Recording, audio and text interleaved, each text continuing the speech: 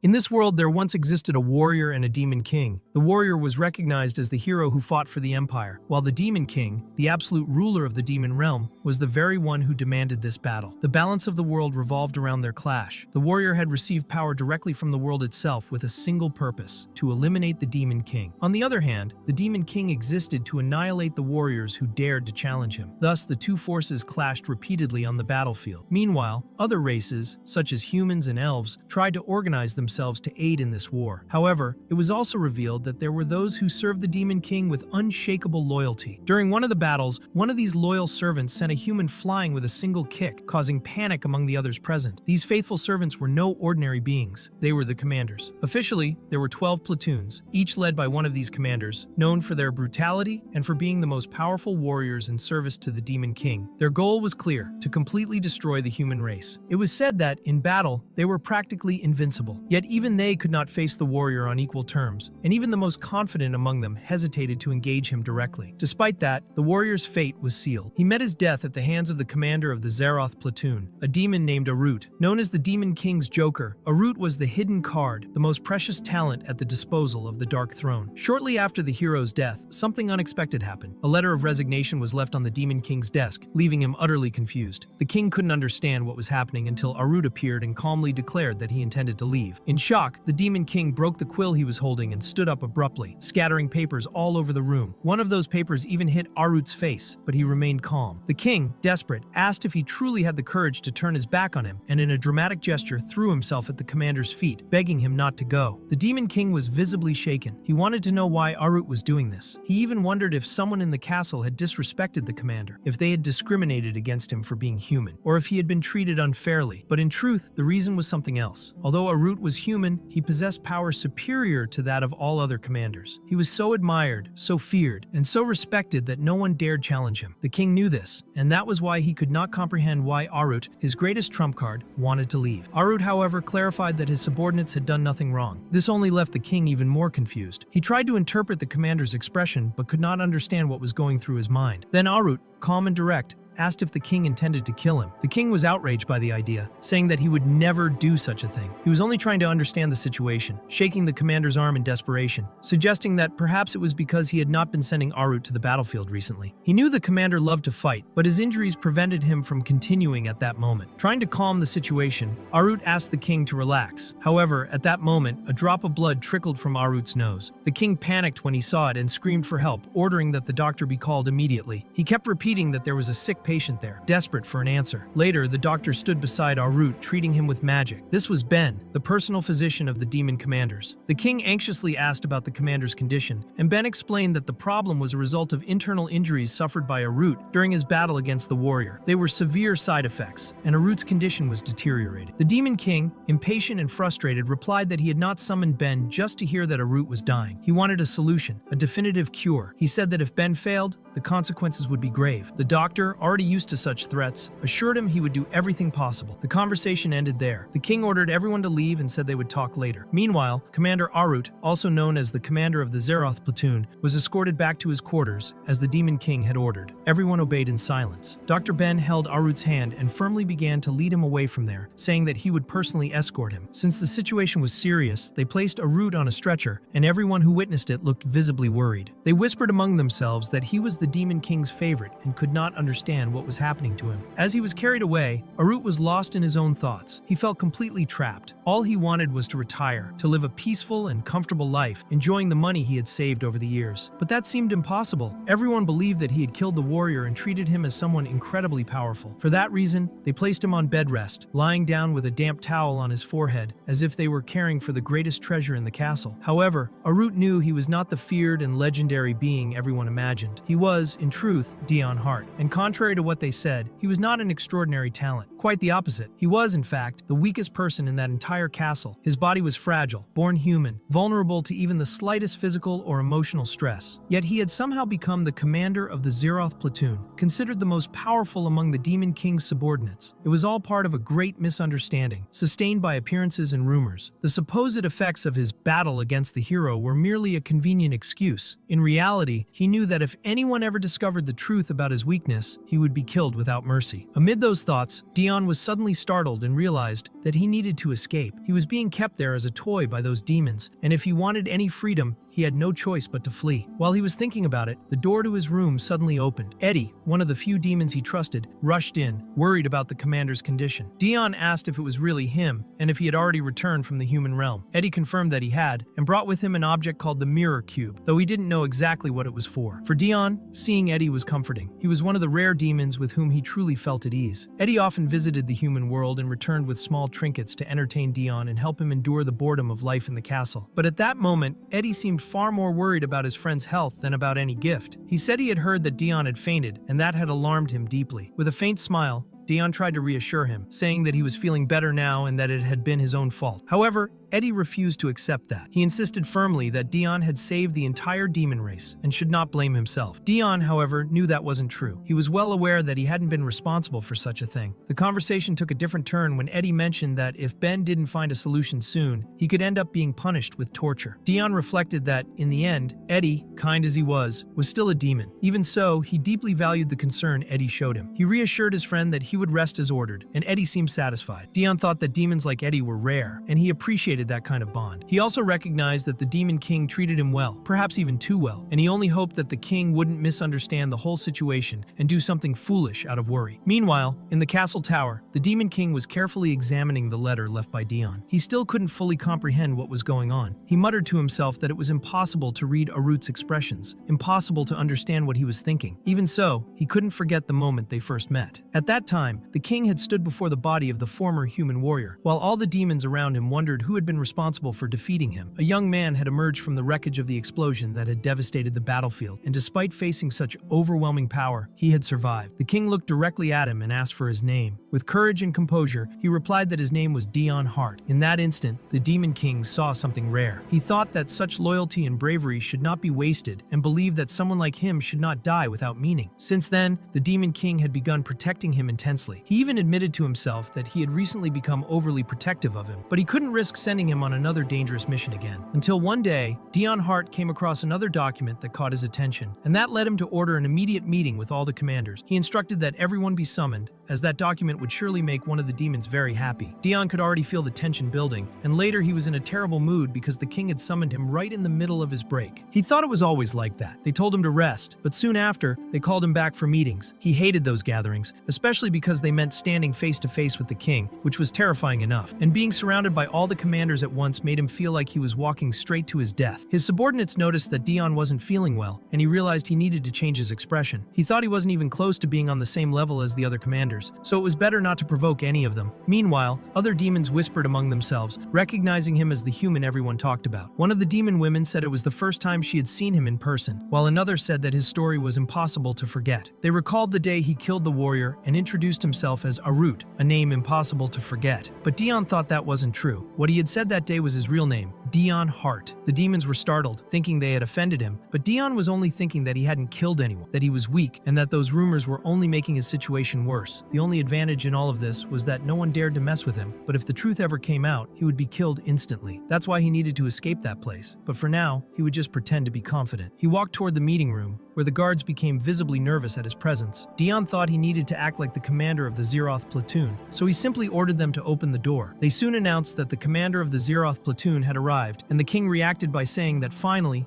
he was there. Dion wondered what exactly was going on. The commander of the first platoon, Jakar, said that Dion's seat was beside the king. The commander of the third platoon, Asilda, observed that Dion looked weak, but since everyone said he was so strong, he started considering the idea of a duel. The other two, Idalia and Belatan, commanders of the fourth and sixth platoons, also made comments. Belatan asked why Dion had arrived so late, while Idalia said he probably had a good reason. Soon after, Lillinell, commander of the 11th platoon, became visibly irritated by the chatter about the commanders, as she took such matters very seriously. Dion sat down and wondered why so many commanders were gathered. The atmosphere was extremely uncomfortable for him. The king asked how he was feeling, and Dion replied that he was better, apologizing for the delay. A servant approached and served him a glass. Without showing emotion, he felt genuinely happy because he really liked the wine of that realm. It was practically the only good thing there. However, when he took a sip, he realized it wasn't wine. He muttered something, confused, and the room fell silent. He commented that it seemed everyone had received wine except him and began to suspect that they were discriminating against him. The king ordered him to stop, saying that he himself had commanded that no wine be served to Dion. Surprised, Dion asked the reason for that decision, and the king responded sarcastically, making him wonder whether they were trying to save alcohol or if they had discovered something about him. He began to suspect that this meeting was, in fact, his death sentence. The king told him to calm down, saying that the meeting was taking place because of him. At that moment, Dion thought he was truly doomed. The king then ordered Commander Belatan to present his report. Belatan stated that the 12th platoon was still protecting the village, but at some point, the number of creatures began to increase exponentially. Therefore, the platoon now urgently needed reinforcements, as half of the small village had already been wiped out. Although the other half of the village had been evacuated to a large walled city, it was only a matter of time before they were attacked as well, so they needed immediate help. Some commented that this was the reason the 12th platoon had gone missing. They had been defeated by mere creatures. Dion Hart was also surprised, to be honest. It was explained that the demonic creatures were a species created alongside regular demons, but unlike them, they possessed no rational thought, driven only by primal instincts and desires. In other words, they were considered failures. Dion reflected that they had indeed been defeated by those creatures, but he wondered what that had to do with him. Belatan commented that every day was a different war, as many of those creatures were still scattered across the world, and the reason for their continued existence remained a mystery. The king remarked that it made sense, since the warrior who once controlled those creatures was now dead. With that, others began to comment that the one responsible for killing that warrior had been the very commander present, referring to Dion. Dion began to suspect that the entire meeting was actually just an excuse to blame and condemn him. He thought to himself that he had never killed that warrior, and that the Demon King had already been looking for a reason to execute him anyway. The responsibility wasn't his, which is why he gave the king a serious look, waiting for him to speak. The king returned the gaze, thinking that Dion's eyes were filled with determination. Then the king said that no one should worry, because Arut himself would provide the necessary reinforcement. Dion was confused upon hearing this, not understanding how that could be possible. The king, on the other hand, believed that Dion was pleased with the decision, judging by his expression. Belatan found it surprising how lightly the king was treating the situation, as if he were confident that Arut could do what an entire platoon had failed to accomplish. He began to wonder just how powerful that man truly was, and how much faith the king had placed in him. Dion replied that he wasn't sure he had fully recovered from his wounds yet, though deep down he simply didn't want to go. Asilda remarked that maybe he just didn't want to take part in the mission, but Jakar disagreed, saying that if it were any other commander, he would think the same way. According to him, the demon commander was merely suppressing his thirst for battle to rationally evaluate his condition. Azael then asked if that was true, finding it impressive. Jakar admitted he still didn't fully trust Arut, but he saw him as a model commander. Asilda, on the other hand, thought that man was indeed powerful, and now she wanted to fight him even more. The king said there was no need to push himself too hard, as he didn't want Dion to engage in direct combat. He only wanted him to oversee the operation,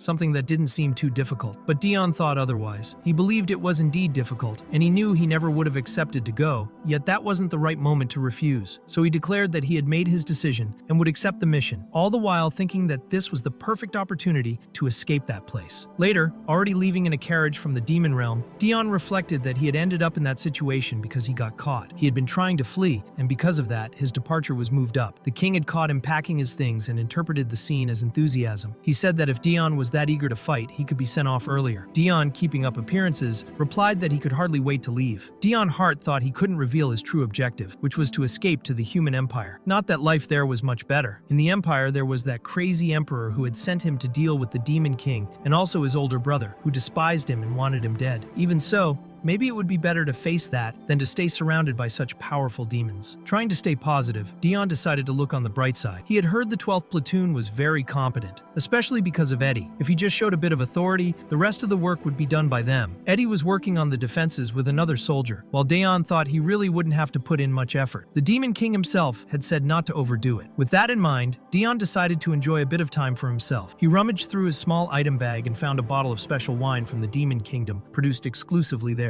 He had stolen that bottle at the end of the last commander's meeting and thought that, since death might be near, he could at least enjoy one last drink. He drank straight from the bottle and felt a rare sense of satisfaction, thinking it had been a long time since he felt so alive. Meanwhile, Eddie noticed that his commander was unusually quiet. He wondered if Dion was feeling down because of the recent incident. He remembered the moment when the commander was about to get into the carriage and a demon approached, saying he understood Dion wanted to ride a horse, but for the sake of his health, it would be better to stay inside the carriage. Dion hadn't understood that suggestion, but simply agreed agreed and entered. Eddie thought that had saddened him. He believed his commander wanted more freedom, and if it were up to him, he would let him do whatever he wanted. Of course, the Demon King would scold him for it, but he was willing to accept that. Before Eddie could think any further, someone called out to him and warned that they were approaching the village, which was already in flames. There were dead demons everywhere. Eddie concluded that the creatures had arrived first, but he believed they hadn't gone very far. However, before they could even start searching, the creatures appeared. Eddie wondered if they had been waiting for them and ordered everyone to prepare for battle, declaring that they would fight for their commander. The battle then began between the demon soldiers and the creatures. Although the soldiers didn't seem as strong as their enemies, the fight overall went reasonably well. Eddie noticed that there seemed to be no end to those creatures. In a brief moment of distraction, he was suddenly attacked by a werewolf and realized he had let his guard down. Meanwhile, in the Demon King's office, Jakar asked if the Zeroth platoon would really be enough to deal with all those creatures. The king replied by asking if he was referring to the group's strength. Jakar explained that there were too many creatures out there and that perhaps reinforcements should be sent. The king assured him that it wasn't necessary, since he trusted that the Zeroth platoon was strong enough. And in the worst-case scenario, if the situation became critical, there was always Dion. Back in the village, Dion Hart suddenly appeared, slicing the werewolf's neck with precision. Blood splattered violently everywhere, and Eddie, relieved, called out to his commander. When he tried to approach, Dion's blade came dangerously close to his face. Dion glared at him and asked if he was an enemy too. Eddie was shocked and wondered if that was how a drunk person behaved. He replied that he wasn't an enemy, to which Dion confirmed that the real enemy then was that werewolf. Immediately after, he was punched so hard that he was thrown against the village wall. Eddie was deeply worried to see his commander coughing up blood and covered in wounds, but even so, Dion insisted that the werewolf was the enemy. He charged forward with fury, delivering multiple strikes against the creature. When other monsters appeared to attack him, he slaughtered them all with ease. Madness had completely taken over. Although he still had enough sanity to distinguish allies from enemies, Dion Hart was utterly psychotic, killing every creature he saw. The platoon was terrified by what Dion Hart was doing. It was hard to believe that this was their real commander. Meanwhile, Dion thought about not leaving a single enemy's body intact. He felt that it was his turn to fight. Determined, he vowed that he would not stop cutting until every enemy was dead. He wanted the enemies to fear his name, for that was the only way he had found to survive in that world, being the weakest among so many powerful beings. While the battle raged on, in the human empire's throne room, a messenger was reporting about the Zeroth platoon. He explained that a soldier patrolling the Demon Kingdom had informed them that the platoon's commander had joined the war against the creatures. According to the report, he was truly strong and ruthless, said to be the most talented among the demons. Emperor Eduardo Desert listened carefully and said that the commander reminded him of a certain person. He remarked that if this was the path the Demon Kingdom had decided to take, the Empire could not simply stand by and watch. He declared that he believed he had the right person to handle the situation and asked the messenger himself if he was willing to take responsibility and bring honor to the Empire. The messenger humbly accepted the order, and Eduardo said that was excellent, for he needed to become that kind of talent. It was then explained that during the 8-year war, much blood had been shed for the glory of the Empire. Soldiers on the front lines had sacrificed themselves honorably for the cause, but Dion remembered that place well. To him, those people were nothing more than flesh shields abandoned by the Empire itself. That battlefield had been a true hell where he had risked his own life. He hadn't fought out of patriotism, but simply because he didn't want to die. He had never asked for any of that, but he wasn't willing to give up either. He fought, he survived, and he did what was necessary. Dying was never an option. He would survive because one day he would still have his revenge. Suddenly, Dion woke up. He wondered what kind of strange dream that had been. He only knew that he was badly injured. Looking around, he realized he was in a room, with Ben and Eddie at his side. Eddie told him that he had been asleep for an entire day, while Ben said he had taken care of him during that time. But when he returned, Dion's body was completely covered in blood. Dion didn't understand what they were saying and asked how he had ended up there. Eddie explained that the hunt had been a success, but the survivors had fled in panic. During the fight, Dion had lost consciousness and was taken to the castle for treatment. Eddie apologized, feeling that if he had been stronger, he could have done more. Dion wanted to confirm whether the mission had really ended, but soon fainted again. Ben commented that he was probably suffering from short-term memory loss, which made sense since he had been severely injured after a creature had thrown him against a wall. Confused, Dion asked if that meant he had really lost his memory, until flashes from the previous night began to surface in his mind. He remembered drinking too much and taking too many blows. Then he thought that it wasn't just memory loss. He must have gone into a frenzy because of the alcohol. But Ben stated that the mission had been a success because Dion had annihilated all the enemies. Dion downplayed the situation, saying he hadn't done anything remarkable, and asked if everyone was all right. Eddie explained that he had to handle the whole situation himself himself, but he didn't seem to mind. On the contrary, he said Dion had been phenomenal, cutting down every creature he saw. Ben, however, warned that even though he was that powerful, Dion was still recovering and needed to take it easy. He told him to take good care of himself. Dion, on the other hand, thought it didn't make sense. He felt he didn't have enough power to kill even a single creature, but Eddie insisted that they were there because of him and would continue to fight for him. Dion thought he needed a break because all of that was making him extremely uncomfortable. At that moment, Idalia and Isilda entered the room. Idalia commented that she had heard he had woken up, while Isilda responded in a lower tone, reminding her that he was still recovering. Even trying to keep her voice calm, Idalia pointed out that Isilda had spoken louder than her. Isilda replied that this was just her way of speaking, and that she was there to pay respect to the commander. Then Jakar appeared and told them both to be quiet, saying that if they were only there to check on the commander's condition, they should do that and leave, because they were making him uncomfortable. Isilda apologized, calling him the demon commander, while Dion wished from the bottom of his heart that he could send everyone away. He wondered why there were so many demons in his room. Isilda, seeing the expression on Dion's face, thought he was still tense from the previous mission. Jakar said he understood how Dion felt, but asked him to avoid any kind of fight inside the castle and not to kill anyone. Dion was startled by that, wondering what that talk about killing was supposed to mean. He felt incapable of killing anyone and knew that if they ever found out how weak he truly was, no one would have mercy on him. Even so, he thought that maybe showing mercy could make them work for him in the future. The problem was that his gaze was too dark, which didn't help. He then admitted that he was angry but told himself that he needed to choose his words carefully. That choice of words only made the other commanders even more tense. Despite that, he stated that feeling anger didn't mean he had to act violently, and that sometimes the best path was to show mercy. Even if someone lied to him or was weaker, they still deserved pity. Dion thought his speech had worked, but he noticed that everyone looked even more nervous. They asked if he had understood, and he wondered if he had sounded too demonic for a human. Jakar thought that his way of apologizing was frightening. Soon after, Jakar mentioned that he had heard the mission had been a great success and praised Dion's good work. Idalia, already cheerful again, said that the entire castle was talking about his heroic act since he had defeated half of the creatures by himself. That made Dion feel nauseous, and when she asked if he was all right, he said yes. Inside, he wondered what was going on, since he didn't remember doing any of that. He suspected they were spreading false rumors, and that he might be getting credit for other people's work. He looked at Eddie, who seemed very proud, and wondered why he had that expression on his face. Isilda, impressed by what she had heard about Dion's performance, said she had come there to make an informal request. That worried Dion, who didn't like the direction the conversation was taking. Isilda suggested that once he was fully recovered, they could have a duel. Dion was surprised to realize that the third commander and personal bodyguard of the king wanted to face him. He asked if that request was serious, and Isilda replied that it would be a valuable experience. She might even learn something from him. Jakar agreed, saying it would be interesting, especially because Dion hadn't fought anyone since becoming a commander. To him, it was a great chance to witness the new commander's skills firsthand. Idalia thought it would be an exciting duel to watch, but Isilda told her not to interfere. Dion, hesitant, realized that everyone was staring at him as if they already expected him to accept immediately. This was madness, he thought, because Isilda seemed like the kind of opponent who could break him with a single punch.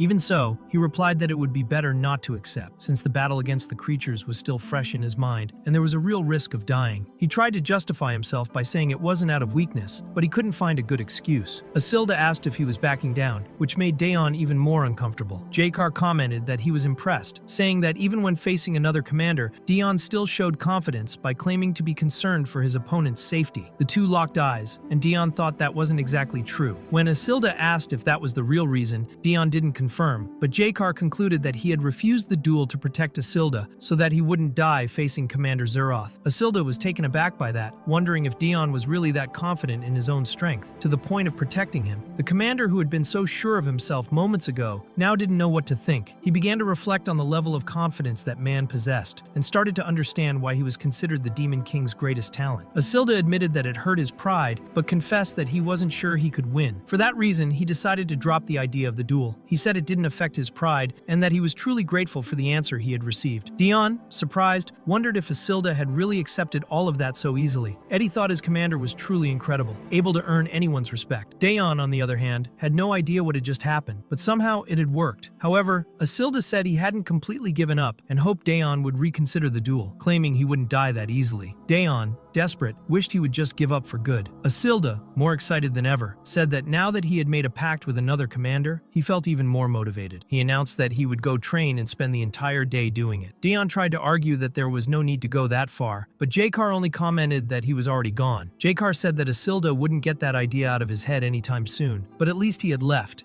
and that was something positive. Idelia remarked that he was always so noisy. At that moment, Dion began to feel dizzy. Eddie rushed to help him, apologizing to the other commanders and explaining that he needed to rest. Jakar agreed and wished Dion a quick recovery. Idelia also said goodbye, wishing him well. But Dion could only think of one thing. He needed to get out of there, to escape that place, to disappear. Jakar then asked if, after he fought Asilda, he could be the next opponent. He said he was looking forward to it. That was when Dion practically collapsed, fainting on the spot, and in his mind there was only one certainty. He had to flee from that castle. Later, Dion went out to get some fresh air and thought about how exhausted he was. The visits never stopped. Eddie was there all the time, Ben showed up constantly, and even Asilda, after training, appeared frequently. He couldn't understand what was wrong with those people. He just wanted a little peace. Irritated, he kicked a rock that accidentally hit someone. A demon complained, asking who had done that, but when he saw who it was, he immediately froze in fear. Dion realized what had happened and thought he had messed up by hitting someone. They quickly asked if he was the commander, and then everyone bowed, apologizing for the noise. Dion, confused, asked what noise they were talking about. They explained that there had been a succubus blocking their way and that they were going to deal with her so she wouldn't bother the commander. The succubus, trembling on the ground, asked fearfully if he was Commander Zeroth. Dion remembered hearing that succubi and incubi were very low-ranking demons. The demon who had been hit by the rock thought the situation was dangerous and decided to leave immediately, clearly angry. Everyone else also backed away without Dion having to say much, and he realized it was the first time he had ever encountered a demon weaker than himself. The succubus, still on the ground, realized she was being stared at by Dion. She thought that, despite being human, he was more brutal than any demon, and she was certain her end had come. However, Dion extended his hand and asked if she could stand, explaining that the others had already left and she didn't need to worry. The succubus was surprised and wondered if he was truly concerned about her. She reflected on the last time someone had treated her like that and asked herself if he wasn't disgusted by her. At that moment, Dion grabbed her arm, pulled her up, and asked if she wasn't disgusted by him, since he was the human there. She replied, "Of course not," and Dion said he felt the same. He looked at her and thought that the poor girl was just trying to survive, just like him, in that brutal, demonic realm. The succubus said he was very kind and that no one had ever done something like that for her. It really made her happy, so she wanted to do something in return. She asked if he had a bit of time to spend with her. Dion, surprised, wondered if that was really a safe situation or if he was just imagining things. Meanwhile, the Demon King was looking for his favorite commander and asking where he was. Dion thought he had come there because he had nothing else to do, but everything was starting to feel very strange. As a token of appreciation, the succubus said she wanted to show him the garden that helps with energy recovery. She mentioned that, as a commander, he surely had a lot of work ahead, and if he had a little time, she would take him there. Dion, surprised, asked if the Demon King's castle really had a garden. He would never have imagined that such a hellish place had something so peaceful. The succubus then apologized for not introducing herself earlier. Her name was Hien, the castle's gardener. Dion wondered how it was possible for someone to have such a peaceful job in a place like that. A garden actually sounded nice, with beautiful flowers, trees, and fresh air, exactly the kind of therapy he needed. He commented that the garden seemed like a good place to relax, and Hien smiled happily, showing him the way. Dion thought he would finally get a little break. She led him to the garden, which looked more like a greenhouse. Dion was surprised by the beauty of the place. The fresh air, the smell of grass, the tall trees, everything was pleasant, until he was nearly bitten by a giant carnivorous plant. He wondered what was happening, and Hien, panicked, started calling the plant naughty, begging it to behave and learn some manners. The plant recoiled, scared of her, and Hien apologized to the commander, saying the plant just got excited to see a visitor. Dion looked at everything and thought the plant was weaker than him, but he couldn't shake the feeling that something was off with that girl too. The garden seemed normal at first, but now it was clear that everything there was made of monstrous plants. He needed to get out, so he apologized, saying he had just remembered something important he needed to do. Hien, disappointed, tried to convince him to stay, saying there were still many plants she wanted to show him. Dion made up an excuse about having training with the Zeroth platoon and needing to get ready, since he had been idle for a while and needed to warm up his body. He wished her good night and ran off. Hien watched him quickly leave and concluded it must really have been urgent. She gently petted the carnivorous plant and commented that it seemed disappointed too. She wondered if Dion would return someday, and imagined that next time they could prepare a gift for him. She was sure he would love to receive the cutest plant in the garden. As he left, Dion still felt a chill down his spine. He thought he was an idiot for imagining there was anything normal in that castle. His room was the best and safest place of all. Although he had used the platoon as an excuse to get out of there, sooner or later he would have to face them again. The problem was, he was still embarrassed after getting drunk and doing something foolish. He figured Eddie would definitely scold him, but even so, he liked Eddie and thought he was a good person. He reflected that, since he was already out of his room, there was no harm in stopping by. After all, what was the worst that could happen? When he arrived at the training grounds, he noticed there didn't seem to be anyone around. He thought about just going back, but knew he couldn't keep running away forever. Most importantly, he wanted to see with his own eyes how powerful the Zeroth platoon really was. He grabbed a wooden sword and wondered if that was really what they trained with. During the battle against the creatures, he hadn't been in his right mind and didn't remember anything. This would be his chance to see his soldiers in action. But as he held the sword, he realized it was absurdly heavy. Not exactly a surprise, considering his body was weak and his muscles were terrible. He had always done better with a dagger. When he looked to the side, he saw that the entire platoon was already there, and wondered when they had arrived. They were staring at him with focused eyes. The demonic aura of Commander Zeroth seemed to impress them all. Within seconds, they all rushed toward him, asking if he was okay, if he had recovered. They said they were just resting for a bit, but as soon as they saw him there, they ran back. Everyone was very excited. Dion wondered what was going on. He tried to calm the situation by asking everyone to settle down. He noticed they were whispering among themselves, saying that he looked much better now. Dion didn't understand why they were looking at him with such emotion in their eyes. He explained that he would have come by right after the mission, but couldn't make it, and apologized for that. He said they had all done very well, and thought that a few words of encouragement during training would be enough. He mentioned that he had only stopped by to say that, and was sure they were doing fine without needing him all the time. But then, one of the soldiers tried to perform a sword maneuver, tripped over his own foot, and thought he couldn't fall in front of the commander. That would be humiliating. To avoid the fall, he leaned on his wooden sword and, unintentionally, dodged a blow that was about to hit him. Another soldier, known as the traitor, was shocked and asked how he had managed to dodge that. Dion wondered what was going on and concluded that maybe this place wasn't as safe anymore. Dion needed to leave, but when he turned, he accidentally elbowed the traitor in the face. The impact was strong, and the man collapsed, badly hurt. Dion wondered if he had really hit him, and when the man got up, he called him the demon Arut. That made Dion freeze. Did he hear that right? That man was a human? What was a human doing inside the Demon King's castle? The platoon began to approach, and the messenger, realizing the danger of the situation, thought this was going to be a problem. He decided to flee first, but as he tried to leave, he was met with Daon holding his sword. The commander's gaze was dark and murderous. The messenger realized he wouldn't escape that way. After knocking him out, Dion remained silent for a few moments, then ordered them to report the incident to the Demon King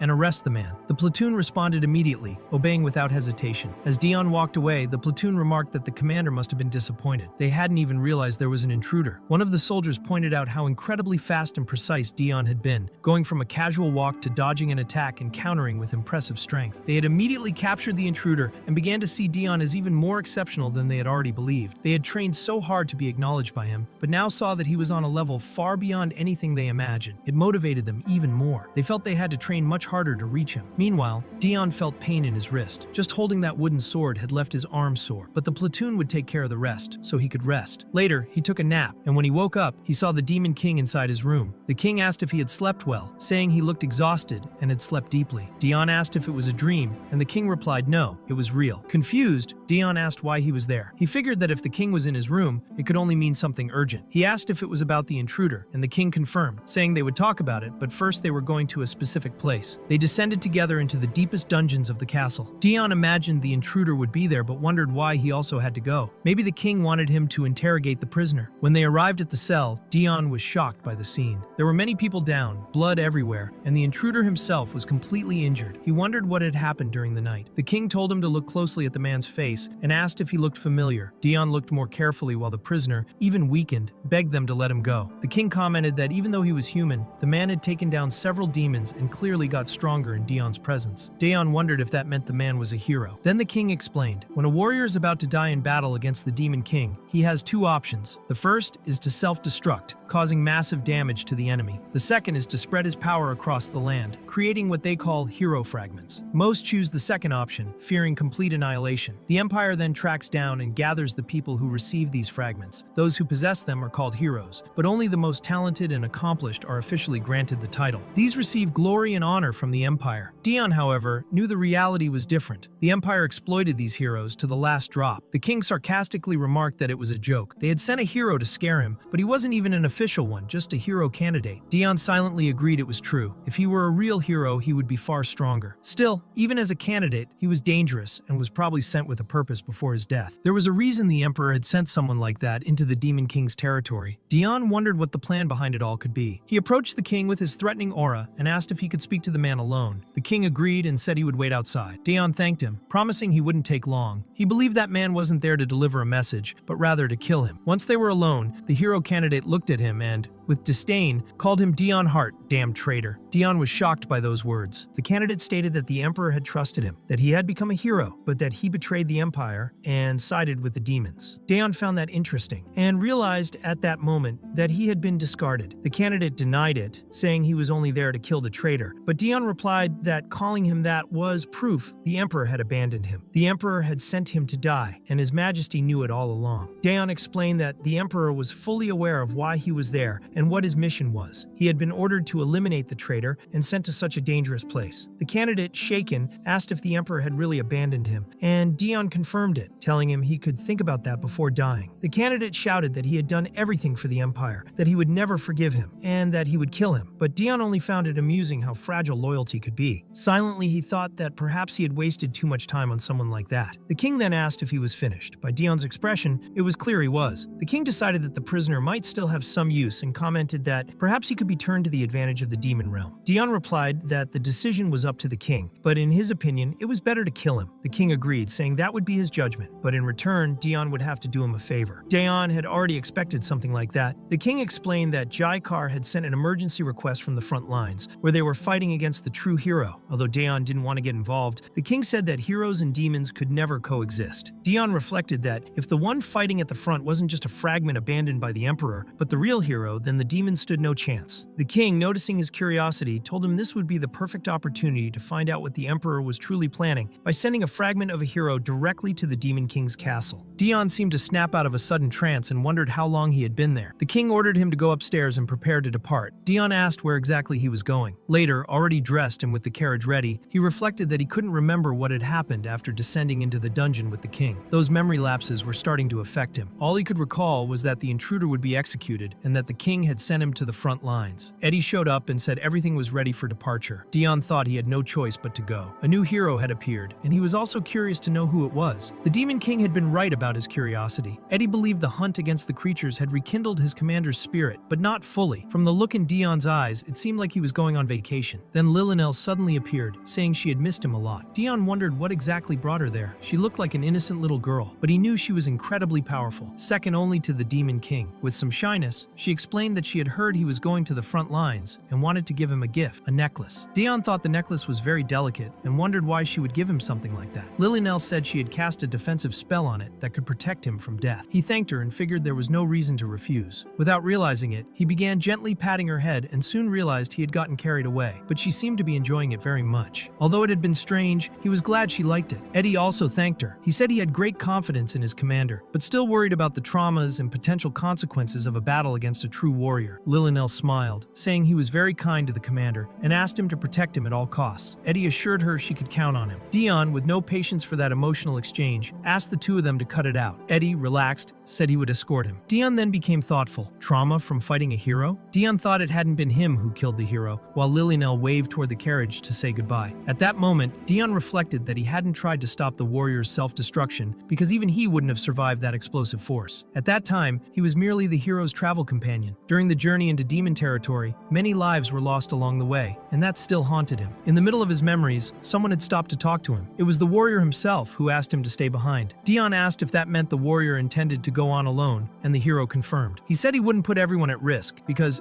as the true hero of that story, it was his duty to put an end to it. The warrior believed they had come far enough and would face the most powerful demon king in history, so there was no guarantee anyone would survive. Someone had to return to the Empire and report everything, and he hoped Daeon would do that. He asked him to go back, reminding him he still had matters to take care of there. Daeon was surprised by that last remark, and the warrior stated that he knew the real reason Daeon had taken on that mission. Even as a war hero, there was still a desire in his heart. If he survived and managed to deliver the report to the Empire, it would be a grand achievement. That would help him reach his goal. The warrior commented that he couldn't quite remember what Daeon's wish was, but he could hear it from him later if he returned alive. He wished him good luck before leaving. After a long time, Daeon had no idea how much time had passed. He felt paralyzed, unsure if it was guilt, shame, or fear, perhaps all at once. It was his comrade's duty to follow the hero, but he had felt relieved when ordered to stay behind. Still, he knew it wasn't right. He stood up, determined to check what had happened. If the hero had won, he would bring him back. Otherwise, he would report everything to the Emperor. As he approached the battlefield, Dion questioned what he was seeing. In front of him was the entire entourage of the Demon King, surrounding the hero, who could barely stay on his feet. The king simply asked if he had any last words, but the hero smiled and began his self-destruction. Upon seeing that, Dion immediately understood what was about to happen. If it had come to that, he had to report everything to the Emperor. A demon approached and asked who was there. Terrified, Dion ran, but it was obvious he would be hit easily. With no way to defend himself, he snapped back to his senses just in time to dodge on instinct. Even so, he was lightly struck in the face. Then he realized he could no longer run. He had to hold that enemy off as long as he could. He rushed toward the giant demon, dodging all attacks and slipping under its legs. The demon was irritated by the nimble rat. Dion climbed up the creature's arm and shoulder, drew his dagger,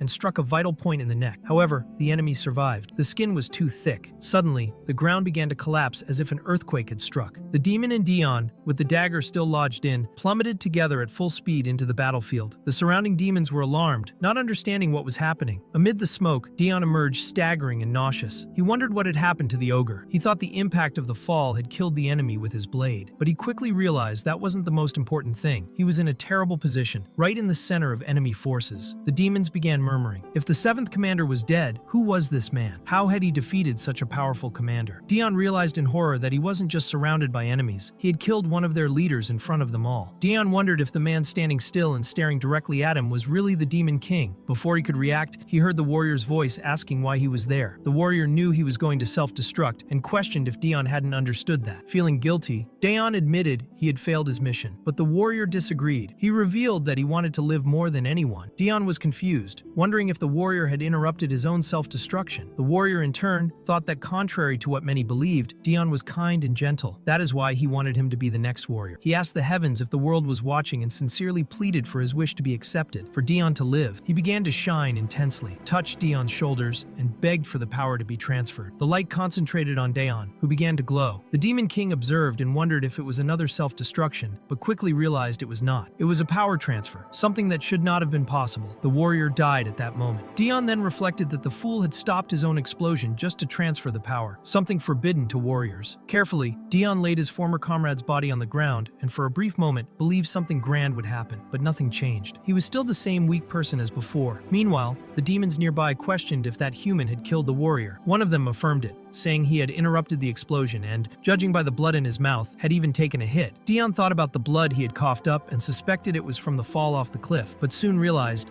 that did not matter. Whether alive or dead, he was surrounded in enemy territory. He thought that maybe this was where his story ended. The Demon King approached and asked if he was smiling. He also wanted to know his name. Dion thought it best not to provoke him and answered that his name was Dion Hart. The king said he liked him and asked if he would like to fight by his side. Dion was in shock. Fight alongside the king? He could barely believe it. The king explained that because of what they had all witnessed, they would not discriminate against him for being human. They had all seen it with their own eyes. Dion had killed the 7th commander and apparently also the warrior. Even if unintentionally, Dion had tried to survive, and that was enough. That was how Dion became, so to speak, the most powerful commander in the demon castle. He thought there was no use dwelling on the past anymore. Now he would have to deal with the consequences and the repercussions. Meanwhile, Eddie informed the commander that they had arrived. They were at the border between the human kingdom and the demon kingdom, the tensest point of the war. That was where Dion was. Jakar was waiting for him. Judging by the looks of it, the situation was chaos. They shook hands. Dion knew it was too late for regrets, and analyzing everything that had happened, he realized he hadn't had many choices to begin with. Jakar thought Dion seemed much more lively outside the castle, as if he were excited about the combat. Jakar remarked that he knew Dion could hardly wait to fight, but for now, everything was calm. No one knew when the battle would resume. Dion asked if they were talking about the platoon members, but Jakar clarified that it wasn't just about them, it was about everyone, including himself. He wanted Dion to take part in the fight when the Empire attacked again. Upon realizing that, Dion fell into despair. They were really going to send him to the battlefield. Meanwhile, on the front lines of the human empire, the commander asked if the commander of the Zeroth platoon was present. The messenger confirmed that he was. According to the spies, both the platoon and Commander Zeroth would participate in the next battle, which drastically increased the power of the demon army. The commander told them to stop talking because he had heard enough. He thought it was a terrible situation. He questioned why such a famous man was there. Zeroth was known known as the Demon King's trump card, said to be even more powerful than the first commander, and the most exceptional of them all. The worried messenger asked what they would do about it because if it were true, victory was not guaranteed. The commander replied that they would send an assassin, even if the chances of defeating Zeroth were nearly zero. Still, if there was any possibility at all, they would take it. There were rumors that the demon commander was extremely intimidating, but no one had ever confirmed that. It was even possible that his existence was just a fabrication, a trick created to spread fear among humans. Even so, he was not only a commander but also the current hero of the demon empire, known as the Cruel. The High Command believed that if the assassin sent by the humans could at least confirm the existence of the commander of the Zeroth, that would already be considered a success. The top priority was to obtain information about him. Meanwhile, Daeon Hart was being bandaged by Eddie, who was being a bit excessive in his care. Even so, Dion could not hide his nervousness. The idea of participating in battle made him panic. He was under a lot of pressure. Everyone trusted him and expected a strong performance, but he himself felt unfit to take on such responsibility. Eddie tried to talk, but Dion kept saying he was fine, even though he moved too much, making the task difficult. Eddie insisted, saying the battle could start at any moment and that he would not let the commander go unprotected. For him, it was his duty to take care of Dion, no matter what happened. Dion thought about how much he appreciated the way Eddie cared for him. He was a good person, even though he was a demon. Still, Dion couldn't understand why the other trusted him so much. He felt like all he did was cough up blood and get sick in the sunlight. In his mind, he was a worthless failure. Even so, Eddie acted like his true guardian angel. He said the bandage used on Daeon had special magic, cast by the Demon King himself. That magical wrap helped with both defense and regeneration. Dion then realized that there were also invisibility enchantments covering his eyes, nose, and mouth. It was impressive how the Demon King kept worrying about him. Eddie commented that it probably meant Dion was very important to the king, but Dion didn't believe that. He thought the king simply used magic in any situation because demon magic, by violating the laws of the world, was limited. Every time mana was used, it couldn't be restored, and the more mana was consumed, the sooner a new hero would appear. Therefore, if the king used magic freely, it was because he believed he could defeat any future hero. With everything ready, Dion was completely bandaged to protect himself and also to disguise his identity. He found the bandages strangely comfortable. Eddie confidently stated that he and his squad would win. Ever since the fragment had been implanted into the battalion, all the soldiers seemed more energetic. Dion thought that his squad was the only group he truly trusted. He knew that, in battle, he often lost focus easily. He said he would go check the corpse of the commander of the 9th Corps and inspect the camp area. Eddie suggested it might be better to save energy for the upcoming fight, but Dion replied that he had rested enough. Eddie thought he seemed very motivated, but Dion knew that was just an excuse. In truth, he wanted to hide, to disappear, to never be found again. But when he went outside, he was surrounded by several demons. Many were moved to see him. Meeting the commander of the Zeroth in person was a remarkable moment for them. One even cried, and everyone felt more motivated. They believed they would surely win the next battle. Jakar watched it all and thought the Demon King had been right. Dion's mere presence was enough to raise the army's morale, but Dion only wished they would leave him alone. Meanwhile, a human assassin watched him from a distance. Now he knew Daeon truly existed. Still, he thought Dion looked weaker than the rumors claimed. Yet, there was something about his calm posture and the killing aura surrounding him. It was terrifying. The assassin felt he couldn't underestimate him, though he still believed the stories were exaggerated. Taking the opportunity, he launched a poisoned needle toward Dion, who easily dodged it. The assassin was shocked. Did he really dodge it? Then Dion looked straight at him. The assassin realized he had been spotted and fled as fast as he could. But Dion simply thought he had stumbled over a rock on the ground and wondered why no one had cleaned that road yet. At that moment, a demon approached and asked if something was wrong. Dion Hart replied that no, he was just stretching, and the demoness nodded, saying it was very important before a battle. Dion thought it was clear there was no safe place where he could hide, so he decided to avoid further trouble and stay inside the tent. Meanwhile,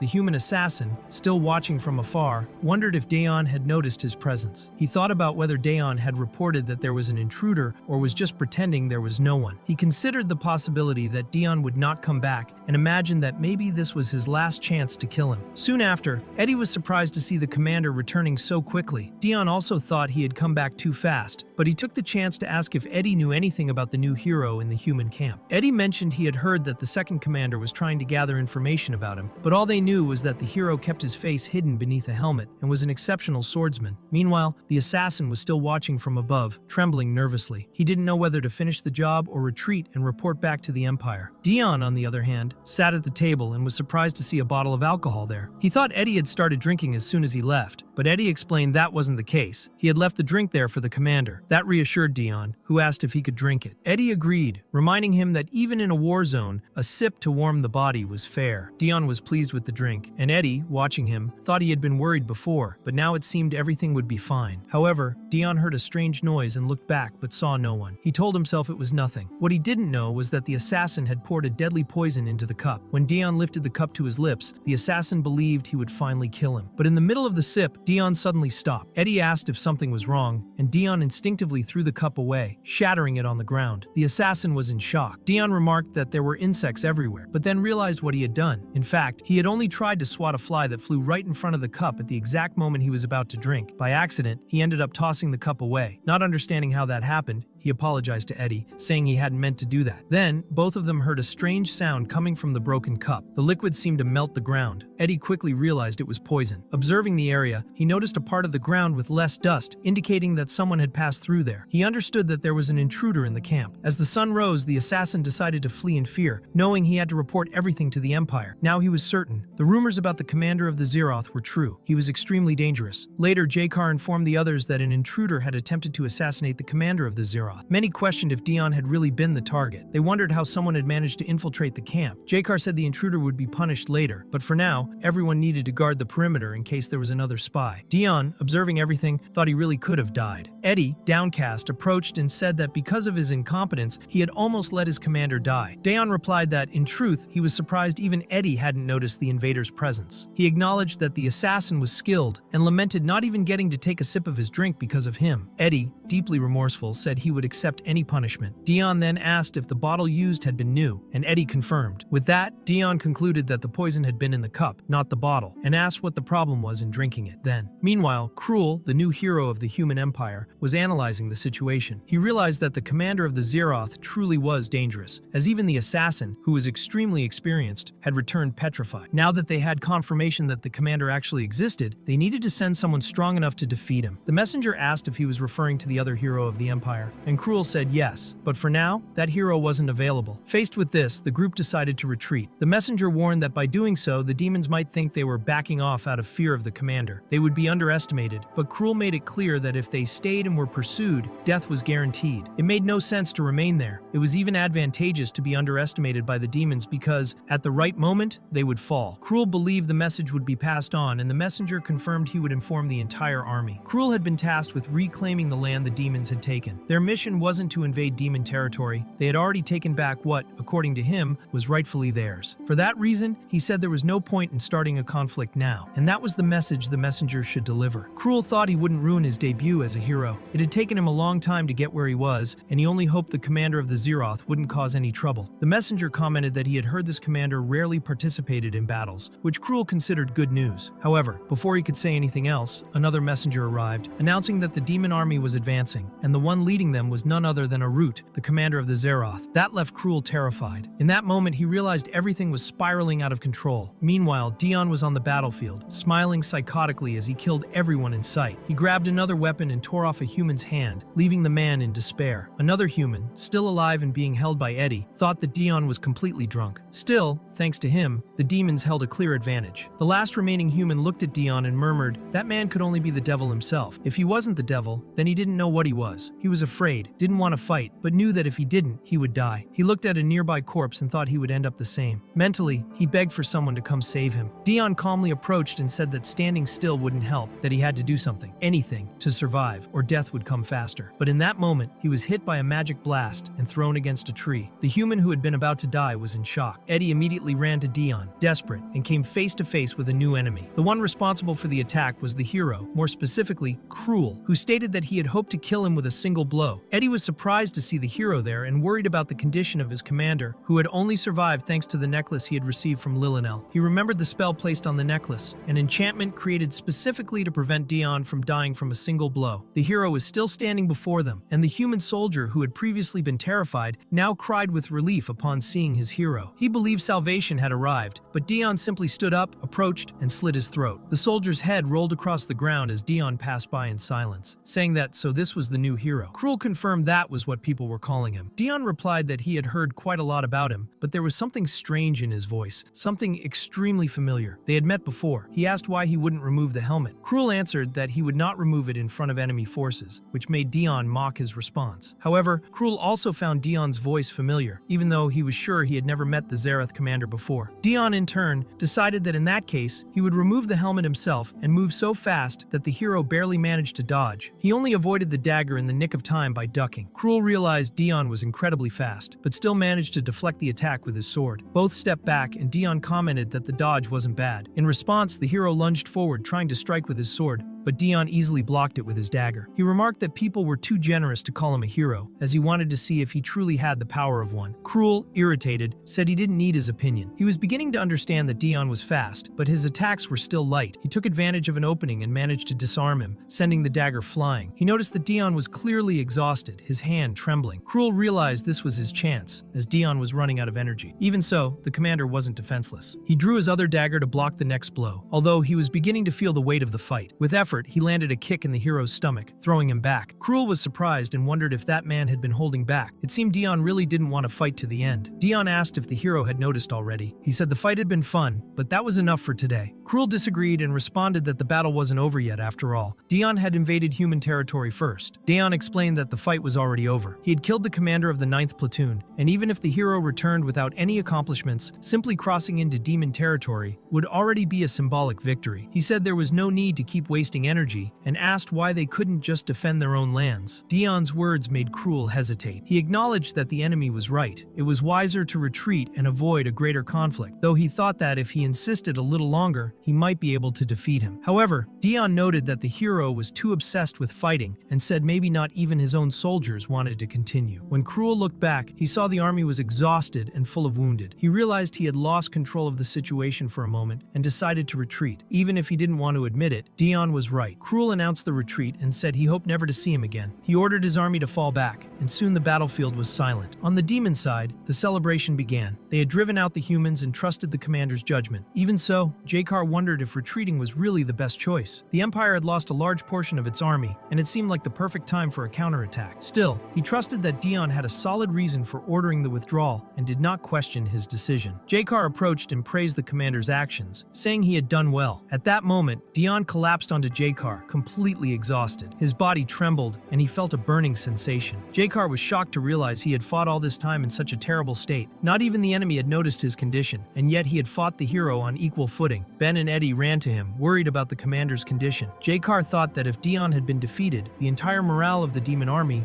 would have crumbled. He recognized that Dion was someone out of the ordinary, a man who had appeared out of nowhere and become a commander in the demon army. Maybe he was the one who killed the former 7th commander, or who blocked the explosion of the former legendary warrior. But the most impressive thing was that he had been personally recruited by the Demon King. Even so, there was something about him that made everyone uneasy. Jakar reflected that, despite his doubts, Dion had shown incredible strength that day. He said that this demon, in quotes, deserved to rest. Meanwhile, in the Demon King's castle, Lillinel was in shock. She realized that something terrible had happened. The necklace she had given Dayon was broken. That was impossible. No ordinary creature could break the magical barrier she had created. If the necklace had shattered, it meant the commander was in danger, a deadly one. She decided she had to go to the battlefield immediately, but the butler stopped her, saying she couldn't do that. The Demon King had left Lillinel in the castle to maintain the barrier's protection. Even so, she whispered to her dear commander that she was on her way. Later, when Dion had already returned to the castle, the king congratulated him on a job well done. Dion bowed and replied respectfully, addressing him as Your Majesty. The king commented that Jakar had told him he had done an excellent job and asked how the encounter with the new hero had gone. Dayon, serious, replied that he needed to talk to the king about him. The king noticed that he was tense because of the fight and suggested they continue the conversation elsewhere. He also mentioned that the commander of the 2nd platoon had more information. Dion found it strange and asked if he meant the 2nd commander. The king saw by his expression that he was not very happy with the idea of meeting her. He explained that she was too busy with paperwork and wouldn't be joining them anytime soon, so he didn't need to worry. Later, in another room of the castle, the king handed Dion some papers and asked him to take a look. He said they contained very interesting information. Dion flipped through the documents and was visibly shocked by what he found. Then, he suddenly woke up in a different moment, confused, not knowing when he had returned to the demon castle. The last thing he remembered was being on the battlefield. Now Lillinel was hugging him and crying, saying how happy she was that he was okay. Dion didn't understand what was happening. He began to wonder if it had something to do with the alcohol he had drunk. He suspected suspected he had messed up again since his tolerance was terrible. When he drank, he completely lost control, as if he became someone else. Lilynell had been desperate when she saw the necklace she gave him break. They had said he was on the front lines, but shortly after, he had returned. Dion noticed he was still holding something in his hand. When he opened it, he saw information about the new hero, whose real name was Cruel Heart, someone he would never forget. It was his older brother, a person he loved deeply. He remembered the day he was caught killing someone while crying and trembling. At that moment, his brother appeared, and instead of helping, drew his sword and fought him. Dion was confused, thinking Cruel had already been the hero back then. He gently stroked Lilynell's head and apologized. He said he was going to rest for a while, and she allowed it with a smile. Meanwhile, Lilynell's butler commented that the Zeroth commander was extremely frightening and asked if she was okay. She replied that she thought he looked beautiful when he was angry. The butler, resigned, thought he would quit that job as soon as he had the chance. In his room, Dion reflected, the Emperor knew exactly what he was doing by placing Cruel Heart as the new hero, precisely when Dion had returned. This brought back a vague memory from when he had no control over his own body. He recalled that the king had asked, when was the last time he visited the Empire? He answered that it had been a while and requested permission to gather more information. The king agreed and wished him a good journey. Since being away from the Empire for too long could raise suspicions, the king cast a spell on his neck. It was like a magical mark, a tracker that allowed them to always know where he was. The king said that if Dion obtained valuable information, he just needed to bring it back. He would disguise himself as the former hero of the Empire. Dion remembered that conversation clearly. Now, he was a sort of spy for the Demon King. He was under extreme stress and had begun experiencing memory lapses, something that had happened before whenever he was under intense pressure. He understood that, if he wanted to keep his memories intact, he had to avoid stress. At that moment, Eddie knocked on the door. He said he had heard from the king that Dion would be returning to the human empire. Dion confirmed it and said it was time to gather information in person. He asked if Eddie had something to say. Eddie explained that the king had asked him an important question. He wanted to know what Eddie thought about becoming a commander. The question was whether it was related to the open position of the 9th commander, and the king confirmed it. Until recently, all positions had been filled, which was why Eddie had only been assigned as an assistant. But the king said he was more than capable of taking on a commander's post. That was the proposal. Eddie fell silent, reflecting. That was what he had always dreamed of. But he also thought about his current commander. He asked what would happen to his current role if he accepted. The king said someone else would be chosen to replace him. He assured him he wasn't forcing anything, but if he refused, the offer would go to someone else. Dion knew that the emperor wanted someone weaker and less experienced than him in command. At that moment, Eddie froze for a second, but in the present, Dion asked what he had said. Eddie, hesitant, replied it was nothing, preferring to hide the truth. He thought it was better not to say anything for now. Even so, Eddie offered to ask the chef to prepare something for Dion's trip, and Dion thanked him, though he suspected Eddie was hiding something from him. At that moment, a guard appeared and informed them that the carriage was ready. Dion said they could talk more when he returned from the capital, and Eddie wished him a safe journey. As he departed, Dion wondered if Eddie had come just to say he was tired of this job and planned to leave. He also suspected that maybe Eddie wanted something from the Empire, since he rarely went there. Dion remembered that the last time, Eddie really liked the snack he brought, so he thought about buying a bunch this time, something that would last longer. Eddie laughed quietly and thought that not even the other high-ranking members of the demon realm cared as much for their subordinates as Dion did. He declined the gift, said he didn't want anything in particular, and just asked Dion not to forget to wear the defensive gear. That cloak was specifically designed to disguise him in the human world. Dion said he knew, and Eddie said he would be waiting for him. Deep down, Eddie thought that being a commander must be something grand, but the fact that his own commander depended so much on him made him happy. Then he remembered the conversation he had with the king, when he said he didn't want to become a commander because he loved being the assistant to the demon Arut, and he wanted to continue helping his commander. He thought to himself that no matter where Dion went, he would always be by his side. Meanwhile, in an extremely elegant mansion, two guards commented that things were slow that day, until one of them saw someone approaching. It was a hooded and suspicious figure. They warned that this was the territory of Count Hart's mansion, and that no one was allowed to approach like that. However, the hooded man responded that they should open the gates. The guards were surprised by his confidence and threatened to attack, but the man then revealed that he was simply trying to enter his own house. It was Count Hart himself, and everyone immediately sprang into action, organizing a reception worthy of his return. Dion thought all the fuss was unnecessary, but remained silent. The butler, Remember, approached to welcome him, and Dion thought he was the most trustworthy person he knew. Seeing Remember there made it feel like everything was truly real. Dion commented that it had been a while since they last saw each other, and Remember agreed, saying that the monster hunt had been successful. Dion nodded and pretended to remember, since everyone in the mansion believed the Emperor had sent him on a hunting mission. Remember then noticed he was injured and commented that it was a shame they couldn't punish the creature responsible. Dion replied that it was fine, and that he was no longer a child. The butler agreed and promised to respect him even more as count. Remember offered to tidy up his room, guessing he was tired from the trip, but Dion declined, saying he was going to meet the emperor. Deep down, he just wanted to lie in bed. The butler asked if he intended to leave now, and Dion confirmed, believing the emperor was already aware of his return. He then looked at the family portrait, which was covered with a blood-stained cloth, and felt he needed more information about his brother. Remember noticed his discomfort and promptly said he would arrange everything for his departure. Meanwhile, elsewhere in the empire, Duke Stave Illister was informed that Dion Hart had returned. The Duke sarcastically remarked that the emperor's little dog had come back wagging its tail. Cruel approached and asked what they would do, suggesting hiring an assassin. The Duke questioned the idea, saying it could lead to an investigation. He stated that he had a much safer option. The secretary then mentioned the Revolutionary Army, and Duke Stave Illister confirmed that they had already decided to turn against the emperor. Even if they were caught, it wouldn't be a problem for them. Stave Illister was even surprised that Cruel hadn't thought of that earlier. Cruel apologized and said he would contact the Revolutionary Army. Stave Illister then expressed curiosity about what the emperor's favorite hero would be capable of doing. He was referring to the honorary count, Dion Hart. Meanwhile, the maids in the mansion were extremely delighted. They thought Dion was wonderful, elegant, more handsome than any other count. Dion, on the other hand, felt his head spinning. Everything had happened too fast, but it was finally over. The maids were proud of the work they had done, though they discussed whether a more decorative uniform might be better. They were thinking of something more elegant, with a finer cut. Dion wondered why they were discussing his clothes so much. Remember showed up saying he should wear a mask because of the strong sun. Dion took the mask, thanked him, and commented that he could have said that earlier. He also thanked him for taking care of the mansion all that time. Remember asked if he was being thanked just for doing his job. He said that made an old man like him very happy. Dion replied that he wouldn't call him old, since he looked great. Remember disagreed, saying he had been feeling body aches and was even thinking of retiring. Dion was shocked by the idea. He thought that Remember was the only person who took care of the house better than he did. He wondered where he would ever find someone like him. Realizing Dion's desperate expression, Remember laughed and revealed it was a joke. He said, seeing his master's face like that made him even happier. Dion thought to himself that the old man was truly wicked. Remember finished by saying the carriage was already waiting. Later, just before getting into the carriage, Dion commented that such a heavy escort wasn't necessary. A few people would be enough. He thought it was better that not everyone knew about his return to the Empire, especially since he would be leaving again soon. As the guard entourage took their positions outside, Dion reflected that in the demon realm, he was being drained by the king, and now he felt his energy being sapped by the emperor. The current emperor, Eduardo Desert, was just as intimidating as the demon king, a brutal man who seized the throne by the sword, born as the 9th prince, who killed all his brothers and sisters to gain power. The crown he received was drenched in blood, and even after 10 years on the throne, his bloody image remained vivid. Eduardo had declared that he would stain the kingdom with blood and that, from that moment on, everything would change completely. He decided his nation would become the most feared and powerful empire on the continent. He even changed the nation's name to reflect his ambition, in an extremely arrogant manner. This decision caused many to turn against him, igniting a war that lasted 8 years and turned Dion's life upside down. The memories of that time still haunted him. During the war, the empire conquered a third of the continent and became the only true empire under the control of an actual emperor. Dion was granted the title of honorary count in recognition of his actions during the war. He didn't remember much, but he was sure he had fought tooth and nail to survive. One thing he hadn't forgotten was his goal, which he had decided back then. His thoughts were interrupted when the carriage began to shake violently. When he stepped out, he found a widespread battle taking place. His guards were fighting against members of the Revolutionary Army. He wondered whether he should join the fight too, but then he noticed an assassin quickly approaching and grabbing him by the neck. The man with the axe stated that the emperor's little lapdog really was there. It was then explained that, during the emperor's rise, an organization called the Revolutionary Army emerged. With other kingdoms being brutally destroyed, many people lost their countries, their families, and everything they had. In the end, only one thing remained for them: hatred toward the emperor and a burning desire to kill him. And there was one of those men ready to kill Dion. Dion thought once again that all of this was the emperor's fault. He thought that he didn't care about their ideology, he just didn't want to die. The attacker remarked that, for a war hero, Dion was too skinny and weak. Dion stated that he was not the emperor's lapdog. The revolutionary, confused, let go of him for a moment and asked for his name. Dion replied that he was Dion Hart, but the man insisted that he was indeed the emperor's lapdog. Dion corrected him, saying he was Dion Hart, but not a lapdog. The man looked at him and said that, with white hair and red eyes, everyone was looking for his head. Dion quickly thought about his dagger, but when he tried to strike, his blow was blocked by the enemy's axe. He immediately realized he was in trouble. The man threw him to the ground, saying he was tired of these games. Dion spat blood as the attacker questioned whether he was really a hero and whether the rumors were false. He said Dion should blame the emperor for his death, calling him a fake hero. Before the axe could strike again, a spear intercepted the blow and knocked the weapon from the revolutionary's hands. He realized he was in serious trouble. One of the newcomers sarcastically said the hit was spot on, and that Dion wasn't alone in that squad. The revolutionary noticed the imperial emblem on the new enemies. They were the Assassin Knights, the demons who had fought alongside Dion Hart since the 8-Year War. The revolutionary asked how they knew they were there, and the warrior leading the group simply wondered what kind of reception that was, since it had been a while since he'd had a real fight. He took a pill, reflecting that what made those knights terrifying wasn't their skill, but the fact that in combat they acted on pure instinct, irrationally. They then charged at the enemies, killing them all with cruelty. The revolutionaries were murdered in cold blood as the knights took pleasure in the massacre. They were ruthless and bloodthirsty. Even the mansion guards of Count Hart were frightened by their brutality. One of the revolutionaries realized that this was a terrible idea and thought they needed to escape immediately, but it was too late. He felt his arm being pierced by Dion's fingers and was thrown far away. When he looked, he saw his arm full of holes. He called Dion a freak, but Dion simply commented that his hand wasn't that strong, although his fingers were. He said that to spare him the pain, he would kill him quickly, and with that, he killed the man using his own axe. One of the knights asked Dion if he was all right, but Dion thought that man was already dead. He wondered if he should do a bit more. He didn't think it had been enough. He thought about who dared to stand in his way, then climbed onto the enemy's body and began stabbing it repeatedly with his dagger, overcome by bloodlust. The knights remarked that the captain really had no mercy. One of them questioned why that group of enemies was even there. Another mocked them, saying just to look at the idiots who came along, all useless. The guards, embarrassed, felt uncomfortable with the remarks. Dion, irritated, asked why they were still standing around, ordering them to eliminate the remaining enemies. The revolutionaries, just before dying, were completely terrified. Later, as night fell, Dion arrived with his carriage. The gate guards noticed stains on the carriage and asked what was there. Recognizing the blood, they said that was imperial ground and no one could enter without an invitation. Dion introduced himself as Count Dion Hart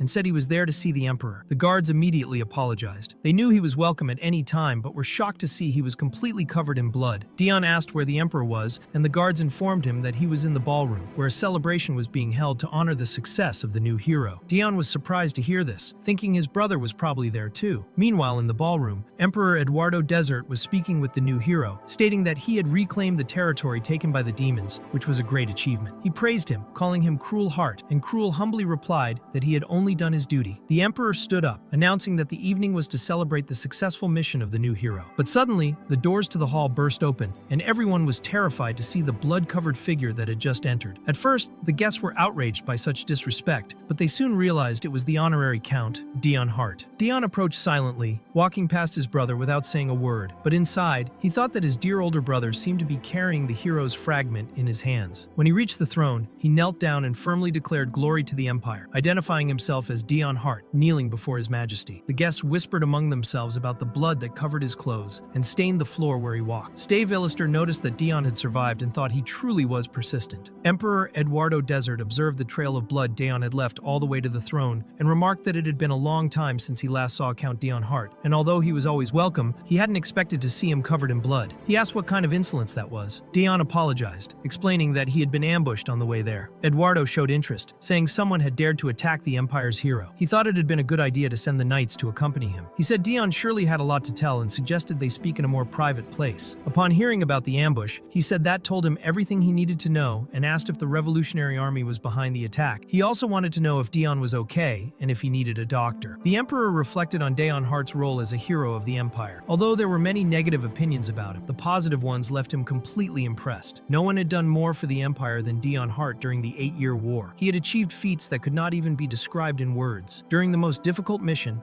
alongside the legendary warrior, he was the only one able to bring back the hero's body, something that had previously been considered impossible. Anyone else would have been defeated by the creatures or by the Demon King himself. Eduardo then asked if Dion had found a way to break his curse. Dion understood that he was referring to the Demon King's magical symbol and replied that he still didn't know how to break it. Internally, he thought that it wasn't a curse at all, but rather a tracking mark. He even found it amusing that the Emperor truly believed the Demon King had cursed him. Eduardo reflected that he had only sent Dion to that place because he believed the Demon King was the only one who could remove such a curse. He then said that Dion would have to return to the demon realm, but he also stated that he didn't want someone as talented as him to go back to such a terrible place. He asked how things had been at the demon castle in recent days. Dion replied that nothing significant had changed, but he took the opportunity to confront the emperor, saying he had sent an assassin to the castle. He asked if the emperor was trying to get rid of the boy just because he was a hero candidate. For Dion, there was no other reason to send him to the demon realm. Eduardo admitted that he considered that young man a disgrace to the heroes and that that he had hoped he would die on the way. However, since he had arrived there, the warrior's fragment had probably helped him, and at least his presence contributed to increasing the Empire's influence inside the demon castle, especially over the commander of Zeroth, the demon Arut. Dion wondered if the Emperor also knew about that. He stood up and apologized, saying he could no longer continue the conversation. Eduardo said he wasn't trying to corner him. The more he knew, the more transparent he was, the better it would be for the Empire's intelligence strategies. He said Daon's approval by the demon castle was a valuable advantage. Eduardo then commented that he felt Daon had something to ask. Daon, looking directly at him, asked why the Emperor had made Cruel Heart into a hero. He was very aware that the only thing he truly regretted in his entire life was not having killed his own brother when he had the chance. Dion thought that, besides himself, Cruel was the last survivor of the Heart family, more precisely the only one who had survived by his own hand. Meanwhile, he remembered their childhood, staring fixedly at the family portrait until Cruel got his attention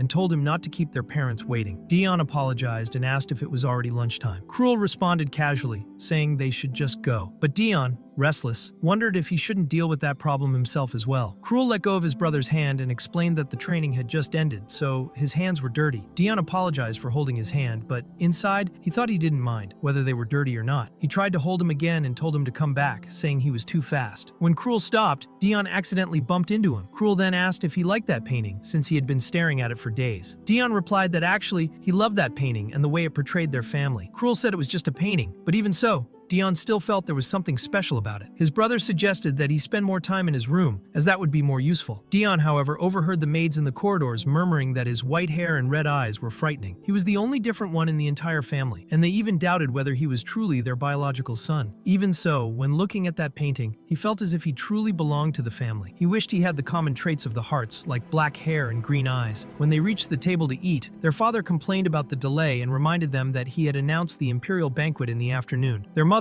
concerned, asked if Dion had felt unwell again and suggested he sleep at home that night. Dion replied that he wanted to go with them, and the father insisted that he could not spend his whole life inside the house. The mother kept saying she was worried because he was fragile and something might happen. The father, irritated, asked if they wanted to keep him locked away forever while the entire empire talked about their son being cursed. He told Dion that when he left the house, he had to make sure he didn't appear defective. Dion replied that he would be careful, but inside he felt that his parents were always disappointed in him. He was different, he was sick, he was defective. Suddenly, Cruel changed the subject and said that they had found a new fencing instructor. Dion wondered if his brother had done that on purpose. The father confirmed, saying it was because he was improving every day. Dion realized that, at that moment, the atmosphere had completely changed. His brother was incredible, different from him. Even sitting with his family, he felt alone and believed it was his fault for being the way he was. Still, he tried to believe he was part of the family and that he needed to work hard to become like Cruel. Later, at another time, some children called him and asked if he was Dion Hart. Confused, he introduced himself, a little embarrassed but also happy that someone was talking to him. They asked why he was alone, and he replied that his family had gone to speak with his brother's new instructor. One of the children then commented that without him, it seemed like they were leaving him out. Dion didn't understand and asked what they meant by that. The child said that the whole empire knew he was the black sheep of the Hart family and asked if it was true that he spent most of his time locked inside the house. Dion replied that this only happened because he was sick, but the child called him a liar. The child commented that his red eyes and white hair frightened everyone and that not even his family loved him, as he had been abandoned. Then Dion, overwhelmed with anger, punched the child in the face, even though he knew it wasn't true, and told them to mind their own mouth. However, he was soon punched back and began to take a lot of hits because he was much weaker. The child continued, saying that even his own family had pushed Dion aside, but another child intervened, saying that it was enough and asked for calm. Dion, hurt and crying, thought about his family, and when he looked to the side, he saw that the one coming to rescue him was his brother, Cruel. Even while crying, he held on to the thought that his family did love him. Later, while receiving treatment, they asked how he was. The doctor explained that young Master Dion was naturally fragile and very vulnerable to stress. Throughout his life, he would require special care and constant supervision. The mother, worried,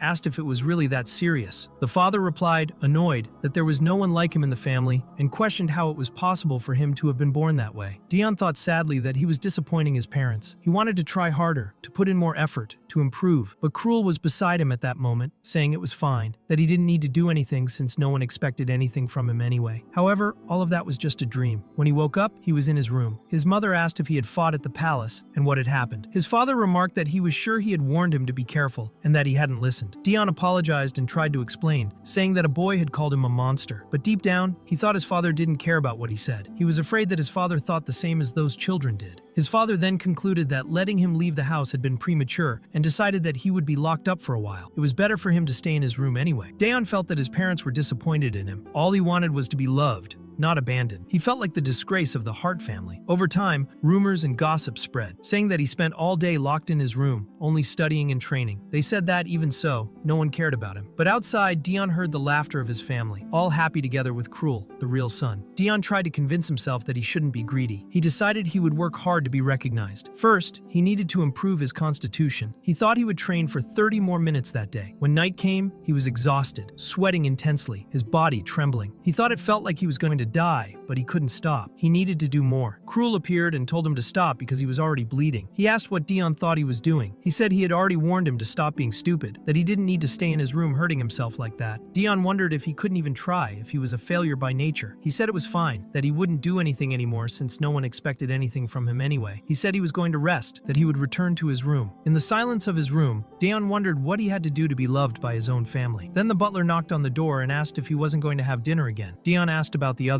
At that point in the story, he was already 14 years old. That was when Cruel, now 17, appeared, saying that their parents had gone out to deal with an urgent matter. Daeon asked why Cruel was there since he thought he would be training. Cruel replied that he had already finished for the day and invited him to a game of chess. Daeon thought that ever since the day he had given up his own training, Cruel always came to play with him. Cruel asked if he wasn't interrupting anything, and Daeon, even seeing Cruel every day, realized that he hadn't seen his parents in a long time. Cruel asked if Daeon was joking, wanting to know if he had anything to do in his room since he never seemed to do anything. Daeon replied that he didn't, and that his brother hadn't interrupted anything. Cruel explained that the Empire was going through turbulent times, and because of that, their parents were extremely busy. Daeon thought it was always the same excuse. Everyone said his parents were busy, but he was sure they just didn't want to see his face. Even so, the reason he believed that lie was simple. From time to time, his mother visited him while he slept, apologized, and caressed his face. Even while pretending not to feel love for his parents, Daeon liked that gesture, and it reignited a foolish hope inside him. Cruel said that he wouldn't be able to keep playing chess with him for much longer. Daeon apologized, believing his brother had missed important commitments because of him. But Cruel said that wasn't the problem. The real issue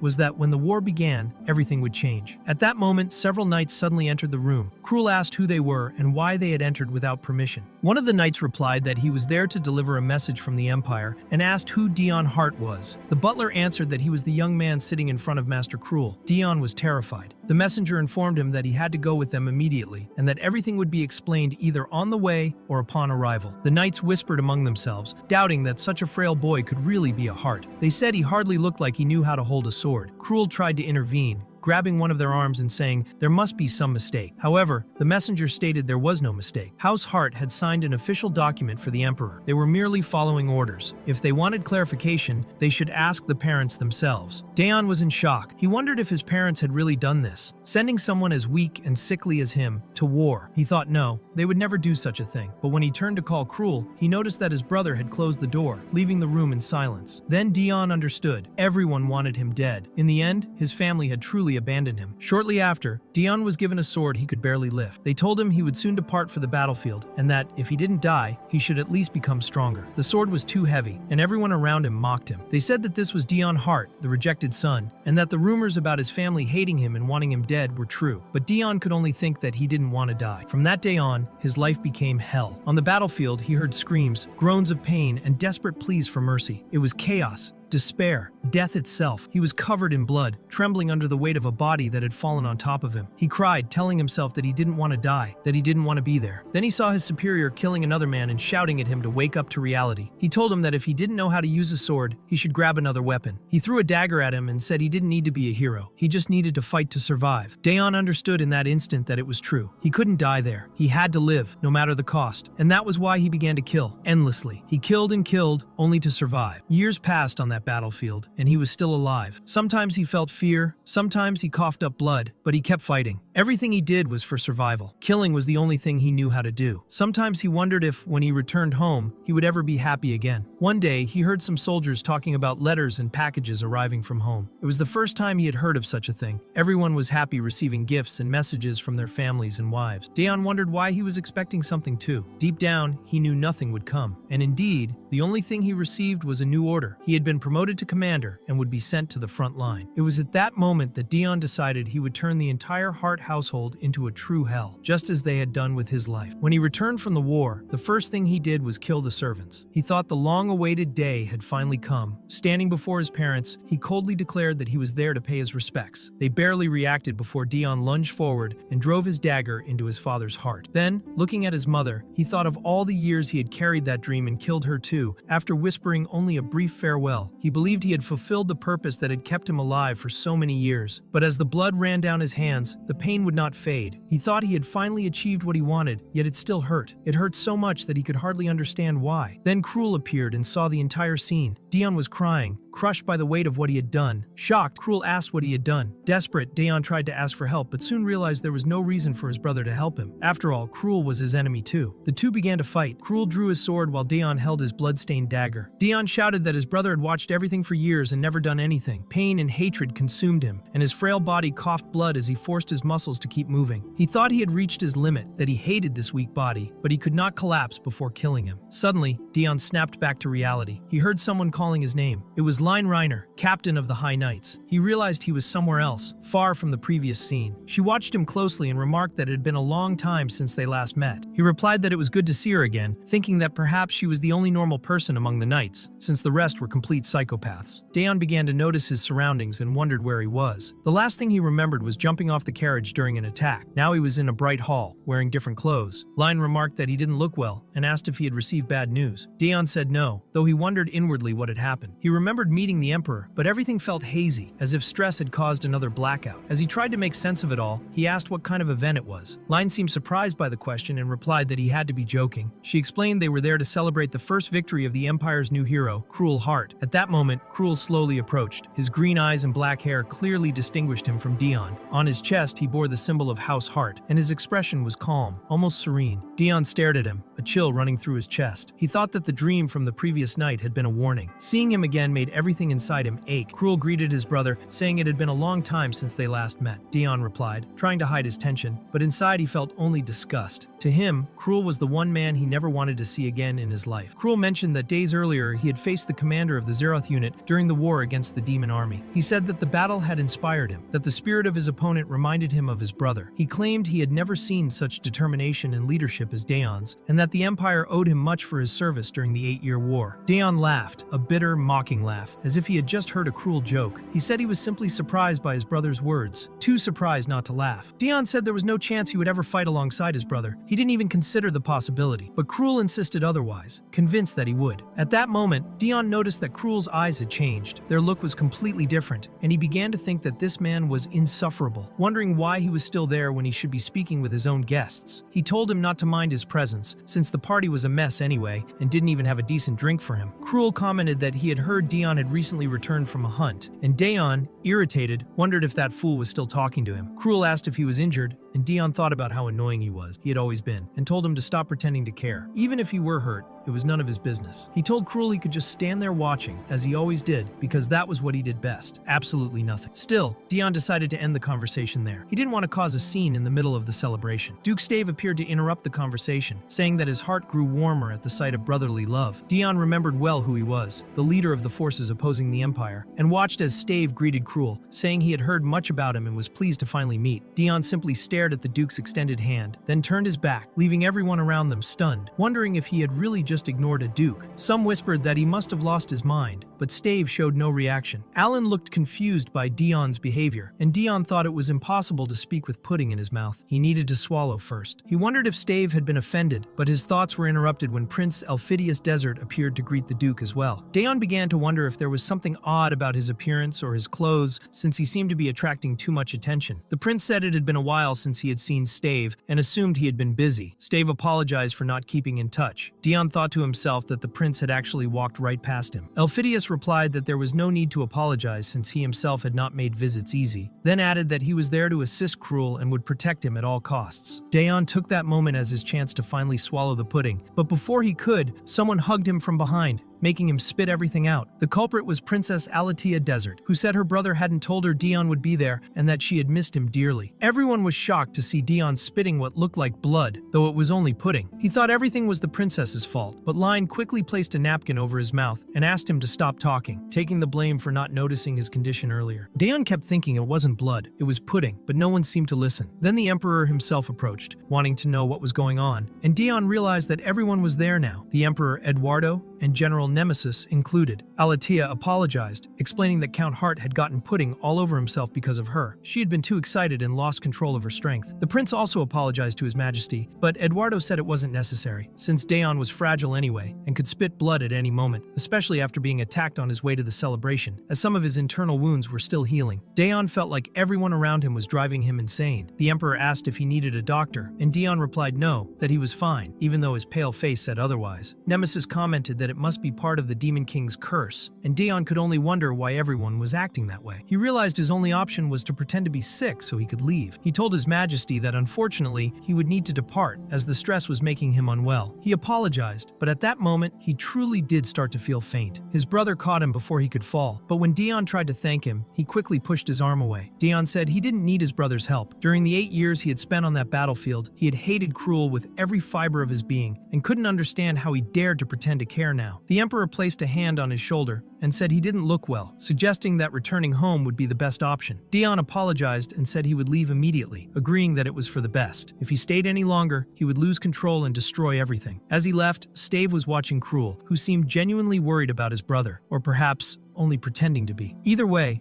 Stave found himself intrigued by the story. Later, Stave was speaking with his protege, saying that the emperor was clearly allied with Don Hort, treating him like a star during the celebration, far too respectfully in fact. He remarked that the emperor had personally defended him, claiming it was because of his physical condition, but why was he protecting Dion so much now? Stave also noticed that Cruel seemed to have a rather strange relationship with his brother. Cruel explained that the event had been in his honor, and that he simply hadn't wanted to ruin the atmosphere. Stave replied that it was fine, since he knew exactly how Cruel had felt emotionally when he came to his office. That day, the one who had sought Stave out was none other than Cruel himself, a man who had lost his parents and home at the hands of his own younger brother. Cruel had asked Stave to become his patron, promising in return to be the finest sword at his service. He said that if his only goal were survival, there were many other paths he could have taken, but he had chosen this one. Stave asked why he had made such a specific request. Cruel replied that this time he wanted protection. In the present, Stave understood perfectly what that had meant. Cruel wanted protection from Dion. He confirmed that was exactly the case. Stave then said that everything was fine, since they were now in the same boat. The Emperor's dog had to be eliminated. Even though Dion was helping in some ways, he remained a threat, not only to the Empire, but to everyone. Stave thought to himself that one day he would surely kill him. Meanwhile, Dion was on his way back home in his carriage. Line was with him and asked if he needed anything else. Dion replied that he only wanted to lie down in his bed and rest. However, as they approached, they saw that the garden was on fire. He was confused, wondering if he was dreaming or hallucinating. He saw assassin knights amid the flames, apparently killing some people and rescuing others. At first, he thought it was just his imagination, but soon realized it was real. He asked himself what the hell they were doing there. One of the knights approached him, calling him Captain, or rather, Count. Dion was certain he hadn't left his home in that state when he departed. Suddenly, a bomb fell directly into his hand. Line asked if that was really a bomb, and Dion, panicked, threw the explosive away. The explosion in the garden was enormous, leaving everyone stunned. Dion wondered who those maniacs were, throwing bombs at his house, while tension grew among those present. Then, a figure emerged from the flames. One of the members of the Revolutionary Army declared that Dion was truly a hero. Immediately afterward, Dion hurled the bomb back at the enemy, killing him in the explosion. The body dropped dead right in front of them. The assassin knights commented that they thought they had already killed them all. Dion then realized they were intruders and asked if that man had been part of the invasion.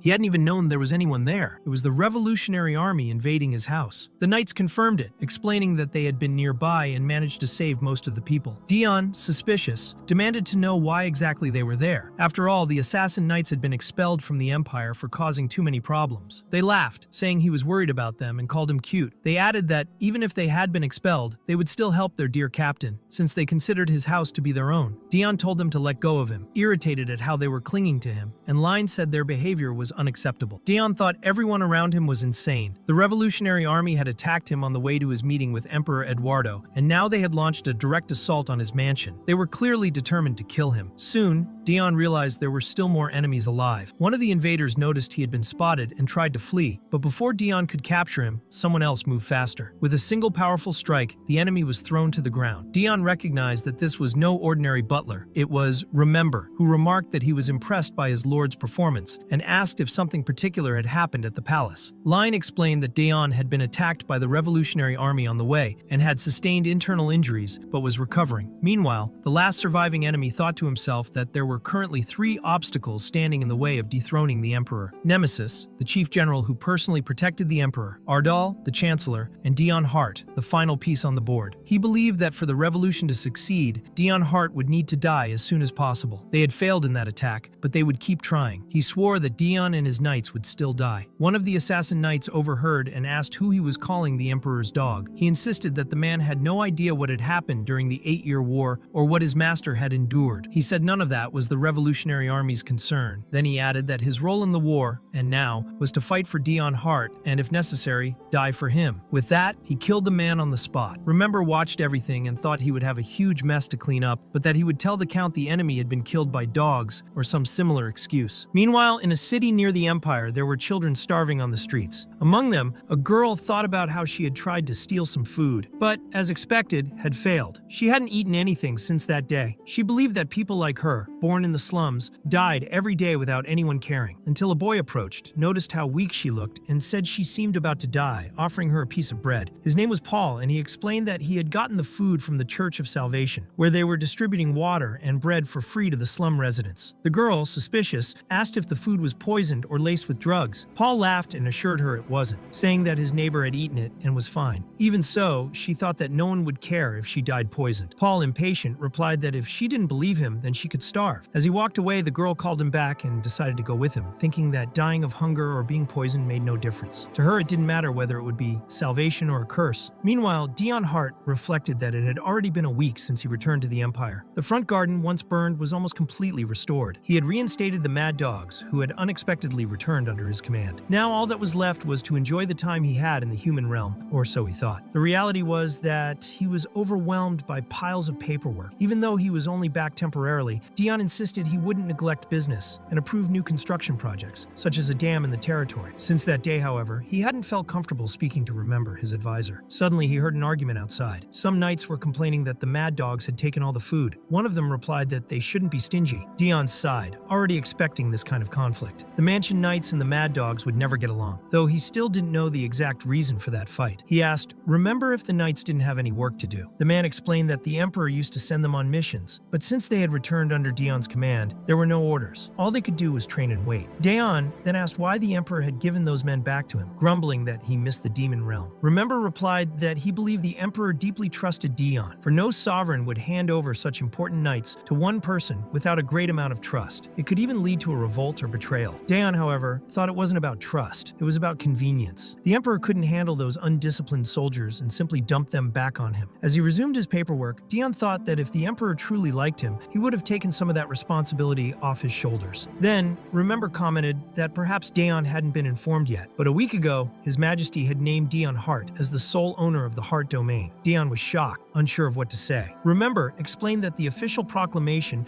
should be somewhere, probably among the documents on the desk. Stunned, Dion thought he needed to find a way to return that title. He was now officially Count Hart, responsible for his entire family's territory, a place that only brought him the worst memories. He decided that he would not accept it and would speak with the emperor personally. But before he could leave, a servant rushed in, announcing that the Crown Prince and General Nemesis were there to see him. Dion Hart thought he already had too many problems and wondered why things could never be simple. Meanwhile, Prince Elphidius and General Nemesis stood before the large Hart family portrait, which was covered with a cloth. Nemesis remarked that he imagined Dion would have at least taken the portrait with him, and one of the attendants informed them they would be taken to the reception room. The prince apologized for the sudden visit, explaining that he had an urgent matter to discuss with the count. As he walked, he recalled the real reason he had come. He had told the princess that the Revolutionary Army had invaded Dion's mansion, but asked her not to be sad about it. The princess, however, replied that she was sure Dion never wanted to look at her face again. The prince commented that, at first glance, they didn't even seem close, but the princess insisted on asking whether or not she was beautiful. beautiful. As a princess, she believed she never had to take the first step, and perhaps because of that, she lacked the ability to deal with passion. She said she never intended to cause problems for Dion, but acknowledged that he had shed blood because of her. The prince said it wasn't her fault, though he knew she felt responsible. The princess declared that she should apologize in person, but the prince refused, saying that would be a scandal if she visited him instead of the other way around. Even so, the princess stated that it would make marriage between them easier. Elphidius replied that she didn't even love Dion, but it became clear that the princess's sweet and innocent appearance was merely a mask she had created for herself. Aletia explained that perhaps she didn't love him, but Dion could be very useful to the royal family. The prince commented that no one believed in his sister's pure image anymore, although he admitted that if she wanted to stop acting, he wouldn't mind. The princess replied that she didn't want to cause scandal among the nobles, and that her work with Count Hart couldn't be in vain. She had expressed affection for Dion in public, and everyone had seen it. Because of that, no one in their right mind would dare to touch him. She added that this was necessary to ensure Dion remained loyal to the royal family, which would please both the emperor and herself. Elphidius remarked that his sister was an extremely sharp girl and that he was sure everything she did had a purpose. Even so, he reminded her that,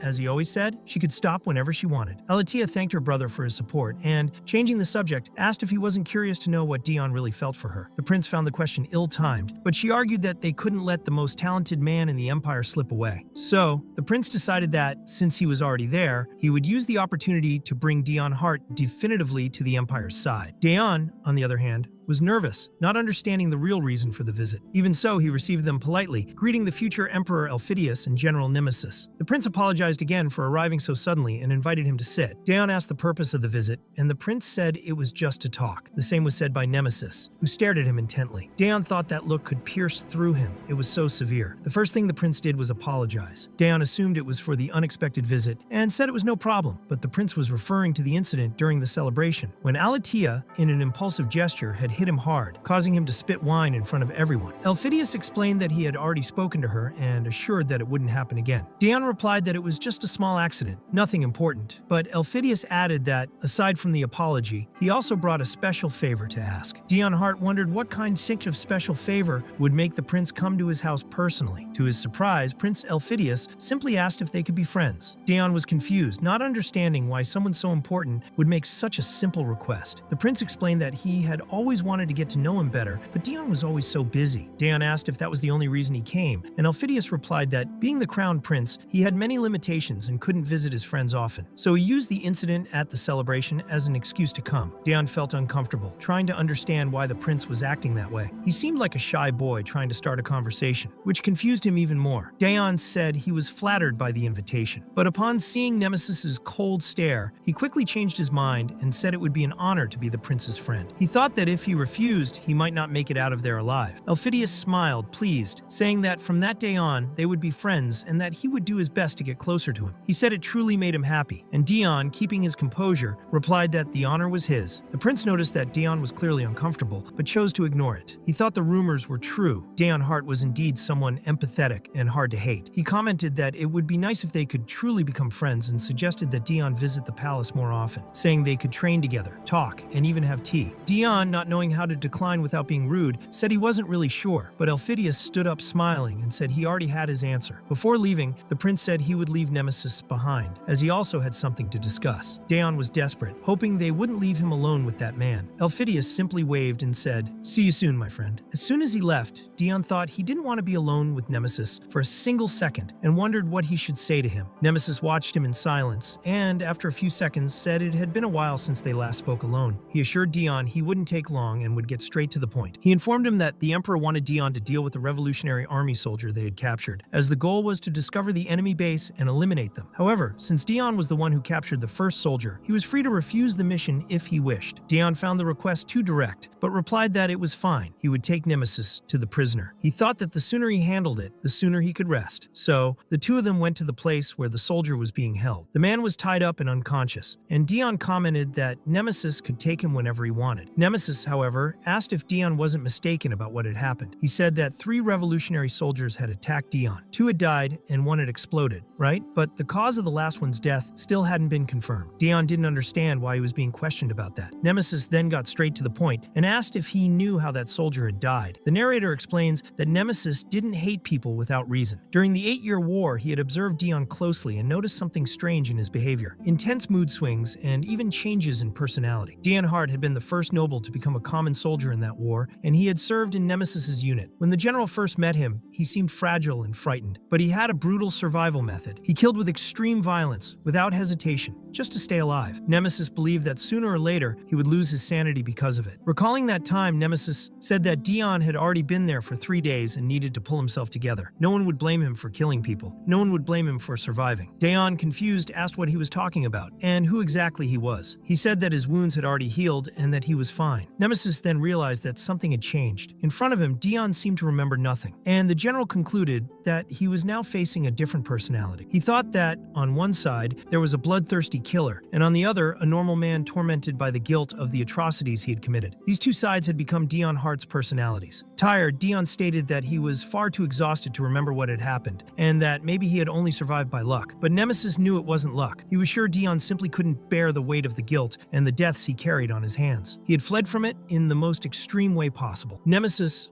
rephrased his question, remembering the way that soldier had died and wondering how long Dion would keep pretending to be an idiot, believing his actions were justified. To Nemesis, it was as if he were throwing away his own humanity. When Dion asked what he meant by that, Nemesis thought there might still be hope if he would just answer honestly. Dion said he wasn't present at the time of the death and therefore didn't know the detail. He had only heard that the soldier had been killed by dogs. Nemesis realized he had been too optimistic and decided to leave, stating that he knew Dion had a lot to deal with, so there was no need for him to accompany him. Dion simply said goodbye and went back inside, while Nemesis thought that nothing about him had changed. Dogs killed someone? What a joke. He had no doubt it had been Dion himself who had killed that Revolutionary Army soldier using the convenient excuse of his other personality. To Nemesis, weakness in someone with that much responsibility could be catastrophic. Dion Hart was a threat, and he believed the Emperor was truly willing to keep that person at his side. Later, Dion woke up from a nap. He had only wanted to rest for a bit, but ended up falling asleep. He asked if Remember had stayed there the entire time and how long he had slept. Remember replied that it hadn't been very long and asked if he was feeling better. Dion said he was, and Remember mentioned that he had requested a private visit from the doctor just as a precaution. The diagnosis was the same as always: natural frailty, stress, and fatigue. Dion wasn't surprised, since every day there was some incident that gave him a headache. Remember explained that he had come with a proposal. He suggested that Dion send the noble knights on a monster hunt, and Dion thought it was a great idea. He figured that if they could burn off all that energy, it would be wonderful. Remember was pleased with the response and commented that there had been many monsters near the border lately, so they could send them there. Dion asked for it to be done as quickly as possible, believing he would finally be rid of those crazy knights for a while. However, shortly afterward, he himself was on the way to the border, wondering why he had been dragged into that expedition. The one who forced him to go was Line, and Dion questioned why he had to be there. One of the knights replied that it would be fun, saying that he spent his days sitting in an office, and that this would be good for his health. Dion thought they were all damn psychopaths. He had tried every way to avoid going, but the first of those lunatics begged him to come along, saying that as part of the noble knights, he should also get out of the house and have some fun. For Dion, there was nothing fun about killing monsters. Remember said he didn't need to worry about paperwork, and that this trip would be like a vacation, since he'd been under a lot of pressure in recent weeks. The knights were even more moved, believing they were the only ones capable of rescuing him from that routine. Dion tried to argue, but Remember stated that if he went, the traitor from the mansion would have to follow him. He said he would personally take care of that spy, and that Dion could enjoy his vacation in peace. With no alternatives, Dion ended up accepting, thinking that it might be for the best, since they needed to capture the infiltrator before it was too late. During the trip, one of the knights commented that they knew Dion was always happy during a hunt, but he just thought that was a lie. While the knights prepared, gathered before a horde of monsters, they charged forward like true lunatics. Dion watched it all and thought he was surrounded by madmen, even feeling nostalgic for the demon kingdom. Line, meanwhile, sighed, clearly uncomfortable with the whole situation. When Dion requested someone from the Empire to supervise the Assassin Knights, they presented him with Line, the captain of the High Knights. Unlike the Assassin Knights, she was a true knight, disciplined and respected. With the abilities Line possessed, she should have been on a much more important mission, and Dion felt guilty because of it. Line asked if her lord would not be joining them, but Dion replied that for now, he would let them have their fun. Line remarked that he had a lot of of consideration for those people. And Dion thought that if that was called consideration, then he just wanted them to hurry up and kill all the monsters. The knights were not only bathing in blood as they fought, but also arguing with each other over their kills. Dion observed and thought that was their idea of enjoying a vacation, and he had nothing against it, as long as they left him alone. Still, they commented that he didn't seem to be having any fun. Dion reflected that if he joined the hunt, something inside him might change too. But before he could think more about it, he felt something approaching quickly. An arrow struck his shoulder hard, forcing him to step back. Lion asked if he was okay, and he realized that if he hadn't turned his body at the last second, the shot would have hit his neck. He immediately assessed the situation, deducing that it was an ambush. It couldn't be another kingdom, or that would mean war. It had to be the work of assassins sent by someone who wanted him dead. The enemy archer was surprised, questioning how he had managed to dodge the attack. Dion, irritated, thought he was tired of these flies buzzing around him and of pretending not to notice anything. Lion warned that he needed to remove the arrow quickly before it got worse, and then cut off the tip of the projectile. Dion felt the pain spread as the tip sank deeper into his flesh, but endured it. He told the assassin knights they could use their drug, signaling the start of the massacre. From afar, observers watched the battle. One of them asked if the man who had taken the arrow was Dion himself, the hero of the Empire. His subordinate confirmed it, saying that was his platoon. Another man asked who they were fighting and whether that was some kind of internal conflict. He thought Dion's injury might be a good opportunity, as it had only been 2 years since the end of the 8-year war. The infamous Dion Hart was wounded, and the Empire didn't want a new war. If they could claim he had struck first, they might receive a handsome reward. Meanwhile, the assassin knights were injecting their drugs. Lion, intrigued, asked what kind of substance it was. Dion explained that the compound temporarily inhibited reasoning, but boosted combat instincts and assured her the effect wouldn't last long. When the enemies advanced to kill him, he mounted his horse, charged forward, and leapt into the air, wielding his dagger. The first enemy was struck straight in the chest, without even having time to react. Dion thought that if the man didn't want to get pierced again, he'd better stay still. With one captured alive, he ordered the others to be eliminated. The battlefield turned into a true hell. The assassin knights killed everyone without mercy in a frenzy of blood and screams. Dion told Lion to take care of the prisoner so he wouldn't die, but as he looked around, he noticed one of the knights hesitating. The man believed the enemy in front of him was already dying and saw no reason to finish him off. Dion, out of patience, finished the job with a clean strike. He wondered what was happening to his men. He said they needed to truly fight, because this was a war. Just because they had become knights didn't mean they could afford to grow weak. He asked whether they had taken the drug, because fighting like that, they wouldn't survive. For him, there was no mercy in war, only survival. He told them to let insanity take over their bodies. As the chaos spread, the enemy assassins realized the fatal mistake they had made by accepting that mission. Far from there, Cruel was in his office, when a subordinate asked if he was sure about what he was doing. They said they would only receive a reward if they managed to injure Dion, but Cruel replied that he would be killed. He revealed that the Duke had given a direct order to eliminate him and that he would take full responsibility for the outcome. The messenger found it strange that the Duke hadn't paid personally for such a condition, but Cruel simply asked him not to worry. He thought the Duke must really hate Dion, but perhaps that wasn't fair. If anyone had the right to decide his brother's end, that person was him. The battlefield was drenched in blood. Screams, mangled bodies, and the scent of iron filled the air. At the center of that carnage stood the red-eyed man, killing his enemies like a maniac consumed by bloodlust. One of the assassins, on the brink of death, looked at him in horror and wondered if that was really the Empire's hero. He thought this wasn't what they were being paid for. How could someone like Dion fight like that and still remain sane? At that moment, the enemies finally understood why his squad was called the Assassin Knights. Despite their title as noble knights, they weren't humans fighting. They were demons. Dion asked the assassin if he was that desperate for money, if he was stupid, or both at once. Then he drove the dagger into the man's chest and stepped on it, making him scream in pain. Dion said he didn't like torture, but he needed to know who had ordered the attack. Meanwhile, a messenger informed the Emperor that the Kingdom of Iron had filed a complaint. According to the report, the Count and his knights had hunted many monsters near the border, and during the mission, they were ambushed at the castle walls, which resulted in a violent retaliation. The Kingdom of Iron was calling the incident an attempted military invasion. The Emperor asked if the Count had been ambushed and if he was all right. The messenger replied that an arrow had struck his shoulder and that he might not be able to use his right arm for a month. The Emperor asked if the Kingdom of Iron was demanding financial compensation and thought that, with the Count wounded, they would likely assume war wouldn't be started. Even so, he lamented the situation, stating that perhaps he had been too passive in recent years. The messenger was surprised by the reaction and suggested resolving the conflict peacefully, but the Emperor refused. He ordered preparations for war. The messenger tried to make him reconsider, reminding him that it had been only 2 years since the last war ended. But the Emperor responded that it had already been enough time to rest. He said that if they conquered that kingdom, they would gain access to many resources, just like in the 8-year war. He claimed there was no reason not to repeat the strategy. The Chancellor, shocked, called the Emperor a tyrant. but quickly bowed his head, nervous. The emperor declared that he already wanted to conquer the entire continent and that this was the perfect moment. The chancellor thought he had become a new tyrant and wondered if the emperor truly had the capacity to handle such responsibility. The emperor recalled the moment he killed his own brothers and sisters to take the throne and thought about the promise he had made to dominate the continent. Determined, he reflected that now was not the time to hesitate. His obsession had become a chain that bound him, but also one that prevented him from allowing another catastrophe. The chancellor believed there was nothing wrong with fulfilling responsibilities, but he realized that the emperor's priority wasn't the people, it was the dead siblings. He prayed silently that another tragedy would not occur, and decided to keep everything secret. The emperor praised the chancellor's quick reasoning and said he too would fulfill his duty. Then he asked General Nemesis if he had ever heard of the Church of Salvation, a cult that had been gathering a large number of followers in the slums. Nemesis replied that he understood why the people turned to religion, but the country was very unstable. The emperor remarked that the church had grown too much and that it would be wise to eliminate any threat before the war began. He said he might assign Dion to that task. Nemesis, surprised, asked if he truly intended to involve Dion in that. The emperor confirmed, saying that Dion would easily deal with the cult, though he had forgotten about his recent injury. Even so, Nemesis objected, stating that Dion was dangerous. The emperor thought that Nemesis always showed distrust toward Dion and asked why. Was it because he was too brutal with his enemies? The general answered no, explaining that such brutality was merely a form of survival. However, he revealed that Dion possessed a split personality, leaving the emperor silent. Nemesis explained that Dion's mind and consciousness could collapse at any moment, fragile as a sandcastle. He wondered what would happen if Dion suffered a complete breakdown the instant his mind became entirely blocked. The emperor replied coldly that Dion was already aware of all of this. Still worried, Nemesis asked why he insisted on putting him at risk. The emperor said that decision no longer belonged to him. It belonged to Dion himself. Nemesis tried to argue that even a broken sword could wound its master, but the emperor declared he would take responsibility for any consequence. He said it was part of an emperor's duty and ended the subject, stating he had heard enough. He declared himself a tyrant by his own will and therefore could not be a good ruler at the same time. He also said he would no longer tolerate any insolence from Nemesis. The general lowered his head and apologized. The emperor, in a gentler tone, said he understood his concerns but that he didn't need to worry so much, since there were many dangerous individuals around him. It was the emperor himself who had given Dion the mission to exterminate his own family, because the young man had asked for it. Punished by his own house, he had been sent to the most disastrous war in the continent's history, and in that hell, he managed to take revenge on his relatives while serving the empire. The emperor considered him perfect for that task. At the time, he had asked Dion if he was willing to bear the consequences of his family's downfall, and the young man simply wanted to know what needed to be done. The emperor, satisfied with the answer, said that, with a bit of luck, Dion could accompany the hero in the battle against the demon kingdom. That decision had been intentional. The emperor had sent Dion to the front lines on purpose. The mission was an absolute success, and after the enemy's defeat, he returned carrying the hero's body. Later, the emperor asked if he had changed his mind, and Dion replied that he had not. The emperor thought that even without possessing the hero's fragment, no one could deny that he was the true hero of the empire. Then he declared that the Hart family mansion would fall silent that night. Dion simply thanked His Majesty for his consideration, and the emperor reflected that fate was a mysterious thing. That night, Dion returned home and witnessed the massacre of his own parents, surviving to tell the tale. The emperor considered it a convenient coincidence, since Dion had exterminated his family by his own will. Meanwhile, Cruel bore the duty of killing his brother, a mission he could only carry out with the emperor's support. The way Cruel survived was by allying himself with Duke Illuster, and in a sense, those two brothers ended up becoming each other's bond. As long as Cruel lived, Dion would remain loyal to the empire. At that moment, Dion was trapped in a terrible nightmare, surrounded by a sea of blood and corpses. Confused, he wondered what all that was and what had happened. The words he always repeated in times of war echoed in his mind. Let madness take control, everything for survival. The pain in his head grew stronger until his other personality emerged, covering his eyes and telling him not to think, just to ignore it. After all, wasn't it someone else who had done all of that? Suddenly, Dion woke from the disturbing dream, feeling a sharp pain in his shoulder. He remembered reaching the border and being struck by an arrow, but couldn't recall what had happened afterward. The knights informed him that they had already arrived at the mansion, and he wondered when that had happened. It seemed everything had ended while he slept. If not for the wound on his shoulder, he would have thought it had all been just a nightmare. Then he asked about Remember, and the butler replied that his suspicions were correct. There had been an infiltrated spy. In fact, Remember himself had been the one to deal with him. A subordinate appeared, confused, and asked who Remember was, since he didn't seem like an ordinary butler. The man, injured in the neck, replied that he had done his best, but the job was finished. There was still information to uncover, so he ordered them to follow the small bird the spy used to send messages and find out where they were being delivered. Before leaving, he remarked that the corpse had been dismissed. Remember cleaned up the scene and went to receive Dion, who had returned wounded. Upon seeing him, he asked if he was all right, and Dion replied that it was just the shoulder, nothing serious. Remember said it was a relief, since being right-handed, he could still handle the paperwork. Dion noticed the smell of blood on the butler and asked if he was injured as well. Remember confirmed, saying he had dealt with the spy, but that there had been an accident. Dion replied that there was nothing to be done and praised the butler's efficiency, surprised that he had captured the enemy alone. Deep down, Dion knew. Remember had never been a simple servant. Remember asked Dion if he had met with the assassin and wanted to know how it had gone and who the man was working for. Dion replied that there had been an accident and the man had ended up dying, although in truth, he didn't remember anything. Remember remarked that maybe it was all connected and that every clue pointed to the Revolutionary Army, enemies of the kingdom, and also to Duke Aluster. It seemed like the true culprit behind everything was the Duke, but Remember said that, regardless of the case, Dion didn't have to handle it all alone. He apologized for overstepping, but insisted that the Count should ask His Majesty for help. Dion agreed, saying he was right and thanked him. He thought he would visit the Emperor either way, since it was better to solve the issue before it was too late. All he wanted was the peaceful life he had always dreamed of. Later, at the Imperial Palace, Dion was informed that the Emperor was in a meeting with Duke Aluster, so he decided to wait patiently. While he waited, Alatia appeared, running toward him and shouting when she saw him. Shortly after, the prince approached, kindly asking permission to greet Count Hart. He welcomed Dion warmly, called him a friend, and asked him not to be so formal. The prince assumed he was probably waiting to speak with the Emperor and invited him to join them. Soon after, Dion was sitting at the table having tea with the prince and princess. He wondered what he was doing there and thought that, if he had known he would end up in that situation, he wouldn't have come at all. The prince said it was wonderful to enjoy a peaceful cup of tea, and Dion politely responded that he felt honored. Noticing that Dion had enjoyed the drink, the prince promised to give him some to take home. The princess, smiling, warned him not to drink too much, and insisted that he eat a cookie, practically pushing it into his mouth. Dion tried to stay calm, repeating to himself that it would all soon be over. The prince then mentioned that he had heard Dion had been injured while hunting monsters, and that the curse seemed to have weakened his body. He asked him to be more careful. The princess showed concern and asked if the Count was all right. Dion apologized for not having said anything sooner, and the prince replied that he should be more cautious, since he had already served the Empire for a long time and would continue doing so. Dion thought that last sentence was more frightening than it was honorable. Out of nowhere, the prince confessed that he had never told anyone this before, but he didn't want to be the next emperor. Dion was so surprised he nearly spit out his tea. The prince explained that he had accepted the position because he had no choice, but that he was only 8 years younger than His Majesty. When the emperor decided to retire, he would also have to step down. Dion wondered why the prince was saying all of this so openly. The prince continued, saying that the only way he would ascend to the throne sooner would be if something happened to the emperor, but he would never wish for that, as he saw him as a brother. He added that Elphidius only wanted Eduardo to be happy. Dion knew that was true. The prince and princess genuinely loved their uncle. Still, it was strange that they were both alive, since the current emperor, the 9th prince, had killed all of his siblings, even the youngest ones. Their continued presence in the palace was a mystery. The answer lay in the fact that they were the children of the first prince, the only one who had ever treated Eduardo like a real brother. He had been kind and had taken care of Eduardo until the day he died. It was no surprise then that the emperor's nephew shared such a strong bond with him, one that actually resembled a real family. Dion reflected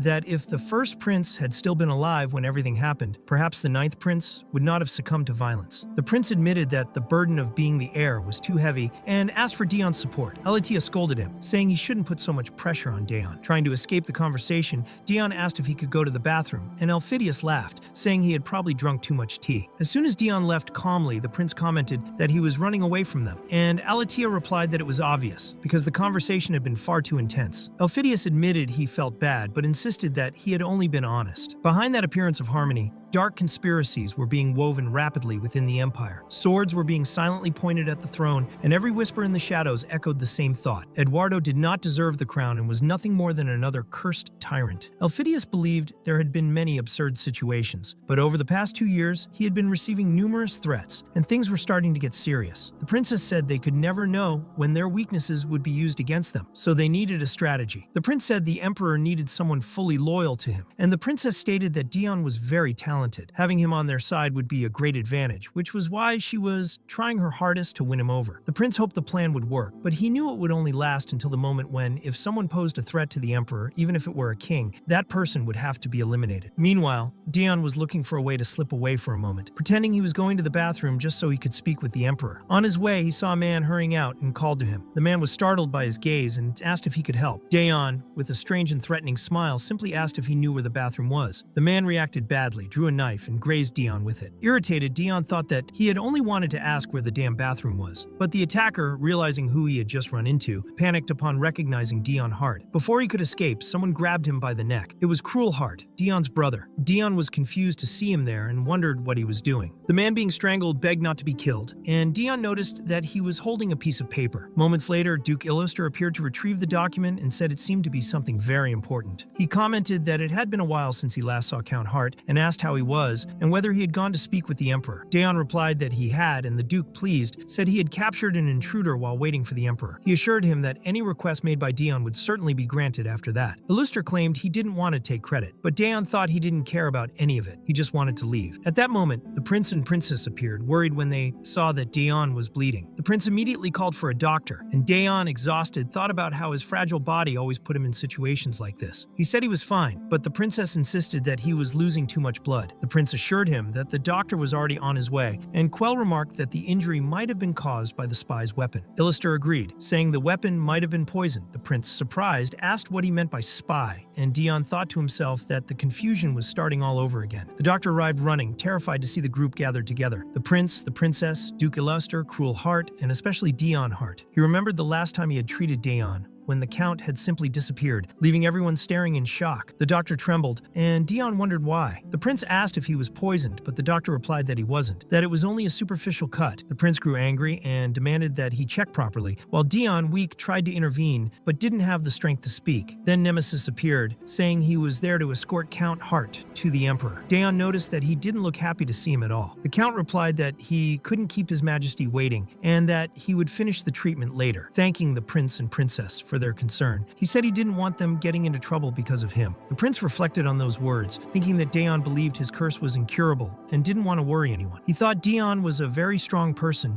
despite everything. Later, Duke Illuster, leaving with Cruel, reflected that the seized document was a war plan and that a new war could start at any moment. He decided he would give the plan a little push. Meanwhile, Emperor Eduardo was meeting with Dion and commented that he looked injured. Dion denied it, but the emperor noticed how much he was sweating and told him not to try to hide his condition. Dion was considered one of the most crucial people in the empire, and he replied that he would keep that in mind. He thought that, surprisingly, the wound didn't bother him that much, but he had been holding his bladder for too long and regretted not going to the bathroom earlier. Emperor Eduardo asked what had brought him there, and Dion replied that it was about the hard territory. Eduardo said that if it was about reverting or returning anything, the answer was no. Dion then asked about the knights, and the emperor replied that the same rule applied. The count asked what would happen if he wanted to quit his job, and the emperor said that was not possible, but if Dion did him a favor, he would grant him one wish in return. Dion looked at the document and was shocked to see that it concerned the Church of Salvation. Eduardo explained that it was a cult spreading through the slums, and that he wanted Dion to eliminate all of them. Dion thought it sounded like an important mission, but also something he could refuse. However, the emperor said he had given the same task to Duke Illuster and to Cruel Heart, promising the same wish to whoever completed it first. Dion accepted, but quickly realized he had been manipulated. He thought the emperor had turned him into a toy. Eduardo, on the other hand, reflected that it had been Illuster himself who requested the elimination of that church, though he did not know why and preferred not to speculate. He said that whoever completed the mission first would earn the right to the wish, and Dion thought that he would never lose to Cruel. Later, at the Hart Mansion, Remember served Dion's daily tea, explaining that it was the tea sent by the prince, who had said the count liked it very much. Dion thought he only liked the smell, as the aroma was pleasant, but it always made him want to urinate shortly after drinking it. Remember reminded him that he also needed to take his medicine, and Dion asked if it was really necessary. The doctor insisted that he take care of his own health, saying it was a personal request. Remember explained that the medicine came from the royal doctor himself and assured him it was safe. He then mentioned that he had prepared a sweet treat to go along with it. At that moment, Lean entered the room,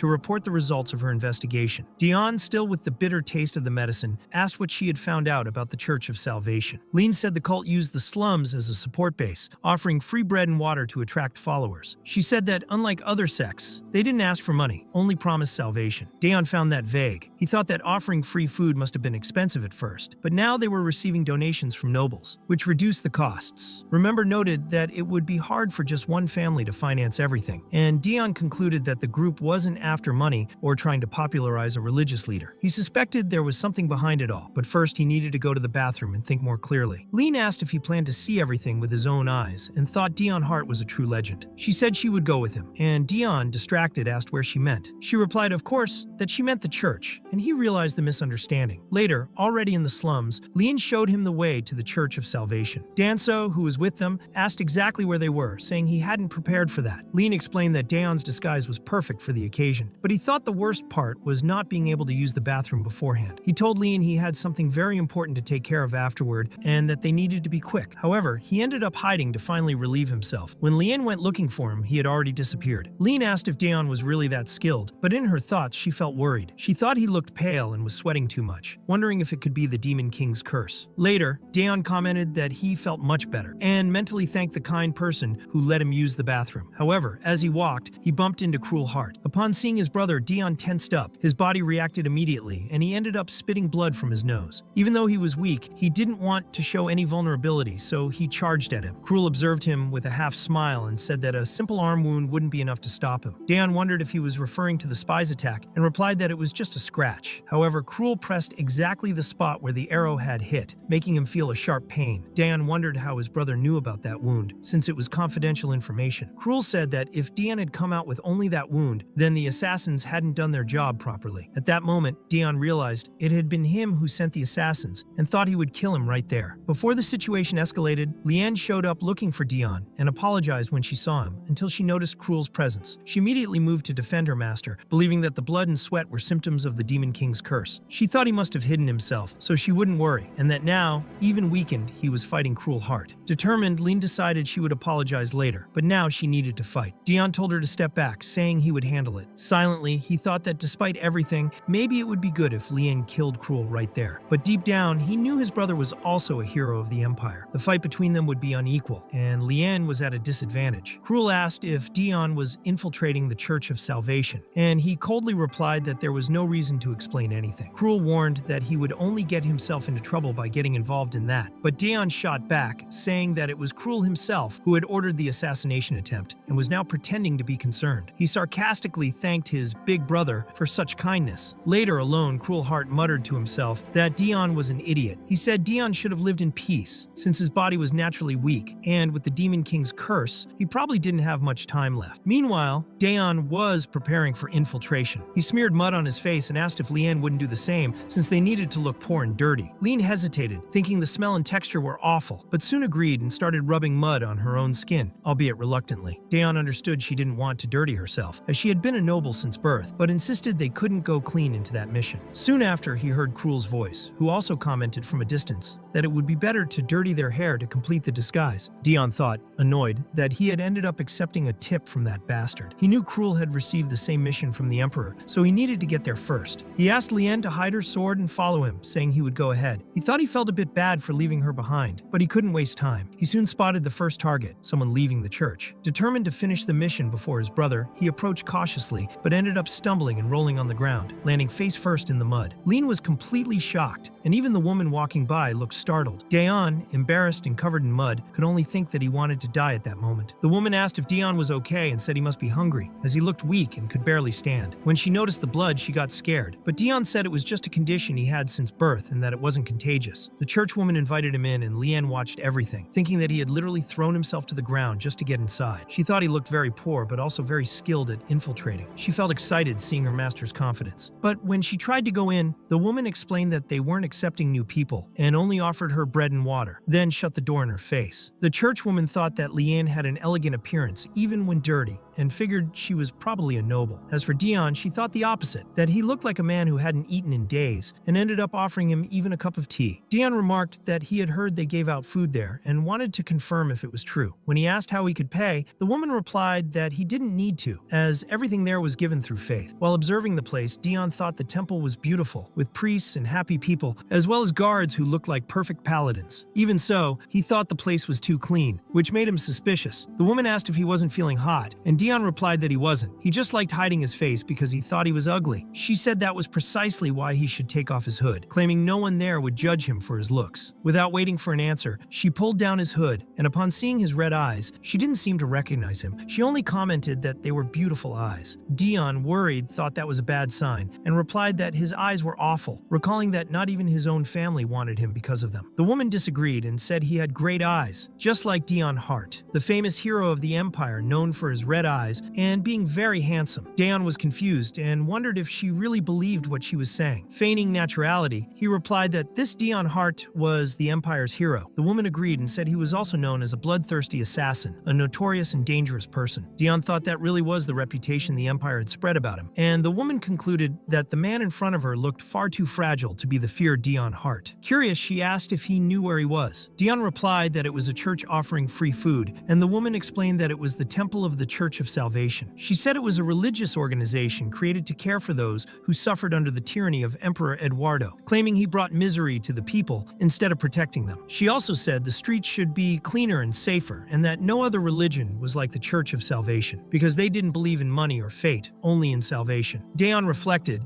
and thought he would like to hear a deeper explanation. The woman said he would understand everything once he became one of them. Later, while walking through the church eating a piece of bread, Dion thought he would never join a cult, but it was difficult to get any kind of evidence from inside. Suddenly, a little girl bumped into him. Dion estimated she was around 12 years old and looked far too healthy for someone living in the slums. The girl asked if he was new there and introduced herself as Thea, saying he must have gone through hard times, but now he was in a good place and didn't need to worry anymore. She said that everyone there received food without needing to give anything in return. Dion found that impressive and thought the girl seemed sincere, showing no signs of brainwashing. Even so, he couldn't help but feel suspicious and wondered what was really happening in that place. In the end, he thought he would love to believe in that supposed salvation. Dion thought there was no way a place could be that clean and safe for children. He decided he would later check on the guards. Thea said that now he could also be saved, which made him even more suspicious. At that moment, Paul appeared calling Thea to pray, and Dion realized he was the girl's older brother. Noting that the boy looked at him with suspicion, apologized, saying she had to go, and Dion just replied that it was okay. As the two walked away, Paul warned his sister not to talk to strangers. Dion began to wonder how he would get past the guards without being noticed, until he heard someone shout for him to stop. His heart froze, and he turned around, startled. Outside, Liane was observing the movement and said she was sure she had seen something. She looked around and found only pieces of bread scattered on the ground. Wondering why there was so much bread there, someone then ordered for the captain of the guard to be summoned. Hidden, Liane heard everything. One of the women mentioned that there was an intruder, and that if he wasn't a hero, he would be held accountable and replaced. Liane wondered if they had discovered the whereabouts of Count Hart and decided she needed to rescue him immediately. Without hesitation, she broke down the entrance and demanded to know where her lord was. Meanwhile, Dion was mentally thankful for still being free. When one of the priests called him, he realized it was just to help with something simple. The priest commented that he looked exhausted and offered him more bread. Dion thought there was too much bread in that place and felt even more intrigued. Suddenly, he heard a noise at the window and ended up dropping the bread. Shortly after, he realized he was in a small chapel. He opened the purple curtains and came face to face with a high-ranking priest, but managed to escape before being discovered. The priests were just confused when they saw the open window, and the superior ordered them to make sure everything was clean, suspecting that infiltrators were trying to stop salvation. Behind the curtains, Dion was hiding, and the one who saved him was Cruel, who covered his mouth and whispered for him not to make any noise, or they would both be captured. Dion wondered why he had run into that man again, but before he could think of anything, the mass began. He noticed that the woman who had let him in was standing before the priest, which meant she was someone important. She declared that they would pray for true salvation and led the followers, including Paul and Thea, to a seemingly ordinary wall. By touching it in a specific way, she revealed a portal that only the chosen could pass through. Dion was impressed and wondered if that was magic. As people passed through the wall, Cruel let go of him. Dion said he could handle himself and that Cruel should worry about his own affairs, but the other replied that if Dion got caught, he would be in trouble too. Dion stated he could hide on his own and decided to investigate the place. Upon examining the wall, he noticed something embedded in it, a jewel that emitted a strange energy. It was an enchanted gem. Dion recognized that there were objects that produced effects similar to magic, but required something valuable in exchange. They were catalysts created by humans to face demonic powers. That didn't mean humans could use real magic, but rather that they had developed ways to imitate it. Intrigued, Dion reflected that a church having such a high-level spell was concerning. He thought the situation was becoming dangerous and that he would never let Cruel use that discovery for his own gain. Suddenly, a priest entered saying something was wrong. Cruel quickly hid in the shadows while Dion slipped under a table. The priest looked around, saw no one, and then approached the jewel. Touching it, he asked if Salen could hear anything about the intruder who had been calling for their lord inside the church. Dion wondered what the priest meant by mentioning a lord. Before he could reflect further, the door was broken open again. The priest, surprised,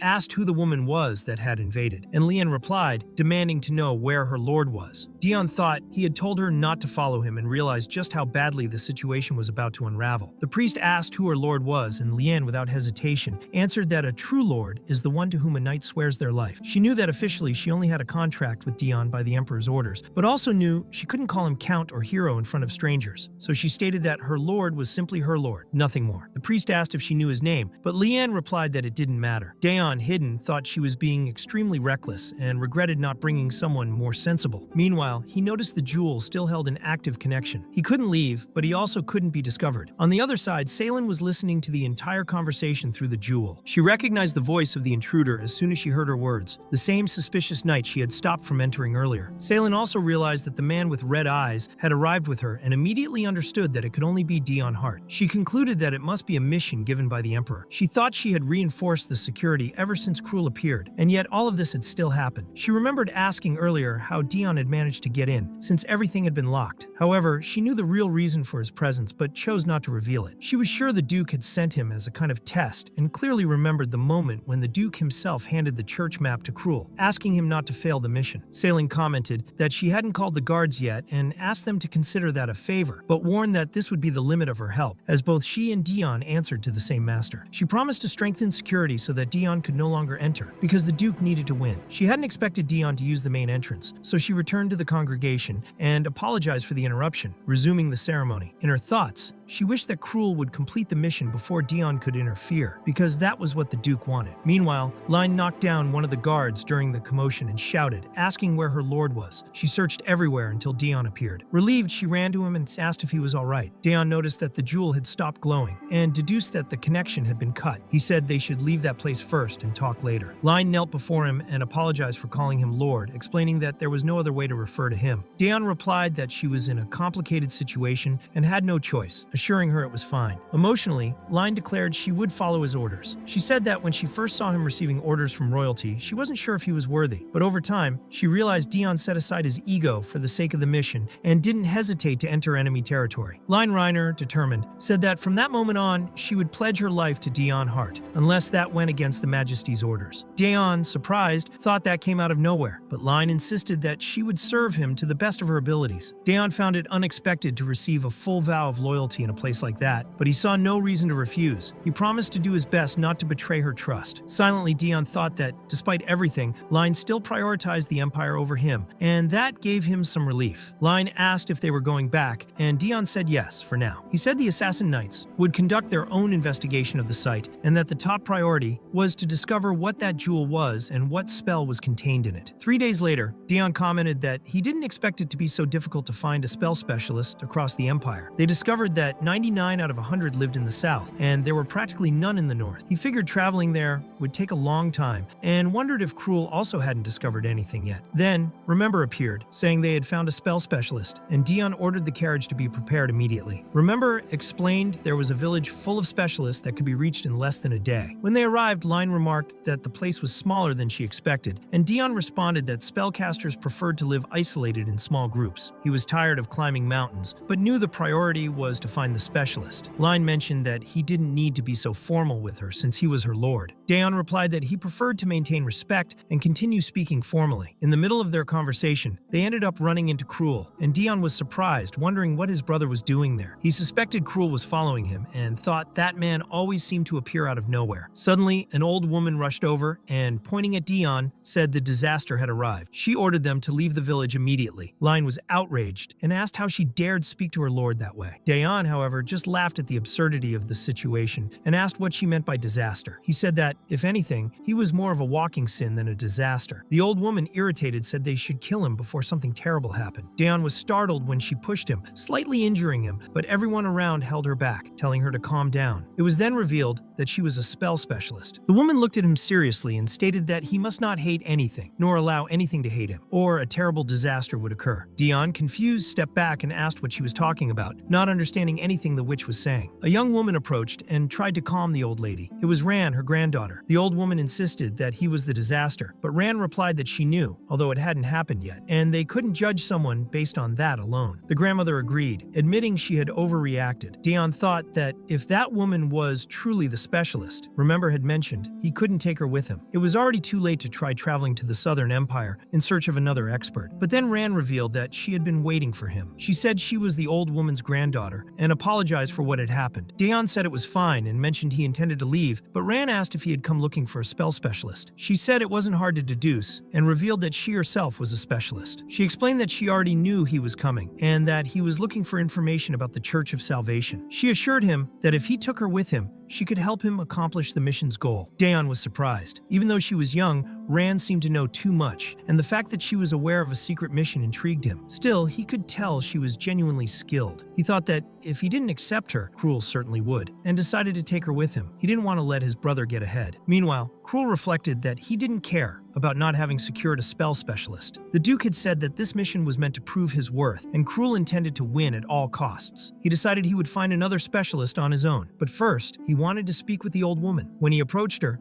the old lady welcomed him kindly and even hugged him, saying he had been through a lot. She asked him not to worry and said she didn't hate him. She wished for him to live a long life and to win, because the battle between him and Daeon meant that one would have to take the life of the other. Cruel was shocked, and the old woman begged him to win. She said that if Cruel won, the apocalypse would not happen, but if he was about to die, he had to take Daeon with him. Frightened, Cruel drew his sword and asked what she was talking about. People around tried to intervene, but he said he could handle it himself, stating that the woman had crossed the line. He didn't need anyone telling him what to do. He had already decided how to deal with his brother. Later, Daeon was speaking with Ran and asked if her grandmother could see the future. Ran confirmed and said that now she could also see his future. Daeon, intrigued, asked how she knew so much about him if it was their first time meeting. Ran explained that the future her grandmother saw wasn't exactly his, but of a certain boy from another village. However, their fates were intertwined, which allowed her to see both at the same time. As they talked, their path was blocked by a boy who had been following them from a distance. Line, who had already noticed him, asked Daeon if everything was all right, saying she hadn't mentioned it earlier because she assumed he had noticed too. Ran commented that one should be careful when speaking about people's futures, but said that in Daeon's life, hatred was like a fire that started small, grew quickly, and consumed everything in the end. She said that the boy would be the spark that would spread Daeon's fire. The boy then introduced himself as Dan and asked Daeon to take him along, saying that if he was the Count's disaster, he would need him in the future. Dan remembered the day he discovered his fate. The woman who read his future became dizzy and deeply shaken by what she saw. He asked if something was wrong, and she replied that he would be a traitor, the right hand of the disaster. From that day on, everyone turned against him. The children of the village began to mock him, and the adults isolated him. He was exiled for something he hadn't even done yet. Ran tried to protect him as much as she could, thinking it unfair to punish a child for a fate that hadn't come to pass. Even so, Dan felt angry. He thought that people who had once been his friends and neighbors had become enemies because of a stupid prophecy. He decided that if he was destined to be the traitor, he would prove them right. He would serve the disaster. When Daeon arrived at the village and was called a disaster, Dan realized he had finally found the one from the prophecy. Later, at the Hart Mansion, Remember welcomed the Count, but asked who the boy was. Line explained that Daeon had brought him from the village and introduced him as Dan. The boy said he was well-mannered, not an exceptional fighter, but he would do whatever was necessary. Daeon was confused upon hearing him call him master and wondered if he should send him back, but decided to talk about it later. For the moment, the mission was the priority, since they would soon depart and everyone needed to prepare. Dan asked to go with them, but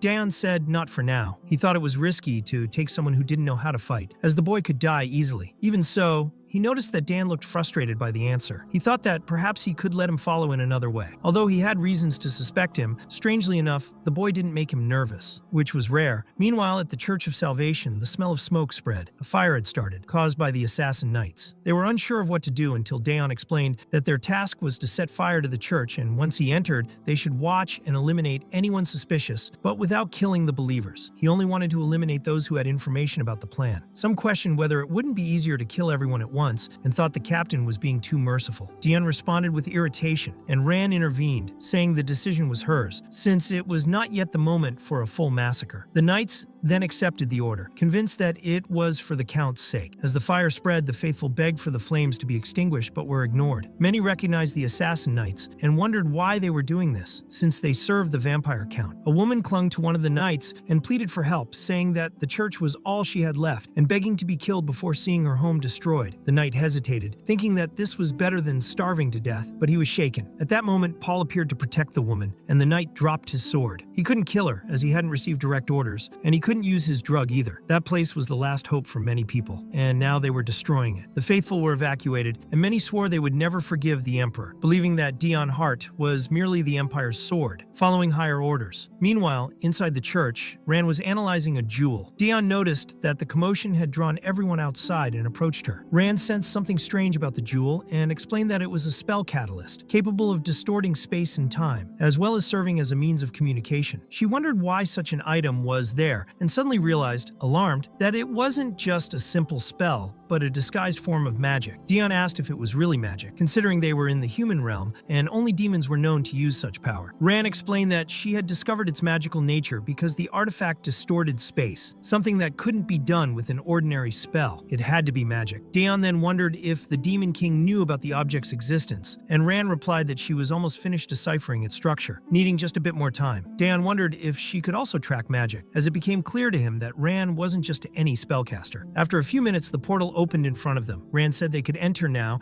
and Daeon, slightly nervous, thought it was the same feeling he had when that woman had once cast a similar spell. Despite his unease, he ordered the group to move forward. A blinding light enveloped them, and when it faded, everyone was left in shock. The place looked the same, but something was off. Daeon observed his surroundings and noticed the differences. Ran commented that it didn't feel like the same place, as there were cracks everywhere, along with magical circles and sigils scattered across the walls and floor. Everything seemed to converge on a large door covered in symbols.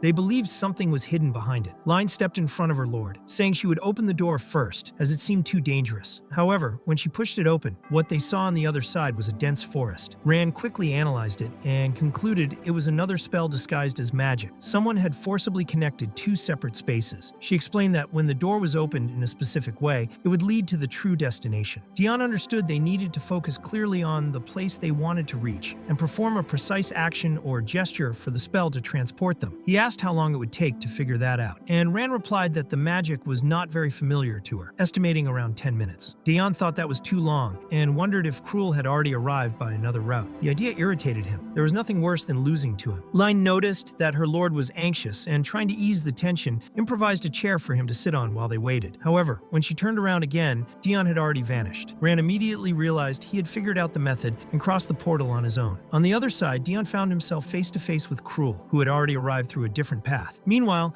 the Church of Salvation continued to burn. Outside, Salen watched the destruction. She noticed the knights were evacuating the civilians and concluded they were not directly involved in the attack. She considered them weak and thought that, if it were her, she would have locked the building and killed everyone inside. She then grabbed some documents and decided to flee with the evidence, ensuring that Daeon would have nothing to present to the Emperor. Convinced of her victory, she believed that Daeon Hart would never achieve what he sought. Meanwhile, Cruel continued to stare at Daeon in silence, holding a lit torch. Daeon remarked that he was always one step ahead and wondered where he got so much information. Suddenly, Cruel dropped the torch onto a pile of documents. The flames spread quickly. Daeon panicked, as everything he had been searching for was right there. He tried to save the papers, but Cruel grabbed him forcefully. The Count demanded to be released, but Cruel remained impassive, showing no emotion. Daeon, weak and wounded, realized he didn't have the strength to fight him. The smoke made it hard to breathe, and the heat from the flames made him dizzy. Without resistance, Cruel lifted him him and threw him over his shoulder, carrying him like a sack of potatoes. Humiliated, Dion tried to understand who had orchestrated all of it. He thought there were few people in the Empire capable of manipulating something of that magnitude. The memory of the purple symbol engraved on the documents made him realize who was behind it all. Duke Illister. Enraged, he understood he had put so much effort into a fight that had already been lost from the beginning. He tried to react and struck Cruel, but the man wasn't fazed at all. Dion, furious, accused him of enjoying it, but soon spat blood, exhausted. Cruel dragged him outside and threw him in front of Ran and Line, who ran to him. Line asked if he was okay upon seeing him bleeding. Dion, filled with rage, said he would kill that bastard. Cruel, however, simply stated that if he wanted to live, he should leave that place and never mention what had happened. Later, Dion Hart lay silently in bed, worn and defeated. The weight of humiliation and loss consumed him as he thought about everything he had lost that night. Dion believed Cruel had burned all the documents, but he was sure many of them were forged. That meant, in the eyes of the Emperor, the victor would be Cruel. He regretted not killing him when he had the chance. Shortly after, Line entered his room to inform him that the spell specialist had just left. She said that if she had known the Count was awake, she would have called her in. Dion simply replied that he had wanted to ask something, though he chose not to say what. Deep down, he wanted to know if there was a way to place a curse on Cruel, although he knew he couldn't ask that openly. Line remarked that they had only managed to pass through that part of the previous room thanks to Dion's own power, which confused him. She explained that, according to Ran, the method to pass through that space was to form a circle, walk 3 times to the left and twice to the right. That was exactly what Dion had done, without even realizing it, distracted by his own thoughts. He was surprised to discover that he had activated the portal unintentionally. Line commented that it was pure luck, and Dion thought that if he were truly lucky, his life would be much easier. Soon after, Line mentioned that Ran had left a message before leaving. Remember arrived with the message, but he wasn't alone. With him was a messenger sent directly by the Emperor. Dion realized the time had come. Meanwhile, far away, a laugh echoed, not through a hall or corridor,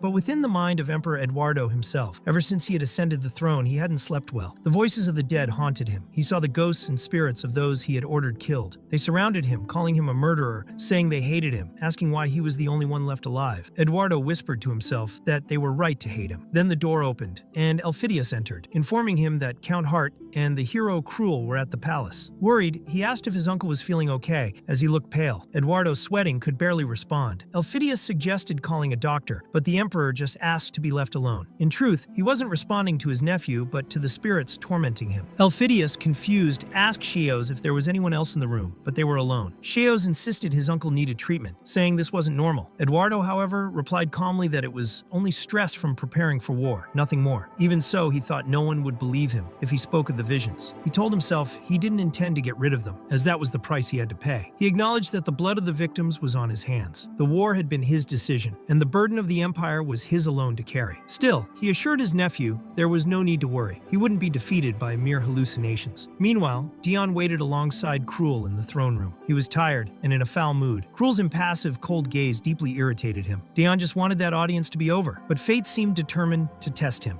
Emperor Eduardo soon appeared. The two knelt and greeted him in perfect sync, which caught everyone's attention. The Emperor asked them to rise and remarked that he had heard of the mission's success. He praised Dion for his mercy and asked if it was true that he had spared everyone involved. Dion, slightly embarrassed, confirmed it, and the Emperor replied that at least he had captured the cult, and that was enough. Regarding Cruel, Eduardo stated that he didn't know all the details, but acknowledged that Cruel had been responsible for bringing back the evidence. He praised them both for their work, but announced that he would grant Cruel the right to a wish, a reward Dion had already expected. When Cruel was invited to state his wish, he asked to take possession of the Hart territory, currently under Dion Hart's supervision. The request surprised the Emperor. He replied that they would first need to discuss the matter with the current owner of the land. Dion wanted to say that the land was his, but instead he ended up stating that it had become a burden, and that he would be grateful if Cruel took it for himself. Eduardo then explained that in order to own a territory, one must hold a noble title. He said the Hart House could not have two people with the same title, so Cruel would have to choose between acquiring a new title with a different name, or becoming the true head of House Hart. Upon hearing this, Dion recalled that after the 8-year war, he had received the same offer from the Emperor. At the time, House Hart was the only thing keeping him grounded in the middle of the hellish war, and he saw no reason to carry the burden of being the symbol of that cursed family. So he didn't change the name and kept within himself all the rage and desire for revenge. The Emperor had said he didn't want Dion to abandon the family name, but he also understood that Dion didn't want to keep it either. When the Emperor asked how he should address him, Dion replied that he would destroy his own family with his own hands hands. Even so, the emperor stated that having an official title was better than having none. Thus, Dion became an honorary count, a lifetime title that could not be inherited by anyone. At the time, it was the best decision for both him and the emperor. Cruel, on the other hand, couldn't receive the same type of title, but there was no reason to refuse the offer either. It was his only chance to definitively sever ties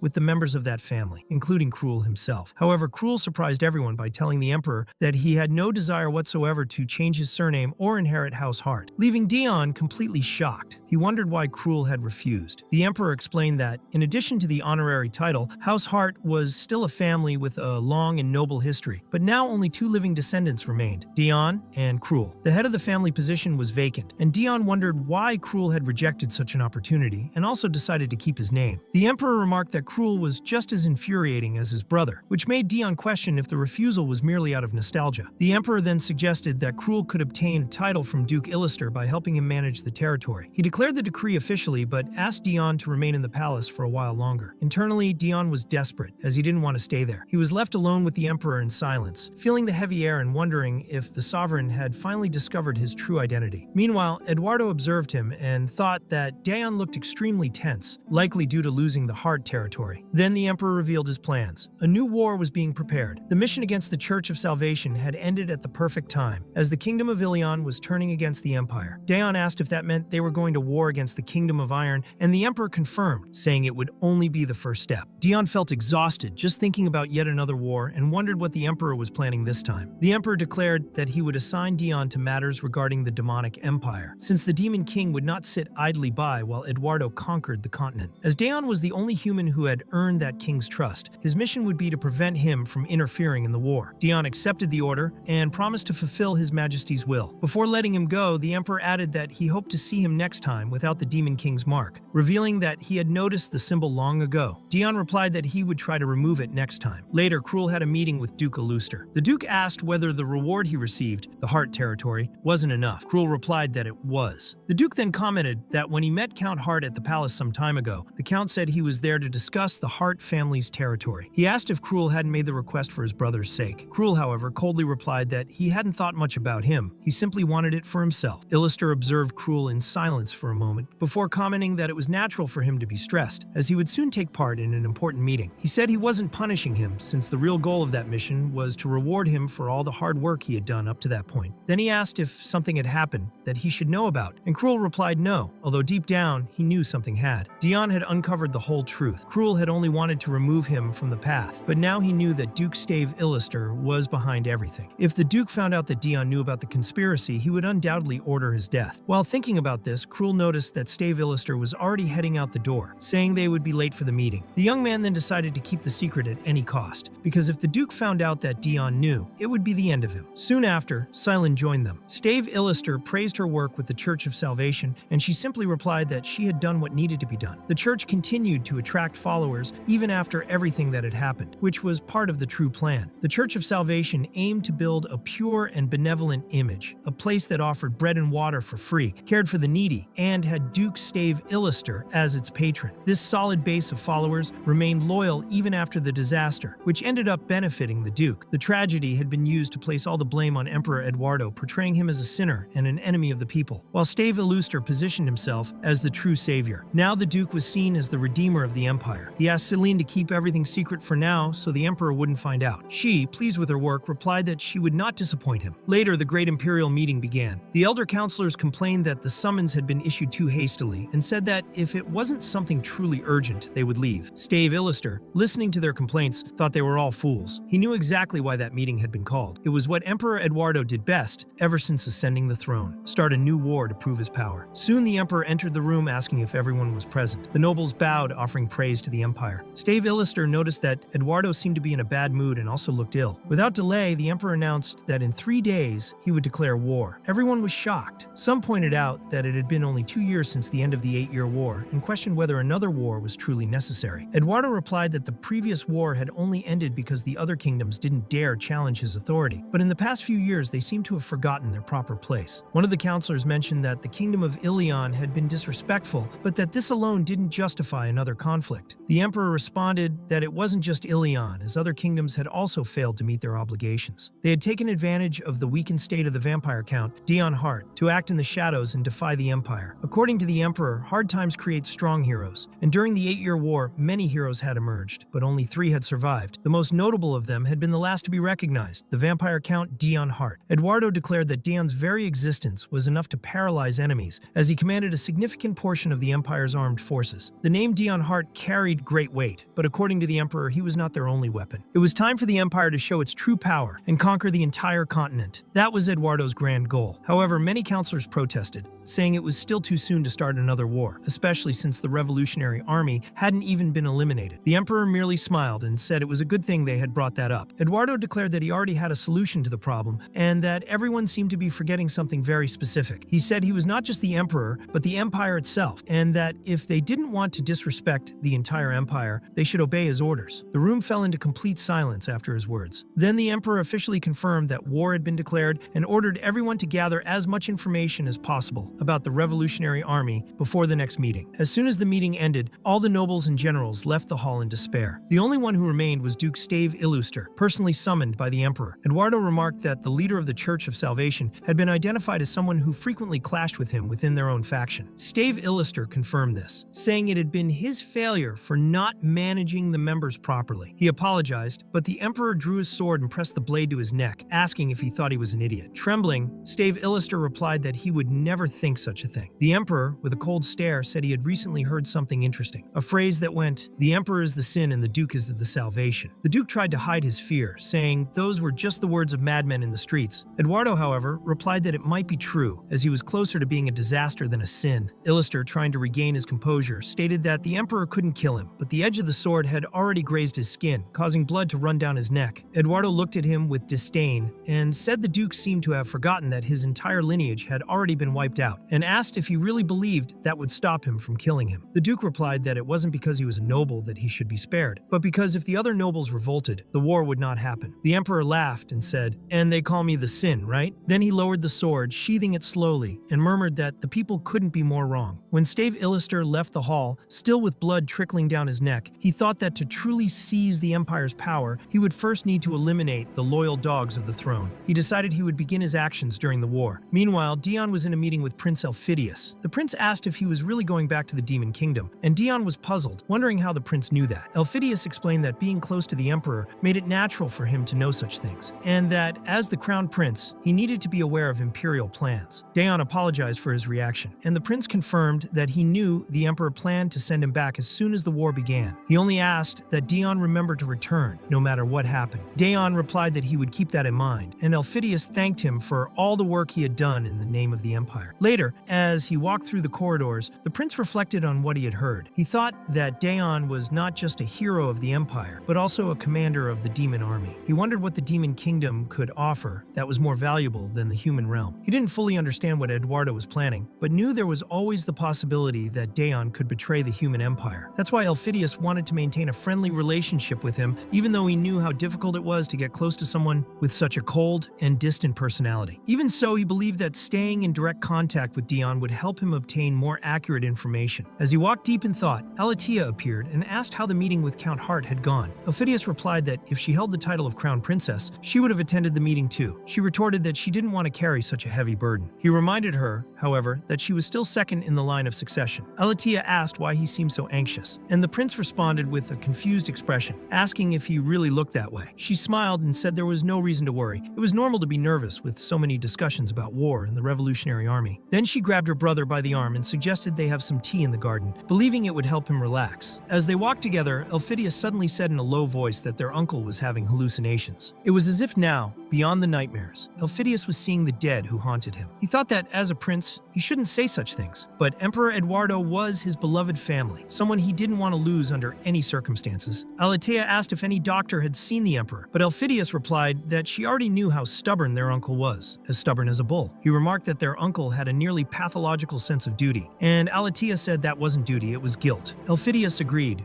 remembering that one day Eduardo had apologized and taken full responsibility for the dead, saying it was all his fault. Elphidius explained to Alatia that they didn't have much time. Since realizing that their uncle was hallucinating, he had begun preparing to inherit the throne, and those preparations were almost complete. He said he would do his best along that path, and that, for now, Alatia should focus on her studies too. Elphidius thought that he hadn't expected to have to deal with this so soon. After all, they had all been very young back then. Living in that palace and managing to survive everything felt almost like a sin. Meanwhile, Dan remembered the Emperor's words. He had to return, no matter what happened. He wondered how much the prince knew, and whether that message had been intentionally left by the Emperor himself. At that same moment, Dan sensed that the atmosphere was heavy. He knew he hadn't arrived at a good time, but he couldn't turn back. He approached Dion with determination and said he wanted to start making money. Dion, confused, tried to grasp what that meant and realized the matter was more serious than it seemed. Dan explained that it wasn't just out of greed, but also because he wanted to share his earnings with him. Dion approached him with a shadowy expression, trying to understand Dan's intentions. He thought no one would follow a complete stranger without a reason, and concluded that there were only two possibilities. Either Dan wanted to earn his trust, or he shared the same goal. In any case, Dion said he didn't care about the reason and handed Dan a document, explaining that if he showed it to Remember, he would get paid for it. Then he added that he didn't know why Dan was still there, but whatever the reason, he just shouldn't get in his way. Later, Dion was preparing to return to the Demon Kingdom. Before leaving, he asked, Remember to take care of the mansion and the boy they had left there. However, the assassin knights arrived in a frenzy, questioning how he dared leave without saying goodbye. Even Leanne was there, asking for a farewell. Watching the scene unfold, Remember realized that Dion had been caught off guard. Annoyed, Dion ordered them to cut it out and simply walked away, saying he was too old for that kind of thing. The knights insisted on accompanying him, but Remember quickly knocked the first knight off his horse, causing a domino effect that made all of them fall one after the other. Embarrassed, Leon apologized for everything. One of the knights once complained, saying he at least wanted to receive final instructions from his master before being left behind. They were all devastated, feeling abandoned. Lean then ordered that, as punishment, everyone was to run 10 full laps around the courtyard. Meanwhile, a soldier from the Revolutionary Army was watching everything from a distance. Remember sensed someone's presence, but when he tried to confirm it, the intruder had already vanished. On the other side, Dion was approaching the entrance to the Demon Kingdom, while being pursued by soldiers from the Revolutionary Army. At the army's headquarters, Daniel, the captain, asked Illister if he was seriously saying they shouldn't hold back while the Emperor tried to take over half the continent. Illister replied that yes, that was exactly what he meant. He explained that once the war reached its peak and the Emperor could no longer control it at will, that would be the Revolutionary Army's chance to strike. He also said the Emperor would gather forces from across the empire, including the Imperial Palace itself, leaving few soldiers behind, and that this would be the perfect moment to attack. Daniel understood that, in that case, there would finally be an opening for the army to advance. Illister praised Daniel, saying he had understood quickly. Daniel replied that he would proceed with his strategy and that they would act as soon as Illister gave the signal. Shortly after, a messenger arrived reporting that Dion Hart had secretly left his mansion after receiving a direct order from the Emperor and was now already nearing the entrance to the Demon Kingdom. Illister considered that a great opportunity and ordered that all of Dion's movements be monitored. Daniel said he owed Illister a lot for all the times he had helped him and promised not to interfere in this mission. Illister thanked him, saying that this time he would accept the offer. When he was finally alone in the room, Illister thought that, unfortunately, the soldiers from the Revolutionary Army sent to pursue Dion Hart would die. He had known that from the beginning. The first group had been quickly eliminated, but the Emperor had also taken precautions to protect Dion. However, once the mission was completed, the Imperial guards who had accompanied Dion were also killed, this time by someone acting under Illister's direct orders, Cruel Hart, who had been sent to the same location. Illister smiled in silence, reflecting that soon he would receive new updates. All of this was nothing more than a provocation aimed at the Emperor. If everything went as planned, he and his allies would know exactly what Dion was capable of. After finishing off the guards, Cruel turned to leave. Illister knew it wouldn't be long before Dion started searching for his brother's whereabouts. Meanwhile, in front of the ruins of the Church of Salvation, an older woman stood quietly, staring at the scorched remains. Paul appeared to take care of her, though burdened by guilt. He wondered if everything had happened because he had introduced her to the church in the first place. Even though many had been saved from hunger thanks to that faith, the end result was the complete destruction of the place. Her experience had been beautiful, but now only ashes and pain remained. Paul said he would join the Revolutionary Army. He wanted to fight the Emperor who had stolen their happiness. He asked if his aunt would come with him, but she refused. He remembered the first time she had followed him there, so full of joy and life, and wondered if this was what it felt like to have a younger sister. Even so, she did not take his hand this time. Holding back tears, Paul said she would be the one losing something. He recalled an old rule from the slums: make friends, but never give them your heart. He had spent so much time beside her that it was now difficult to walk away. Crying, he realized it was already too late and that there was no going back. In the Demon Kingdom,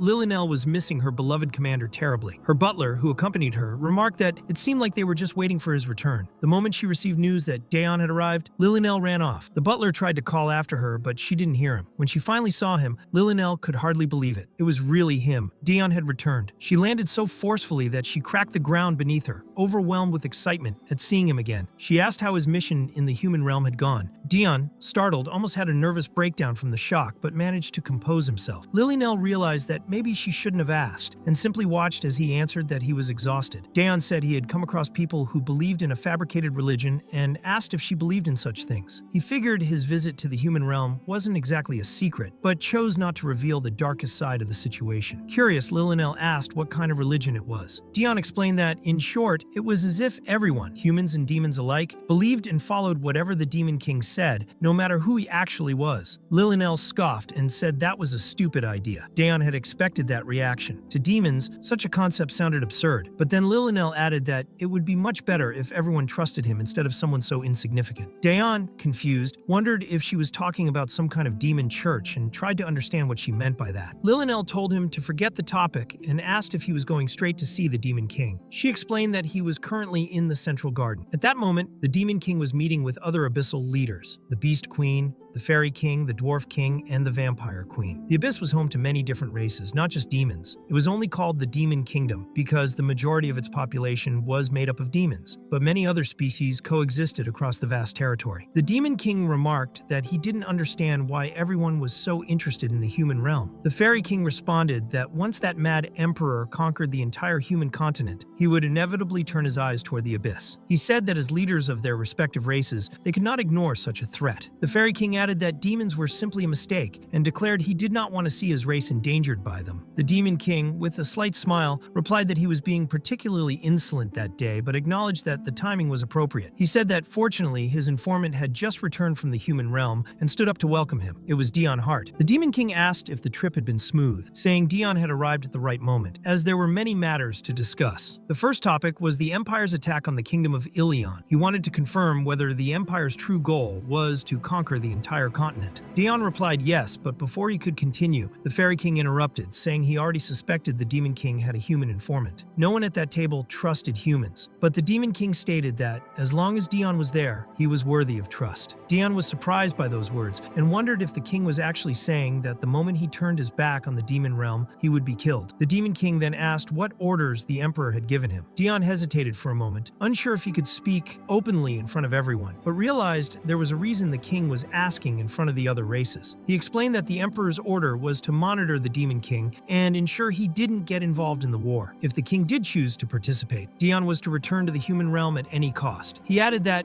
during his investigation, he had discovered something unexpected: signs of magic in the human realm, specifically within a religious organization called the Church of Salvation, where he had also identified magic users. The leaders around the table fell silent, and one of the demons asked if it was true. The Demon King closed the matter by saying Daeon should get some rest. Daeon noticed the king showed no immediate curiosity about the discovery, but he soon requested that Ben check Daeon's injured arm. When Ben suddenly appeared, he nearly startled the commander and insisted on examining the wound. The king observed everything closely, and although he appeared calm, he was genuinely curious about what Daeon had reported. The Fairy King, amused, commented that the situation was quite interesting when seen from another angle. He said no demon would dare use magic in the human realm without the king's consent and knowledge. He then accused the Demon King of hiding dirty tricks. The king coldly replied that he and his insolent tongue were still the same. The Fairy King questioned how anyone could use magic without considering the consequences, reminding them that his own race was sensitive to magical energy and that everyone had already felt the disturbance it caused. He said the world was preparing for another clash and that soon another hero would be sent to the Abyss, one stronger than any before, a true threat to the Demon King's throne. The king asked if he should be afraid, but answered his own question, saying there was no reason to be. He stated he would deal with the warrior when the time came. He also declared that he was beginning to feel bored, as it had been a long time since a real threat had emerged. The Fairy King, irritated, said it wasn't his concern, and that if the Demon King ended up with a sword through his heart, it would be his own problem. Despite the provocations, the Fairy King thought he was only trying to help. After all, the Demon King was the front line against the humans. He reflected that if the human empire truly invaded the demon realm, they would soon discover the existence of the other races, putting them all in danger. Therefore, they needed to discuss things among themselves, away from the Demon King. Suddenly, everyone felt the crushing pressure emanating from the king. His presence completely dominated the hall. He calmly said that everything had been going very well, but demanded that everyone show at least a minimal amount of respect for the Demon King. He declared that he didn't expect honor or loyalty from them, but he would never tolerate that kind of insolence. No one could even breathe under the Demon King's pressure, but he simply told them to forget what he had been doing with those children. After that, he released the other kings and remarked that he knew the fairies didn't care about demons, but asked that next time they try not to be so transparent, because it hurt his feelings too. Meanwhile, Ben was still chasing after Dion, insisting that he just wanted to take a look. Dion replied that he only needed a bit of rest, but Ben realized he was doing it again, pretending to be fine just to avoid treatment. He thought that he looked forward to the day Dion would value his own life as much as he valued the lives of others. He had always been like that from the very beginning. Ben remembered the day he arrived at the Demon King's office and found Dion coughing up blood. The king asked why he had taken so long and sarcastically questioned whether he was even a doctor, wandering around without purpose. Ben felt like a failure as the commander's personal physician, knowing that Dion was suffering from the after effects of battle and still hadn't shown up when it mattered. He believed he might not make it out alive from that situation, having neglected his own duty. But contrary to what he expected, Dion didn't punish him. He simply said he wouldn't kill him and asked if he wanted to die. Ben replied no, he just acknowledged his mistake, but Dion stated that he had done nothing wrong and that it was all right. He told him to get back to work, and everyone was impressed that he had made it out alive. Ben had never felt so proud to be the commander's personal physician. In that moment, he realized that Arut was known as the harshest of all commanders, but he never expected such mercy from him. Since that day, Ben had worked with even more dedication. He told Dion he would only do a quick checkup and then showed him a necklace with a special gem. He explained that it was a magical stone made with the blood of Dion and the Demon King. Dion thought it was insane, but Ben explained that the gem was meant to alert them when something was wrong with him. The blood inside the stone changed color, speed, and texture, and could even reveal his location, so it wouldn't be too late. He said the artifact wasn't very useful outside the demon realm, but it still produced constant reports and diagnostics on the commander's health. Dion tried to refuse, saying it wasn't necessary, but Ben insisted, claiming the Demon King would be happy to help him. Later, Dion was received by Eddie, who already knew he had arrived and was excited to see him. However, upon noticing Ben's presence, he asked what he was doing there. Ben replied that it was only natural to be concerned about the commander. After all, that was his job. Worried, Eddie asked if Dion had been injured in the human realm. Ben confirmed that he was exhausted and appeared to have injuries on his arm and shoulder. Eddie grew angry, complaining that humans were useless, weak, and pathetic for not being able to take care of him. Suddenly, Hien, the succubus gardener, approached to speak to Dion in private. Before she could say anything, Eddie appeared behind her and grabbed her, apologizing to the commander, but saying he had to take care of something. Dion was confused by his reaction and thought the demon realm really was a frightening place, something he had almost forgotten. Furious, Eddie asked how long it would take for her to understand that a succubus like her couldn't just approach a commander. He wanted to know if she had a death wish. Hien replied that the commander had liked her garden and she only wanted to give him something, a plant from the demon realm called Skrit, known for its vibrant energy. Eddie looked at the plant with disgust and asked why she thought Dion would want such an atrocity. But Hien replied that he liked plants. After thinking for a moment, Eddie admitted that, in the end, it was actually a pretty flower. Eddie decided he would deliver the gift to the commander himself, but Hien insisted she wanted to greet him personally. Eddie thought he had to make sure that woman would never get close to Dion again. Some time ago, Dion had asked him not to kill her, saying she had done nothing wrong, and Eddie had promised he would only talk to her. So he warned her that from that moment on, she should stay away from the commander, saying that if it weren't for his generosity, she would already be dead. Later, Dion was in the garden with the Skrit, listening to the plant sing to him. Confused, he wondered where it had come from. The flower let out a loud roar, expressing joy at being with him, which startled him. He thought that flower was truly frightening, but Eddie assured him it was well domesticated and wouldn't attack. Suddenly, something even more alarming happened. A knife flew past and struck the ground near his head. A woman appeared and said she knew he wouldn't disappoint her. She was certain he would dodge the dagger. It was Devilania, commander of the 2nd Platoon. She remarked that he didn't even flinch, which meant it wasn't enough to surprise him. Devilania explained that her specialties were infiltration and assassination, and asked what was wrong with him. them. Terrified, Dion could only think about calling for help. She commented that he could sense people's hostility, but she would never show hostility to another commander. She knew that if she did, he would enter berserker mode and kill her instantly. Even so, she told him not to be so angry. Dion knew that among all the commanders, Devilania was the scariest. He had to avoid her at all costs, as she was a constant nuisance, always showing up with strange gifts. She insisted he try them all, and nervously he agreed. He received several outfits. The first resembled the Demon King, the second was more delicate but didn't suit him, and the third was far too revealing. Devilania praised them all, saying he looked great in every one of them. Dion could only think desperately that someone needed to save him. Fortunately, someone appeared to interrupt Devilania's little party. It was Hell, commander of the 8th platoon, and Dion sighed in relief, thinking he had finally been saved. Hell apologized for the interruption, and Dion replied that it was no problem, asking what he wanted. Hell explained that he heard of the commander's return and had come to pay his respects, but when he tried to walk through with his sword, he ended up looking like a dog carrying a stick. Hell complained that he couldn't even walk through a door properly, calling himself useless and saying he didn't deserve to live. Soon after, Nine, his assistant, appeared, trying to calm him down and saying that everyone makes mistakes. But Hell continued, saying he carried too many weapons and couldn't handle any of them, even giving his assistant a headache. Dion watched it all unfold, wondering if that was some kind of comedy show. Devilania, meanwhile, stated that she would continue her fun with Dion another time. Before leaving, she mentioned hearing rumors about a demon commander in the first city and questioned whether Dion should really be wasting his time there. Suddenly, Hell vanished completely. Nine explained that she had to encourage him a lot just to get him to show up. She called Devilania a damn witch and asked why she kept provoking everyone. The commander coldly asked if the assistant wanted to die for daring to yell at her. Dion thought that place was a living hell and that he hated all those idiotic demons. He kept wondering why the 8th commander had disappeared like that. Soon after, the reason became clear. Hell had been born from the shadows of the Demon King. His original duty was to protect one of the largest cities in the demon realm. But as the army expanded, he was given a secret mission to prevent any information about Commander Arut's physical appearance from leaking into the human realm. Because of that, Hell eliminated anyone who had seen or commented on Dion's face during missions. When Dion fought against Cruel the hero, he killed every witness of that battle, leaving not a single person alive. That's why the Empire never knew what really happened that day. Later, Hell appeared to meet with Nine, who commented that he had been quick this time. She told him that everyone makes mistakes, and that if he had already fixed his, there was no reason to feel guilty. Hell asked if he was now allowed to speak with the demon Arut, and Nine replied yes, because he had been waiting for that conversation. Meanwhile, Dion was bored, playing with a Rubik's Cube to distract himself. Suddenly, Hell showed up again, and Dion nearly had a heart attack. Hell explained that he just wanted to pay his respects and asked if the commander was all right. At that moment, Ben came running in, worried, asking if something was wrong. Hell replied that it was all his fault,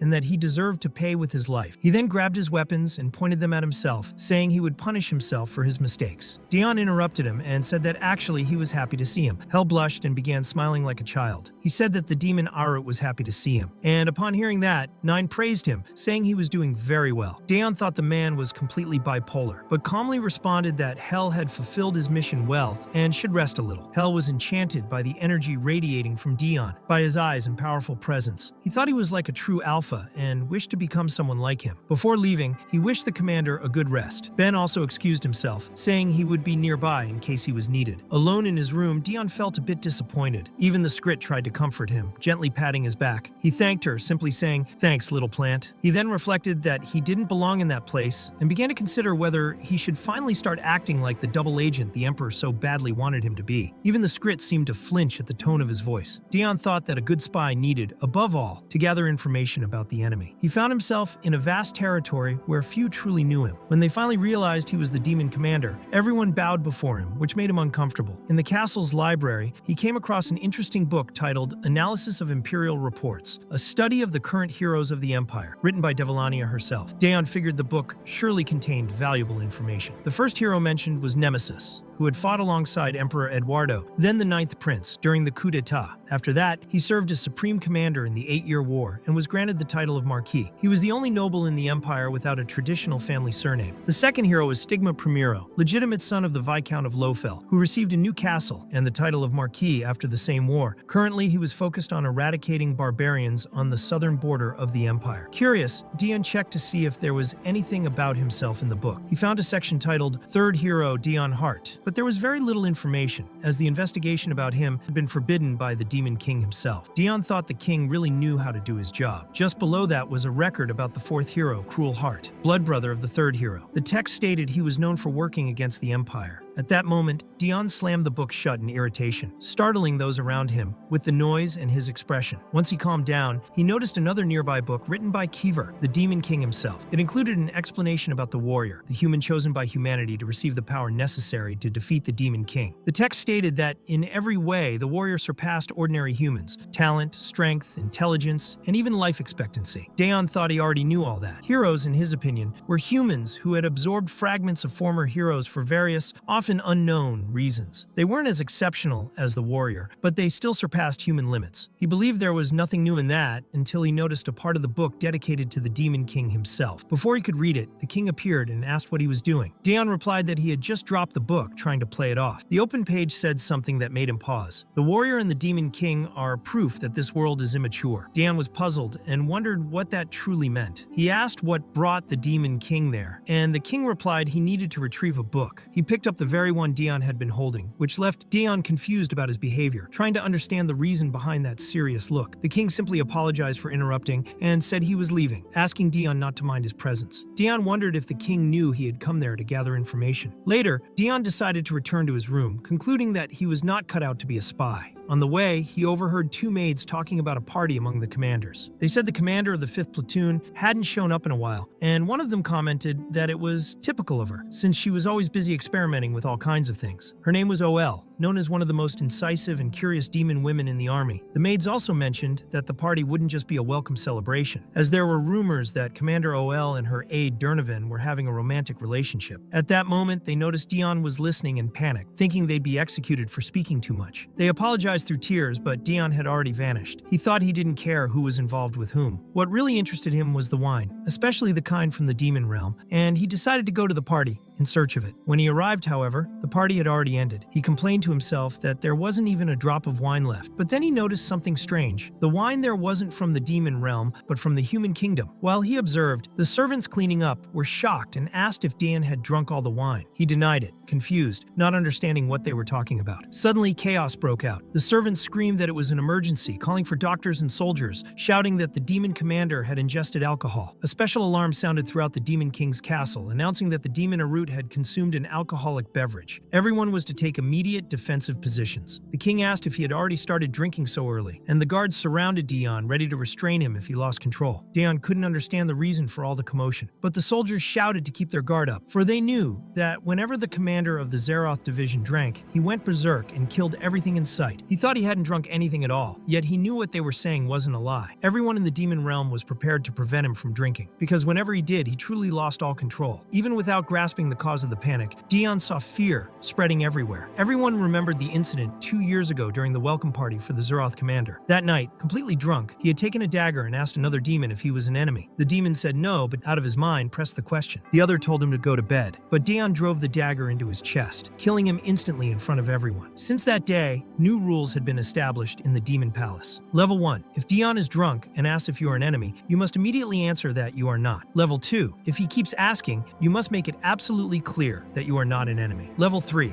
If he still isn't convinced, total defense mode must be activated. One of the soldiers asked why they were already in defense mode if he was still at level 1. Another replied that it was better to be safe, since any injury to Arut meant disaster. They ordered everyone to lower their voices so he wouldn't hear, reminding them that the Demon King personally protected him. The only goal was survival. Then Daeon smiled, and that smile made everyone's blood run cold. They thought it was the end, but Daeon had only smiled unintentionally. The Demon King intervened and ordered everyone to stop immediately. Daeon heard someone say that their presence had been providential, and he thought the situation was getting out of hand. The Demon King asked if he could hear him, leaving Daeon unsure how things had escalated to that point. The king, realizing that Daeon was probably still at level 1, asked him to listen carefully and assured him that no one there was an enemy. No one wanted to attack or kill him. Daeon then dropped the bottle and said he had no intention of fighting. Those around wondered what level that was, since they had never seen such behavior. Daeon tried to explain that he was just being respectful, at which point the king asked if he had drunk wine. Daeon denied it, saying he had only been looking for the drink they claimed was from the human kingdom. The king remarked that he knew Daeon had been with Devilania since he'd seen him in the library, as he rarely went there otherwise. He suggested Daeon go to the second city with Devilania to rest before the war began. Eddie offered to arrange the departure, but Daeon felt he was in trouble when the king called him for a private conversation. Later, in the meeting room, the Demon King received news that the Kingdom of Iron Iron had surrendered to the Empire. Although he stated that he wouldn't act until the Empire controlled half the continent, he seemed to have little time to think. He took a communication crystal and announced a message to the entire demon realm. From that moment on, the use of magic anywhere in the kingdom was strictly forbidden, except for domestic purposes or when one's life was in danger. He summoned the commanders of the 2nd, 4th, and 8th platoons to punish anyone who misused magic, declaring that unauthorized use would be punished by death. Devlania received the news with satisfaction. Adelia said she would be busy, and the Demon King regarded the mission as extremely important, since a war on the human continent could interfere with his plans if the demon realm were to emerge in the midst of the conflict. The immediate objective became delaying the warriors' arrival in the Empire. Although the king was unsure whether everything would go as planned, he wondered how to stop the storm before it reached his kingdom. The Fairy King also received the message and declared that it was already too late, since the Demon King was only now sensing the warriors' approach, while the rest of the world had already made preparations, waiting for the right moment to act. When another warrior came, it would be the worst moment the Demon King would face, and in the end, nothing would prevent the arrival from resulting in death, whether for the Empire, the Duke, Cruel, or Dion. At the same time,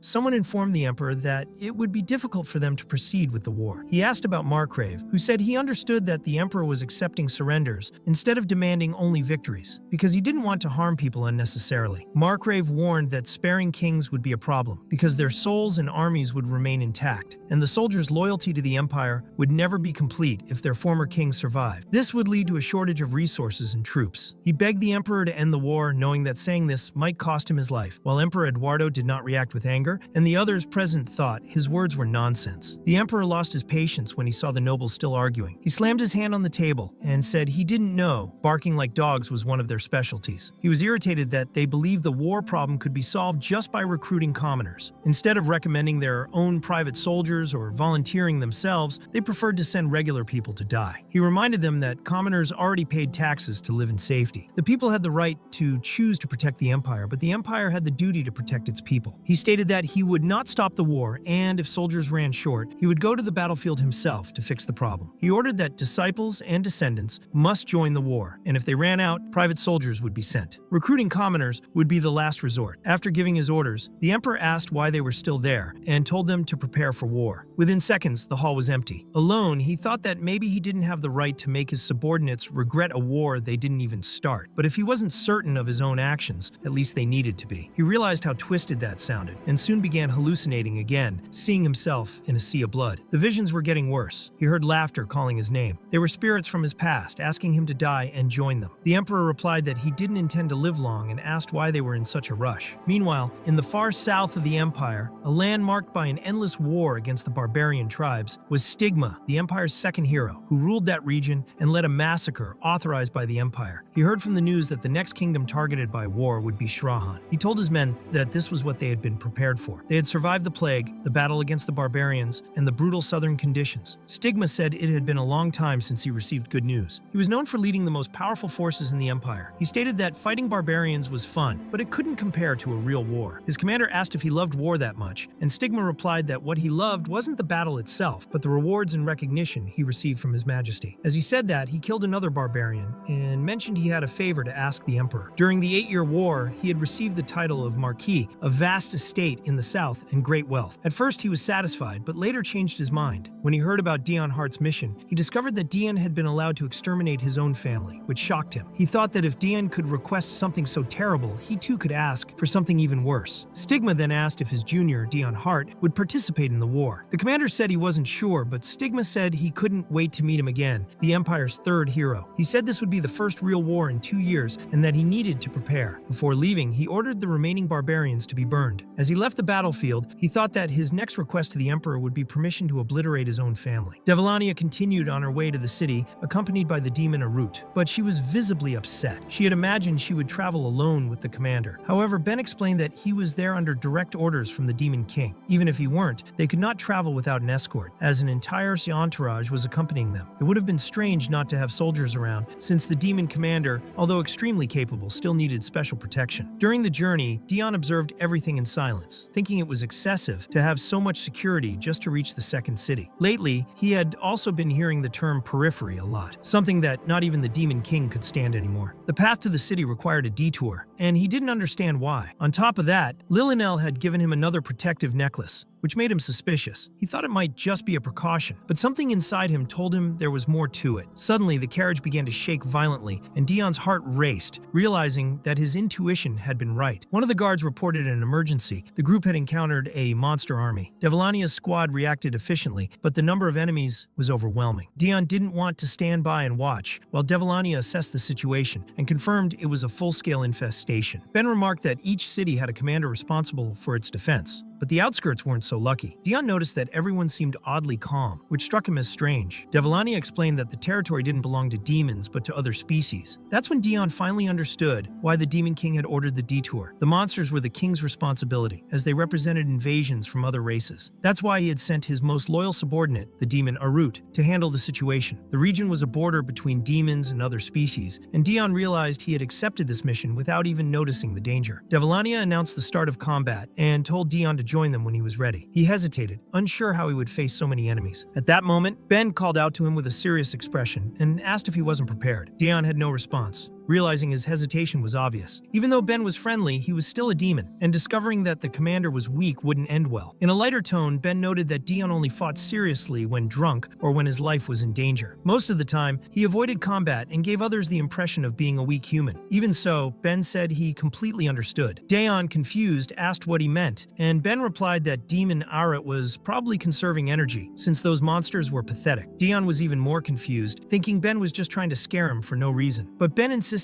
that he shouldn't worry, saying he had prepared something special. Dion noticed he was holding a bottle of liquor, a rare drink brewed in the demon realm itself. He became suspicious, wondering why Ben, who had been banned from drinking, was now offering him alcohol. Ben explained it was just to relieve stress and handed him a full cup. Dion, annoyed, thought it wasn't the right time for that, but after tasting the liquor, he had to admit it was delicious. He decided to drink just enough to relax, thinking the fight would soon be over. As he drank, Ben silently watched him, mentally apologizing to the commander. Earlier, the Demon King Kiver had given Ben clear instructions. If Arut hesitated in battle, he should offer him alcohol. The king knew that when Dion was sober, he overthought his safety, but when drunk, he unleashed his full power and became a true monster. Ben understood that the king preferred a controlled explosion of the commander's rage over letting him lose control on his own. Even so, he wondered if this was all a mistake. Now, already intoxicated, Dion approached Ben, grabbed him by the collar, and slammed him against the carriage, pressing a dagger to his neck. With glowing red eyes and a dangerous smile, he said the idea had actually been quite clever. The key to getting Dion to fight had always been alcohol and drugs. The mental barrier preventing him from unleashing all his power could only be broken with those two things. Realizing the situation, Dion commented that they must really be desperate this time. The Empire was moving swiftly and harshly, while the monster population kept growing. He understood the desperation of the king and the others, but even so, he didn't accept being used as a tool. Ben apologized to the commander, but he knew those apologies wouldn't change anything. He realized that Dion wasn't acting that way just because he was drunk,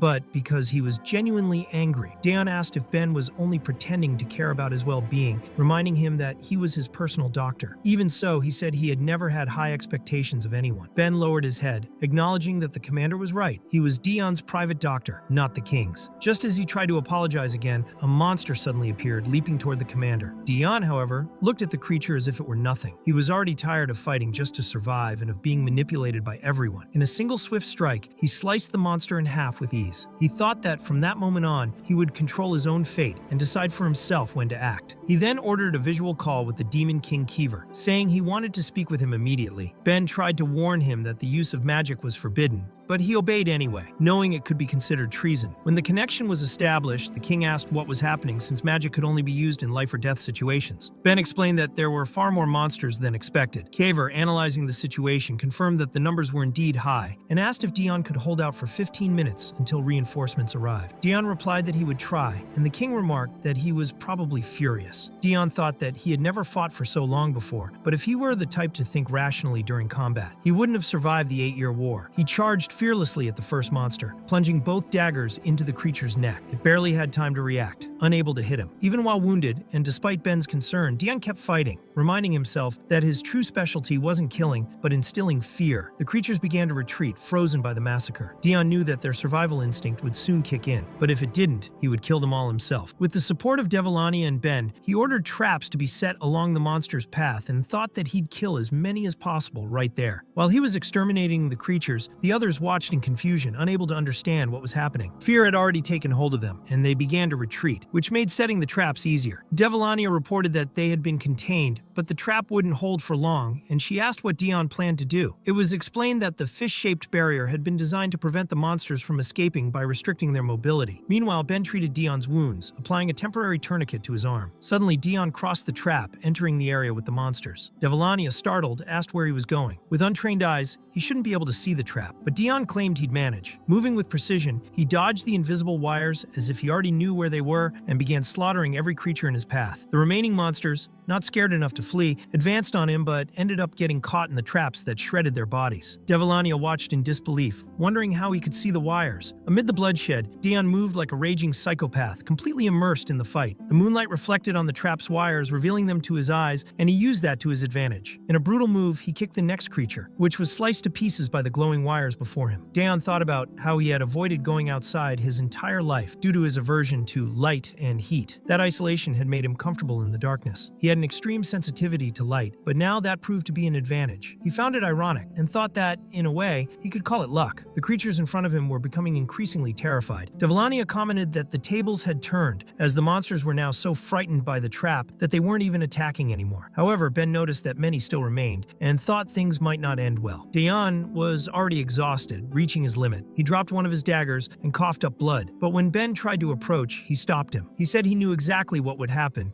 if the plan failed and ordered Ben to stop being an idiot, saying the treatment could wait. Even while injured, he continued fighting on the front lines. He thought about how he had always avoided combat, but at that moment, he realized that trauma and rage were pushing him forward more than any pain. He felt his broken arm stop moving, but he kept going. Ben was trying to help while holding his medical bag, but he noticed the commander was about to be struck. Dion thought he just needed to hold on a little longer, until a figure appeared, cutting down the monsters coming his way. A familiar voice rang out, saying it had been a while since their last meeting. It was Silua, commander of the 7th Platoon. She said she had heard rumors of a little party and came as fast as she could. Dion, irritated, grumbled, asking what party she was talking about and why she had come, though he could barely hide the pain from his injuries. He asked what was wrong with his own arm and looked around, stunned by the massacre. Slowly, the memory of the alcohol returned, and he realized he had lost control again. Teasingly, Silua said that kind of behavior was awful. That wasn't the commander she knew, and she claimed she wanted to talk to the real Dion. She grabbed a monster and threw it at his feet, telling him to slit the creature's throat. Dion, confused, asked why he would do that and wondered what was wrong with that woman. Silua asked if he was scared, but Devilania stepped in, telling her to stop and focus on killing the real monsters. Silua replied with a smile that there was no need to worry, her soldiers would handle the rest. Devilania then realized that Silua was the reinforcement sent by Demon King Kiever, and remarked that she had abandoned the frontier for this. Silua answered that things were under control there, and that she was the best reinforcement they could have asked for. She said she only wanted to speak with the Dion she knew, but he was collapsing, exhausted and covered in blood. Ben stated that the commander needed to rest, as he had faced far too many monsters. Silua, frustrated, kept insisting on talking to him, but Ben explained that he understood she was disappointed by Dion's behavior. Even so, Dion needed to hear him, since he was his doctor. She protested, saying that Dion was leaving just as she had arrived, but Ben asked her to assist Devilania. Silua refused at first, wanting to stay, but eventually obeyed. Later, once all the monsters had been eliminated, Ben reported that the treatment was finished, and that Dion's arm was usable again. Devilania suggested that Silua return to her post, as she would handle things from that point onward. Silua, offended, said she was being dismissed like an object, and that Devilania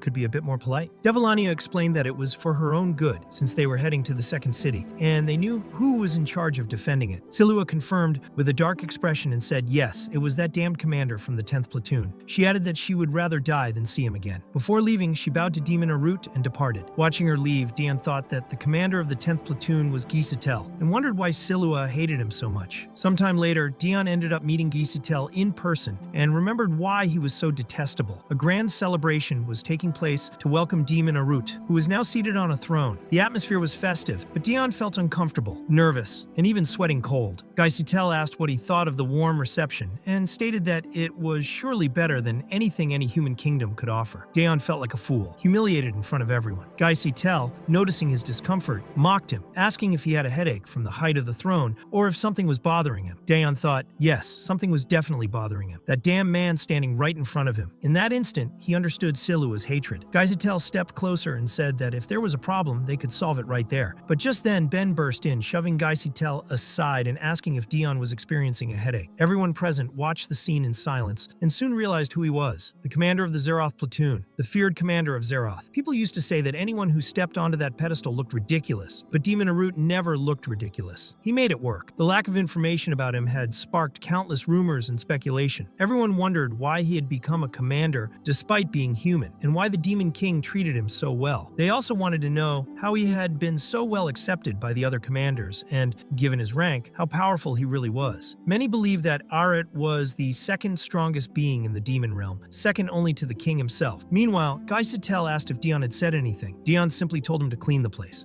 Tel got the message and ordered everyone to withdraw, dispersing the crowd. Daeon, however, wasn't talking about the people, but about the smell of the flowers, which was making him nauseous. Still, the area was quickly evacuated, and the population grew furious about it. Daeon realized that, at this rate, everyone would end up hating him. Some complained that they hadn't even managed to see his face properly. He thought none of this was going well, but then noticed something even stranger. An entire entourage gathered like a fan club for Demon Arut, almost as if they were praying to him. Daeon remembered the conversation he'd had with Lillinel about a possible demon church and wondered if that was what he was seeing. Could it be that this so-called demon church had created such absurd devotion? He thought maybe it had been a mistake to praise Lillinel for something so stupid. Suddenly, Tel knelt before him, apologizing for any offense he might have committed. Then Daeon noticed a wire around Tel's neck and suspected that Devilania was behind it. She confirmed it, saying that he should have apologized sooner, and asked Daeon if she should kill him. Daeon thought that commanders weren't supposed to kill each other, although maybe that rule wasn't so strict. He said it wasn't necessary and told them to forget it and just head to the shops. Devilania obeyed and removed the wires from Tel's neck. He thanked her emotionally, swearing he owed his life to the commander and promising not to disappoint him. Daeon realized he was in real danger and needed to remain as cautious as possible. Later in the commercial district, the place was crowded and lively. Devilania was excited, thrilled to have found beautiful clothes, while Daeon felt like a dress-up doll. She mentioned buying accessories for him, but Tel suddenly appeared offering mangoes, saying it was time to eat. Devilania was annoyed by the interruption, and Daeon asked if they couldn't just walk in peace. When a horse approached, Ben stepped in to protect Daeon, sensing something was wrong. Daeon remarked that it was strange for the castle gates to be open while monsters were appearing outside. On further thought, he realized that the location was close to the southern part of the human realm, and concluded that the border between the two realms might be connected there.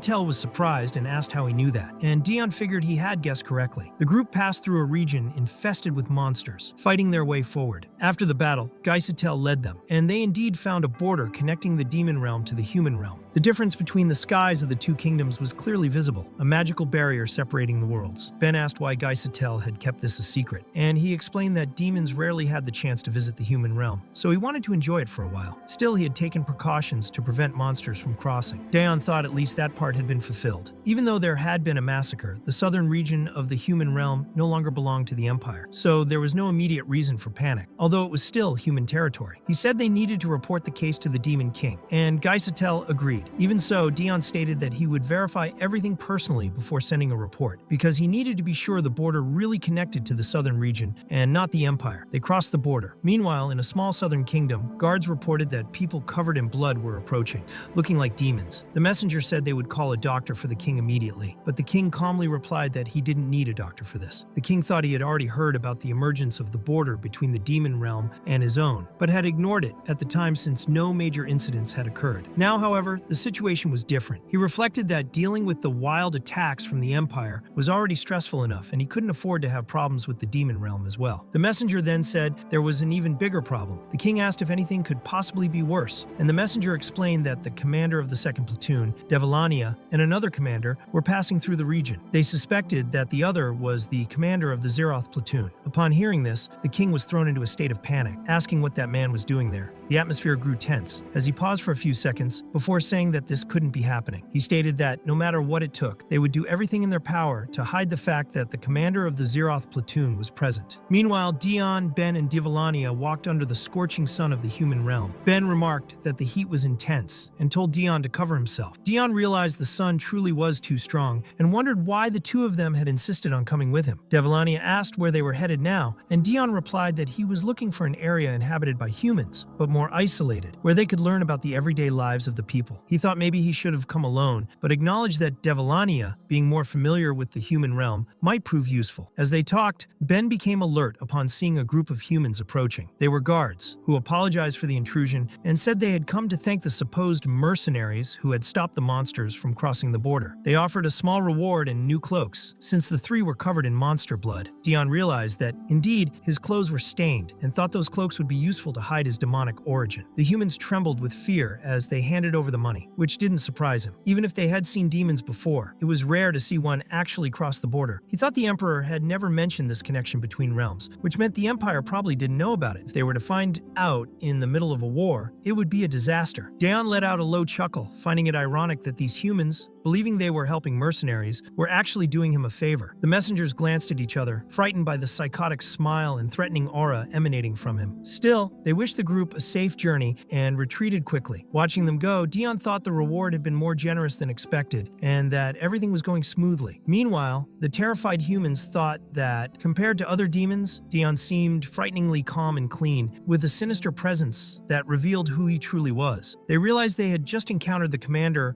of the Zeroth platoon and felt they had done the right thing by treating him with such respect. After all that, Dion decided it was time to rest and let the city take care of the remaining matters. The place was bustling, full of people coming and going, and the noisy atmosphere contrasted sharply with the tense mood from earlier. Dion bought a skewer and took a bite, thinking it had been a long time since he had relaxed like that. Even so, he knew he still needed to gather information to understand exactly where they were. While walking, someone bumped into him and asked if he was okay. Devalania immediately noticed something was wrong, since it wasn't just any human who could hurt a commander with a simple shove. Dion, however, covered it up and said he was fine, even though his shoulder hurt. Devalania believed him, but Ben did not. He grabbed the man angrily and called him human scum. The frightened man apologized, not understanding what was going on. Then Devalania stepped in and, flipping the situation, coldly asked why the man had bumped into Dion. Dion realized they were overreacting and turning the incident into a scene, but before he could intervene, guards showed up and arrested the man. Dion was surprised, thinking the commotion was about him, but the man was actually detained for causing disorder in the market. He protested, saying he hadn't even started a fight, but the guards wouldn't listen. Dion thought that the public order in that kingdom was truly impressive, maybe even excessive. Soon after, Ben noticed a child trying to discreetly snatch Dion's money pouch and grabbed her by the arm. The guards returned immediately and arrested the child too. Later, when Dion bought a piece of fruit and realized it was spoiled, the guards once again intervened, arresting the vendor for selling contaminated goods. Dion thought all of it was unnecessary and noticed that wherever he went, someone ended up in jail. The streets began to empty, and those who remained stared at him in fear. He concluded that, at this rate, it would be impossible to conduct a peaceful investigation and considered returning. However, something caught his attention. A man at the market was arguing with a vendor, insisting on buying goddess tea leaves, while the merchant claimed he had none left. The man explained that he was a representative of a new trade guild called the Den Guild, and that he wanted to establish a distribution network for those leaves. The vendor eventually gave in and arranged a meeting. At that moment, Dion approached and asked to buy some tea leaves as well. The merchant became nervous because, although Dion was dressed like a common traveler, his aura was terrifyingly powerful. Dion thought about the name of the leaves. Goddess tea leaves only grew in very specific regions of the human kingdom, and even the Empire struggled to obtain them. For that reason, they were sold at extremely high prices, especially among the nobility. He realized that the small southern kingdom survived economically thanks to the export of those rare leaves. That explained the prosperous commerce, and also the tension among the guards. Ben handed over the money and said Dion could keep the change, while Devalania asked if he had gotten what he wanted. Dion replied that he had. Now he knew where they were. This was the kingdom of Tyrant. When the group finally left the market, the exhausted guards commented among themselves that they were tired of arresting so many people. One of them asked who that man was and why the king was so afraid of him. The other replied that he didn't know, but sincerely hoped the man would never return. Meanwhile, in the war zone, inside the imperial tent, Emperor Eduardo waited impatiently and said he hoped the matter was truly urgent for Ilister to have summoned him there. Ilister asked for a moment alone and said he wanted to talk about that old subject, asking if the the emperor still remembered the death of the former first prince, the father of the current prince and princess. Upon hearing that, Eduardo immediately understood what it was about and ordered all soldiers and servants to leave the tent so no one could overhear. When they were alone, he asked if Iluster wanted to know whether he still remembered the death of the first prince. Then, it is explained that, among all of the empire's descendants, the first prince was the only one who had truly treated Eduardo like a brother. His name was Eddie, the empire's first prince. He had been killed by Duke Grades under circumstances that left a deep mark on the emperor. With a cold gaze, Eduardo asked if what Iluster really wanted to know was whether he had been responsible for the death of his own brother. Iluster,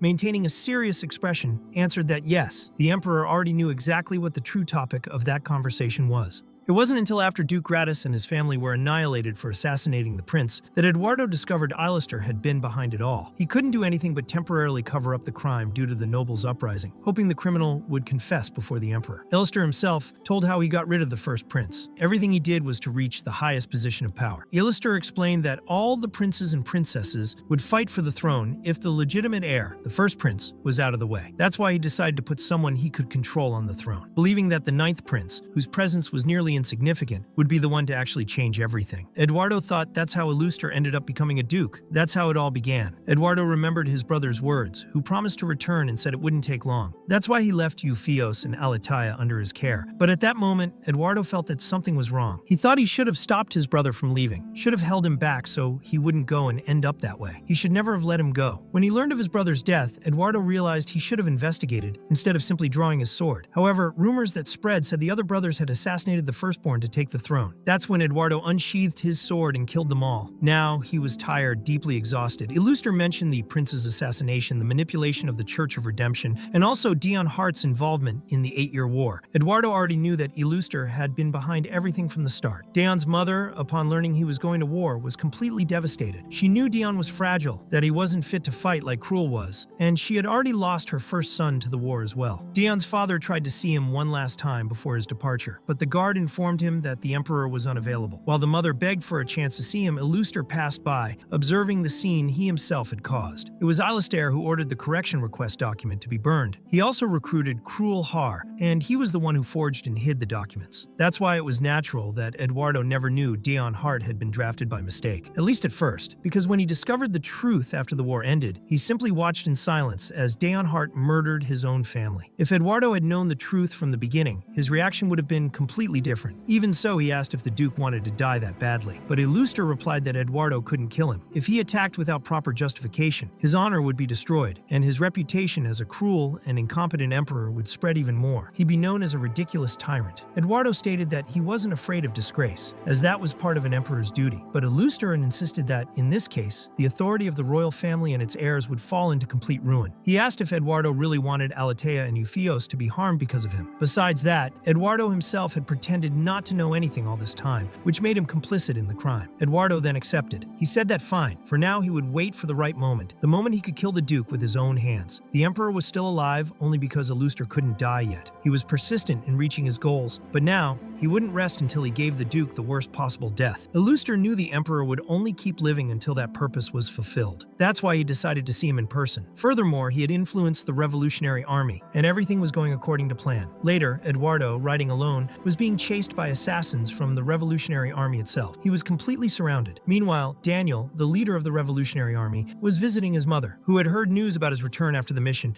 and was very, very worried. Daniel said that when he went to Elon, he had a conflict with the Phantom Knights, but said it wasn't anything major. He fights for a world where everyone is equal, a world without social hierarchies. His mother said she trusts him, but asked him to be careful. A mysterious person had gathered everyone with the goal of killing the emperor, and this same person claimed that the throne had to be eliminated so the world could be fair for everyone. Daniel was following that path because of his mother. She was a noble who fell in love with a commoner, and even while living a simple life as a wife, she held on to her ideals. Even when Daniel's father was killed by the hands of a cruel noble, even when she became weak from unbearable stress, she kept speaking about her dream, a world without kings, without nobility, without castes, where each person could live according to their own will. Daniel cherished all those stories in his memory, one by one, and when his mother ended up in that debilitated state, he swore that it would never happen again. His greatest wish was to bring his mother's dream world to life. He saw himself as a sinner, someone who fought for the revolution, but whose orders caused the deaths of many. His mother asked if he truly wanted to keep fighting, and he replied that yes, for his fallen comrades and for her, he would fulfill his mission. She said she trusted him, that she knew he would succeed, but that he must return safely. enemy. She added that if anything were to happen to him, she would use the poison and follow him in death. Daniel asked her not to say things like that when suddenly a soldier from the Revolutionary Army arrived with an emergency. Aiden had taken troops with him to bring down the emperor. Daniel was surprised by the news, but at that very moment, Eduardo, already surrounded, remarked that it seemed they weren't the only ones who had come to meet him. There were other presences in that place, ones only he could see. They were the souls, the ghosts of the past, the regrets. Eduardo asked if they knew how he took the throne. He said perhaps they didn't know one of the main leaders of the 8-Year War, the one who led the empire to victory. Then he took his dagger and stabbed himself, not as a suicide attempt, but to drive away the spirits that were bothering him. Eduardo said it was much better that way. He asked if they had ever heard the story of an unknown hero who possessed a fragment. Perhaps that was the reason he kept no secret guards for protection. When they asked what he was talking about, he responded with action. Eduardo's first strike was enough to sever the neck of one of the soldiers. He spoke about the danger of forgetting, and when a female soldier beside him tried to attack, he responded that those who are forgotten are doomed to repeat their mistakes. One by one, he took down every member of the Revolutionary Army. He said that he had committed treason during the 8-Year War, and that if they had remembered him or at least investigated his past, they would never have dared to attack him so recklessly. Eduardo's strength was relentless. His fighting style was brutal, savage, and aggressive. One of the soldiers tried to grab his cape and asked who fights while wearing something so large, but even so, Eduardo managed to pull him in and pierce his chest with the blade. He stated that he would never throw away one of the symbols that represented that he was the emperor. The last surviving soldier finally remembered. Behind the titles of emperor and tyrant, there existed a true combat talent. Eduardo said that everyone in the Revolutionary Army probably thought he was a joke. He asked if that man was the last. He recognized the uniform and the emblem, but declared with conviction that, if he was remembering correctly, the real leader of the revolutionaries would never do something so foolish. He wasn't stupid. Eduardo said that if that incident had been orchestrated by the revolutionaries themselves, then he no longer needed to worry about them. At the moment of death, the soldier remembered him. The name that stood above all others was Eduardo Desert, the one who possessed the hero's fragment. After finishing off the enemies, Eduardo reflected that it had probably been the Duke who sent them. That meant he was using the Revolutionary Army to overthrow the emperor. Still, he had only sent weak soldiers, just strong enough not to risk killing him. The true goal of the Revolutionary Army was to create a world where everyone was equal. During that time, they had recruited new members from the Kingdom of Ilan. Perhaps Illuster was trying to control the growth of the revolutionary forces. Eduardo was enraged by the thought and questioned how that bastard dared to do such a thing. Later, at the revolutionaries' base, Paul, who had left the Church of Salvation and become a soldier,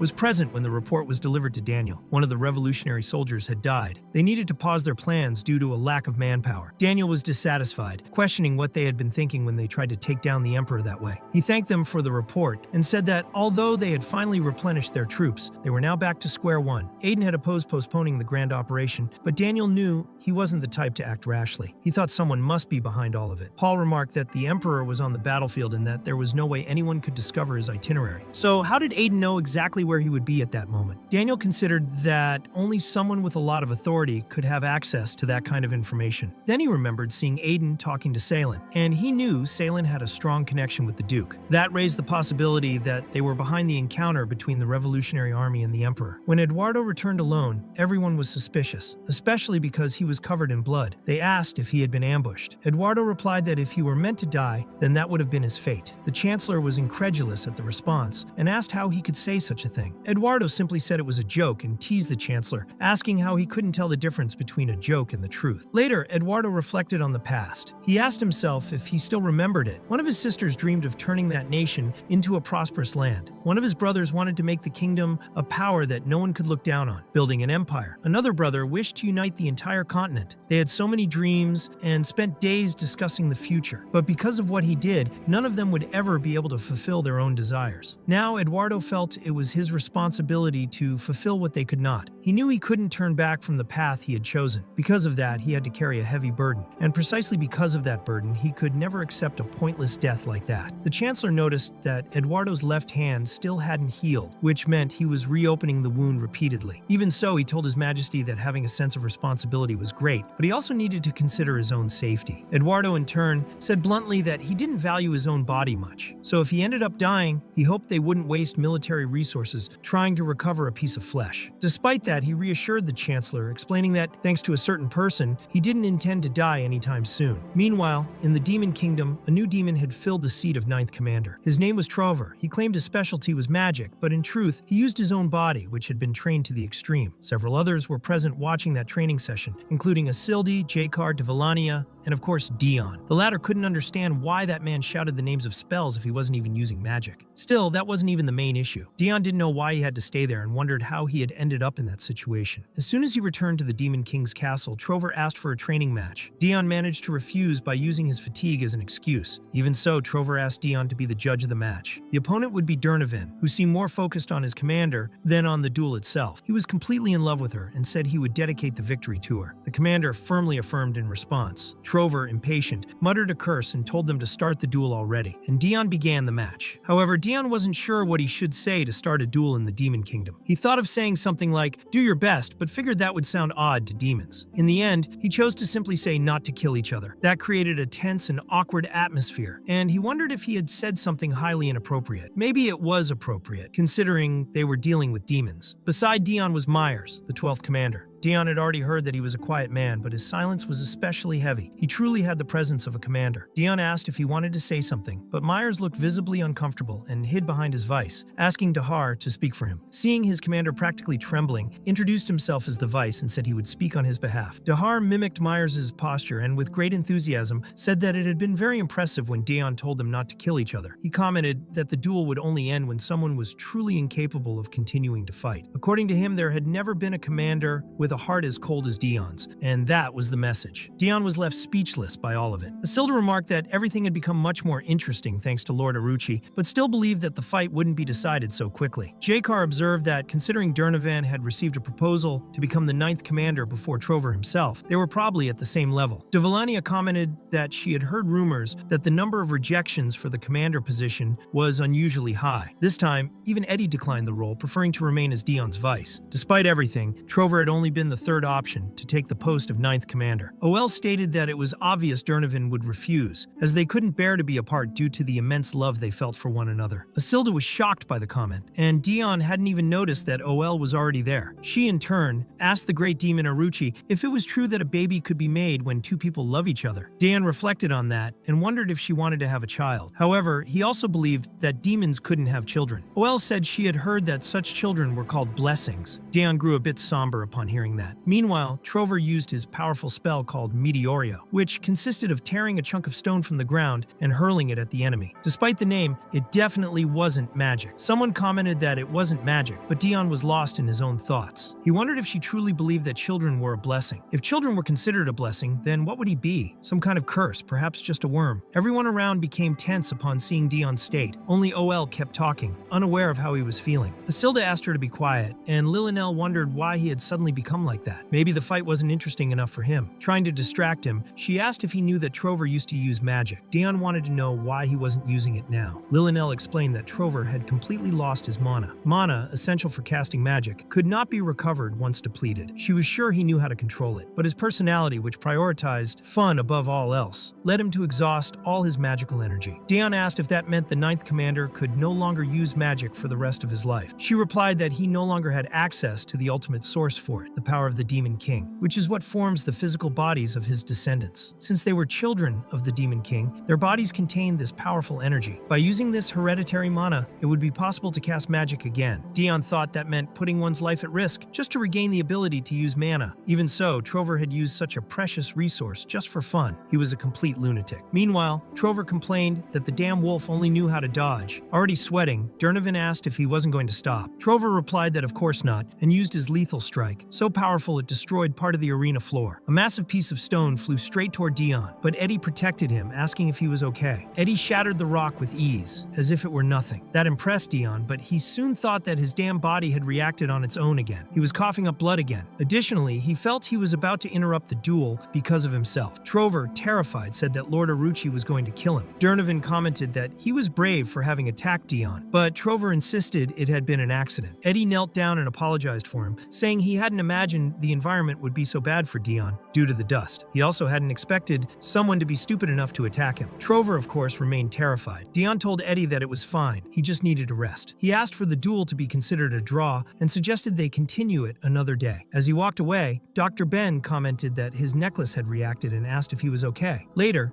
Dion was attending a meeting with the Demon King. The king said he thought it would be best for him to return to the Empire. Dion asked if there was a specific problem. The king replied that there was and asked him to look at a map. He believed that the Empire didn't just want to show off. In fact, it had already conquered half the continent. The king explained that, at the moment, the Empire was trying to take Esperanus, the smallest kingdom on that map. Given its territorial size, it was only a matter of time before they crossed the gates of the castle. The name Esperanus sounded familiar to Dion. He remembered a conversation with Remember, in which he had asked what he used to do before serving the estate under His Majesty's orders. Dion always found Remember to be a suspicious and powerful figure, to be just a butler. There was no way he could be an ordinary person. And Remember had answered that he came from Esperanus. In the end, Dion didn't know much about the place. He had only heard a few stories about Remember's homeland and had never found anything concrete about who he truly was. And now, the Empire was at war with the place he came from. The Demon King stated that he knew the Empire wouldn't stop at humans. They would eventually turn against the demon world as well. Therefore, there was no more reason to just watch from the sidelines. The king had decided it was time to enter the game. The Demon King said that he too would turn against the Empire. This would become a true gamble, involving the survival of both demons and humans. Dion knew the real war was only just beginning, and the king declared that he should depart immediately. Since it was nearing dawn in the human world, the king estimated that by the time he arrived, it would already be morning. Before parting, the king sincerely thanked him for the watch he had received. In truth, he thought it was an extremely useful gift. Dion thought that he still kept it. He even felt guilty because he had only given the watch on impulse. He was irritated when he returned and, seeing the item in his backpack, handed it over while pretending it was a gift. Still, the king said that this time he didn't need to bring souvenirs, but if he did, let it be just one thing, perhaps some important information. Later, alone in his chambers, the Demon King reflected that he didn't really want to send him. However, interfering would be against the rules.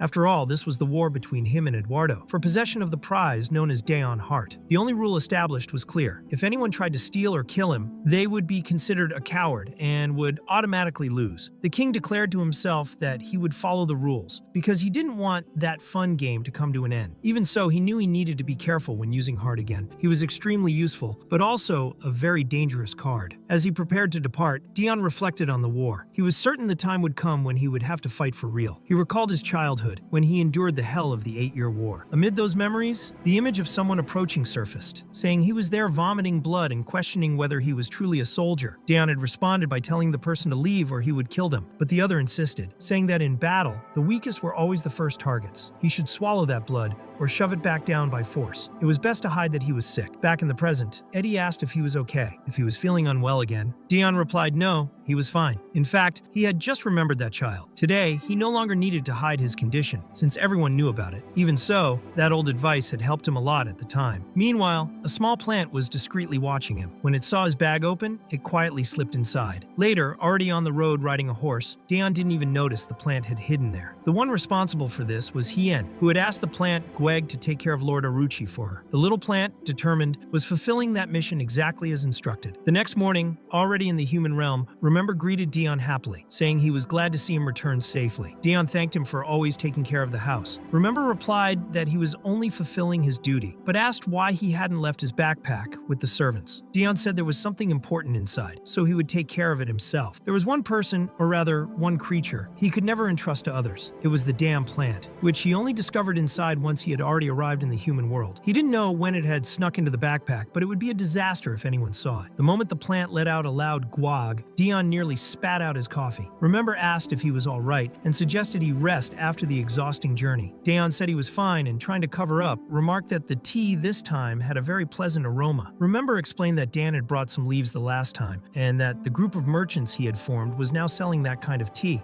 Dion, surprised, wondered if he had really formed a group. Now that he thought about it, Dan had indeed borrowed some money a while back to invest in something. Remember explained that the group was called Dos Mercantes and mentioned that Dan's group had grown significantly in a short period of time. Dion recalled the time he was in Tyron after crossing the border into the Demon Kingdom. At that time, he had heard about this tea leaf trade and about some merchants, but he didn't know those people were part of Dan's group. Remember commented that Dan was quite a clever young man and suggested that Dion should pay him a visit. Dion replied that he would do so when he had the time, although he noticed that Remember seemed to like Dan quite a lot. Still, he wondered if he would truly have time for that sort of thing, considering a war was about to begin, and he couldn't afford the luxury of thinking about visits. Remember then asked if Dion was doing all right, since his homeland was being attacked by the Empire at that very moment. Dion replied that yes, he had also heard the news about his home, but said everything was fine. He briefly commented on Esperanus, the natural fortress surrounded by mountains, which made any invasion attempt extremely difficult. This meant that to conquer Esperanus, one would need to declare war not just on that region, but on all surrounding nations as well, something that would result in more losses than gains. For that reason, Remember believed His Majesty would soon return with the army, since Esperanus wasn't an easy target. That was why he seemed so calm. Daon thought that later he should investigate more deeply what kind of nation Esperanus truly was, but he was interrupted when the communication crystal with the Emperor began to glow. He quickly picked it up to answer, greeting with a "Glory to the Empire." Eduardo, however, asked him to forget the greeting and said he just wanted the report, having heard that he had returned. After recounting the entire situation, Dion explained that the Demon King was finally making a move. Eduardo stated that in order to face the Demon Kingdom, then all humans would need to unite, so the current conquest needed to be completed as quickly as possible. From that point on, it would become a psychological war against the Demon King, and he had no intention of backing down. The Emperor asked if there was anything else to report. Dion asked if he wanted information not related to the war and the demons, and the Emperor replied yes, asking him to go ahead. He was sure it would be useful. He asked whether the issue involved monsters or borders. Dion then explained that a new border crossing with the Demon Kingdom had been discovered in Tyran. Eduardo recognized that this was valuable information, thanked him for the good work, and asked if he could count on his presence at the hunting competition next week. Dion was confused, not understanding how the Emperor could organize a hunting competition at a time like this. The Emperor said he was already aware of the event, as he had sent the invitation and even the outfit that Daon should wear. Daon was even afraid to open the gift. Meanwhile, Cruel was also reading a letter that left him disturbed. He wondered why he hadn't received any orders, even though he was sure Dion had already returned from the mission. He expected to receive instructions directly from the Duke. That was when the Duke himself appeared, asking if Cruel knew about Dion's return. He said there was something that needed to be done this time, and it would happen during the hunting competition. 1 week later, on the day of the competition, Dion looked at Remember and wondered why he was wearing such a flashy outfit, since he had said he only wanted to visit Dan. Daon replied that there was no other choice, since right after he would go straight to the competition. It wasn't like he could simply change clothes. After all, it was His Majesty himself who had sent that outfit as a gift. Remember commented that it suited him very well, and Dion thought that old man was mocking him. The butler, however, said that Dan would certainly be happy to know that he had returned, regardless of the outfit. When Dion entered the Merchant Guild, he noticed the place was crowded. It was much larger than he had imagined, and he wondered how he would find Dan in such a busy place. But when he heard someone shouting for the master, he spotted him. Dan, upon seeing him, became visibly excited and ran to meet him, asking if his lord had really come to see him. Dion confirmed and replied that he was just passing by since he was on his way to the Imperial hunting competition. Still, he found it curious that the boy was so happy to see him. Dion commented that the store was enormous, and Dan replied that it was all thanks to him. After he began serving as an honorary merchant associated with the name Hart, many of the store's problems were solved. Then, noticing Dion's fancy clothes, he asked if he was going somewhere. Dion confirmed that he was on his way to the hunting competition. Dan then said he had heard that it was allowed to bring a companion and insisted, quite persistently, on being taken along. Daon refused. Dan wanted to know why. He said he had trained in fencing while Dion was away and that he wouldn't be a burden. Daon thought the problem wasn't that. The real reason was the stupid plant. If Dan came along,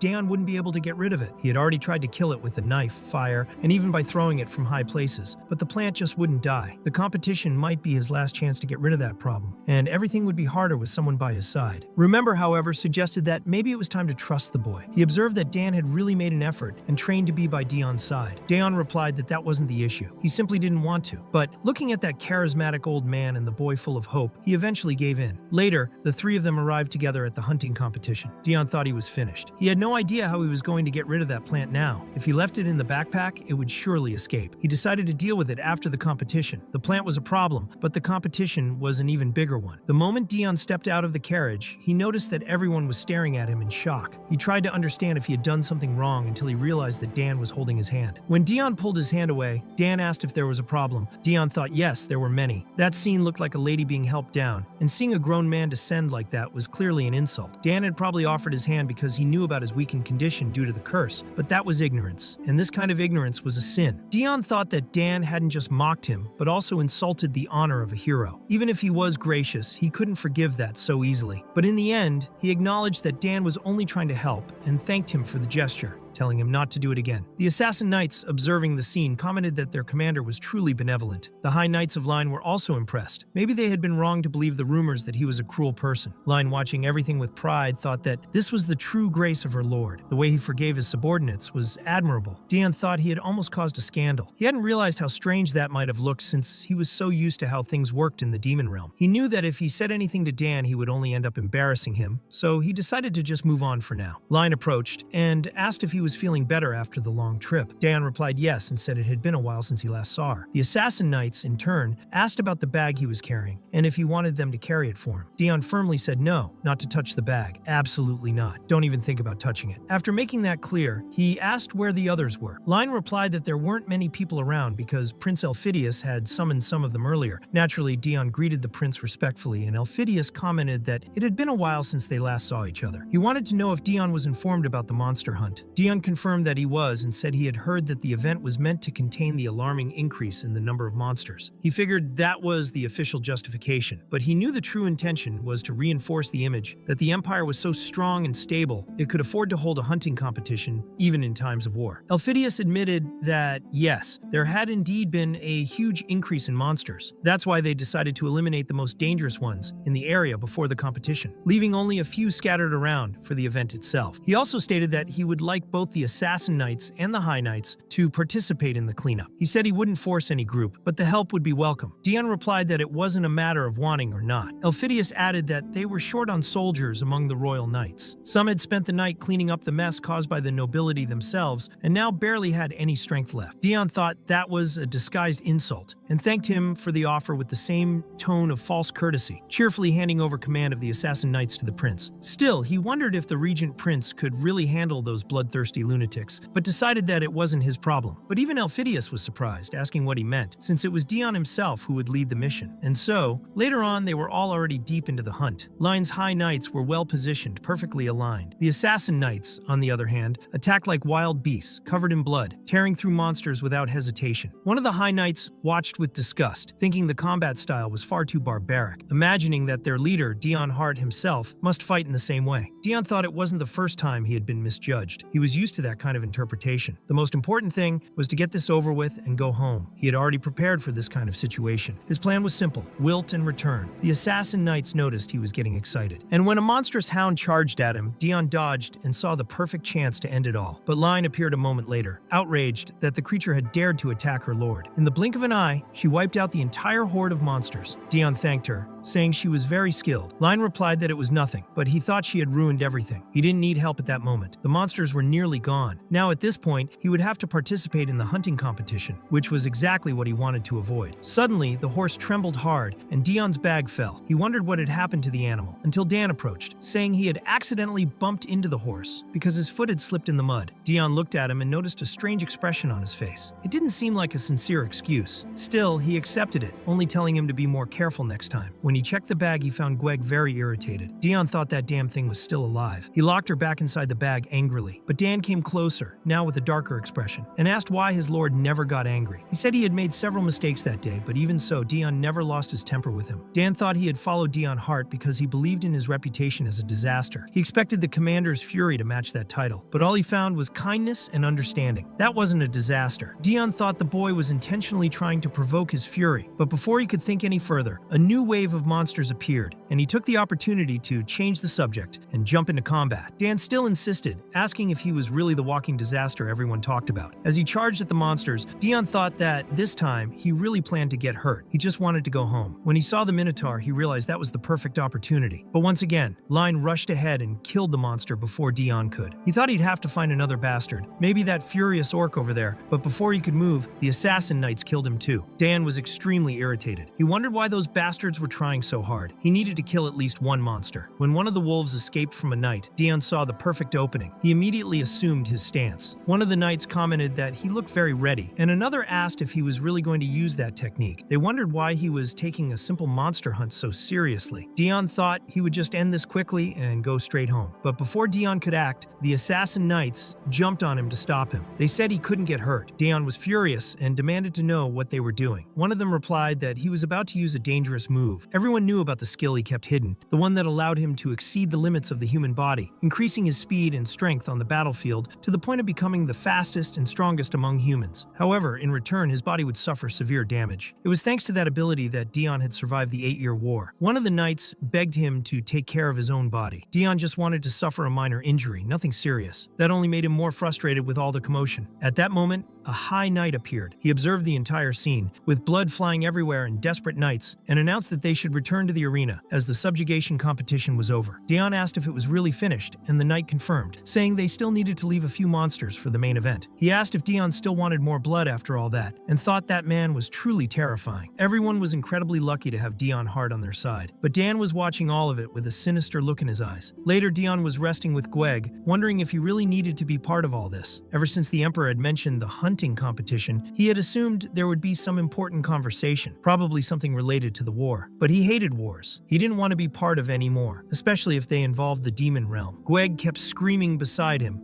and Dion told her to stop crawling around. That was when one of the knights asked for permission to enter. In a panic, Dion shoved Gweg under the covers at the last second. He said he was just warming himself and asked if there was something to report. The knight entered and commented that his captain seemed excited about the competition. He said he was happy about that, but had a request. He asked if Dion could take someone else as an assistant instead of Dan. Dion asked why he would do that. The knight explained that he had a bad feeling about the boy. He said that during the monster subjugation, Dan had a look on his face that was extremely angry, filled with fury. It was something strange, a heavy feeling, a suspicion he couldn't ignore. After hearing that, Dion said he understood and immediately called for Line, asking her to remove the man from the room. Line complied without hesitation, already dragging the knight out by the ear. Even as he was being dragged away, the knight insisted. He said his lord hadn't seen Dan's face at that moment, and for that reason, asked once again for him to consider taking another assistant. Line, still pulling him out, paused for a moment. She thought that maybe there was some value in what the knight was saying. Dion said he didn't know about the rest, but he agreed with the main point. It was necessary to bring someone to accompany him. At the same time, both Line and the knight volunteered. Line claimed it was her duty to look after the count, while the knight protested that it was unfair. It wasn't her turn yet, since he had accompanied the captain previously. Even so, Dion declared that he wouldn't take either of them. The knight was confused and asked what he meant by that, but Dion held firm, saying he didn't care. That was his choice. In truth, Dion did find Dan suspicious, and that was exactly why he wanted to keep him close. He wasn't worried about Dan being by his side. After all, he hadn't come this far just by relying on luck. That was when a pompous figure appeared, an arrogant noble who questioned how they dared treat an honorary count like him as if he were a real count. To him, the world had clearly gone insane. The knights didn't quite understand what he was saying, while Dion wondered who the hell that guy was. When the others saw the pudgy, mustachioed man speaking to Dion Hart like that, many asked themselves what kind of noble had no fear of death. Someone said they didn't know who he was, but he was definitely being stupid, insulting someone without knowing who he was dealing with. How could anyone dare provoke the hero of the empire? Dion once again asked who the man was, and the man introduced himself as the legitimate patriarch of the Hart family, the true and only Count Hart. The others were confused, as no one had ever seen this man. Perhaps he was from a collateral branch, but everyone knew the Hart bloodline had been wiped out. One of the knights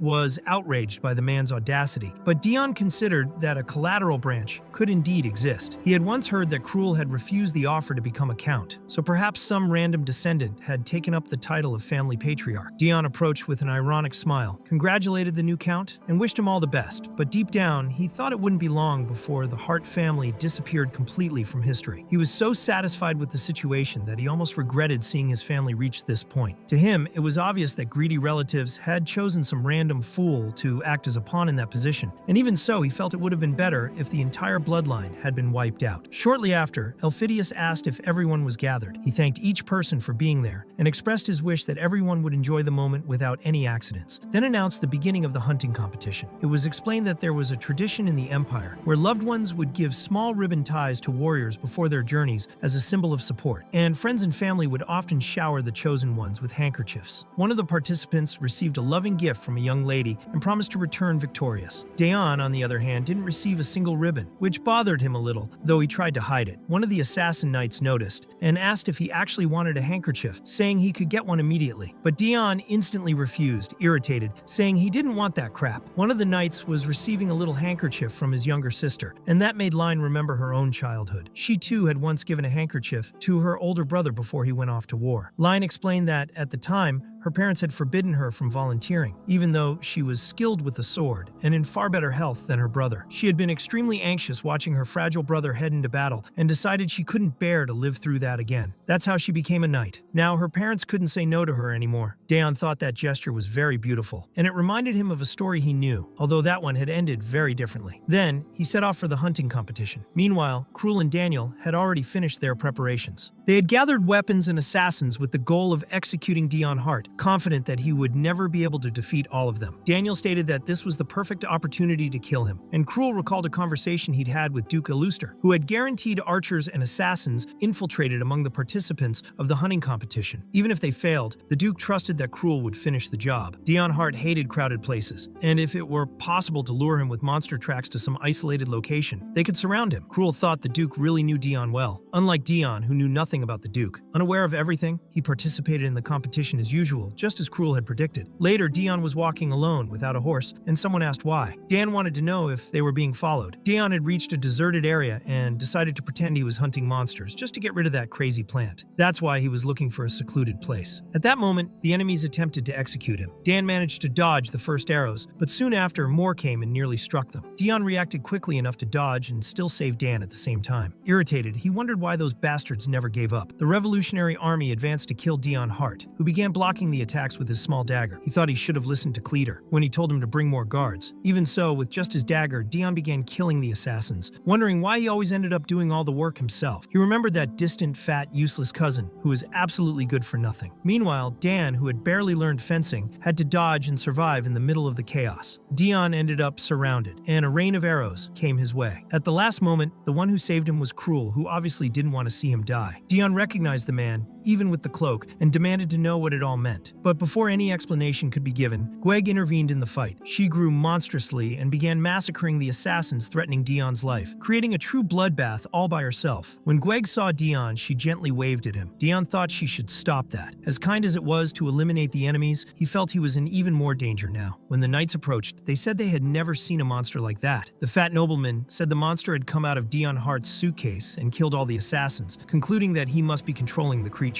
People began to wonder if the monster really belonged to him, and Daeon questioned why that damn fat man kept spreading rumors. Regardless of the truth, he knew gossip was spreading, and maybe the man wasn't afraid simply because he was a complete idiot. Cruel had already fled, and if he was involved, then surely the Duke was too. In any case, the situation only got worse for Daeon, so he decided to first deal with that stupid plant. He wondered if he should kill her, but before he could do anything, Gweg attacked him, immobilizing him with her thorny vines. The knights panicked, not knowing how to react, and Daeon wondered why that thing was doing that to him. After slapping him in the face, Gweg released him and simply withered away. The knights said that Daeon had defeated a formidable monster, and Dan ran to help him as he was bleeding heavily. Daeon wondered why Gweg had been defeated. Despite everything, he hadn't suffered any serious injuries. It may have looked like he had taken a violent blow, but before hitting the ground, Gweg protected his head and, at the last moment, took her own life. She realized that he would be in trouble if it seemed they were on the same side. Gweg was smart enough to understand that and chose to sacrifice herself just to protect him. Daeon didn't want to admit it, but he recognized that it had been a great help. Dan, on the other hand, was even more suspicious of Daeon. He had also seen the monster come out of Daeon's backpack, which made him suspicious in every way. Since the plant had attacked Daeon, he fought back, and that ended up clearing everyone's suspicions. It was the perfect way to end the situation. Daeon wondered if Dan was satisfied now. Dan thought that as soon as he saw the monster come out of Daeon's backpack, he stopped helping and just watched. It was at that moment he was sure that Hart was a walking disaster. He promised himself never to doubt that again. Later, during the gathering, one of the knights, Nas, commented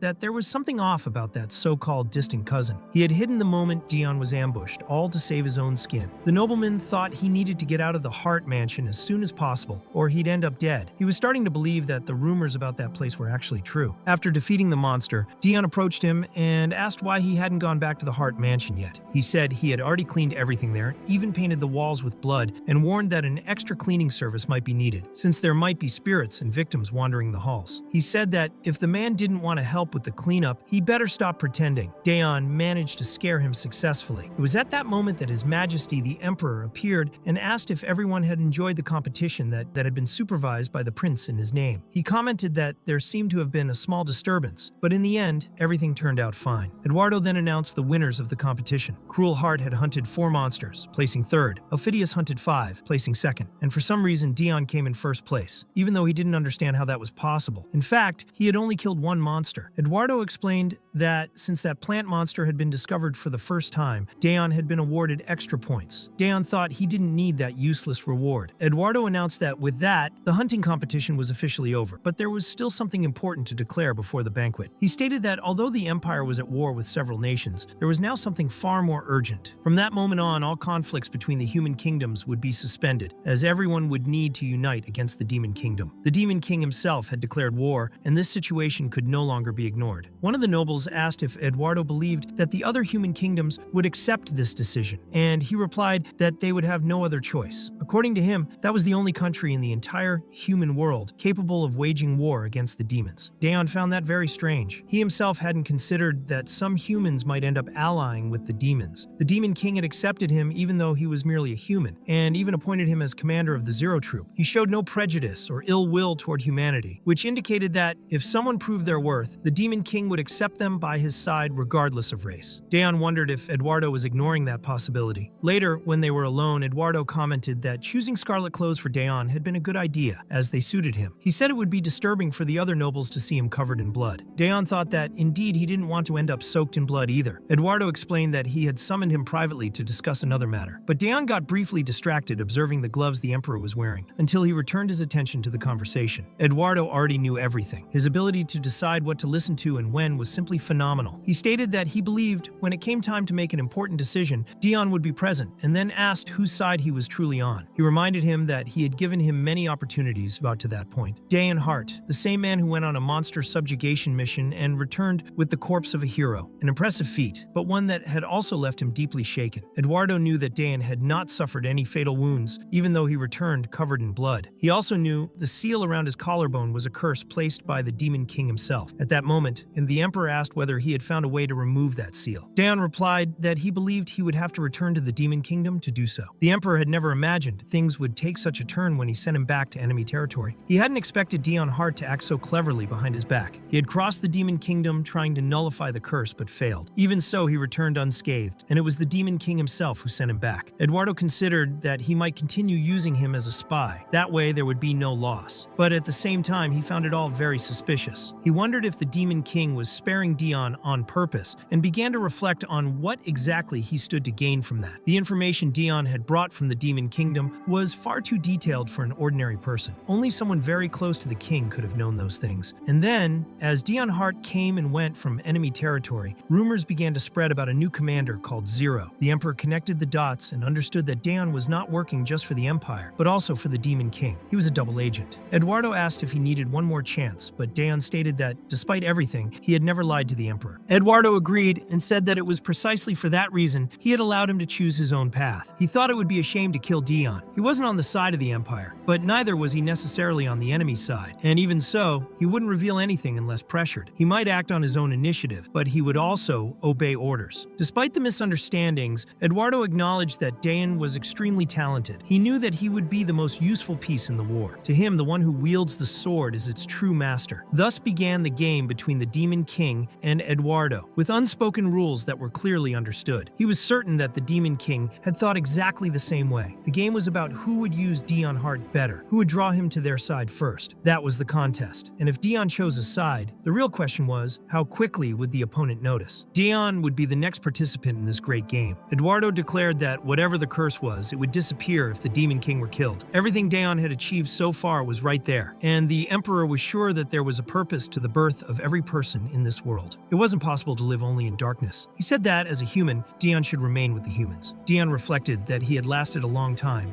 but knew this would happen eventually. And the Emperor continued, saying that he understood it might all feel sudden, so he would give him time to think. He hoped Dion would bring back a good answer, and for everything he had achieved so far, he announced that he would elevate Dion Hart from honorary count to marquis. Dion thanked him for the honor received. Later, Alatea was visibly nervous. Alatea thought she should have given her ribbon before Dion's departure. If she had been more calculating, maybe she could have been more helpful to her uncle. When Dion returned, she was the first to greet him. She thought that maybe it still wasn't too late, and commented that she had heard something had happened during the hunting competition. But Dion replied to Her Highness that if it wasn't too much trouble, he would prefer to speak somewhere else. Later alone, Alatea confessed that she regretted not being able to give him the ribbon. Dion said he was fine, even after the ambush. Alatea said she was still agitated, as there was no other reason except that she had simply forgotten. Dion replied that she could do whatever she wanted. He thought it was obvious that she would forget him. Alatea was confused by his expression. Dion said it was clear she didn't like him. She realized he was mocking her. He already knew the whole thing was an act, and Alatea admitted that he was right, but argued that if they were together, they could benefit mutually. That was when she realized she had completely failed in her mission. Dion told Her Highness not to waste her precious time on him. After all, you only live once. Alatea was devastated by her failure. She thought he had been very direct. Maybe he didn't want to get married. Maybe he had never been involved in scandals with women. She even considered the possibility that he had an unusual preference. And as she stepped away, someone else came to strike up a conversation. Marquis Stigma Primero. Stigma asked where his junior had been all this time. Dion panicked, as he didn't know what to answer. He hadn't been with the Emperor, and his second personality had vanished at the exact moment Stigma found him. He thought he didn't remember anything. Maybe it was a side effect, but decided to think about that later and deal with what was in front of him. He asked Stigma if there was something specific he wanted to discuss, and the Marquis replied that he was happy to have found him. Just then, another noble appeared, questioning why he was calling him Junior, saying it was unfair to act as a judge if he favored Stigma. Dion wondered what they were talking about. What was this story about being a judge? But Stigma clarified that it was the first time he was speaking with his junior, and that he called him that simply because he liked him a lot. The noble said fine, they could ask the Count to judge. He introduced himself as Tender Amabel, and Stigma also introduced himself, even though Dion already knew exactly who he was. Still, he asked what this judging thing was all about. Stigma tried to downplay it, saying it was nothing serious, just a small disagreement with the Margrave beside him, and that he thought Dion would be the perfect person to decide. According to Stigma, the barbarians living in the southern region were invading his lands, stealing food, killing people, and causing major trouble. Tender interrupted to say that these barbarians had a name. They were called Barbari. They quickly informed the Emperor about the situation. He wasn't expecting reinforcements, but before the war against the Demon Kingdom began, he wanted to personally wipe out all the barbarians. However, Margrave Tender opposed the idea. Therefore, His Majesty decided that they should decide what to do themselves, since both of their lands were being affected by the barbarians' presence. Dion then wondered whether this dispute between them was truly a rivalry, or if they were considering whether it would be better to eliminate the barbarian threat before the war, or try to convince them to unite against the demons. He apologized if he was mistaken, but noted that it seemed the Margrave was certain the barbarian tribe would not ally with the demons. Tender stated that they were not human, but even so, they would never side with the demons, even if they considered the Empire an enemy. Dion said there were no guarantees, because perhaps even belonging to the same species wouldn't be enough to keep them united. Stigma joined in, saying Dion was very clever, and that the Margrave's only flaw was being too nice. He explained that the forces that drive people to make decisions are hatred and fear. Since the demons are incredibly powerful, many humans might end up allying with them just to save their own lives. They would even be willing to sell their souls to the devil just to eliminate their enemies and survive. Species in this scenario wouldn't be a decisive factor. According to him, there was a high probability that the barbarians would side with the demons. Given that, Stigma declared that the decision was made and that he would inform the Emperor. He then asked the Margrave to leave, but Dion replied that he hadn't decided anything yet. Still, Tender asked what the two of them were going to do. Stigma replied that he intended to stay there and chat more with his junior. That bothered Dion, who noticed the constant looks from others around them. Stigma casually commented that they seemed to be drawing a lot of attention and asked if Junior didn't mind that. Then he intimidated everyone who was watching, and Dion was now sure he was in trouble. Suddenly, Stigma grabbed a bottle and took a drink, acting with total ease. He also poured some for Dion and said he didn't need to call him Marquis Stigma, just Stigma would do. Since Dion hadn't drunk in a while, he replied that he'd call him Sir Stigma, which was accepted. Stigma remarked that he couldn't trust rumors and that he had expected Dion to be a cold man, but instead found him naive. He said it would be great to have a junior like him in his life. Now he understood why the Emperor liked him so much. He explained that the Emperor valued talent, especially those similar to himself, people who had started from the bottom and risen to the top, just like like he had, even killing his own family in the process. That was why he said he liked Dion so much. But Dion no longer knew how to respond. Then Stigma asked if he had requested any reward for his merits after the 8-year war. At that moment, Dion remembered his childhood, everything he had learned about being a successor and a warrior. He recalled how his family had once been united and happy, and how he himself had started to tarnish their name. He had been seen as a monster, a disgrace. When he returned to reality, he said he didn't know what Stigma was talking about, although deep down, maybe he did. Stigma thought that no sane person stayed close to the Emperor for too long, so he suggested they drop the subject and just drink. He said he brought an excellent bottle from the south and asked if Dion liked strong drinks. Meanwhile, Duke Illister was on his way to meet the Emperor and asked if Eduardo was hallucinating. Eduardo replied irritably, asking what nonsense that was since the Duke had set time aside to speak with him, and this was the topic. But the Duke insisted and asked him not to deny it. He mentioned Eduardo's left hand, which never healed even with the hero's fragment, and his habit of staring at places where no one was. All of it made it hard to ignore that something was wrong. He went on to say that everyone knew how important the Emperor was, someone who should always be moving forward. But even so, he remained focused on the past, especially on those who were already gone. That was a great misfortune. According to him, Eduardo blamed himself for trivial things and succumbed easily to them, and maybe wasn't the right person to be emperor, considering he was already overwhelmed before even wearing the crown. Eduardo, surprised, asked what exactly he meant by that. Illister reflected that his position was too heavy and wondered if it wasn't time to pass it on to someone else. He considered the leader of the nobility, one of the empire's heroes and his own subordinate, who held great influence thanks to the Church of Redemption and had connections to the Revolutionary Army. The Duke pondered whether giving that man the precious absolute power to protect something was a good or sufficient reason. After all, the title of emperor represented the peak of authority, a position everyone desired. Eduardo questioned whether he was even sure there was anyone left worth protecting. Illister responded to himself that maybe it didn't matter, since the emperor himself showed no interest in that. It became clear that he wouldn't relinquish the crown in the face of such weak and empty words. After a long stare, Duke Stave withdrew, wishing him peace, and later, walking through the forest, he thought the emperor had no sense of crisis about the war. He didn't even use his own words or authority to handle the situation. The likelihood of the nobles abandoning the empire and joining the demons was increasing more and more, as was the chance of other nations doing the same. But the emperor seemed to be only now beginning to consider it. The Duke thought he was too naive and ordered the message to be delivered to Ceylon to start spreading rumors about the demons, regardless of the content, whether they betrayed each other, ate humans, or anything else. As he left, Illister reflected that if the emperor wanted another war while still in power, he would just watch from the sidelines, since he couldn't afford to lose his empire so easily. Meanwhile, after a lot of drinking, Dion was completely drunk and dueling with Stigma, even managing to cut his face. Stigma assessed that the banquet would be ruined if they continued and wondered if his junior would give up on that fight. But Dion, consumed by rage, remembered that Stigma had said he was his enemy. Stigma explained that it had been just an innocent lie, told out of curiosity to see his reaction. But Dion replied that this was exactly what an enemy would say, and lunged forward with his dagger in quick, violent strikes. Stigma thought Dion's drinking habit was truly impressive, but realized that now he was out of control, already losing clarity of thought. Even so, he remained calm, and concluded that Dion, without the hero's fragment, was merely acting like a violent drunk. He knew he would never lose that fight. Dion kept repeating that enemies must die, and Stigma was impressed with the boy's speed and strength, even while drunk, thinking that if he were sober, he would be a major problem. For that reason, he decided to end it quickly, and warned that it might hurt a bit. At the last moment, someone appeared to protect Dion. It was Cruel. At that moment, the Emperor arrived and asked what was happening. But before he could intervene, Dion knocked Cruel down himself, almost driving the dagger into his head and saying that he was his enemy, and that he needed to kill all enemies. The Emperor stopped Dion's attack and said that it was enough, stating that Dion could not shake him with the strength he had now. To free himself from the hold, Dion dislocated his own wrist and repeated that all enemies must die. The Emperor was forced to slam Dion's head to the ground to restrain him, while thinking that this insolent bastard had dislocated his own wrist at the exact moment he was grabbed, because he knew very well he could not be restrained for long, since the Emperor still suffered from an old wound on his left hand. Before that, Eduardo had already warned Cruel to be careful. Even so, Dion kept insisting that he was an enemy, and that everyone should die. Cruel realized that the bastard was using his personalities, conscious and unconscious, to his advantage. Eduardo said that had been a very foolish act. That place was not a battlefield. Calmly, he put Dion's wrist back into place and stated that it was already time to return to reality. When Dion finally seemed better, the Emperor recommended that he still seek medical attention, since he was still weakened. Daniel asked if Cruel was alright, but the Emperor replied that he did not think it was the best time for conversations. He said he was not in his best state and preferred not to talk about it now. Later, Cruel reflected that he had made a mistake. His body had reacted before he could even think rationally. Still, he wondered how that man dared to draw his sword against his own brother, a brother he could not hate, no matter matter how hard he tried, precisely because of the love he still felt for him. Then he turned to Senger, whom he had mistaken for Daniel, and stated that he would remain there and deliver the message to Dion as soon as he woke up, asking him to return directly without wandering alone through the streets at night anymore. When Dion woke up, he had no idea where he was. His whole body ached, and he was being treated by the physician of the imperial court. The physician explained that since His Majesty had already relocated the wrist into place, there was not much more to do, other than to avoid straining that arm for the time being. Dion, confused, wondered who had dislocated his wrist and why all those people were there. The Emperor commented that he had not authorized the distribution of strong drinks during the celebration, to which Stigma apologized, saying that he had personally asked his subordinates to bring the drinks. When the physician noticed that Dion was awake, he apologized for the scene caused by the excess of alcohol. Stigma also apologized, acknowledging that he had probably offered too much to drink. Dion, embarrassed, only hoped he had not caused serious problems. Stigma, on the other hand, said that he had even found it amusing at the time, but judging by His Majesty's words, he recognized that it had not been merely anarchy caused by drunkenness. He explained that Dion's behavior fit a phenomenon known as post-traumatic stress disorder, in which a person can suffer hallucinations, hear voices, enter states of extreme aggression or depression, and act as if everyone were enemies. This type of reaction, according to him, was extremely common among soldiers returning from very intense wars. He remembered that Dion had gone to war at only 14 years old. Despite all the frightening rumors circulating about the junior, he proved to be even more extraordinary than Stigma had imagined. The simple fact that the second personality only emerged when Dion was intoxicated indicated that, in his sober state, he needed immense strength to suppress all of it alone all the time. Stigma knew that this junior was fascinating. Suddenly, Dion's nose began to bleed and the physician quickly approached. He explained that this should not be happening and recommended that Dion rest naturally. The Emperor, however, replied that this was the result of the Demon King's curse, a curse that weakened his body, and asked the physician to leave. Stigma also remembered the curse. He had forgotten that detail and concluded that Dion must be trying very hard not to appear weak, which made him admire the boy even more. Showing the Demon King's seal, Dion stated that he needed to return and rest. Meanwhile, Cruel was returning, late, but still intending to speak with Duke Illuster. As soon as the Duke saw him, he ordered him to kneel. When Cruel hesitated to obey, a dagger was thrown into his leg. He realized he had been struck by one of the assassins behind the Duke, not by ordinary guards. He fell completely silent. Duke Illuster commented that he had heard a very interesting story and would get straight to the point, as he was a busy man. He believed that Cruel really thought he wouldn't find out that he had been protecting Dion Hart all this time. Later, Dion was wondering whether that bastard Cruel had really sent word for him to stop wandering around and return home immediately. Senger confirmed that was the message he was supposed to deliver, but Dion left anyway, thinking the whole thing was a joke. He thought he wouldn't take orders from Cruel. When Cruel had asked Senger to deliver that message, he explained that the boy never listened to him, so if he heard that, he'd be stubborn, stay out, and probably get into more trouble even with an injured body, which was the most convenient outcome for them. It was reverse psychology. When it was time to leave, Dion simply turned around and rode off on horseback. Line asked if he wasn't going to take the carriage and, worried about the danger, said she would accompany him. Dan commented that he had been forgotten again, but Dion replied that he just wanted to get some fresh air alone and asked not to be followed. Dan then asked at least for him to wear a cloak so that everyone would know he was Count Hart, and this way he could apologize for having tested him. Dion agreed to wear it, thinking that damn guy reminded him a lot of Ed. Later, Dion arrived at a village near where the hunt taken place and wondered if there was a festival going on in the middle of a war. He thought maybe it was a way of showing freedom from the Empire. Normally, he would never approach a crowd while feeling so tired, but going home would mean admitting defeat to Cruel. Dion began to reflect on what Cruel might be planning, knowing full well he wouldn't follow the order. It felt like a trap. He remembered the chess games they used to play, when Cruel would say he wouldn't make certain moves and always criticized his decisions, using reverse psychology. Dion thought they were both very unpleasant, and now was genuinely worried. He didn't feel any better walking through the village streets and considered going back, but at that moment, he bumped into a very specific person. Suddenly, he began coughing blood and became weak. The man who caught him said he needed a doctor immediately. Meanwhile, Duke Illuster was asking if Cruel really thought he wouldn't find out. He wondered if that fool honestly believed he could deceive him so easily. He recalled that when he had entrusted him with the mission to assassinate Dion, Cruel had chosen to hire assassins instead of using the Revolutionary Army. He wanted to get the job done at no cost, only until his own mission was completed. But later, Cruel changed the payment condition, deciding to pay only if they managed to injure Dion. The Duke had also heard reports that Cruel had personally rescued Dion during the hunting competition, and not just once, but twice. So he asked directly whether he really wanted to kill Dion Hart or not. Cruel replied that, to be honest, he wanted a chance to kill him with his own hands, without entrusting it to anyone else. The Duke asked why he hadn't said that earlier, considering they had wasted resources. He said it didn't matter anymore, but that he could no longer trust him blindly. Right after, the Duke proposed a bet. He would offer Cruel the chance to kill Dion with his own hands. If that was what he really wanted, he could do whatever he wished to achieve this goal because the Duke also had his own moves planned. He said that whoever managed to kill Dion first would win the bet, and the prize would be any wish the winner wanted fulfilled. Before the Duke left, Cruel stopped him, saying there was still something he was curious about. He asked why the Duke wanted so badly to kill Dion Hart. As he spoke, Cruel remembered the time when Dion was still a baby. He had been born without any pigment and prematurely, which explained the rush with which he had come into the world. Back then, Dion looked like a tiny white rabbit, so fragile and small. He recalled the joy of their parents when they discovered the baby had survived despite complications during childbirth. Cruel's heart had been stolen by the faint warmth that his little brother radiated. But the doctors were clear in saying that Dion was extremely fragile, highly sensitive to stress and sunlight, and would require special care for the rest of his life. That left their parents deeply saddened. Even so, Cruel told his brother that everything was fine, that he just needed not to overdo it and stay close to the family. Later, while walking with his parents, Cruel heard his father comment that Dion had given them quite a scare at birth and that it would probably happen many more times throughout his life. The mother, worried, said it would be extremely difficult for him to live being so different. She feared that he might get hurt because of it, but the father asked her not to treat him differently, as that could make him feel wrong or ashamed of who he was. Cruel realized that being part of a cold family like the Harts, their parents had tried to act in the wrong way. They decided to keep a certain distance while taking care of Dion and ended up leaving most of the responsibility to Cruel. This caused a huge misunderstanding. Growing up under those circumstances, Dion developed anxiety and distrust toward his own family, and that was how he ended up being shaped into who he became. Cruel had always worried too much about Dion, even though he never showed it openly, and deep down he knew he should have noticed sooner how his brother had changed. Dion had spent his entire life believing that his family didn't care about him, thinking that everyone just wanted to keep him locked away. And over time, that little brother of his kept getting more and more hurt, building an invisible wall around his heart. It got to the point that they didn't even have the courage to ask him to go to the battlefield, knowing that it would only worsen his condition. And that was exactly what happened. When he returned from the 8-year war with his heart in ruins, Dion murdered his own parents, and at that moment the world collapsed for both brothers. For Cruel's heart was shattered not only by seeing his parents dead before his eyes, but mainly by witnessing the unbearable anguish Dion carried inside himself. For Cruel, it doesn't matter how much his brother hates him, because deep down he believes the fault lies with the family. That's why, from the beginning, he never thought of killing him. What truly happened was that they made him change. They shaped him in a distorted way, because they were never able to protect him for real. And how could he hate his own brother, when that brother meant more to him than his own life? It was in that context that Cruel, through an investigation, discovered there was a reason behind all that pain, and that reason was directly connected to Duke Starve and Duke Illister, the latter still harboring a deep hatred toward Dion Hart, for reasons unknown even to Cruel. He wondered how the Duke could know so much about Dion, who had never even set foot in society, and yet his determination to destroy him never wavered, not even after the war ended. That was why Cruel chose to become a subordinate of Duke Illuster, not out of loyalty but to protect his younger brother, because he believed the Duke was a monster. When confronted about it, Cruel said there didn't seem to be any legitimate reason for the Duke to want Dion dead, since all he wanted was to ensure his brother's life, even without understanding the true motivation behind the Duke's relentless persecution. The Duke, in turn, replied that eliminating the Emperor's dog was reason enough, though the truth was something else entirely. Duke Illister believed the real reason was the contract Dion had made with the Demon King, a power that transcends this world and allows one to defy even the natural order of things. According to the Duke, even a fraction of the power obtained through that contract was enough to unbalance the world. In the past, he himself had tried to make contact with the Demon King, driven by ambition to climb higher, to gain authority, to expand his domain, but the Demon King had no interest in him, even after the Duke had studied forbidden texts and sacrificed countless lives. Then, frustrated, the Duke decided to make a suggestion, to propose a bet that could be considered interesting, for he had found a young heir of unusual appearance, with white hair and scarlet eyes, someone who, despite being human, seemed far too fragile, almost ethereal, and who had never left home except for one occasion when he attended a banquet. Even so, Dion Hart completely captured the Duke's attention, for he did not seem like an ordinary human. The Duke then asked the Demon King if he wouldn't be curious to know how long that boy would last on the battlefield, and the king, surprised, said he never imagined someone as cruel and heartless as the Duke would dare summon him. Although he found the proposal strange, he said that perhaps the time for war had finally come, and it was at that moment the Demon King made his wager, claiming the boy would survive. This made the Duke ask whether the bet was about how long he would last, to which the king replied no. What was at stake was survival. If the boy died,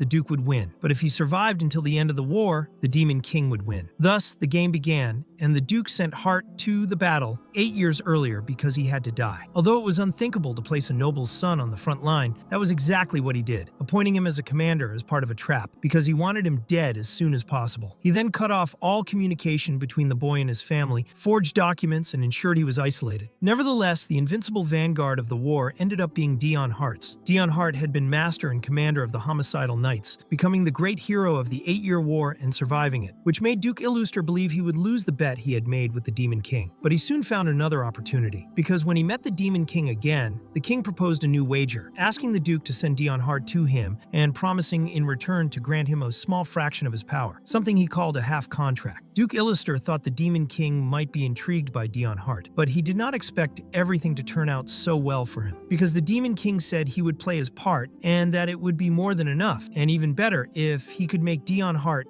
become part of the Demon King's own subjugation. So Duke Illuster sought out a suitable talent for this task, and the Emperor accepted the suggestion despite being resolute, causing Dion Hart to leave the Empire. The Duke knew he would die on the way there, but believed he was doing his best, imagining everything was going according to plan, until Dion Hart returned carrying the corpse of a hero in his arms. The Duke called the boy damned because he simply would not die, and wondered how Dion Hart had come back, since he knew the Demon King had spared him on purpose. Thus, Duke Illuster hired Cruel Hart to finally finish Dion Hart, and in the present, he cheered for Cruel's victory, for there was no place in the realm where Illuster did not have eyes and ears. Still, if Dion Hart's destiny was the location he was heading to, where the commander of the Zero Troop had appeared in the demon world, and who was also the Empire's hero favored by the Emperor, then it meant they were the same person, something the Duke would never imagine, for it was a double agent who had secured positions both in the demon realm and the Empire, gaining importance on both sides. It would even be ironic if he chose the Demon King. But for Duke Illuster, there was only one decision. He needed to kill him before that could happen, in order to ensure the Empire's safety. Meanwhile, Dion Hart was being attended by a doctor who said there was no threat to his life, and that he only needed good rest, with no additional treatment required, explaining that the vomiting of blood was the result of accumulated stress. The doctor asked if they knew who he was, but Daniel answered that he hadn't been paying attention, admitting it was his mistake because he did not see the young man's face since he had been cloaked, and had only rushed to the doctor to save him, and the doctor simply told him to keep his mouth shut. When Daniel was alone with Dion Hart, he thought he could kill him right then and there, but hesitated, because killing a sick person that way didn't feel right to him, reminding him of his own mother who had once fallen helpless like that boy, and so he only said that the boy should consider himself lucky that day. Earlier that same day, Daniel had been at a meeting of the Revolutionary Army hearing that the time was not right, because a war between humans and demons was approaching, and they asked when they would actually revolt. Daniel replied that they were preparing for the revolution as best they could, but they were questioned, accused of delaying the revolution too long and whether he had a hidden motive. He then explained that the entirety of human existence was at stake in the war against the demons, and that they should revolt without hesitation, because the reason for their existence and actions derived from the Empire's citizens, and he asked how a revolutionary army could exist without them. Another member argued that at that rate they would be nothing but a group of traitors, and that they needed to convince the Empire's citizens with their ideology of equality, and to do that they would have to eliminate the nobility and be recognized for their ideals. In Daniel's opinion, this was how they could truly be recognized as a revolutionary army, and he was proud of it because he believed they were on the right path. He stated that this was exactly how they should act, and explained that initially the plan had been to enter through the main gates of the royal palace to reach the emperor, but at that moment they did not have enough manpower to execute such an operation. He said that not long ago someone had acted on their own and ended up significantly weakening the army's forces, but even then no one stopped him when they learned of his plan, since there were people within the movement who wanted to hasten the revolution at any cost. That was why Daniel stated that if they were truly willing to act that way, they should immediately resign from their executive positions, because this was not the time to act hastily. Later, at the end of the meeting, Paul approached and asked if he was all right, then said goodbye, saying he would be leaving. But Daniel flicked his forehead lightly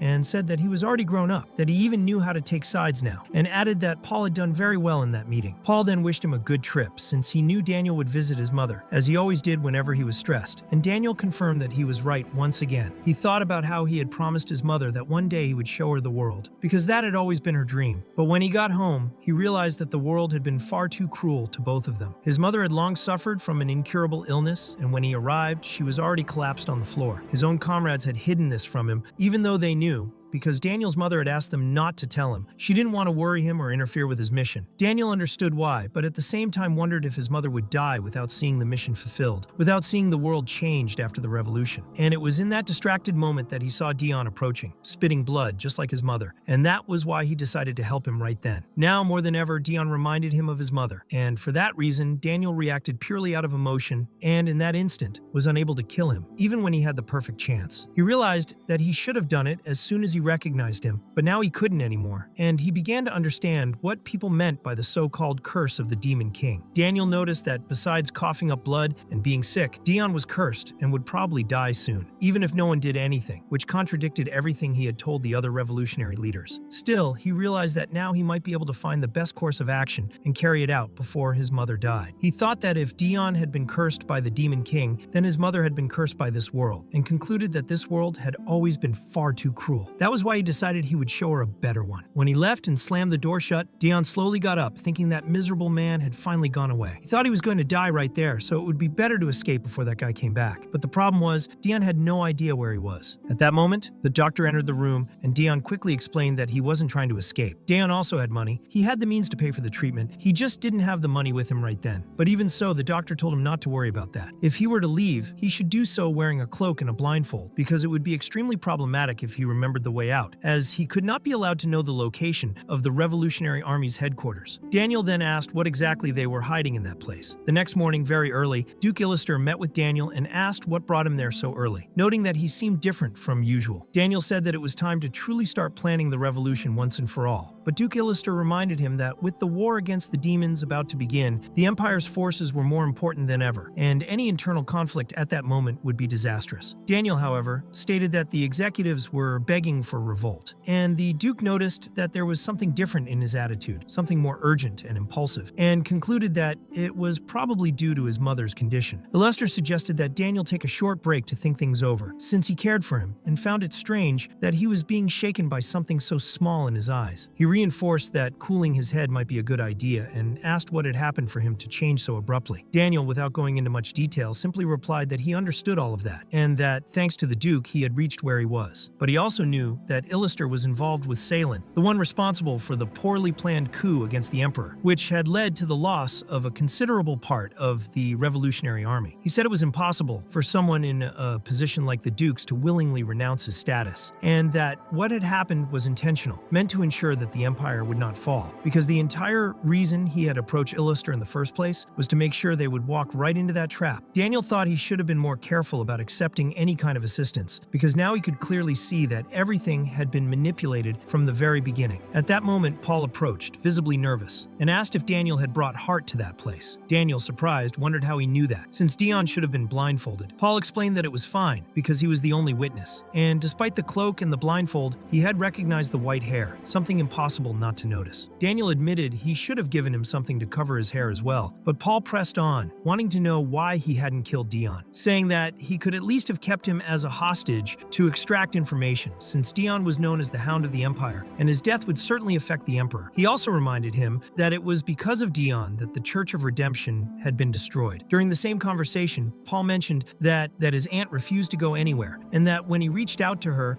she didn't come along. Daniel replied that maybe she just needed some time to think, and that they could visit her later that day. He also said Paul needed to become stronger in order to truly protect her. Daniel commented that it hadn't been that long since he had seen him crying, and now he was standing before someone who had grown a lot. But Paul retorted that he had already been grown when they first met, and wanted to know the real reason behind Daniel's actions. Daniel then admitted that, for personal reasons, he knew he had made the wrong decision, but reminded him that no one was perfect, and that Paul too would make many mistakes along the way. He said they needed to learn to ignore whatever didn't make sense, and focus only on what was necessary and beneficial for the cause. Daniel was planning to teach him everything he could in the shortest possible time and hoped Paul would learn quickly, because taking over his position as successor was not something to be taken lightly. Paul, confused and anxious, didn't understand what he meant by being his successor, saying that he would never be able to do something like that on his own, especially being chosen among all people. Daniel told him not to worry and promised he would teach him everything he knew, because he understood that to be a leader, one must comprehend the political landscape and know how corruption affects structures, since the one who starts a true rebellion is someone who knows the system's flaws, someone who has already been wounded by it. That was why his mother always said education was the foundation of everything. Daniel said it was good to be young, because it allowed one to see the world from another perspective, without fear of change. And although Paul had been born in the Empire, he was a child who had survived alone in the suburbs, without any support or aid from the nation, which made him understand the flaws of the system firsthand. Moreover, Daniel knew there were people from many different backgrounds within the Revolutionary Army, which proved that Paul was not bound to any specific flag, reinforcing the impartiality that the organization so greatly valued. When Paul asked if that was why he had been chosen as successor, Daniel replied that it was one of the reasons. But there was another, more important one: the fact that Paul knew how to love. Paul, confused, said he had never dated anyone, but Daniel explained that the love between lovers was not the only kind that existed, because the emotion one feels when dedicating heart and soul to someone specific could only be called love, even if it was difficult to define. Paul asked if that didn't make him weak, since every time it came to his mother he was shaken, and Daniel acknowledged that it was true, but said that everything he had done up to that point had been because of her. He reminded him that the ideology of the Revolutionary Army was equality among all people for the creation of a better world, and that no one was more suited for that than Paul, someone caring and capable of understanding others. Paul replied that he didn't know if this was truly the right decision, but that he would do his best to learn, and Daniel said that was already great. Then asked why he didn't start with something essential, placing a stack of about 20 books on the table. Paul immediately refused, saying he didn't want to be anyone's successor. But Daniel thought they would succeed, because even Duke Illister had a weakness: his pride. At that exact moment, Eduardo said the same thing, and the Chancellor asked if that really was the Duke's weakness. The Emperor confirmed it, saying that Illister looked down on everyone with disdain, thinking he knew everything, without realizing that others were also watching him. The Emperor said there had been times when he himself had been used like a fool, but made it clear that Duke Illister was not the only person capable of manipulating others. On the day he declared the Imperial Wars pause to begin the conflict against the Demon Kingdom, some nations applauded, others were furious. Some tried to stay neutral, but none considered allying with the Demon Kingdom, because Duke Illister had shaped public opinion so that anyone uninformed would see the Demon Kingdom as something evil. That was the Duke's specialty, and because of that, everything became even more convenient for the Emperor, who had pretended before Illister to believe that humans would never ally with demons, only to give Illister the room to manipulate events while acting as though he didn't notice. Of course, Eduardo noticed something so obvious, since the Emperor had deliberately allowed Illister to play the villain's role as a courtesy, maintaining appearances while moving every piece in his favor. Thanks to the way the Emperor acted on his own, he managed to solve a complex problem without even lifting a finger, saving resources and manpower. The Chancellor remarked that it was indeed a bold move to place such an important matter in the hands of the enemy himself, but the Emperor explained that this was precisely why he had entrusted Duke Illister with that task, because he knew the Duke would never let the Empire fall, since he depended on it. He wanted the Empire for himself, and that made him incapable of destroying it. Duke Illister treated him like a foolish child, but ended up falling into his trap, for his pride would inevitably be his downfall. The next morning, Ophidius appeared with a large bouquet of flowers to deliver to Daon, saying it had been a while since he last visited Marquis Hart, and that he was merely passing by to deliver the gift. Daon asked the reason for receiving it, and Ophidius thought that he needed to keep him tied to the Empire. The original plan had been suggested by Alatea, who believed that since Dion hadn't reacted to the plan involving female seduction, perhaps he was attracted to men. Ophidius was surprised by the suggestion, but she pointed out that he was always surrounded by men and had very little contact with women, so she thought the plan had been flawed from the start, and suggested that Ophidius himself should try to seduce him. He replied that he thought the idea was absurd, but still found himself thinking about it, recalling that at every palace banquet, Dion Hart never cared how many women looked at him. In fact, he never seemed to have any woman near him, while there were always many men around, men who even seemed a bit too close. At that moment, Ophidius began to consider the possibility that Alatea might be wrong. Trying to change the subject, he asked why Dion hadn't requested a higher title from the Emperor after winning the hunting competition, and commented that now that Cruel Heart had become a marquis, it was only natural for him to have risen as well. Upon hearing his brother's name, Dion clenched the bouquet tightly, visibly irritated, and Ophidius tried to smooth things over by saying that the bouquet was precisely to congratulate him for that advancement, which was a great achievement. Dion thought that at least he had come with the intention of offering congratulations, and almost ended up interpreting the situation the wrong way. way. Then Ophidius noticed that Daon was smiling, something that had never happened before. No matter what Alatea tried, he had never even shown a hint of a smile. But now he was smiling because of a simple bouquet, and that intrigued Ophidius deeply. Ophidius decided to change the subject and said he was curious to know Daon's political opinion. Daon immediately noticed that he seemed nervous. Perhaps he had received direct orders from the Emperor to discuss a delicate matter, and wondered why he was hesitating so much. Maybe because it was too serious a topic. Then Ophidius asked what he thought about marriages between people of the same sex, and the atmosphere in the room changed completely. Everyone was shocked by the question. Daon grabbed Ophidius's arm and said that he had suddenly remembered something urgent he needed to take care of, trying to leave the place. Ophidius tried to smooth things over, saying it had all been a misunderstanding, but Daon replied that he understood, that there were people with different orientations, and that he didn't need to hide, that it was merely a matter of personal preference. However, in his case, he preferred women. Ophidius, now desperate, explained that it wasn't like that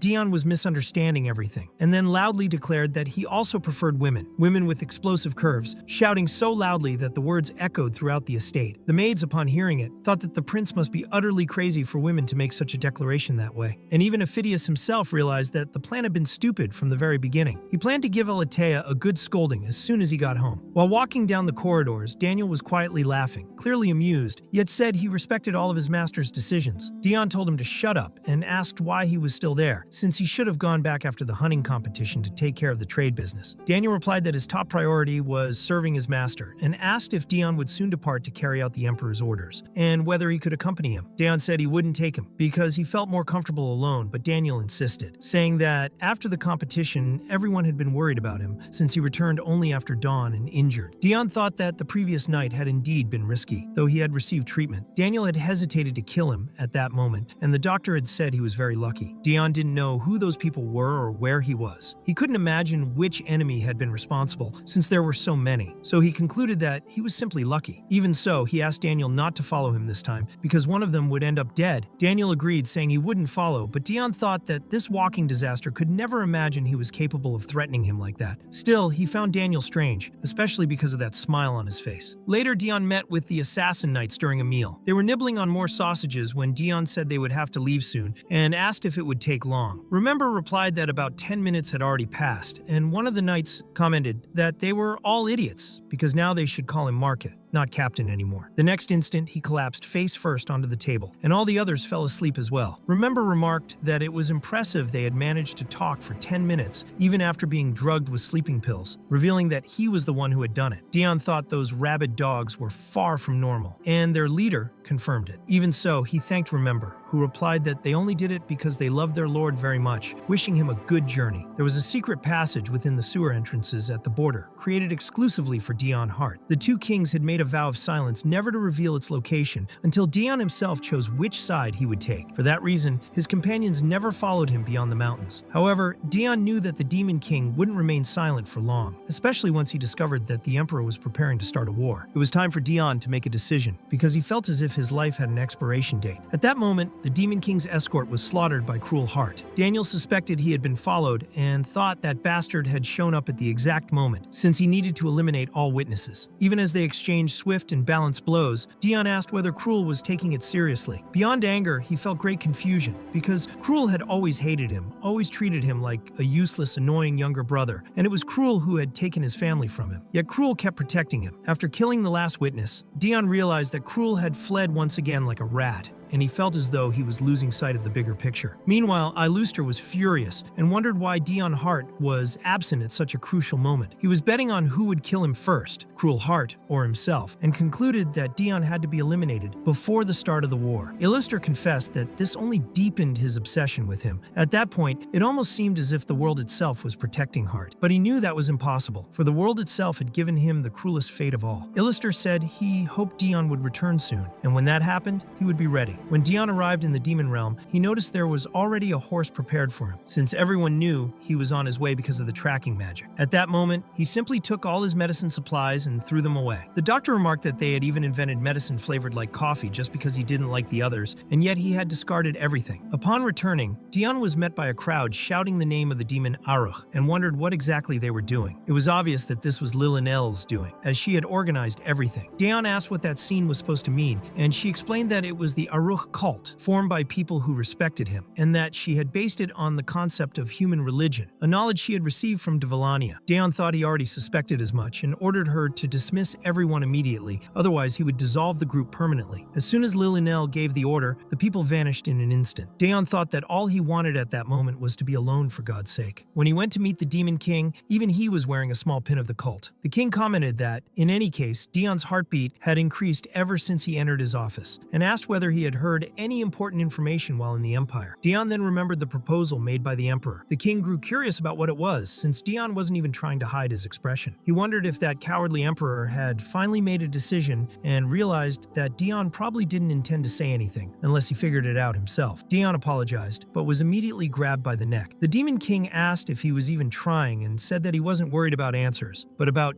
Dion's attitude, asking if he had ever considered that his life might be in danger. Before Dion could reply, he was released. The king said he understood his situation, but asked if he had already decided which side he would be on. He said that honestly, he didn't know if Dion Hart was truly such a rare talent that he was worth starting a war for, but he also didn't want to go back to his boring life. In the demon realm, all demons except himself would kneel before Dion Hart, which meant he could do whatever he wanted. There, Dion didn't need to worry about sunlight because it was always night. The king disagreed, saying that he couldn't live in darkness forever, even with his sensitivity to light. The Demon King said he wouldn't stop him if he wanted to visit the human realm as before. If he desired those lands, he could conquer them and offer them to him. The king replied that being human, he should remain on the side of humans. Whatever the Emperor's proposal was, the Demon King could offer something far better to win this game. The king even joked, asking if Dion wanted him to hold his pants like last time. Dion replied, absolutely not. The king then told him to think carefully about everything from now on, because he refused to lose his toy just for the sake of victory. A few days later, the demon Aruk was walking through the demon realm, so anxious and irritated that he could no longer stay in his room. So he simply went out for a walk, which terrified everyone. People whispered that the demon Aruch was outside the castle wearing that outfit, which was a bad sign. Dion wondered what was wrong with them, since there were only a few situations in which one needed to be cautious around the commander of the Zero Squadron, the demon Aruch. One was when he was drunk, the other when he wore black clothes. People said he must be feeling extremely irritable, and Dion wondered if it was because he was wearing black. If demons perhaps disliked that color, but in truth he had only worn it to avoid drawing attention, and ironically, he was driving everyone away instead. He thought that was great, and even let out his evil laugh, but Eddie was worried, because ever since Dion had returned, he seemed completely tense. Normally, Eddie would leave him alone so he could have some peace, but this time the Demon King himself had personally sent him to observe Dion. He was sure the other was bothered, even without saying anything, and wanted to cheer him up somehow, so he suggested taking him somewhere to relax. Eddie thought the demon Aruk would like that, or so he believed, but it turned out to be a terrible idea. The next second, Dion was already about to beat someone up, asking if this was some kind of joke, because the place Eddie had chosen was a training field. Eddie even asked for the equipment to be brought, but the subordinate replied that he didn't have the authority for that. Eddie said he would handle it himself, while Dion wondered how he was supposed to relax in a place like that, and why Eddie was doing this to him. He asked them to wait a bit, but at that very moment he tripped on the stair step and twisted his ankle, and that was when he nearly crushed the poor guy's skull. Dion thought it made no sense that he was tripping like that, and wondered if he was what? The protagonist of a manhwa, and the answer was yes. Unfortunately, he was. Eddie said he understood his frustration, but that it was not a good time to kill demons inside the castle, and said that the other demon had offended Lord Aruch, making this his last chance. The subordinate thanked him repeatedly for being spared. Then Dr. Ben came running, saying he had responded to a very strong magical signal, but when he saw Dion's hand bleeding, he asked what was going on. Eddie asked why he had taken so long, and the doctor replied that he had come as soon as he received the signal, but Eddie said that Dion had already been unwell for some time. Ben explained that the signal hadn't actually been activated. Maybe it was broken, and that he had tried to replace it several times because it seemed off, but there was no defect in the magic stone. Dion wondered what he meant by several times, since using that stone required his own blood. Ben asked if he had felt any change in his body, and when Dion thought about it, he realized that he had stopped vomiting blood during minor stress. Now it only happened in truly serious situations. Eddie commented that if it was a positive change, maybe the side effects were improving, but Ben didn't think so, saying that Aruk's body was still like a ticking time bomb. Dion asked them to wait a moment, and Ben noticed that he was treating the wound without any anesthetic, so he asked if he was alright. Eddie was also surprised to see him stitching his own skin with no anesthetic at all, and Ben asked how he could have made such a mistake, offering to accept any punishment. Dion said everything was fine, because honestly he hadn't even felt it. He was too focused. The people watching were stunned, since he hadn't shown a single sign of pain. Then, finally, the object he had been waiting for arrived, the thing that truly refreshed him, the snowflower sticks. They were exactly what he needed. Dion wondered why he needed the Demon King's permission to to use those things and wanted to know how they work. Eddie explained that you just had to cut off the top and, like a little sachet, a snow firework would burst out. He said that unlike the human realm, where it sometimes snowed, the demon realm had no climate changes at all, so he thought it might help improve Aruk's mood a little. Daeon thanked him, thinking that it wasn't so bad after all, and realized it had been a long time since he had last seen snow. Meanwhile, some people in the background were commenting that trash was falling from the sky and that at least he wasn't going to use the red one. But yes, he did. When he saw the red snow, Daeon wondered if it wasn't supposed to look like blood. And then the Demon King himself appeared, asking if it had lightened his mood a little, and whether the red snow didn't look real. He said he had tried adding a bloody fragrance, thinking it might be useful when they went to war against the human realm, and wanted to know Daeon's opinion. Daeon reflected that war was a scene where the smell of blood suffocated everything, something dreadful, but he told the king that he believed it would indeed be useful, because war was strongly affected by both weather and morale. Being surrounded by such a strong scent of blood could instill terror in the enemies. The Demon King said that, as expected from him, Daeon not only possessed great battle instincts, but also understood strategy and tactics, making him an extremely unique individual, and that he was glad to have him on his side. Then the Demon King asked him to follow for a moment, and later they were in the land of the fairies. The king asked what he thought of that place, if it wasn't beautiful, considering they were in a remote area within the demon realm, unlike the fairies who lived there. The leader of the fairies replied that the whole thing was absurd. The king reacted by saying it was insolent to hear so many demands and complaints, even during a visit. The leader of the fairies replied that the king should not act as if he were being fair, since it was he who had caused so many problems, and therefore it was only natural that he had to pass through there. He also asked why he had brought a human this time. But at that moment, the forest reacted. The world tree seemed excited by the presence of that person. The leader of the fairies realized that man was the center of the world's attention. Daeon Hart. The Demon King addressed the leader of the fairies directly and got straight to the point, wanting to know why they were there. The leader replied that the king was very rude for someone who came uninvited, but explained that the matter was about the seed of the world tree. He said that, because of the king's demonic aura, the seed had entered the fairyland and become infected. Since the seeds were very sensitive, they were now contaminated. The Demon King then simply teleported the gardener close to him. It was Hien, who appeared suddenly without knowing where she was. When she saw the Demon King, he asked her to try to revive the seed the Fairy King was holding. Hien looked at the seed, called it Little Seed, and asked if it was alright. She said she might be able to make it grow somehow, but didn't think it was possible to cure it from demonic aura contamination. The leader of the fairies replied that he already knew that. That seed of the world tree was something his race had always protected and respected. The Demon King questioned what kind of respect that was, asking if the world had said anything about some of the seeds dying. Observing the others' despair, he insinuated that he was nothing more than a loyal dog of truth. The leader of the fairies replied that they also respected the king's race. The Demon King would never understand. His race was hated, and even so, he said he didn't care to be worshipped. Hien, who was listening to the conversation, asked if that meant he no longer needed the seed. Daeon wondered if she was crazy. The leader of the fairies replied that she could keep the seed, and Hien thanked him enthusiastically. Daeon thought she was completely obsessed with plants. Then, suddenly, the Queen of the Mermaids appeared. Her tail transformed into a dress, allowing her to walk on land. She said it was good to see Daeon again, remembering that they had last met in the demon castle. The mermaid said she had wanted to talk to him for a long time, and Daeon wondered why she was looking at him that way. He thought that being someone's favorite made him uncomfortable. The mermaid explained that she had recently foreseen the future. According to her vision, a new hero would arise, even more threatening than the previous one, and this hero would decide the fate of the Demon King himself. Everyone wondered if that prophecy was true. The mermaid said the world had never liked the Demon King. He replied that it was nothing new since his race had never been liked, and a little more hatred made no difference. Besides, he said that the future she foresaw could always change. The mermaid admitted that maybe so, but said that future was special, as if changing it would be a miracle. The Fairy King said he thought it was useless to keep forbidding the use of magic, since the world seemed to be after Daeon. The Demon King explained that he didn't forbid magic out of fear of a hero, but because he thought it would be boring if one appeared in the middle of a war. To balance the powers, it was believed that the more demons used magic, the faster the world would bring forth the hero. The Fairy King then asked if that was why Daeon was still healed, even after using such primitive healing methods. The king replied there wasn't much to be done. The Fairy King said he could heal him. Later, while being treated, Daeon thought that all that embarrassment made him uncomfortable. First the Mermaid Queen, now the Fairy King. Why were they being so favorable toward him all of a sudden? Without realizing it, Daeon said aloud that the Fairy King reminded him of someone from Aika. The king asked if he was talking about the first commander, and the Fairy King commented that it had been a long time since he'd heard that name.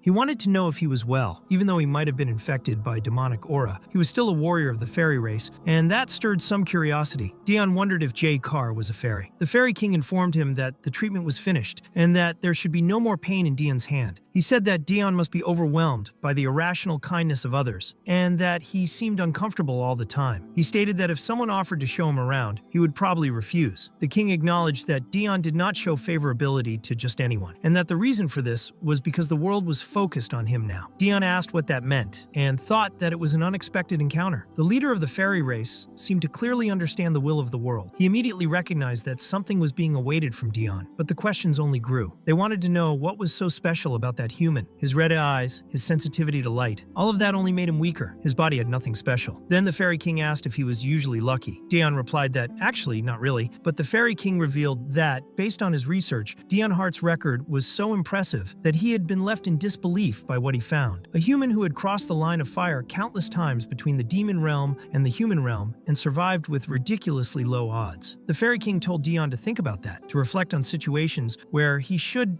have died but survived, or when he should have suffered a permanent injury but managed to recover. The world usually did not interfere with the flow of things, but the fairy king knew that for some reason, Dion was being protected. He would suddenly show power, resist heavy blows, his body would automatically react in favorable ways as if it knew what to do. The fairy king stated that the reason Dion was still alive was because of the world's blessing. His body was not exactly being strengthened, but rather adjusted to better accept the forces that the world wanted to grant him. It was a subtle but continuous modification. He would be the hero responsible for deciding the fate of the world. In the distant past, there had been a hero who, even after death, still worried about his companion. The world responded to his devotion by returning his soul to its deepest desire. The world told him not to worry, for it was already watching the one who would come. The fairy king knew that the will of the world was firm, and the next hero would be Dion Hart. But suddenly, there was a monster invasion, and the fairies began fighting them. Rian asked if the demon Aruch was not going to join the battle, but he said there was no need to go personally since there were 3 race leaders present, and the monsters were completely insane. Even so, he could not stop thinking about the fairy king's words. What did it mean that the world was paying attention to him? Meanwhile, the fairy king was examining a strange item that seemed to have strengthened the monsters. One of the fairies reported that they had drunk a brown liquid from a pouch before becoming stronger. Dion immediately recognized it. It was his medicine. That was why he ran off immediately. He bolted away without hesitation, personally going after the monsters in desperation. And as he killed them, he noticed the terror in their faces. All the monsters had consumed the medicine he had discarded. Dion wondered why the monsters would eat that and how it could have made them stronger. In the end, he had no choice but to fight, since it was, in a way, his fault. The Demon King warned that they would talk later, and Dion thought he was completely doomed. The king commented that he would finish everything quickly so they could talk sooner. The Fairy King ordered everyone to retreat immediately. The Demon King used a destructive and overwhelming power that wiped out the entire horde of monsters in a single strike. Then he said it was time to return. Later in the castle, the king commented that it had been a long time since they had been caught off guard like that. Dion apologized and explained that the substance was his medicine. The king wanted to know who had created something like that. Dion replied that it was someone who practiced alchemy. The king showed interest in recruiting her. Dion thought the palace doctor would faint if he heard that. The king asked why he had thrown it away, if it was important for his recovery. Dion answered that after testing it, he had not felt any effect, but in truth, he had only discarded it because the taste was awful. The king said that he had sensed a strong will to help within that medicine, but that it had not reached Dion's heart, and said it was fine. He had not done it on purpose. He also said that Dion would not need to attend the commander's meeting this time, that he must be tired and should simply rest. Dion was excited about the exemption, but later he was there anyway, all the same. He himself did not know what kind of idiot obeyed the boss when told to rest. He thought that if someone actually did that, they had to be stupid. The meeting was full. The 11th general was present. Dion commented that he already imagined the reason she had shown up, since she was always a nuisance. He thought maybe it was a tsundere case. Durnovan asked him not to say that kind of thing in front of Lady Oeli. Dion thought those people really had no sense, and realized that no one understood what the king could do to him if he had not come there. He was someone with great survival skills, and if it were not for that, he would have been eliminated long ago. But the king suspected that Dion had noticed his true intentions. He wanted to reduce information leaks, but understood that it would be dangerous if Dion returned to the Empire without knowing anything, since the Emperor would become suspicious. So Dion decided to just kill time and picked up a magic cube, starting to solve it, which surprised both generals. De Villania thought he seemed very focused on that, while Isilda believed he was shaken by the war against his own race. The king declared that they could begin the meeting now that the demon Aruch had arrived and that everyone should be able to guess the reason for the gathering. Isilda asked if the war would really begin, since they desired human territory and were prepared. But from the Emperor's point of view, that would mean a loss. Daeon then decided that if he agreed with the feeling, he would move the cube lightly, but if he disagreed, he would move it aggressively. That was how the others read Daeon's reactions during the meeting, interpreting the magic cube as a silent language. And when he completed it, it meant that he agreed with the best possible outcome. Lilynel questioned why the Emperor would do something so foolish, since he could stabilize his position on the throne simply by protecting the border. But the king replied, asking if they did not understand that the Emperor wanted to die. At that moment, Daeon finished the cube. The king explained that the Emperor was a stubborn man and probably felt guilty for having killed his brothers. The guilt had become greater than his own sense of duty. Even if he wanted to, he could not die because he had responsibilities. So he chose to go to war, believing that if he died fighting, he could rationalize it as having done his best. He was a pitiful and selfish man, sending countless lives into a trivial war. The king stated that there were not many choices left. The only thing to do was to kill him if he wanted it that much, but admitted that, in a strange way, he could understand him. As the leader of a race that had lived for so long, he was uncertain about many things, but understood what it was like to live without being able to take one's own life. He then advised Daeon not to think too much. It would be a straightforward battle, the likes of which had not happened in a long time. Everyone should take it as a chance to stretch and enjoy themselves. The humans would probably attack as soon as Daeon left on his mission. Asilda remarked that the attack would come once their most powerful weapon left the field. Jaikar said that humans were cunning. The king thought that even if the Empire's actions looked like an abandonment of Daeon Hart, he would not interfere because it was too entertaining to do so. Then everyone fell silent when they realized Daeon had solved the cube, meaning that everyone agreed that Lord Aruk considered that the best plan of action. From that point on, there was no turning back, and Daeon announced that he would depart for his mission as soon as the meeting ended. At that moment, the destined war between the demon and human kingdoms began, and already, in the human empire, Daeon was reporting everything to the Emperor. He informed him that only 5 divisions from the demon kingdom would participate in the war, those of Jaikar, Asilda, Tsilua, Hel, and Trover. Eduardo replied that even if it were the entire army, it still would not be enough, and even so, they were sending only 5 divisions. Facing such a vast empire, they were clearly underestimating the situation. He decided that he would make them regret it, but at the last moment, refrained from saying anything to Daeon and simply told him that he could rest. The Demon King had no intention of pressuring Daeon for answers, probably believing that the Emperor himself would not be able to contain himself, and was just waiting for him to make that mistake. Then the Chancellor appeared bringing an urgent message, informing that the Demon King had launched an attack, and in the capital, Jaikar was sending a communication in the name of the Demon Kingdom, stating that because they valued balance and peace, they had determined that the Empire's expansion across the continent had gone too far and become a threat. Therefore, to prevent the fall of the Demon Kingdom caused by the Empire's actions, they were officially declaring war. The Emperor immediately ordered that the Palace Mage be summoned. While Daeon wondered whether all of that was Jaikar's idea, or if it came directly from the king. Soon Jaikar continued the message, claiming that since the goal of the Demon Kingdom was to preserve peace and balance, they would still consider the possibility of retreating their attack. However, in the Empire, the population was already beginning to panic, until Eduardo appeared, broadcasting through Run, the current Imperial Mage. He declared that the entire world knew the cruelty of demons, and questioned how they dared to tell such lies. According to the palace's own historical records, the Demon Kingdom had always desired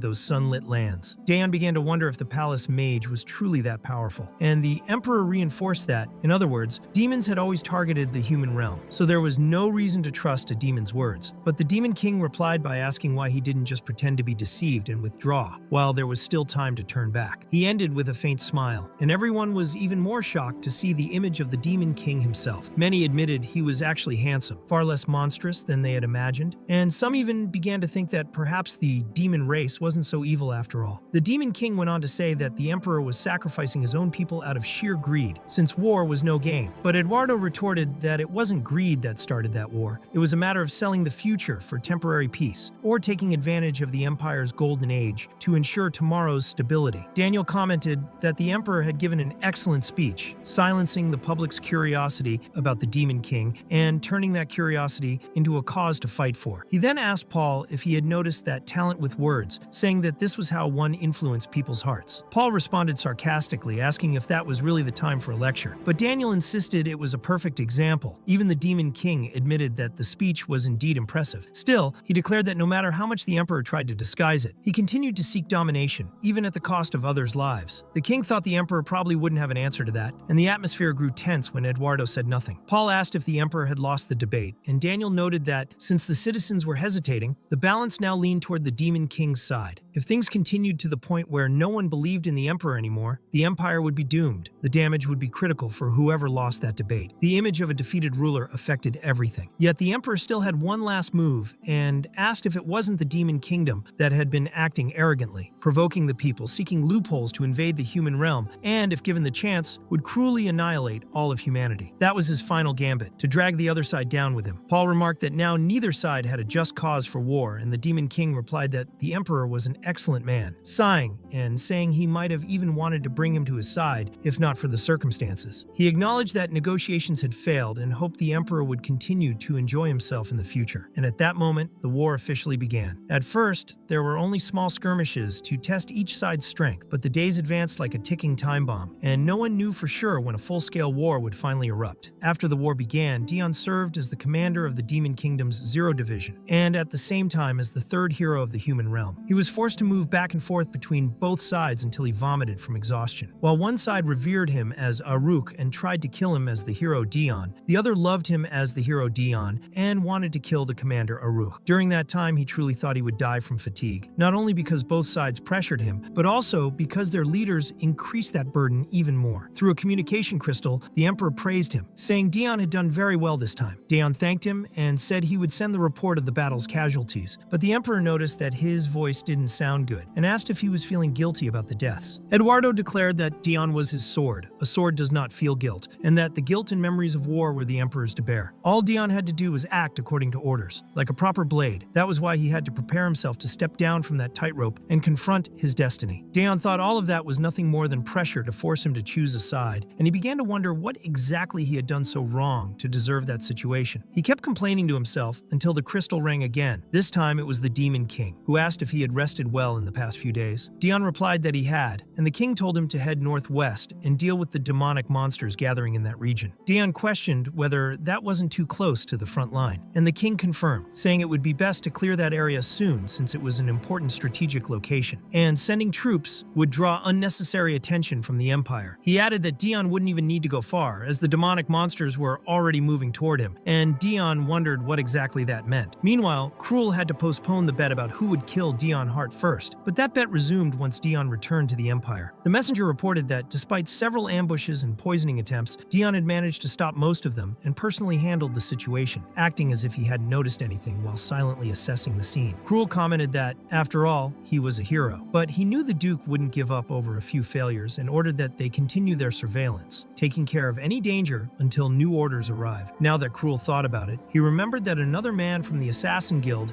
had received orders to kill Dion Hart. One was paying to kill him while another was paying to protect him, and Cruel didn't understand why he was trapped in the middle of it all. The Protector thought that, as far as he remembered, Dion Hart would be heading out that day and there shouldn't be any problems, so he hoped his subordinate would protect him well. But the assassin was terrified because there were too many demonic monsters and he didn't think he could protect Dion Hart. Yet he noticed that Dion wasn't scared at all and even declared that he only needed one target and would defeat that one to the death. Before the Emperor could stab his own hand again, Nemesis stopped him with his sword. Eduardo apologized for pointing his blade at the Emperor, but the strike hadn't been aimed at the back of the hand. It was meant for his own wrist. He admitted that it had been hard to keep a clear mind lately. Everything felt strange. It was all too obvious, and he could sense malice surrounding him, a presence so strong that it couldn't just be a hallucination caused by his trauma. Eduardo ordered Nemesis to contact the shaman immediately. Then he mentioned a rumor spreading about the similarities between the fighting styles of Commander Zero and the Empire's hero Dion, and told Nemesis to investigate it discreetly as he always did. But at that moment, the Emperor received an urgent communication signal and had to leave the room. Nemesis, though he remained there, grew suspicious and wondered if it could really be true that Dion Hart and Commander Zero were somehow connected. Meanwhile, Dion was in battle, beating an enemy to death. A large ogre had been slain by his dagger, but he was already exhausted. Even so, he found the monster's behavior strange. Normally, they would flee after witnessing such a massacre. But now, driven by hunger, they seemed to have completely lost their sense of self-preservation. Dion thought that maybe he looked like an easy prey, and decided he wouldn't allow himself to be underestimated. The next creature managed to strike back, throwing him violently, but he refused to accept that. He hated being underestimated. Using every bit of strength left in his wrist, he hurled a dagger that pierced the demon's skull. However, he felt the muscles in his wrist tear on impact. His legs burned with pain, and every muscle screamed, but he knew he couldn't stop. If he did, he would die. Even wounded, he slaughtered another monster. Those following him immediately froze. Then Dion threw the body of the defeated enemy aside and asked if anyone else wanted to end it once and for all. The monsters, however, fled. Regardless Regardless of race, every living being can recognize madness. After the massacre, Dion collapsed into the blood and realized he wouldn't be able to move on his own. He sent a message asking the Demon King for support, knowing the monsters would return eventually. In that moment, he dreamed that Cruel gently woke him up, but then ordered him to get real and open his eyes. Dion awoke to see a monster approaching, ready to devour him. At the last moment, knowing he wouldn't be able to dodge, Dion was saved by the Emperor himself, who appeared and killed the creature. Dion still managed to ask what he was doing there, but ended up vomiting a large amount of blood. Eduardo said it seemed like Dion had confused the communication device and asked if it was acceptable for a spy to make so many mistakes. Dion asked if he had been contacted by mistake, and Eduardo, at a loss for words, replied that he had no choice. He said he couldn't just send anyone, which was why he had come in person. He added that, thanks to that, he had been able to see Commander Zero for the first time, but assured Dion he had no intention of doing anything against him. He left clean clothes and medicine, instructed Dion to take care of himself, and told him to return soon, as he would send another knight to replace him. Dion thanked him, relieved, as he didn't even have the strength to stand up at that moment. Eduardo then remarked that this time he had acted under the Demon King's orders, but next time he would make the summons himself. After taking his medicine and changing clothes, Dion reflected that both the Demon King and the Emperor only wanted to use him for their own purposes, and this wasn't his first time dealing with that. Dion just wanted to return, get treated, and rest, but suddenly Dr. Ben, the physician of the Demon Kingdom, appeared and asked if he was alright. Dion wondered why he was there. Ben explained that he had felt a strong signal coming from the necklace, became worried, and snuck out in secret to find him. He asked how Dion had managed to get so injured, saying he must have killed all those monsters alone. But before they could talk further, a knight arrived under His Majesty's orders and caught them in that moment. The knight asked if Ben was a demon, and Dion thought he was in serious trouble. The knight ordered the demon to step away from the marquee, and for a brief moment, Dan considered killing Ben, thinking he could explain the situation later to the Demon King, who would understand. However, instead he only threatened Ben and whispered for him to push him and run away. Ben tried to insist on treating him, but with the knight approaching fast, he accepted the idea, pushed Dion aside, and fled. The knight didn't chase after him, worried instead about Dion's condition, as he was coughing up blood. Dion said he was fine and thought that, thanks to that plan, Ben had managed to escape alive. He was also relieved that he had received medicine from the Emperor. Without it, he wouldn't even have been able to move. The knight noticed that Dion's injuries were far worse than the reports had suggested. Moreover, there was a demon at the scene and 10 monster corpses scattered across the ground. The idea that Dion had faced all of that alone was unbelievable. The knight informed him that a carriage had been prepared on a nearby road and that he would escort him to safety. Then he lifted Dion onto his back and carried him like a child. While running back, Ben thought that it was the first time he had seen the magical device react so violently. He had slipped away knowing how dangerous a situation Lord Arudi faced was, but realized he had ended up becoming a hindrance.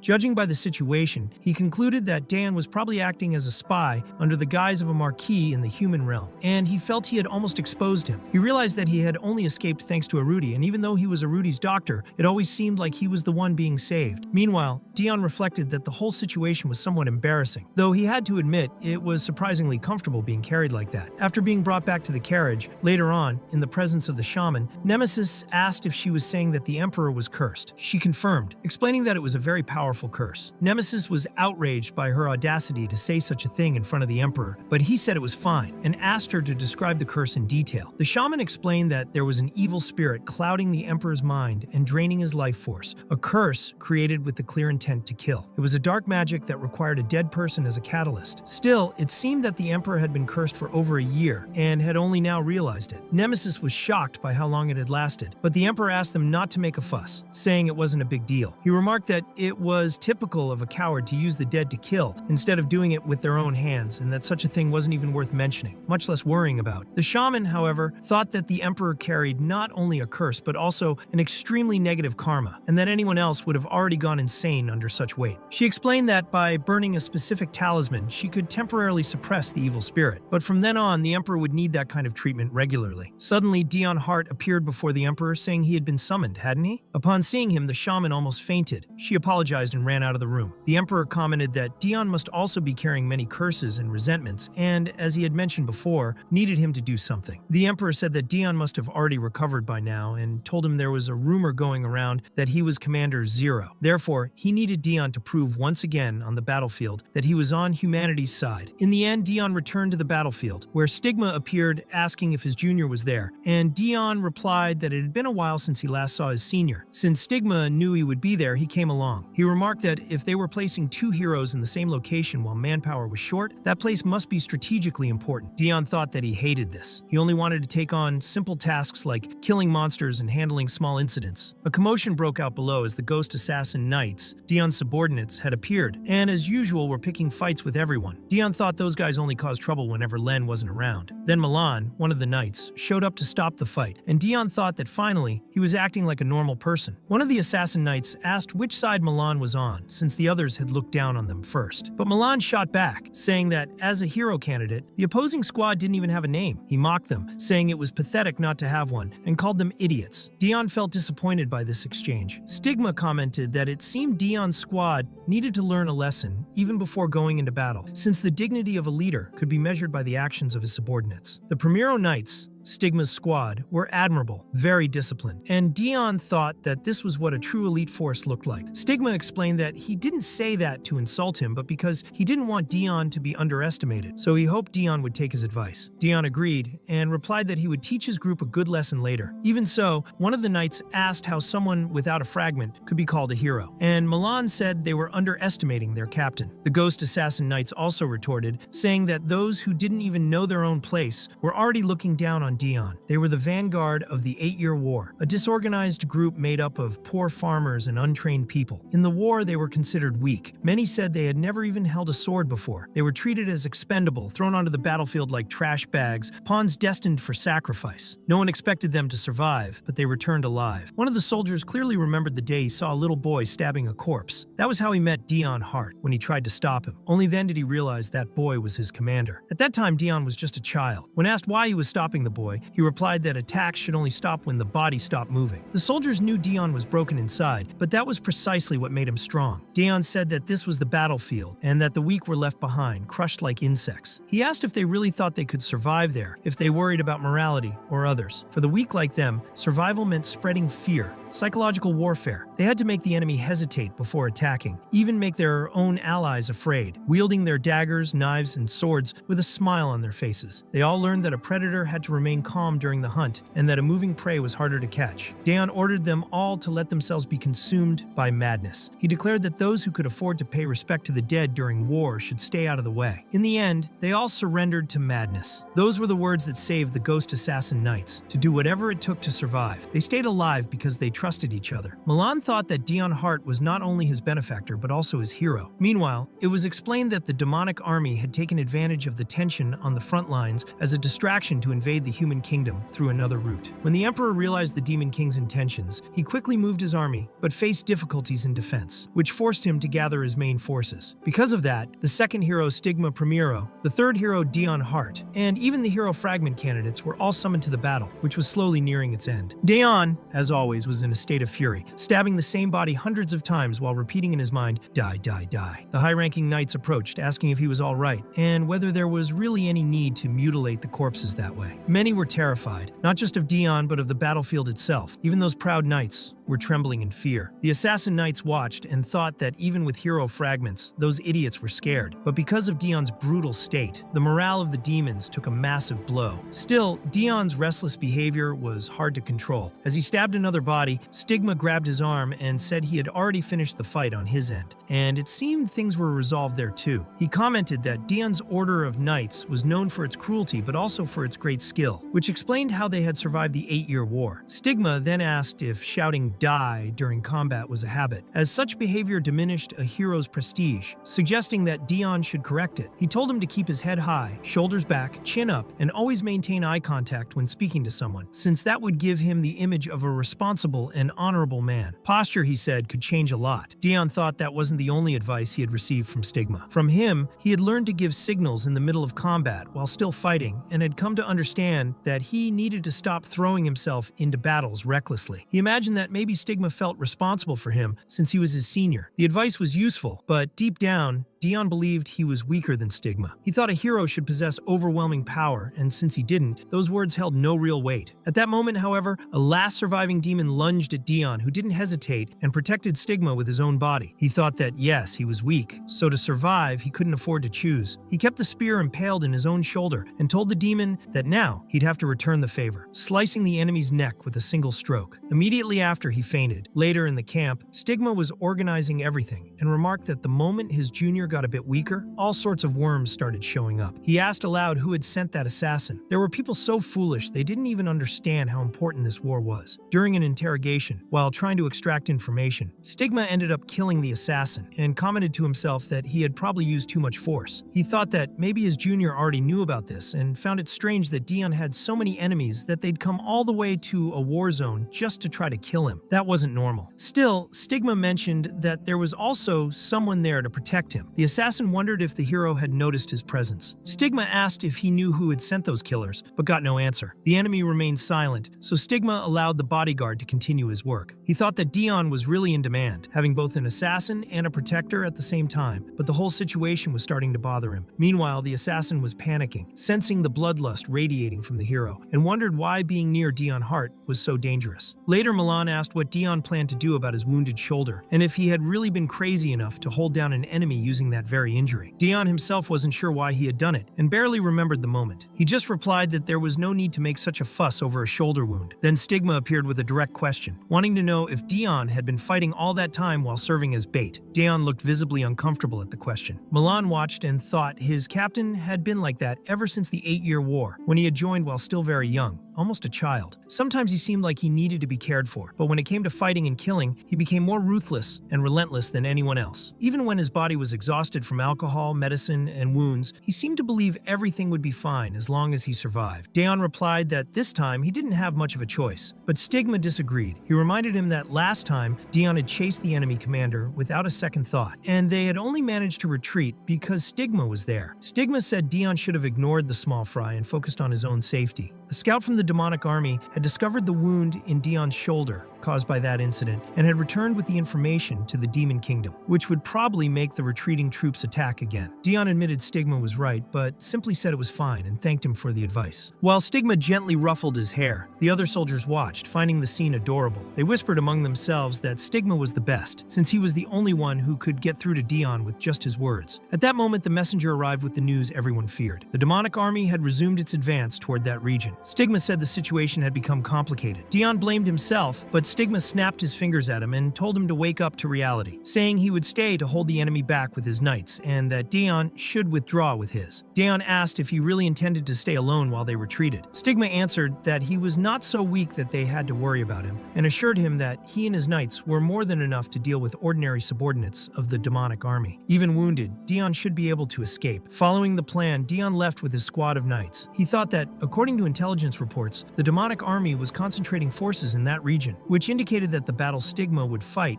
would be the last one in that territory. With that, they would be able to complete their mission. Meanwhile, Cruel was with the Duke and Illister. The relationship between them was a little strange. Although Cruel willingly followed the Duke as his subordinate, the Duke treated him with a great deal of respect. It was a peculiar dynamic because, despite being master and subordinate, both seemed to have roughly equal strength. The Duke, having won the game of chess, commented that Cruel did not seem very focused that day and asked if he was worried about his little brother. He recalled that he had sent assassins after assassins, and yet Dion still had not died. However, that relationship between them began to tilt dangerously. Illister suddenly smashed Cruel's head against the table, saying that his assassins had managed to capture one of Cruel's dogs, but Cruel knew he could not retaliate in that situation. Illister had discovered that Cruel had been protecting his brother all this time. Normally, he was not the kind of person to give second chances to traitors, but Cruel was too precious to him, leaving him no choice but to spare him. Stabbing Cruel's hand, Illister said he would leave it at that for now, and asked whether he did not feel guilty for protecting the very person who had killed his parents. Weren't those precious relatives to him? Yet Dion Hart had killed them without hesitation. No matter the reason or any confusion involved, had Cruel forgiven that? Forgiven the murder of his own parents? Between his brother and his own life, which was more important? Illister said he would give one last chance. Someone would keep an eye on Cruel, and he was not to do anything foolish unless he wanted to die. He should bring back Dion Hart's head. Later, Cruel reflected on all the warnings he had already received. He remembered the shaman who had told him that if he thought Dion deserved to die, then he himself should should kill him once and for all. The Duke had asked whether his brother was more precious than his own life. Cruel thought that maybe it was time to truly end all of this, but when he tried to raise his sword, his wounded hand faltered. He supposed Illuster's blow had hit a nerve, but he would not let that stop him. He had considered this possibility before. The dog the Duke had captured must have been someone from the secret guild he had hired to protect Dion. Those agents moved more discreetly than others, and most people did not even notice their presence. Cruel then told Senger to remain there for the time being, but Senger insisted he needed to protect him. Cruel suspected that it was the Duke who had sent him to do that. He thought the only way they could have discovered both the assassins and the bodyguards was through bribery. He asked since when Senger had become the Duke's eyes, since when he had started reporting everything to Illuster. He remembered Senger as his trusted subordinate, someone who had been with him even before they worked for the Duke, but Senger replied that it no longer mattered. Cruel agreed and said that for that reason he would not allow him to follow. He was still merciful enough to keep a traitor alive, but he thought all of this did not need applause. It had been a play without an audience from the start, and it would be better to end it without anyone seeing. Now he would perform the final act. Meanwhile, Dion was fleeing from the demons, thinking that when he was among demons, he was the Empire's most wanted man, and when he was with the Empire, he was the demon's most wanted man. That was him, Dayan Hart, the unluckiest man alive. He reflected on the fact that he had killed so many demons, and yet they still seemed endless. At that moment, one of the assassin knights noticed something unusual. A demon unit was transporting supplies, which explained why that particular area was so heavily guarded. They were using that path as a supply route. One of the demons, realizing they had been discovered, muttered that it was too late. Before he could flee or alert the others, Dayan had already killed him. The demons around shouted orders to stop Dion Hart immediately, trying to contain the situation. Some wondered if they had been discovered by humans, but it was already too late. Dion thought that without supplies, there could be no war. Maybe the mission was finally coming to an end. Maybe he could get out of this. But then, a rock slide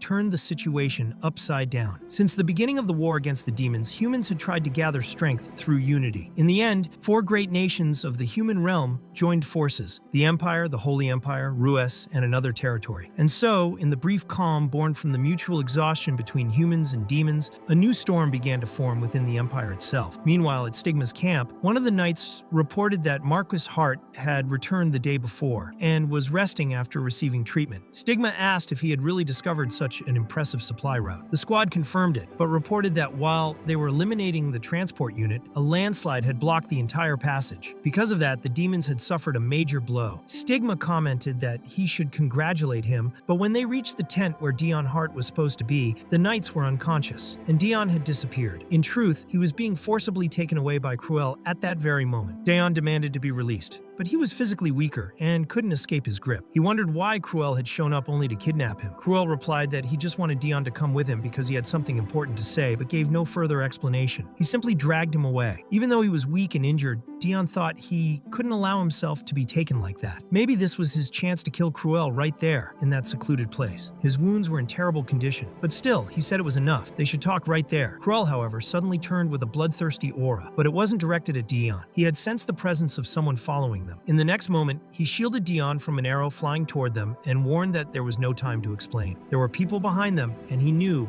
it would be difficult to escape this time because a specialized force had been sent, one capable of killing even a hero. There were many assassins together. Dion wondered if they were all there to kill him. Cruel said that side was far too dangerous now, and ordered Dion to run the other way and never return, because his brother would protect him. Dion wondered if Cruel knew about his connection to the demon realm. One of the assassins, upon seeing Cruel's behavior, called him a traitor, saying he had defied Illuster's orders. They decided to kill both of them at once, but Cruel wasn't called the first hero for nothing. With ease, he dodged every arrow and countered each attack. He had never told the Duke, but he had been secretly following Dion, and the place he had reached was the demon realm, the sky of the 3 moons. The secret mission given by the Emperor and the appearance of the commander of Squad Zero suddenly made sense to him. Cruel understood that everything led back to Dion, that he was connected to every piece of this puzzle. He wondered if Dion had really been the one behind it all this time. Being treated as the commander of Squad Zero in the demon realm, his life there must have been good, and in that condition, as injured as he was, there was no way Dion could face all those assassins alone. But Dion thought that even without knowing why, Cruel was helping him, so he had no choice but to fight alongside him. Together, the two began fighting all the assassins, but Cruel realized too late that he might have made a terrible mistake. Cruel knew he shouldn't have brought Dion to that place at that moment. His plan had been to send him to the demon realm, since staying in the human realm was far too dangerous. But he hadn't expected the assassins sent by the Duke to arrive faster than him. One of the arrows nearly struck Dion in the head, but Cruel shielded him with his own body. Confused, Dion asked what he was doing, acting as if he truly cared. But as fragments of old memories resurfaced, he began to feel that something about that story had always seemed wrong. The gaps in his memory returned with force, and he thought that perhaps Cruel had never really abandoned him after all. Dion had always said that one day he wanted to see the world beyond, and Cruel had promised that when he grew up, they could go on a family trip together. In that moment, Dion began to realize that all this time, his older brother had never tried to kill him. The truth was that he had been protecting him. Cruel simply asked him not to think too much about it, as he always did, to just accept it and forget. He knew that everything had been one big misunderstanding. If it hadn't been for the Duke's influence, Cruel believed that his beloved and kind younger brother would never have done something so terrible. Cruel thought that Dion was not to blame for their parents' deaths. On the day he saw his brother covered in their blood, he made his decision. Before his next attack, he almost dropped his sword because of the wound Illister had inflicted, and because of that, he was struck in the chest. Though he still managed to kill the assassin, he thought he was doing all of it only to protect his younger brother. Cruel believed that at least now his mind was clear. If Dion were to discover the whole truth, he would probably go insane with guilt and the thirst for revenge, and in the end, he would take his own life. That was why this was Cruel's last request as a brother. Dion had to run away. He didn't want Dion to know the full truth. Cruel stayed behind while Dion escaped. He thought that his brother shouldn't question his role in the war or what had happened to him. He wanted Dion to direct all his hatred toward him, his elder brother. Even if he died, he felt that in the end, Dion had never listened to him. But if someday he wanted to know the truth, he would have to face reality and everything he had done until now. At that moment, Cruel lay on the ground, gravely wounded. He knew he had been forgotten by everyone, erased from a miserable and pathetic life, unable to stop his parents' deaths at his own brother's hands. Even so, he had struggled to rise to a high position, all for Dion's sake. He had worked like a dog for the enemy, endured everything, and even now he had no regrets. He had fulfilled his purpose. Cruel didn't mind dying, but if he could have one last wish, it would be that it hurt a little less when his brother finally learned the truth. He hoped Dion would live a good life, that he would be loved, even if that meant Cruel would be alone after his death. As he ran, Dion wondered why his brother had done all of that. Was there any reason behind it? He felt he wasn't worthy of being saved that way. But before he could understand his feelings, he saw the vision of Cruel's ghost before him. Meanwhile, the assassins who had killed Cruel muttered among themselves that he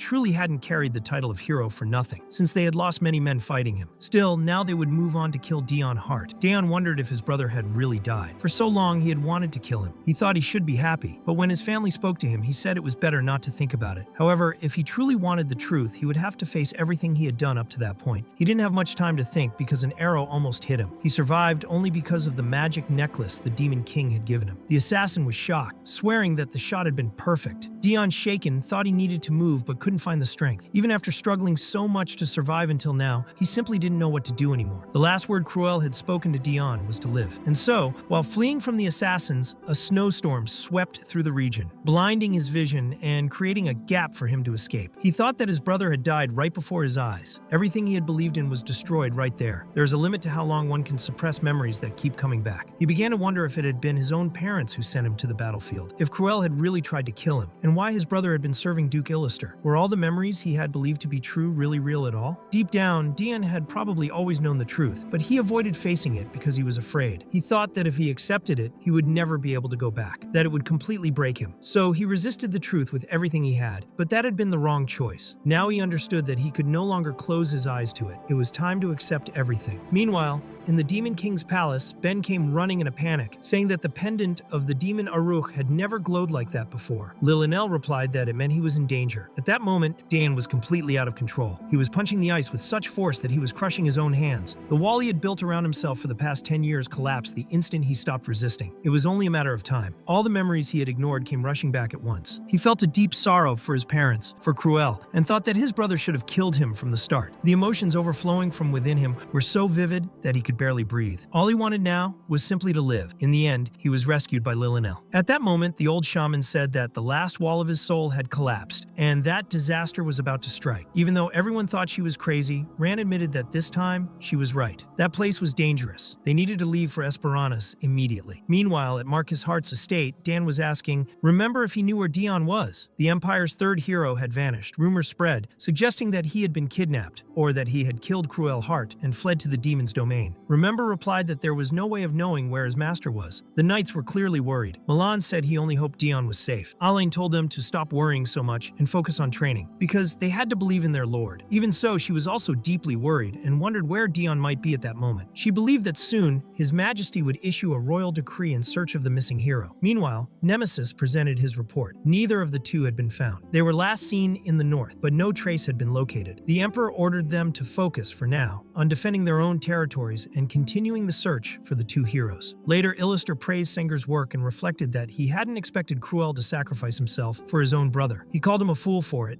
and said that had been a valuable opportunity. He regretted not being able to kill Dion Hart and was certain that Dion had escaped to the demon's territory. Now he was curious to see what that boy would do next and how his actions would affect the Empire. Meanwhile, Lillinel stayed by Dion's side, extremely worried. Despite all the blood, he was crying endlessly. She asked Ben to do something, but he replied that he had already treated all external wounds. The problem now was mental. The Demonar was going through a deep emotional breakdown, and there was nothing he could do about it. Then, the Demon King appeared, asking what had made Dion cry like that. He wondered if it had been the ghost of Tantem, and reflected that perhaps Aruk had finally decided to accept the truth. He knew that if Dion continued like this, he wouldn't survive for long. The Demon King remarked that this seemed like a good opportunity to test Dion's destiny. He ordered everyone to leave the room and began channeling his magic directly into Dion's body. He thought that this would surely affect Dion's future in a decisive way. The king found all of it extremely interesting and had no intention of wasting the chance. He said that, for now, Dion should sleep a sunken deep sleep. His magic shone so brightly that it seemed to outshine the very horizon. Meanwhile, recalling how it had all unfolded, Cruel had become a target of suspicion for Duke Illuster, forcing him to prepare for his own end. Everyone's sights were on Dion, so his plan was to ensure his brother's safety. To do that, first he needed to separate his two greatest enemies, the Duke and the Revolutionary Army. The reason the leader of the revolution had founded the organization in the first place was his mother's wish. Cruel knew that if that leader learned his mother was sick, he would grow anxious and rush to the Duke. When faced with the Duke's cold indifference, he would realize the man had no true desire for revolution. Cruel had timed everything precisely so that Daniel would learn of the illness at the exact right moment, dividing his attention and preventing him from concentrating his efforts against Dion. Maybe he had succeeded in that, but he knew that Dion had always been smarter than him. He was sure Dion would survive. That was why Cruel was the first to leave the stage. He always told Dion that he would support every decision he made, that he should move forward and do whatever he wanted, that he would always be loved by his family. When Dayon, now as Aruch, woke up and went to the library, the demons watched him with fear. He spent hours without eating or resting, reading obsessively. When someone tried to interrupt him, he lashed out violently, even using a book to wound one of the demons. He was searching for answers, reading everything he could to clear his doubts. Not all of them were answered, but one thing became clear. Perhaps Cruel had done all of that not to kill him, but to protect him. He might have become known as a rebel against the Emperor, but his actions contradicted Illuster's orders. Dion wondered if everything had been because of him. When he was about to hang himself again, the Demon King appeared, dismissing everyone from the library. Lillinel stopped him from killing himself. The king complained that this was the first thing Dion did after waking up, that he had saved Dion's life only to be repaid like this. Dion, desperate, asked why Cruel and not him. He was certain that everyone hated him, that his parents had died because of him. He questioned whether he wasn't truly the one at fault in this whole story. The king said he would help him, but that he needed more information first. Then he used his magic to compile everything that had happened and revealed that Duke Starve Illuster had begun interfering with Dion's family since the war 8 years ago. With that, Dion finally had access to truths he had never known. Of course, the king omitted the details of his own contract with the Duke and thought to himself that poor Dion Hart was truly alone in the world. When Dion finished reading, he threw all the papers into the air in despair, wondering what he had done to deserve all of that. The king understood how humans became corrupted. They break when they lose what is precious to them, or more precisely, when they have nothing left to lose. It was then that Dion tried to drive a shard of glass into his own throat, but the king stopped him and asked if he would really feel satisfied dying like that, when Cruel had sacrificed himself to keep him alive. The king thought that once there had been a time when he regretted using 90% of his mana just to save Dion because he had felt that he'd wasted his power on something already broken. But when Dion asked if the emperor knew everything, the king was sure that his little toy could still surprise him. He replied that there was no way the emperor didn't know. Using 90% of his mana wasn't too high a price to pay for a ticket to such an entertaining show. Meanwhile, the emperor analyzed the situation. He commented that maybe it wasn't just a rumor. Perhaps Cruel Hart really had sacrificed himself for Dayon. He asked if Nemesis knew about it. Cruel Hart had given up everything to protect his brother. On the day the fourth hero was born, his first request had been to protect Dion. The victim had knelt before the spectator in the name of the aggressor, turning himself into bait. Dion Hart would never have suspected the truth. Cruel Hart had always protected him from the shadows. Eduardo thought he didn't want his younger younger brother, who had already killed their parents, consumed by hatred, to discover the truth and hurt himself even more. He thought Dion Hart was similar to him in many ways, though their families had been very different. He wanted to pay his respects to Cruel Hart. At that moment, Dion suddenly burst into the Emperor's office. Nemesis demanded to know what kind of behavior that was, but the Emperor silenced him and asked if Dion was all right. He also asked why he had come to see him while his body was still wounded. Dion asked if the Emperor knew everything, if he knew the truth about Duke Illister and about his brother, how much he really knew. The Emperor replied that he knew everything. In the end, Cruel Hart's efforts had been in vain. Dion Hart removed the hand covering his eyes and uncovered the truth. He thought that he should have told the truth, that he should have refused that order when they asked him to destroy his own family. While the others received honors for the 8-year war, he remained silent. If not for that silence on that day, everyone would still be alive. The Emperor replied that he had only been a child. Everything he did was by his own will. As Emperor, all he had done was grant Dion's request. But if he still insisted on knowing, then yes, it was because of his greed for having someone as talented as Dion by his side. Dion replied that he did not possess the talent everyone claimed he had. Both the Duke and the Emperor had used him from the very beginning. He had simply lived a life manipulated by the intentions of others. In the end,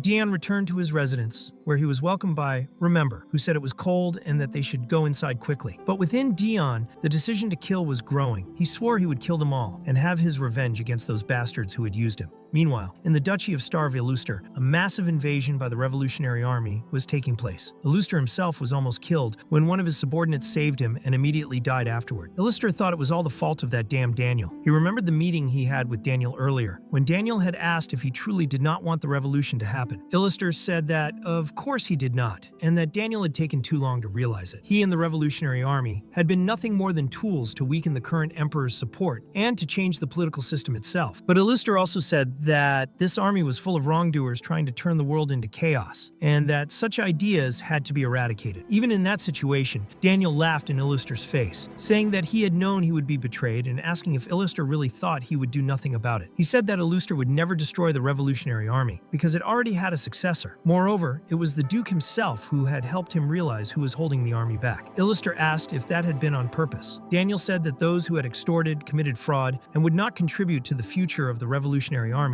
had been executed by Illuster himself. And as gratitude, Daniel said he would give him another gift. That was when Illuster learned that his duchy was being completely invaded. He had never imagined that Daniel would divide his forces. Daniel said that for the future, they would reduce his troops by half and asked what he thought of that. But at that very moment, Daniel was also attacked. In the secret passage of the duchy, while escaping, Illuster wondered if Daniel truly had a successor. He needed to hurry. Now that he no longer had any connection with the army, he needed to take care of this quickly. Daniel was far more intelligent and dangerous than Illuster had ever imagined, but it was a relief that he had finally managed to kill him. The one who found Daniel's body was his successor, Paul. At that moment, the knights were knocking on Dion's door, saying he needed to eat something, but he did not respond. Milan commented that he had not left his room for 4 days. Elaine said that their lord had always been that way. Then Dan finally appeared. Milan asked where he had been, since the captain had been in danger. Dan had appeared only at that moment. He said he had needed to do something important. What he did was set fire to the village where his old home had been. The shaman cursed Dan, saying he would serve disaster, and he almost died because of it. Although he had always been the same Dan everyone knew, people began to treat him like a monster, but he never wished to be understood. As the village burned, Dan told Han not to worry. He would not kill anyone. He only needed that old woman to see him fulfilling his destiny. He said he hoped she would live with a heavy conscience, because he was the sin she had created. But Han asked him to warn Dion to be careful with his eyes, and said she hoped he would not commit too many sins by his side. Dan thought she must have seen his lord's future, and for that reason, he simply broke down the doors of his chambers. Elaine brought food to Dion and said she could serve him. When Dan finally arrived to speak with his lord, he realized Dion was still hurting himself. He said everyone was worried and that they needed to leave that place for a while. But Dion asked Dan what he was to him. He had always been curious, but had never received an answer. Who was Dion to Dan? He answered that Dion was the person who had ruined his life, his disaster, and also his purpose. That was why he begged Dion to continue following him. Dion laughed and said that was great. He knew that Dan was neither a man of the Emperor nor of the Demon King. Dan was his servant. Then Dion said they could go together. Later, both of them were in the Demon Kingdom. Dion asked Dan to stay there for a moment because he had a meeting. Everyone was shocked to see Dan, asking if that was the human the demon Aruch had brought. Jakar commented that the boy was interesting, surprised that he could remain so calm even in such a hostile atmosphere. But in truth, Dan was very nervous. only pretending not to be. Later, the king asked Dion if, to fulfill his destiny, he truly needed that human by his side. Dion said yes. The king replied that it was fine. He would allow him to remain in the demon kingdom, and asked if that was the only thing he had come to request. But Dion was pondering something. Ever since he decided to take revenge, he had not stopped thinking about the most effective way to do so against Duke Illister and the Emperor. He asked the Demon King to destroy the Empire, to bring it to collapse and crush it so completely that it would never recover. Dion said that was his true request. The king replied that it was wonderful. He thought Dion Hart was foolish, even without knowing the whole truth. To him, Dion was like a monkey still chasing a banana. The king had deceived and used him even more than the Emperor had, yet Dion still chose the side of evil. Dion said he would follow him sincerely. The king thought that finally, after such a long time, the toy had fallen into his hands. Later, the demon Arak was being greeted as always. However, everyone noticed that the atmosphere around him had changed. He had always been frightening, but now it was far more difficult to approach him. The king said he would leave Dion in charge of managing his army to destroy the empire. Dion thought that he could not afford to be careless if he wanted to use that power properly. The moment the demons realized he was weak, he would lose his life. The power he had gained and the chance for revenge could not be wasted. Until then, the fear they felt toward him had been a misunderstanding, not something intentional. But now he would take advantage of it. He decided to distance himself from everyone for a while and change his attitude. When Eddie, kind as always, approached him, Dion simply ignored him. As Stigma always said, a simple change in posture improved many things. He would create an image that no one would dare to approach. Dion called Dan and, without hesitation, closed the door right in Eddie's face. Dan commented that it had been a bit cold and even thought Eddie might have been hurt by that. But Dion replied that Eddie was a demon and there was no need to get too close to a demon. He also said that such bonds only brought unnecessary danger and that, in truth, he felt much more comfortable being alone. Winter passed in the blink of an eye. As if everything that had happened in the past were nothing but a poorly told joke, the Demon King's army began to march toward the human kingdom with renewed strength. As the soldiers lost territory, a demon appeared at the front lines commanding everything. When the human soldiers recognized him, they realized it was Dion Hart. The news spread like wildfire. Dion Hart,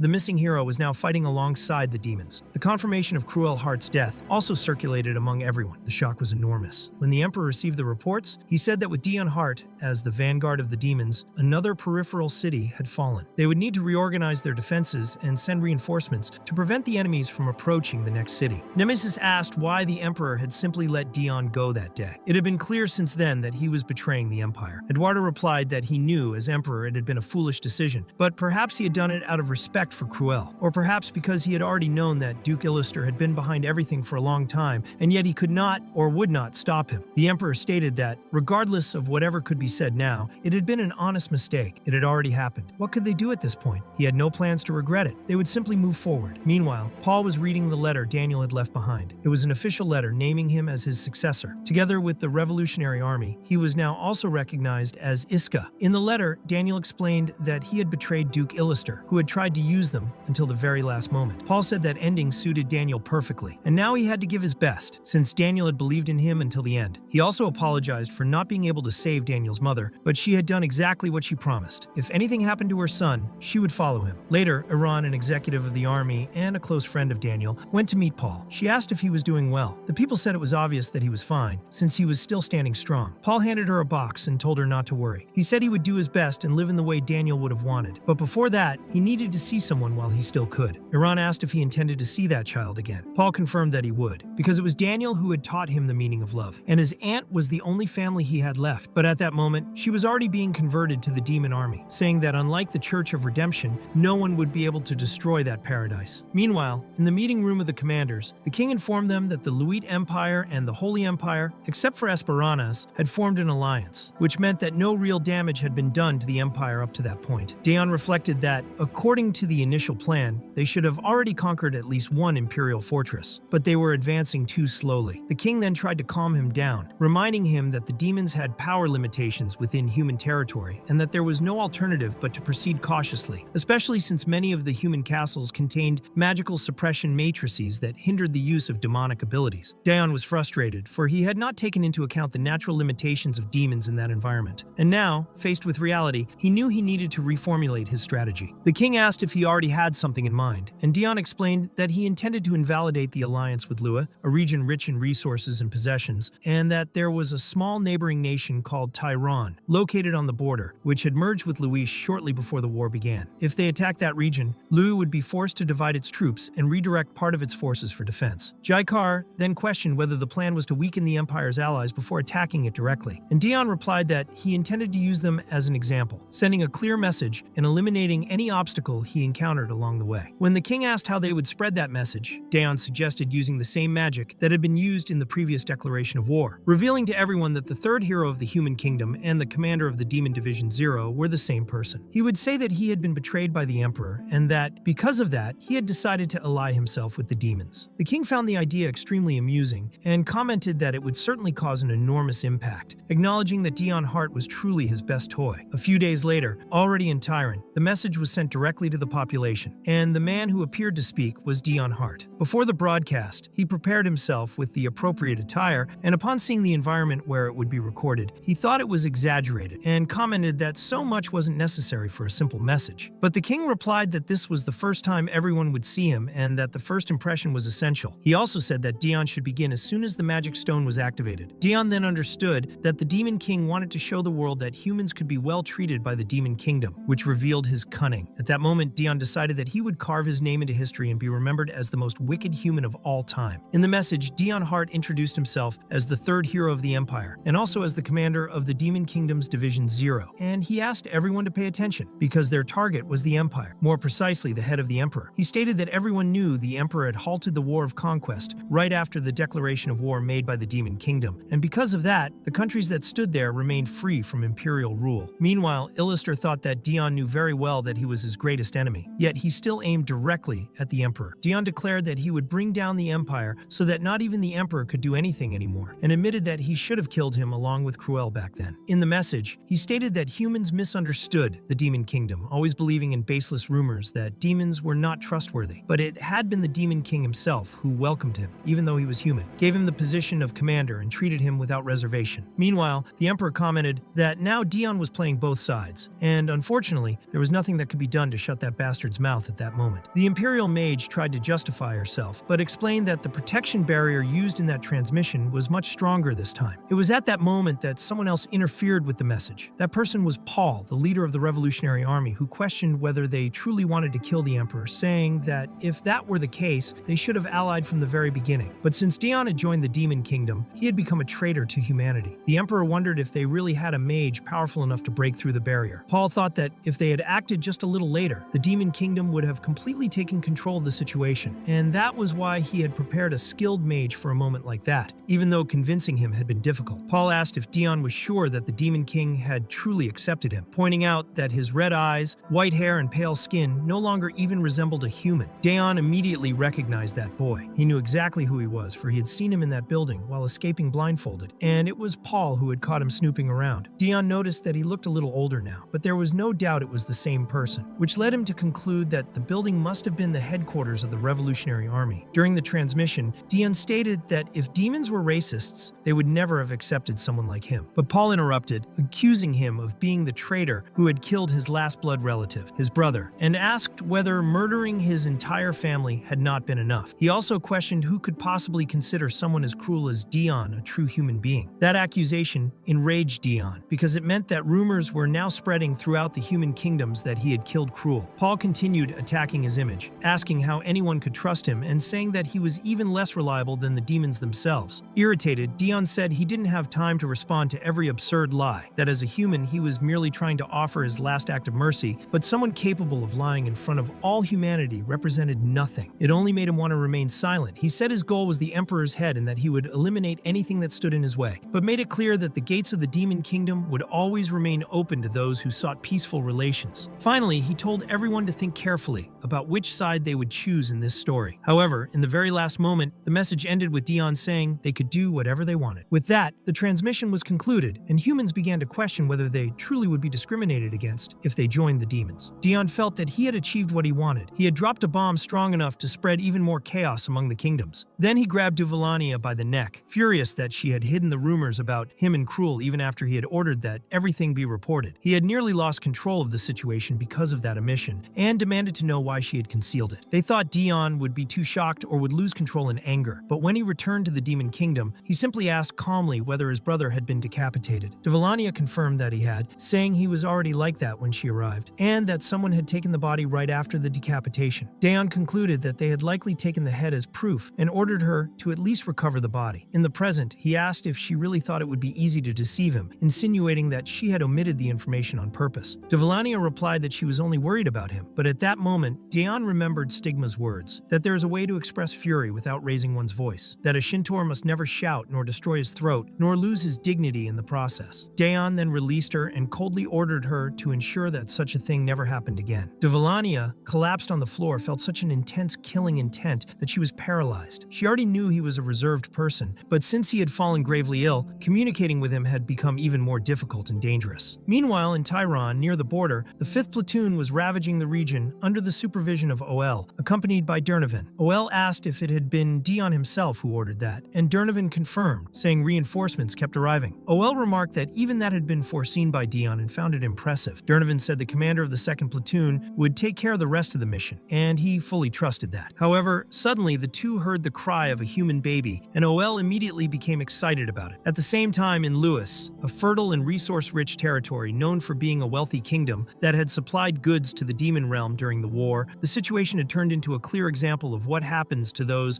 who ignore the warnings of the demon army. Durnovan, killing another soldier, thought that Dion had once again been right, for most of the kingdom's troops were concentrated in Tyron, trying to defend the area, which made that mission much easier than she had imagined, since the allies could not send any help. Then the final enemy appeared, and Dion already knew who it would be. He had heard that the King of Louis had a younger brother, a general, on whom he was completely dependent. When that younger brother was finally forced to join the war, since the enemies were far too powerful, the standing order was to kill him without leaving any trace. Devalania commented that he had finally shown himself. When the king received the news, he was deeply shocked, and it was Len herself who delivered her brother's body to the castle. As soon as the gates began to be attacked, the younger brother, who was inside, took command of the defense, even as the king protested that it was far too dangerous. But the young general refused to retreat, and the king regretted not having stopped him from the very beginning. Even though allied reinforcements arrived briefly, they were not enough. The battlefield was already covered with the bodies of fallen knights. Lewis, for the sake of the alliance, did everything within its power, but the only support it received was a disorganized group of reinforcements, which led the king to think he would never forgive them for that. Lean, the commander of those reinforcements, apologized for not having been of much help, admitting that she could not fulfill Her Majesty's will. Not only had she failed, but she had also wounded her own lord, and she knew that even offering her life would not be enough. The king,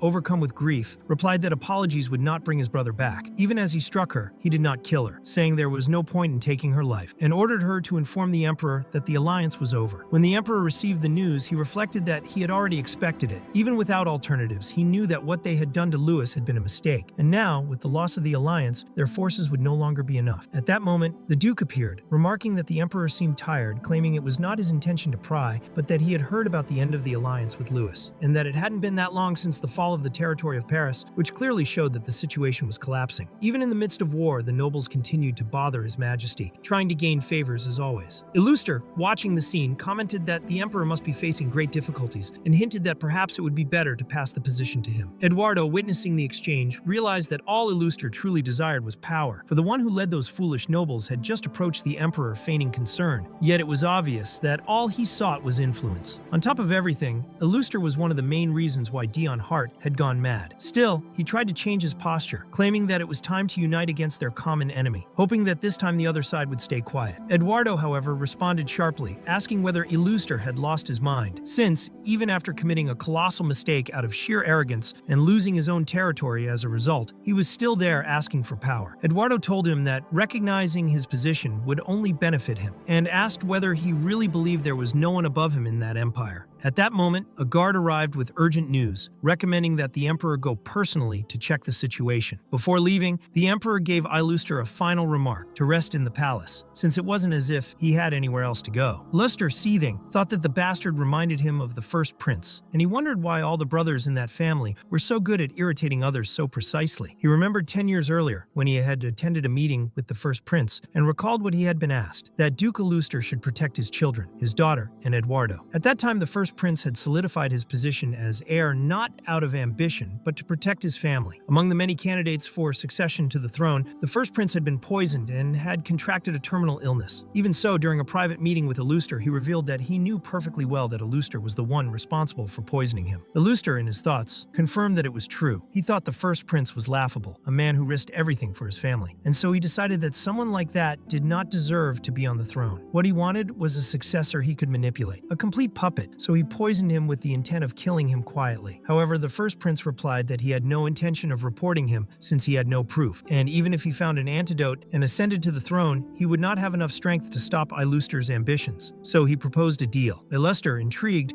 wondered if that man truly believed he had anything of value to offer. That was when the prince revealed what he possessed: the forbidden book, the one that contained the method for forming a contract with the Demon King, the very same one Illuster had secretly sought for so long. The prince said he could give Illuster that book, along with his own life, in exchange for the protection of his children. It would be a fair trade. One sought the safety of his family, the other sought power. Illuster pondered whether that was truly the only way to obtain the book, but the prince assured him that if he were to die under any circumstances, Duke Illuster's name would automatically be tied to the crime. He explained that he had already arranged for false evidence to be spread, all pointing to Illuster as the culprit, and even if Illuster were accused of possessing the forbidden book, all he had to do was burn it, erasing any trace. Hearing all that, Illuster grew furious, thinking it absurd to be threatened like that, but the prince replied that it wasn't a threat, it was a request. He even added one more condition to the pact. If Illuster wanted no one to know that he had been the one who poisoned him, he could accuse the Duke of Grades of being responsible for his death. Then he asked what Illuster thought of that proposal. Illuster had always regarded the first prince as a weak and pitiful opponent. He never imagined that someone like him, the head of an imperial family, could be so cunning and dangerous, and that was precisely why he accepted the deal. The prince even brought a sorcerer to seal the contract, ensuring that protection meant not only keeping his children alive, but also preserving their freedom. He clearly stated that locking them up under the pretense of protection would not fulfill the pact. Illuster replied that the contract would only last 10 years, but the prince said that would be enough time. During those years, they would grow stronger and form emotional bonds with him. He believed that Duke Illuster himself would eventually develop affection for those children, as they were kind, if he could say so himself. And at that moment, the one reading all of this was Dion, who began to laugh uncontrollably, hardly believing what he had just discovered. He couldn't imagine that this was what had really happened, that the feared and calculating Duke Illuster had protected the imperial family for 10 whole years. Finally, Dion had found what he had been searching for all along. At that moment, the members of the Phantom Assassin Knights recalled an old conversation with their captain. He had said that, unlike him, they all had a home to return to, a life waiting for them, and he asked them not to abuse the drug they used in combat. However, the others replied that the captain also had a life. He also had a place to return to. Even so, Dion could no longer clearly remember what was said that day. Later, Dan showed up and asked if Dion was already awake. He had gone to bed very late the night before, but still woke up early. Dan wanted to know if he had finished that game, and Dion replied yes. He only played it to kill boredom, so he finished it quickly. Dan was surprised, since the game was extremely complex, a strategy game based on chess, but with an absurd level of detail. He remembered Ed trying to explain the rules to both of them, and also recalled Din, who had gone a little crazy with so much information. Dan asked if at least that night Dion hadn't had nightmares. His face looked better. Dion said that, actually, he dreamed of something funny. Later, he asked if the plan was going well. Dan explained that ever since they sent the warning to the human world, the repression against their trade group had increased significantly. They were being watched all the time. Dion replied that this was what happened when they used his name to increase circulation. Still, Dan stated that they remained one of the largest trade groups in the region, and many people depended on them. Therefore, they wouldn't be defeated so easily. As for the amulet Dion had requested, they were already handling it with a shaman recommended by Butler, remember, whose ability was perfect for that kind of thing. Dion wondered what was up with that man, since he didn't seem like a real butler, something he had suspected for quite some time. During the commander's meeting, Dion explained that the Demon King's troops would now head directly to the Empire's capital by the shortest route, aiming to attack the Emperor before they could react. Idalia questioned whether the first target shouldn't be Illuster, and Dion confirmed that this was the initial idea, exactly to hold back the Duke. That's why they had chosen that route. But since the Revolutionary Army had gone into action, Illuster was no longer a problem. Even so, he might still have a few tricks up his sleeve. Lilynell commented that if the only issue was the Church of Salvation, then there was no need to worry. Since the last invasion, the church had lost a lot of power. The king asked if that was really true, implying they were acting without his knowledge. Lilynell replied that everything was done for the good of the plan and swore she was telling the truth. The king said he didn't mind. He actually found it amusing. Dion thought that the duke had lost much of his power. More importantly, now that he knew the emotional trigger of that bastard was the emperor himself, he decided his revenge would begin with Edward's death. For that reason, Dayan said there was no longer any reason to delay his return. Aya commented that everything was working only thanks to Master Dion, who could restructure the entire plan in the blink of an eye. The king agreed, saying that thanks to his supreme commander, each day brought a new surprise. Dion thought that the Demon King had probably already understood what his true goals were, but was pretending not to notice. The king then asked whether the empire still maintained an alliance with the Mountain Kingdom. Dion replied that soon, that alliance would come to an end. Without Luich to mediate, only two extremely stubborn kings remained, and neither was willing to give in. Tensions rose with each meeting, with mutual provocations that would soon break the alliance. Dion knew it was just a matter of time. Isilda commented that was a good assessment, but they were heading down a path that would inevitably lead them through Castle Mansion, territory of Stigma, the second hero. Dion said that, indeed, encountering him would be a headache, so he suggested a small detour through Baron Miller's territory, also noting that he didn't want to fight his veteran. Delia pointed out that the territories were still very close, and if Stigma decided to help, they'd be in trouble. Dion agreed that could happen, so he decided to go personally to speak with him. Later, that's exactly what he did, barging into Stigma's room without ceremony. The hero responded by saying he didn't know whether Dion had gone mad or just lost all shame, because even now as an enemy of humanity, he still had the audacity to show up there. Dion explained that he only entered because Stigma had dismissed everyone, and that's how he knew it was a secret meeting set up by Dion. Stigma commented that it had been a long time since he'd seen Dion, and noted that he looked quite different. His posture had changed, even his gaze was different. Dion said that it was all thanks to the veteran's teachings, and asked if he liked it. Stigma replied that he did, of course. As long as it was him, there was no way he could hate him. Then, he asked why Dion had taken such a risk to come there. Dion explained that the underworld troops would pass through Miller's territory on their way to the capital, and since it was nearby, he knew Stigma would receive orders to send reinforcements. However, he didn't want to fight against his veteran. Stigma said he felt the same, but if it were a direct order from the Emperor, he wouldn't have a choice. He also had his honor to preserve. Dion realized he couldn't count on that plan and knew he would need to find another solution. Before he left, Stigma asked if he had heard any news about the Loft Knights, since after Dion's disappearance, he had taken command of the Assassin Knights. He had sent the squad to Miller, but along the way, they vanished. At that moment, the High Knights were hunting the deserters through the forest, as they had abandoned the mission to follow Dion. Meanwhile, Dion was already returning to the Demon Realm. Stigma commented that he was truly lucky to have such loyal knights. Dion thought that the Assassin Knights were still part of the Empire, which was why he had been avoiding any contact. Even so, he couldn't understand why they were so insistent on following him, thinking they were just wasting their lives. Suddenly, he grabbed his communication crystal and ordered Dan to immediately go after the survivors of the Barbari tribe, because he knew that once the war began, Stigma would receive orders to send reinforcements. If they found a good reason to prevent that movement, the problem would be solved. The Barbari tribe had been almost wiped out during an invasion into Stigma's territory, so it was only a matter of provoking them in the right way. They must have been consumed by hatred. However, Dan said that before that, he needed to return to the castle. Something was happening there. When he arrived, he found total chaos. The Assassin Knight squad had shown up, demanding to speak with their master. Dion was completely confused, and when the knights spotted him, he thought he was completely doomed. They explained how it had all happened. They were trying to escape from Stigma's camp to go after their captain, but they got caught red-handed just as everyone was gathering. Stigma asked if that was really what they were saying, that they had fled his territory with pride and were still happy about it. He said that if they weren't part of an order of knights, he would have killed them all right there. He thought those soldiers were extremely troublesome. They were always picking fights with other knights, burning everything they saw, and destroying anything in their path. They never stopped causing problems. Stigma ordered everyone to shut up immediately. He said they were the first to make him this angry since he was a child, and claimed he wanted them all gone from his sight. Even so, he wondered what would become of his honor when he saw his own soldiers deserting. He then said that those knights were no longer under his command, so it didn't matter whether they vanished or died. They explained to Dion that it was at that moment they took advantage of the unit transfer to desert and escape. Dion found it impressive how well they could get on people's nerves, but asked about Lien, wanting to know why she wasn't with them. They said they hadn't been able to convince her to come, so they just left a note. When Lien read the message, she was absolutely furious. Even so, Dion said they had done a good job. He figured that, with how strict Lien was, she wouldn't be able to live in the demon realm. At that moment, he saw Silua and asked why the hell she was there, and not at the border. Silua explained that she needed to deliver a message to the Demon King, and along the way, encountered those interesting humans. Since they seemed to be Dion's subordinates and and were fun, she decided to bring them to him. She confessed she had thought about killing them when she first saw them, but then realized their fighting style was identical to Dion's. The assassin knights found that impressive. After all, she was a commander. Dion ordered Silua to return to her post immediately and commanded the squad to follow him. The group asked him to calm down, wanting to talk first. Dion replied that he had just remembered the names of his daggers. One was called Talk and the other Calm. He asked if they were really sure they wanted to continue. Later, they were practically on their knees. Dion asked how they dared to challenge him like that without any fear, and if they wanted to die early. One of them answered that it was the only way to find their captain. He asked why he was there alone, while the others said they were also worried. Dion replied that it was nonsense because he didn't belong to them. It was the other way around. The group reacted like anime girls, saying they never thought they'd hear something like that from him, and commented that their baby had finally grown up. That was when Dion threw a talisman in one of their faces. He ordered them to put the talismans on immediately, one on each shoulder. He said they were items capable of equalizing their combat power with that of demons and told them not to tell anyone. He stated that Dan had worked very hard to obtain those artifacts, so they shouldn't waste them. Dan confirmed, saying he had put a lot of effort into it. One of the talismans suppressed demon magic, while the other limited all of their abilities. Both affected all bearers within a radius of 3 meters. They explained that these items were once used by the companions of the original hero, the one who had defeated the Demon King the first time. Although they hadn't been useful for him since he was blessed, they were of great help to ordinary people. That's why they would be useful now as well. The group praised Dan, saying he was really good, but also asked why he had been the only one to show up. They called him a traitor, jokingly. Dion thought that he had always known he would give those items to them one day. He just didn't expect that day to come so soon. While they argued, Dion complained that everyone was being too loud and ordered anyone not taking part in the conversation to leave immediately. Meanwhile, Dion was beside a plant from the human realm, wondering why it still hadn't withered. Ran had given him that flower so he would remember the human realm, and he knew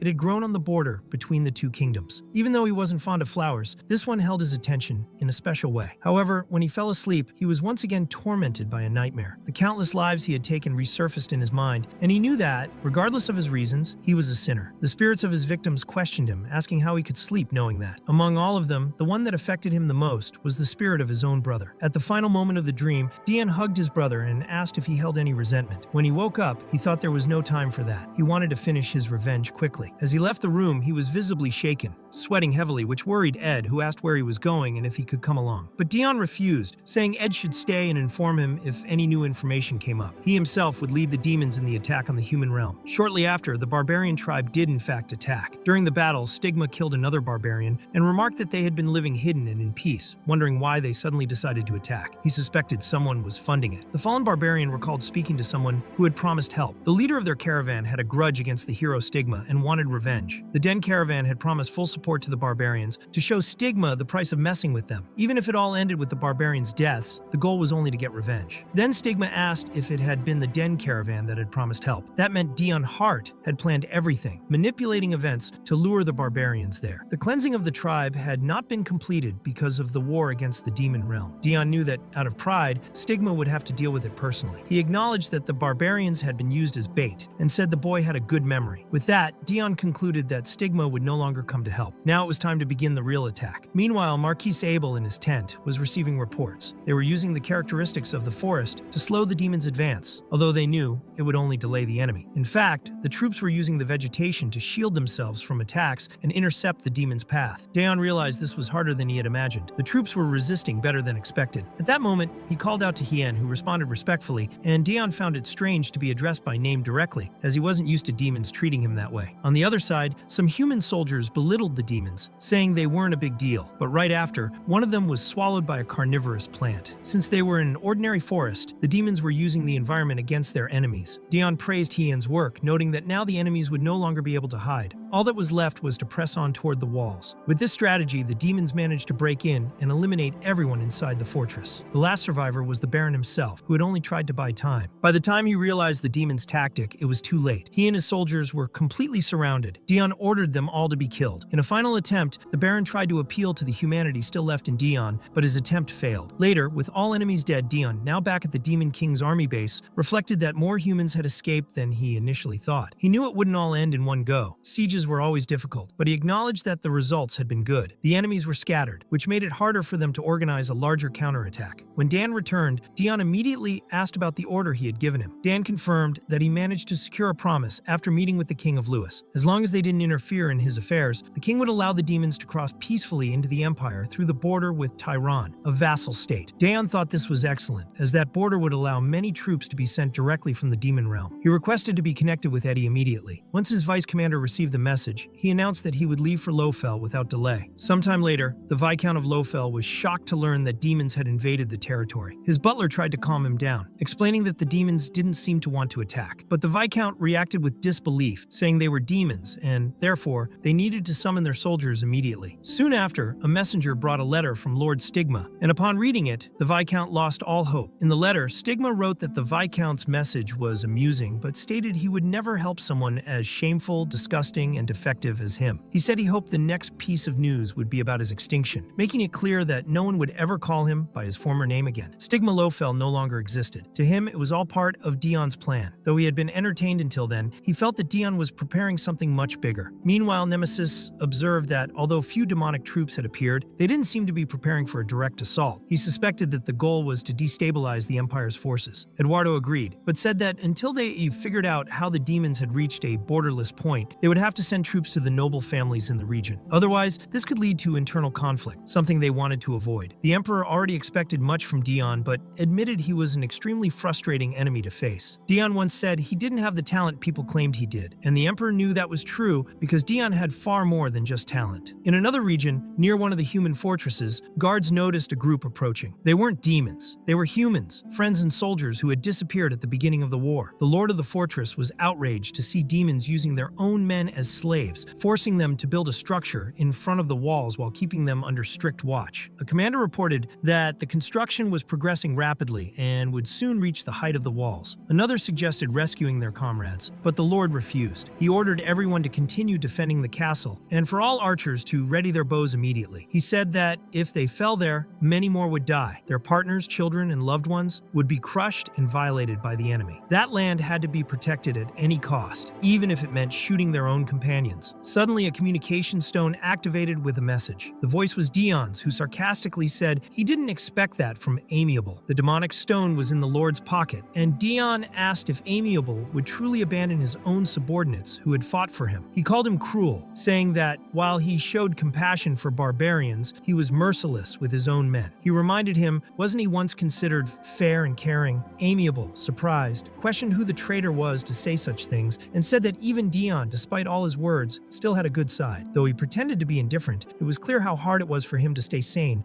while being forced to shoot his own soldiers. If he kept being provoked in that state, he would soon fall apart completely, destroying himself in the process. The solid trust that the people once had in him had been broken, and now all that remained was chaos. At that moment, all the soldiers lowered their bows, and even Dion admitted that it had been too much. They had been captured, so they had no choice. Besides being forced to kill their own comrades, they were stripped of their honor by being called traitors. It was shameful. Dion had no intention of giving Amiable any more time, and by the end of that night, he was already dead. Even so, Dion acknowledged that the man deserved his admiration. He fought better than expected, even with his spirit completely shattered. But it was only a matter of time. The Empire's reinforcements would not arrive, and he could not last much longer. And it was not just Amiable who fell, other places were also being attacked at that very moment. The Empire was then forced to divide its troops among the many invaded territories, exactly as Dion had planned. Fortunately, he had already sent some demons to Lofel territory with Ed's help, which made their advance even easier. After lighting another cigarette, Dion concluded that there were no longer any obstacles between him and the capital. Later, the Emperor learned that the Miller barony had also fallen. Mabel had died fighting the demons, and even the Emperor himself was beginning to show signs of despair. Elphidius asked if His Majesty was having hallucinations again, but Eduardo replied that everything was fine, that there was no reason for alarm. He had only lost his appetite because of the constant smell of blood. Elphidius then said he would send him, along with Zara, some better quality meat. Right after that, Elphidius said he also had something to discuss with His Majesty and asked everyone else to leave. Only Elphidius and Alatea remained. Elphidius got straight to the point, saying he wanted to know clearly how the Emperor's body was and why he refused to see a doctor. Eduardo replied by asking if that meeting was just to annoy him. Alatea took the opportunity to ask something else. She said the Emperor had evacuated all Imperial citizens who were directly between Miller and the capital, including nobles and soldiers, sending them elsewhere. At that rate, it would not be long before Dion appeared, so she questioned why he had done that. Eduardo replied that it did not matter, because when the enemies reached the capital, it would already be completely empty. Soon he would move the empire's seat to another location. He had been preparing it for a long time. It was not a beautiful or hopeful place, but a natural fortress that was extremely resistant. Supplies had already been transferred, and the place even allowed for cultivation, which would ensure survival even during a prolonged siege. Elphidius asked when the emperor had started planning all that. Eduardo replied that it was from the moment Daon Hart turned against him. In fact, more precisely, from the day he disappeared. Meanwhile, Daon continued his journey and noticed that he had not encountered any resistance so far. He wondered who that man who had fled from the emperor was and how he had managed to do it. He knew that this was, in quotes, the true Count Hart. The Count explained that this was the Hart territory, all that was left of it, and questioned why he would flee from something that belonged to him. He also wanted to know how Daon had entered the castle, since he was sure he had locked all the passages. Daon answered calmly, as he knew all the secret passages of the Hart territories and their neighboring lands. Daon said that no one should have known about those secret passages because only those of the direct bloodline were supposed to know them. He realized he knew them only because his father and Cruel had never cast him out. He had been the frail and sickly son, always present in lessons just listening. Back then, he believed they let him stay because he was too weak to be a threat. But in the end, that was not the reason. His father and Cruel truly trusted him. Thanks to that silent approval, Daon had learned everything he knew. At that moment, he was in good spirits and decided to spare that man, even though he knew he was a despicable person. He did not want to kill anyone else from his own family. He knew he was now very close to the capital and would soon reach his goal. Meanwhile, the Duke and Illister were attending an official meeting with the Emperor. Eduardo asked if those who had just returned were not satisfied with the current situation. He had not expected to be the one to convince those people. The Emperor had moved the capital without anyone's consent and withdrawn all troops from the path, leaving the capital completely exposed to the approaching demons. If the Duke said he was putting the Empire at risk, there would be no way to argue against it. However, Illister said he would not accuse him. He admitted that the Emperor was doing it for the good of the Empire. Eduardo was not sure what Illister was plotting, but thanked him for his help in resolving the crisis. Illister merely warned him not to make mistakes, as any slip-up would bring a storm of enemies eager to bring him down. Eduardo replied that he had no intention of showing his weak side ever again. He knew that the moment he felt he could no longer keep his composure, he would end everything with his own hands. Illister, however, pointed out that if the Emperor were to collapse, the Empire would plunge into chaos at the worst possible time. That's why they had to act before it was too late. Illister mentioned that he needed a favor from the Demon King to carry out his plan, but the king refused. He said it didn't matter if it was to withdraw troops or request a pause. He wouldn't listen to anything Illister had to say. He had more entertaining matters to deal with and already had an actor doing a great job on his stage. Illister said he didn't want to resort to that, but it seemed there was no other choice. Later, a figure approached the demon army carrying a communication crystal. He said he came from the Church of Redemption and handed it to Daon. Daon simply took the crystal and dismissed the messenger, already knowing it was a message from Duke Illister, who thanked him for the warm welcome. Daon replied that they didn't have the kind of relationship that allowed for friendly conversation, so he asked him to get to the point. The Duke asked how much of the truth Daon already knew. From his expression, it was clear he knew it had been the Duke who killed Cruel. Still, instead of going to kill him,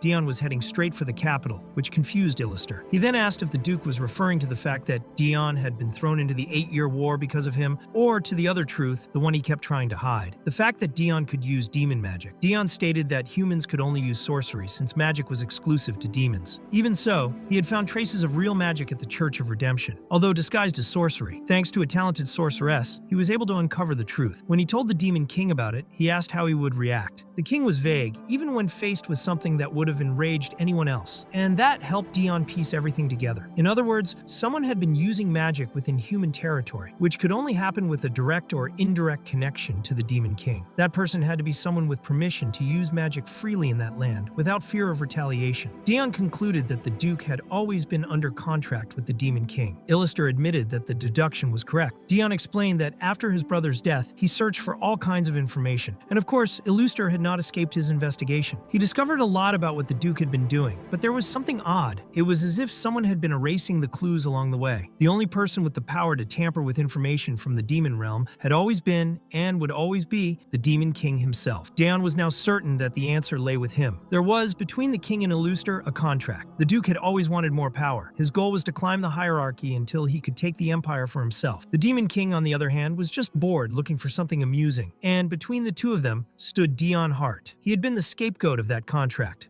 The perfect sacrifice. With his strange appearance and frail body, he was the ideal target to attract the attention of both. Dan was completely horrified upon hearing all of this, but Illuster confirmed that Dion had hit the mark. He said it was impressive. Yes, Dion had merely had the bad luck of drawing attention. There was no grand reason. It was just a joke, and Dion had been the sacrifice all along. Dan wondered if they had really bet on the life of a child. How could someone be so cruel? Dion, however, thanked him for the explanation, but he wasn't shaken at all. He didn't feel shocked or even consider changing course. If Illuster thought he would run to the Demon King or divert his troops to attack Illuster's territory, he was completely mistaken. Dion's focus was to destroy the Empire. His revenge against the Demon King would come only after his revenge against the Duke. He already knew what Illuster's weakness was, so there was no chance of turning back. But the Duke said it was a shame and asked if Dion didn't want to stop by and retrieve his brother's head. He sarcastically commented that it was being well preserved. Suddenly, all the soldiers began to question why their route had changed. Some said the commander had redirected them to the Duke's territory, even though they were already near the capital. Dan spoke with his master, saying he knew how furious he was, but asked if he wasn't tired of all the running. Dion was only thinking that he had to get there as quickly as possible. He knew that Cruel's head hadn't decomposed yet, because Illuster had used preservation magic on it. That deeply disturbed him. He moved ahead, leaving the army behind, because he knew that if he arrived too late, he would never see his brother again.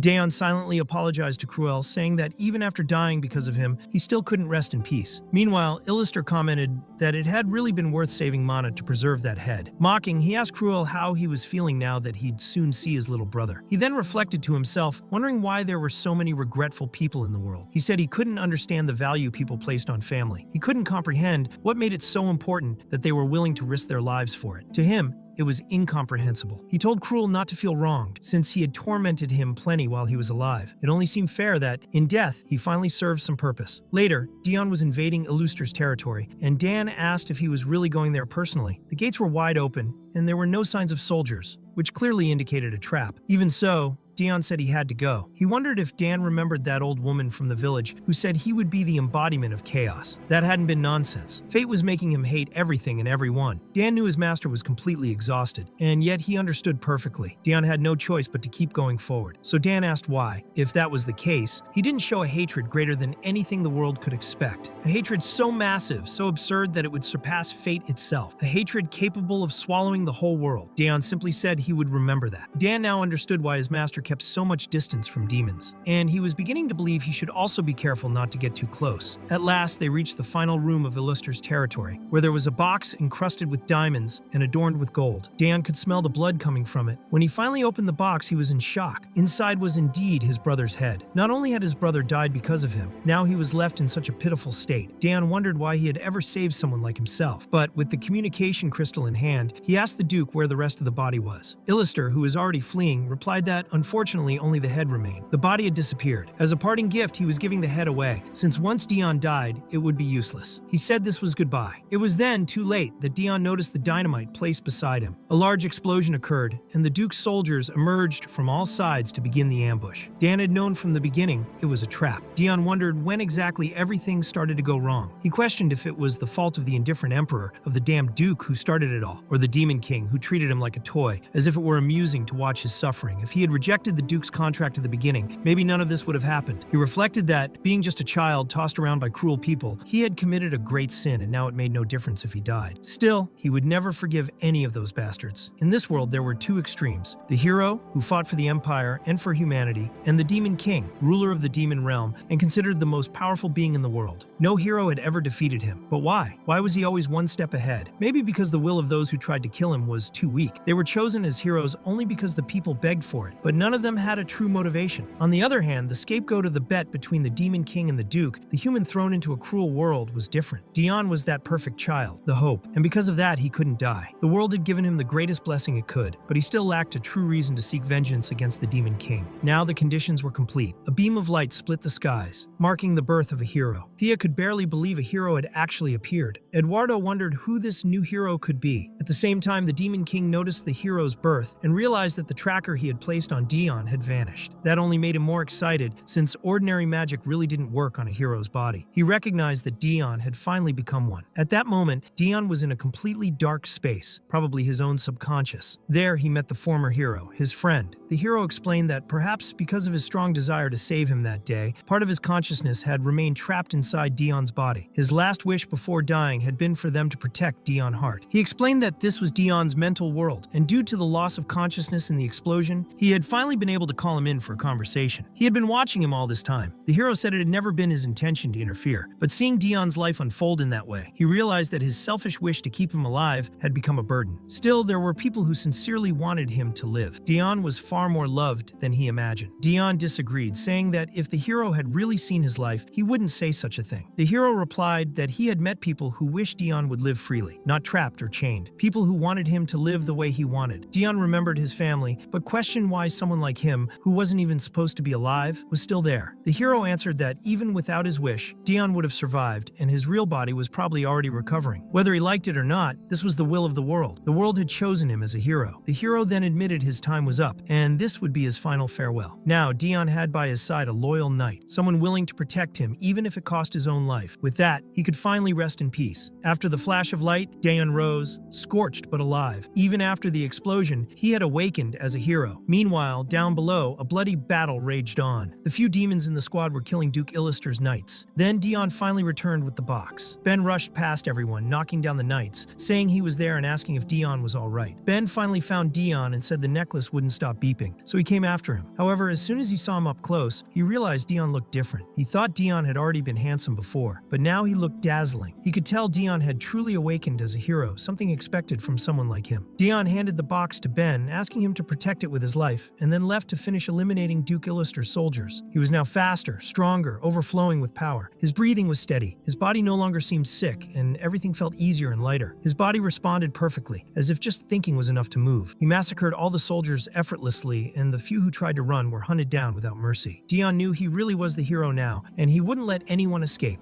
After defeating all the enemies, the surrounding demons were amazed by the power they had witnessed. It was a devastating massacre. Dan thought Dion had already been incredibly strong and fast before, but now, with the hero's power, he was on a completely different level. But Dion felt disgusted. He thought it was revolting. He felt like just another piece on the world's board, being moved by divine will. Ben asked if he was okay. When Dion touched the box, he remembered the hero's words. The hero could now rest in peace because Dion was safe, all because he had by his side a loyal knight, someone who protected him even at the cost of his own life. Dion wondered if Cruel was still watching over him, if he still wanted to see him happy and free from chains. Then he told Dan to take the box back and move ahead toward the demon kingdom. Dion thought that, unfortunately, he couldn't walk a path free of chains. He wasn't capable of abandoning his revenge. Dan replied not to worry, he would protect the box well. Dion thought that was good, but reflected that, in the end, he was still just a human, with no choice but to follow the will of the world. But Dan said he could show the world a hatred no one expected. He wasn't a puppet. He wouldn't do what fate demanded. He would cut the strings controlling him and become a disaster so colossal that even the world itself would fear him. When Duke Illister found out that Dion was alive and heading to the capital, he became desperate. He thought that bastard simply never gave up. He remembered hearing the explosion through the communicator and believed it was impossible for Dion to have survived. Dion Hart's arrival was now only a matter of time. The Revolutionary Army even tried to hold him off, but they wouldn't last long. The Duke reflected that, at least with Cruel's head, he had bought himself some time, and the mercenaries he had hired would be arriving soon. It was then explained that despite the rise and fall of many kingdoms, one had remained standing. It was the oldest of all, marked by unique traits like silver-streaked hair and eyes. This was the kingdom of Esperanas, a country of mercenaries where even children showed aggressive instincts. Even so, it was a completely neutral nation that had never officially accepted troop requests from other countries. But Duke Illister had begged for help, seeking mercenaries to defend his empire. Remember, a high-ranking butler and former enemy of Dion Hart remarked that kneeling before an old man like him, even for a duke, could cause problems. However, Duke Illister replied that it didn't matter. He needed his help as an intermediary for Esperanas. Because of his high position, Remember had enough authority to accept the request. Even so, he complained that it would completely unravel him. Duke Illister knew he wouldn't do it for anyone. It was all calculated. He would never humble himself unless absolutely necessary. Even if he had to lie, he would protect the empire, abandoning everything without a second thought. That was how Duke Illister got his mercenaries. However, Shylin appeared and asked if he really needed to go. She had a terrible feeling. The Duke thanked her for the concern, but said there was something he had to do, and asked if she understood. Shylin thought he was cruel. She knew she wouldn't be able to stop him this time. When Duke Illister left, Salen thought that maybe if it had been a direct order from the Emperor, he might have stayed. She wondered if someone like him, who used others without caring about the consequences, could even realize that he too was being driven by his own emotions. Salen seriously doubted he was capable of admitting it. Meanwhile, in the Empire, Eduardo officially declared the annulment of the alliance with the Empire of S and said they should not worry about the Empire's next move. moves. After shutting off the communication device, Elphidius asked if he was sure that breaking the alliance was the right decision. Eduardo responded by asking why the two of them were still there, and Oele commented that as long as His Majesty remained, they had no way to leave without it looking like betrayal. Eduardo then allowed them to leave immediately for the capital, although Fides considered that decision stubborn. Next, Eduardo called Nemesis and ordered him to escort the two to the new capital. He stated that it was a direct order. The old empire would remain under his responsibility, but their mission was to protect the new empire. Nemesis confirmed and said he would take them as fast as possible, but would return right after to protect him. However, Eduardo said he must not return. The princes then realized this had been the plan from the beginning, and wondered if he really intended to stay and die there. Eduardo drew his sword and confirmed that he did. He had to remain until the end. He was the empire itself, not just the emperor. Running away was never an option. Eduardo rose from the throne and declared that he had no interest in leading an empty nation, nor did he want to be remembered as a coward emperor who fled and abandoned his people. He didn't want to be the last emperor of a fallen nation, nor disappear from history without even a single line written about him. That was why he decided to stay. Letette said she already knew that, but asked what they would do without him. At that moment, Eduardo handed his cape to Alatea and his crown to Elphidius. As he looked at them, the emperor wondered what it truly meant to be an emperor, as he had yet to find that answer. He thought that perhaps those brilliant children, who reminded him so much of his brother, might be the ones to find the true answer. He asked them to consider the empire's survival as if he were still alive. They had to move forward with their heads held high. The time had come for him to step down, and he knew it was the natural flow of things. It was neither strange nor sad. As long as the empire continued to exist, the name of Emperor Eduardo would sit atop the royal family tree and be remembered for a long time. Later, Eduardo was alone. Everything was far too quiet. He wondered why Line hadn't left yet. He was informed that she had made one last request. She wanted to stay and see Dion Hart in person. Eduardo acknowledged that, knowing Line well, even if he issued a royal decree, she would disobey it and go after Dion anyway. So he allowed her to do as she pleased. Meanwhile, Ben was helping Dion get ready, trying to make him presentable for the meeting with the Emperor. Dion, however, commented that everything would be destroyed during the fight anyway. Even so, Ben noticed he had even more injuries. Dion explained that upon becoming the hero, his body had completely healed, but he already had so many scars that a few more wouldn't make any difference. Ben, however, said that scars were memories, and that wounds caused by dark thoughts should remain only in the mind. He asked him not to add any more scars to his body. Dion thought he was exaggerating, until he heard a familiar voice. Line appeared before him, stating that as a knight in his service, she was there to stop him from walking the wrong path. She asked him to stop. Dion ordered everyone to step back immediately and said that by now, Line probably hated him. He asked why she still called him master. Line replied that knights never hate their masters. If he turned back now, she still would not hate him. Hatred was something she simply could not feel for him. Dion asked him to step aside, because now that he had become a hero, no one could defeat him there. But Line said that if he wanted to cross those doors, she would stop him, even if it meant dying. Dion thought that in the end, it was he who broke the oath. He had sworn to be worthy of her loyalty. Line's resolve was firmer than stone. Trying to convince her now would be a sign of disrespect toward that determination. Dion thought he hated her chivalrous righteousness, but now realized he hated even more the fact that her righteousness prevented her from acting like a coward, even when everyone believed retreating would be the natural thing to do. He wondered why she still hadn't attacked him. The battle was completely one-sided. Dion could land several blows on Line while she couldn't even scratch him. Ben thought it was no surprise, since it was obvious that a human couldn't stand a chance against Dion. The difference in power between them was overwhelming. He was on a completely different level. Even so, Dion seemed tired. He thought everything felt too easy and that life had never been fair to him. But why, now that he had become the hero, did he have to trample over someone's effort like that? On the other hand, if he held back, he would only be disrespecting Line. She had prepared herself for that moment, so he couldn't treat her chivalry with disdain. He had to fight seriously and give it his all. Dion's final blow landed squarely, striking her chest and disarming her. On the ground, Line admitted that he truly was very strong. Dion said she shouldn't have come, but she disagreed. She did not regret having served her master, and asked him not to regret anything either. In the final moment, he only apologized before the rain of blood. Dion thought it was already too late to follow Line's advice, because he already regretted everything, and there was no way to stop anymore. When he finally appeared before His Majesty, Dion commented that it had been a long time. Eduardo agreed, acknowledging that Dion had become the hero. Dion asked if he regretted what he had done. Eduardo reflected on what exactly he should regret. Not stopping the first prince from killing all his siblings over a misunderstanding? Starting a war of conquest to try to revive the nation? Abandoning Hart and his own family to turn Dion into a weapon? Or perhaps for not having any excuses to offer once Dion discovered the whole truth? Eduardo had always known that spending a life on the throne was like living with a rope around the neck. He had used himself and others as pieces in his plan to restore the empire. He said that no matter what Dion was talking about, it had all been his choice. There was no regret. It was precisely because of those decisions that he had come this far. Even facing the hero, Eduardo did not hesitate. He suddenly lunged, catching Dion off guard. The strike was swift and incredibly strong, throwing Dion back. Dion thought that, even after becoming the hero, Eduardo's blow was incredibly heavy. No wonder he had once been the strongest hero in history. Still, Dion was powerful now too. The mere clash of their blades created a crater in the throne room. Eduardo realized Dion's speed and strength were absurd. If his technique had improved at the same rate, Eduardo would have already lost. However, he noted that Dion still hadn't let go of old habits. As a hero, he no longer needed to fight, as if his body had limits. His unpredictable attacks were still useful, but they interfered with his next moves. Eduardo said he needed precision, lightness, and power. He needed to abandon that impulsive way of attacking like a beast. Throwing himself into the fire only made the enemy's job easier. Even while trying to dodge, Dion was grazed on the face. He said he was only imitating His Majesty's moves, but wanted to know what went through his head to justify all of this. Eduardo replied that it was merely a whim. He thought that this fight was his way of redeeming himself with Dion, a kind of path toward forgiveness. Even if it was just a selfish apology, Eduardo could see that Dion was improving quickly. That boy learned fast. Everything the Emperor had taught,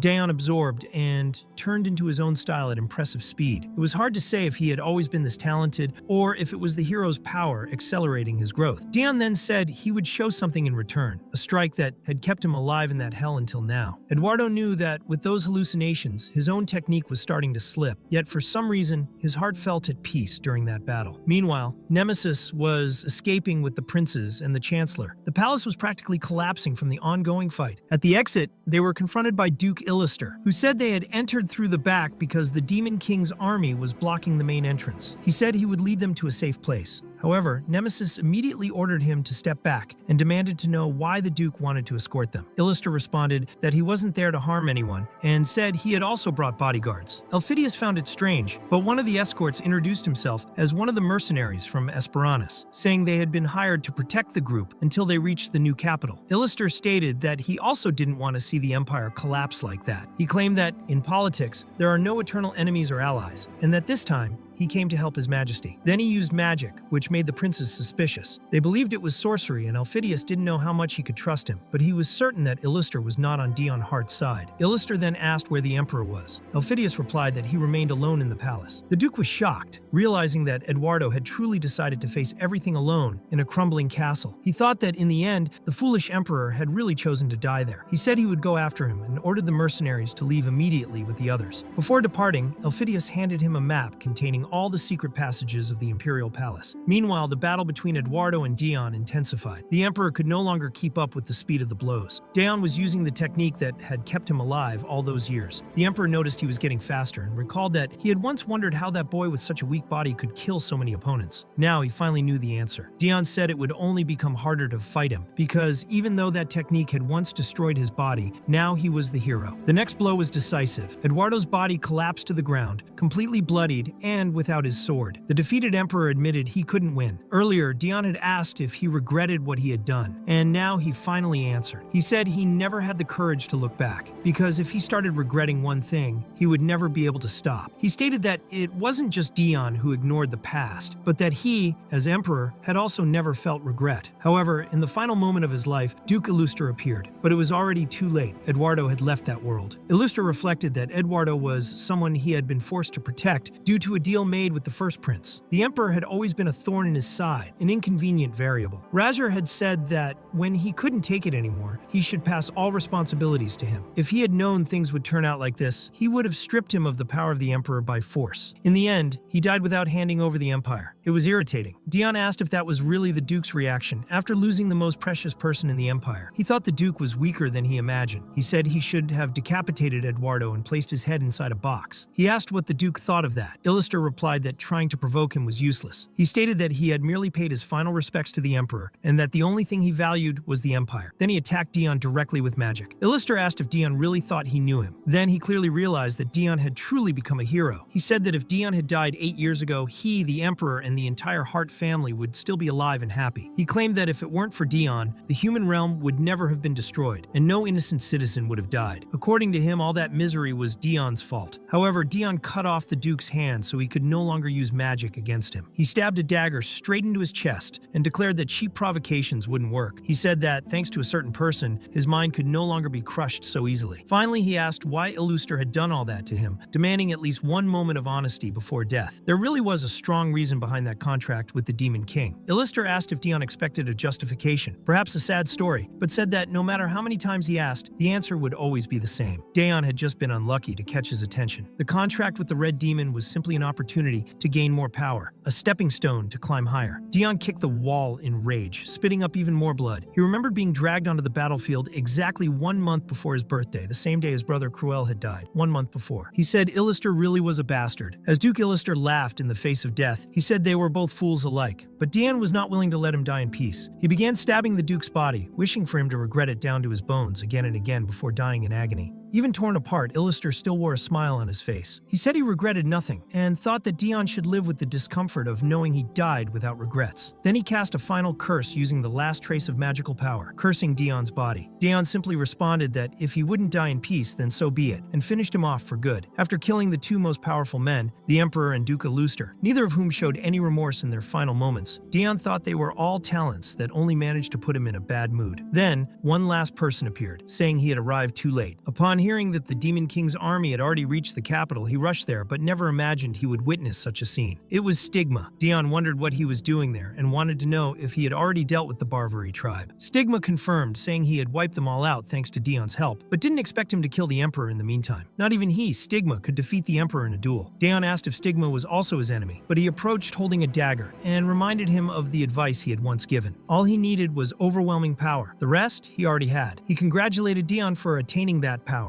and stated he had no intention of fighting him there. He was just sad that now there was no longer an emperor to acknowledge his honor. That didn't mean he wanted to fight and die for nothing. Since things had reached that point, Stigma said he would do what he had been postponing for a long time. After all, Dion had his own matters to deal with too. Dion admitted it made sense. Stigma always cared more about his personal honor than loyalty to the emperor. After confirming the situation, Stigma announced he would leave and warned that bombs had been planted in the castle. Dion should get out. In the final moment, Dion asked if he would ever see him again. Stigma replied that if Dion didn't stop what he was doing, they would certainly meet again, but next time they wouldn't be able to speak peacefully as they had now. When they met again, they would be enemies. Meanwhile, in the demon realm, soldiers were talking about the commander of the Zeroth platoon, who had killed the emperor and conquered the strongest nation of the human realm. Many thought it was incredible, but they were puzzled by how quiet the castle was. They asked why no one was celebrating. The answer was simple. Lord Dion had ordered silence. There was no choice. Some wondered how powerful he had become. It was already impressive, but at this rate, Dion might not even need his own platoon anymore. At the same time, Eddie was reflecting on the constant cheerfulness in the Demon King's castle, even 2 weeks after the events. That made sense, since Dion's conquests were remarkable. But there was another reason behind the euphoria. The commander of the Zeroth platoon had awakened as the hero. It was the first time the Demon King and the hero stood side by side. But by that moment, the topic of conversation in the cities had already changed a lot. Meanwhile, Dion was receiving a report from Devilania, who informed him that they had recovered the emperor's corpse and held a grand funeral in the new capital. All the achievements of the former ruler's life were listed, emphasizing the sacrifice he made in the end, being praised as a respected and great emperor. Although there was no separate ceremony, Elphidius, the crown prince, had been crowned as the new emperor. Dion recalled the moments he had shared with the two. Maybe they hadn't been so bad, but now everything was already decided. Devilania explained that after the capital's fall, the revolutionary army remained silent for a while, which seemed connected to their improved standing among humans. In contrast, the Church of Redemption collapsed after the Duke's death. A woman who had served the Duke entered the palace in secret. She remained there for a long time and was believed to be searching for her former master's body. Shortly after,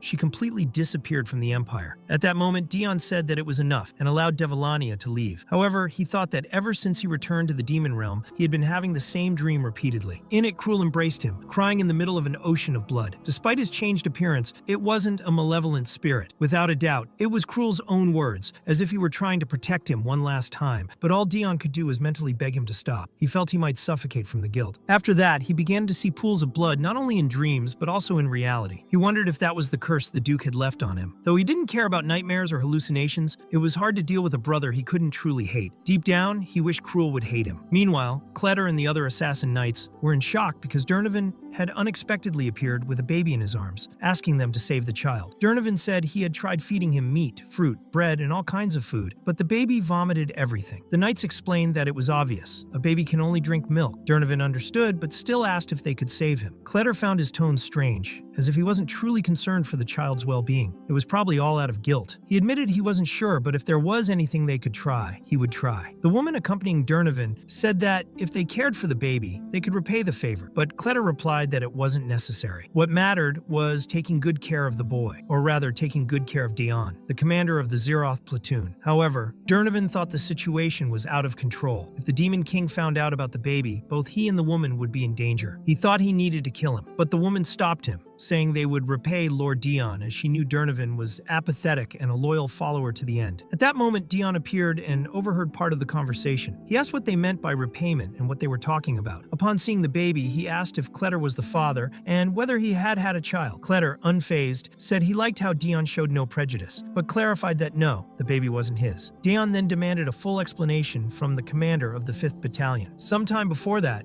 Dion had been lying down until Dan woke him up, asking how long he planned to stay like that. The Empire was reorganizing its forces and preparing to advance again, while he remained inactive. Dan asked if Dion was satisfied. Dion replied that he wasn't. He was just waiting for the right moment. Shortly after, Dion was informed that the Demon King had summoned him for a meeting. Dan asked if that was the moment he had been waiting for, and Dion confirmed it. He had been waiting for the Demon King to act upon learning of his idle state. On the way to the meeting, he ended up stumbling into that complicated situation. He thought it wasn't even funny. He wanted to know why they were dumping that kind of responsibility on his men. OL tried to answer, but was too nervous to speak, so Durnovan stepped forward and apologized. Dion said he didn't care about what they had done. He cared about why they involved his men in such a dangerous situation. He wanted to know if the Demon King was aware that it was a human baby. Bringing a human into the castle without permission was grounds for execution for everyone involved. He ordered them to take the baby away while he was still being kind, but Kletter himself stopped him from taking the child. Dino suggested they just hand over the baby, but Kletter asked if they couldn't at least try to save him. They were willing to try,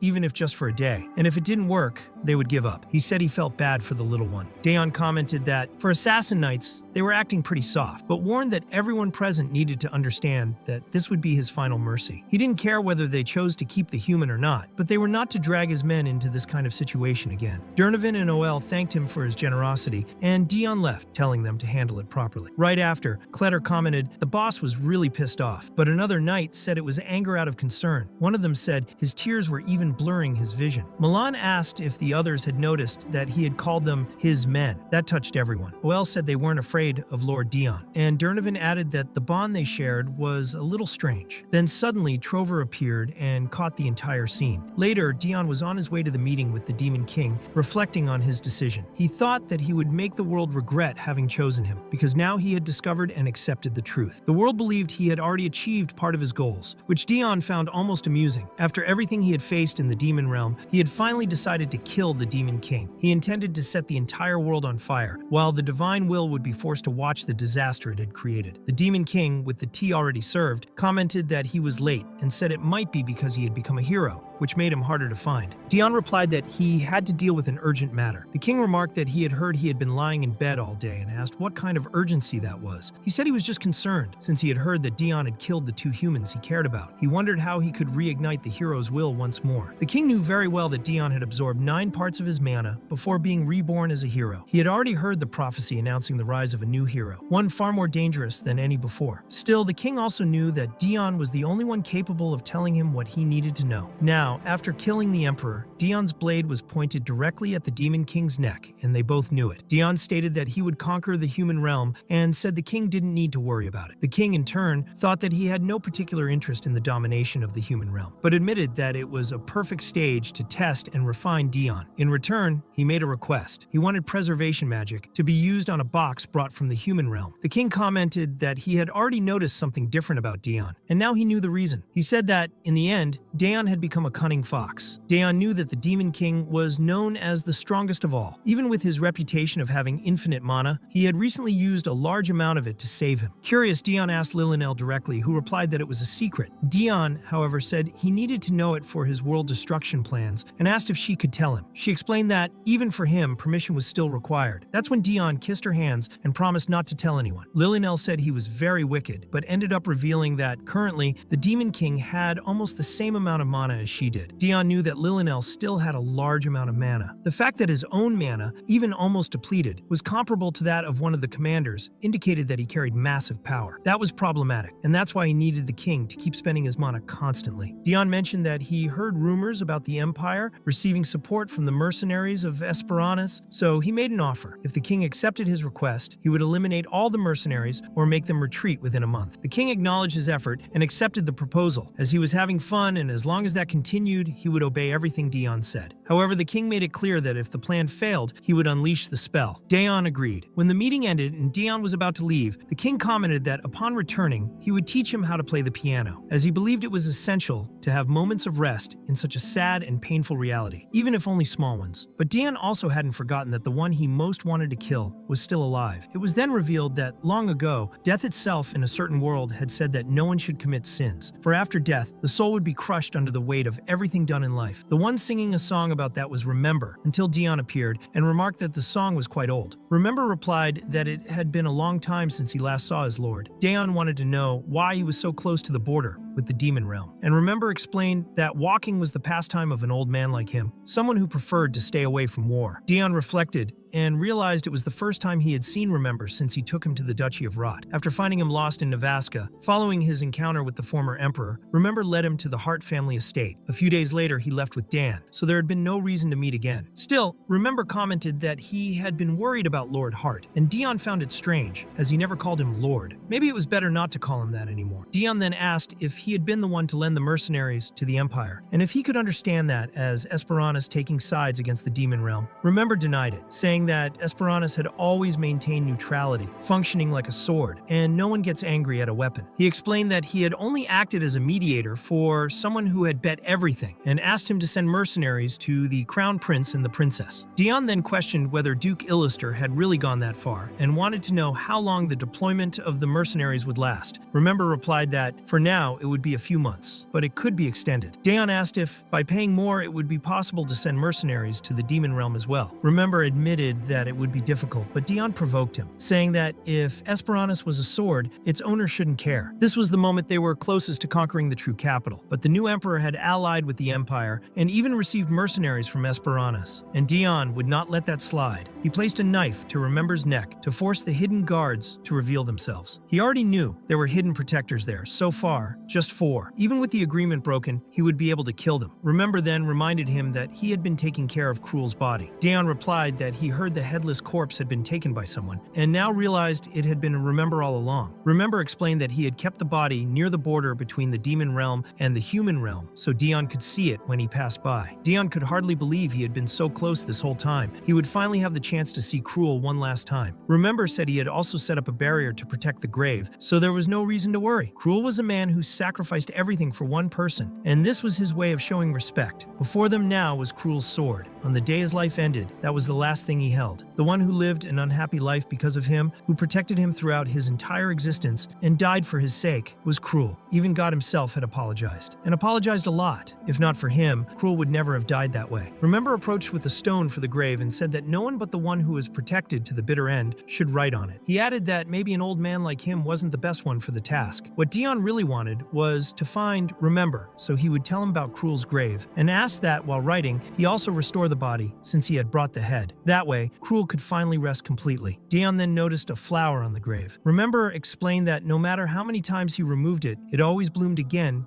in the same place. And since it was so beautiful, he decided to leave it there. Daeon remembered that flower. It was the one that grew near the border between the two realms, the same one Rinha had given him as a gift, a flower that never died. In his dreams, the hero told him that even if that was the final goodbye, Daeon still had a loyal knight by his side, a man who would protect him even if it meant his own death. Daeon knew that man had always been Cruel. He thought Cruel should have rested when he died, and that's why he never had nightmares in rooms where that flower was present. Even after death, his brother continued protecting him. Daeon then said that as long long as they didn't interfere again, he would leave Esperanus alone. It was merely a form of repayment. Remember responded that even if this were the last case, Esperanus would no longer interfere in the war either. Daeon commented that when he was younger, Cruel used to read cultural books aloud near him. At the time, he didn't understand why he read so loudly, but it ended up helping him as he struggled with reading. So, he wrote on the grave a quote from the first book his brother ever read to him. Remember said Cruel would have been happy with that. Daeon decided he wouldn't ask why Cruel had saved him, because he believed he had only been a burden to the family. He was a useless son who had killed his parents and siblings without recognizing their kindness. He also wouldn't ask why Cruel didn't just kill him from the start. Doing so would mean denying both his life and his death. Daeon wanted to live free of regrets, exactly as Cruel had wished. He said that Cruel could rest until the day they met again. For now, he would go on with his life. He wished him to rest in peace. The quote written on the tombstone was, "Don't worry, since I will endure the good and the bad by your side." Remember replied that, as promised, he would remove the protective and anti-degradation talismans within a month. Daeon sincerely thanked him, knowing that might be the last time they would ever meet. He was happy to have found Remember that day, truly happy. The old man thought that the only reason he had become the butler of the Hart family was to understand the state of the empire and negotiate with Esperanus. But over time, he had grown attached to the boy. He told his lord that it had been an honor to serve him, but that his time as butler had come to an end. Remember then reflected on the future. He thought that maybe he should write the story of that world, which would soon plunge into chaos. Perhaps it would be better to do so as an unofficial record, without putting Daeon Hart as the protagonist of the narrative. When Daeon finally returned to the demon realm, he confessed to the king that he had failed his mission. He apologized for not being able to make the Esperanus mercenaries retreat. The king found the situation strange, as Daeon had returned long after the deadline, and he assumed Daeon had succeeded. He was someone who had reasons to delay while in the human realm. But the truth was that the king had used his own mana to keep the preservation magic active, which had considerably depleted him. That's why Daeon wandered aimlessly through the human realm for the rest of the time. He had no specific destination, just kept moving forward. As a result, he ended up discovering what the human realm really thought of him: a traitor, a cursed murderer, the greatest of demons, humanity's betrayer. Even so, the promised month came to an end. The barrier that Remember had placed over the tomb was also lifted, and since Daeon had failed his mission, the Demon King would also cancel the preservation magic. The king then asked if he had found Cruel Heart's body. He wanted to know if Daeon brought it back to make him whole again. He assumed Daeon had stumbled upon the corpse by chance during the mission. He asked whether he had at least considered the possibility of finding the tomb and destroying it, or using it as blackmail.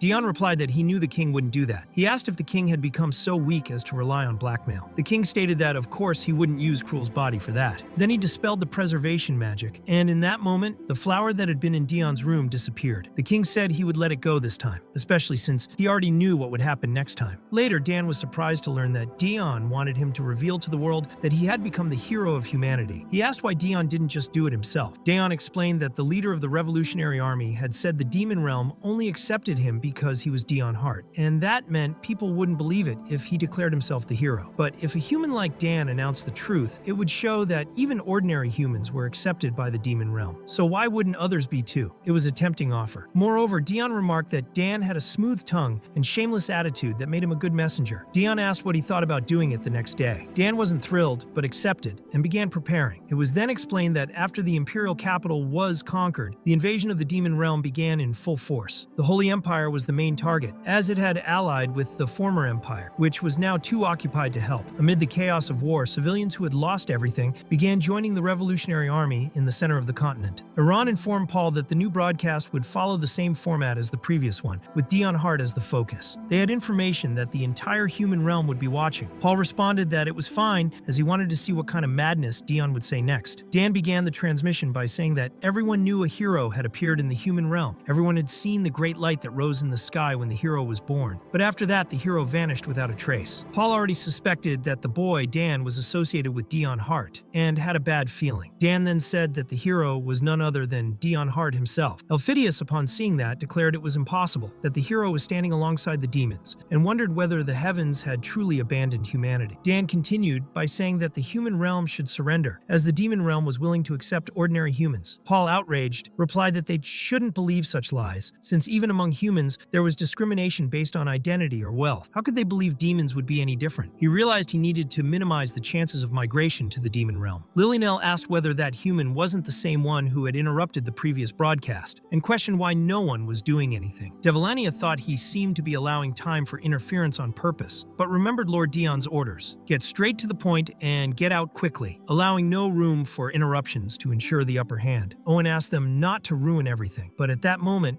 Dan allowed himself to be interrupted on purpose because he also wanted to provoke even further. He stated that the only talent of the Revolutionary Army leader was talking nonsense. He said that last time, they had called Dion Hart a traitor to humanity. He questioned the logic of saying demons were more cruel and cold-hearted than humans, as if humans were so different. Dan stated that Dion Hart clearly didn't kill Cruel, and that he was just another victim of humans themselves. At that moment, documents began to fall from the skies. Dan had already planned everything with the Ghost Assassin Knights, who were tasked with distributing all those documents. He knew the plan would work because the Ghost Knights always did a good job. After receiving direct orders from Dion, Dan asked the Knights for a favor: to gather information about Dion Hart, the organizations Duke Illuster was involved with, and all relevant data. During the broadcast, the documents would be released at the exact right moment for the people. Dan said he had carefully organized all the information for the Revolutionary Army, and now Paul just needed to verify it. Just by looking at the paper, anyone would recognize the organization's name and Duke Illuster's official seal, immediately understanding the truth upon reading everything. In the end, Cruel had sacrificed himself to protect Dion Hart, intentionally sending him to the demon realm. Meanwhile, the true villain, Duke Illuster, was responsible for the murder of Cruel Hart, as well as the cause behind the Demon Hortra incident. Paul reacted by saying it was all lies because he couldn't believe a human would do something like that. Dan questioned whether he truly believed that, and Poe ended up remembering Daniel's death. Then, Dan told the Revolutionary Army that he understood why they still resisted and saw Dion Hart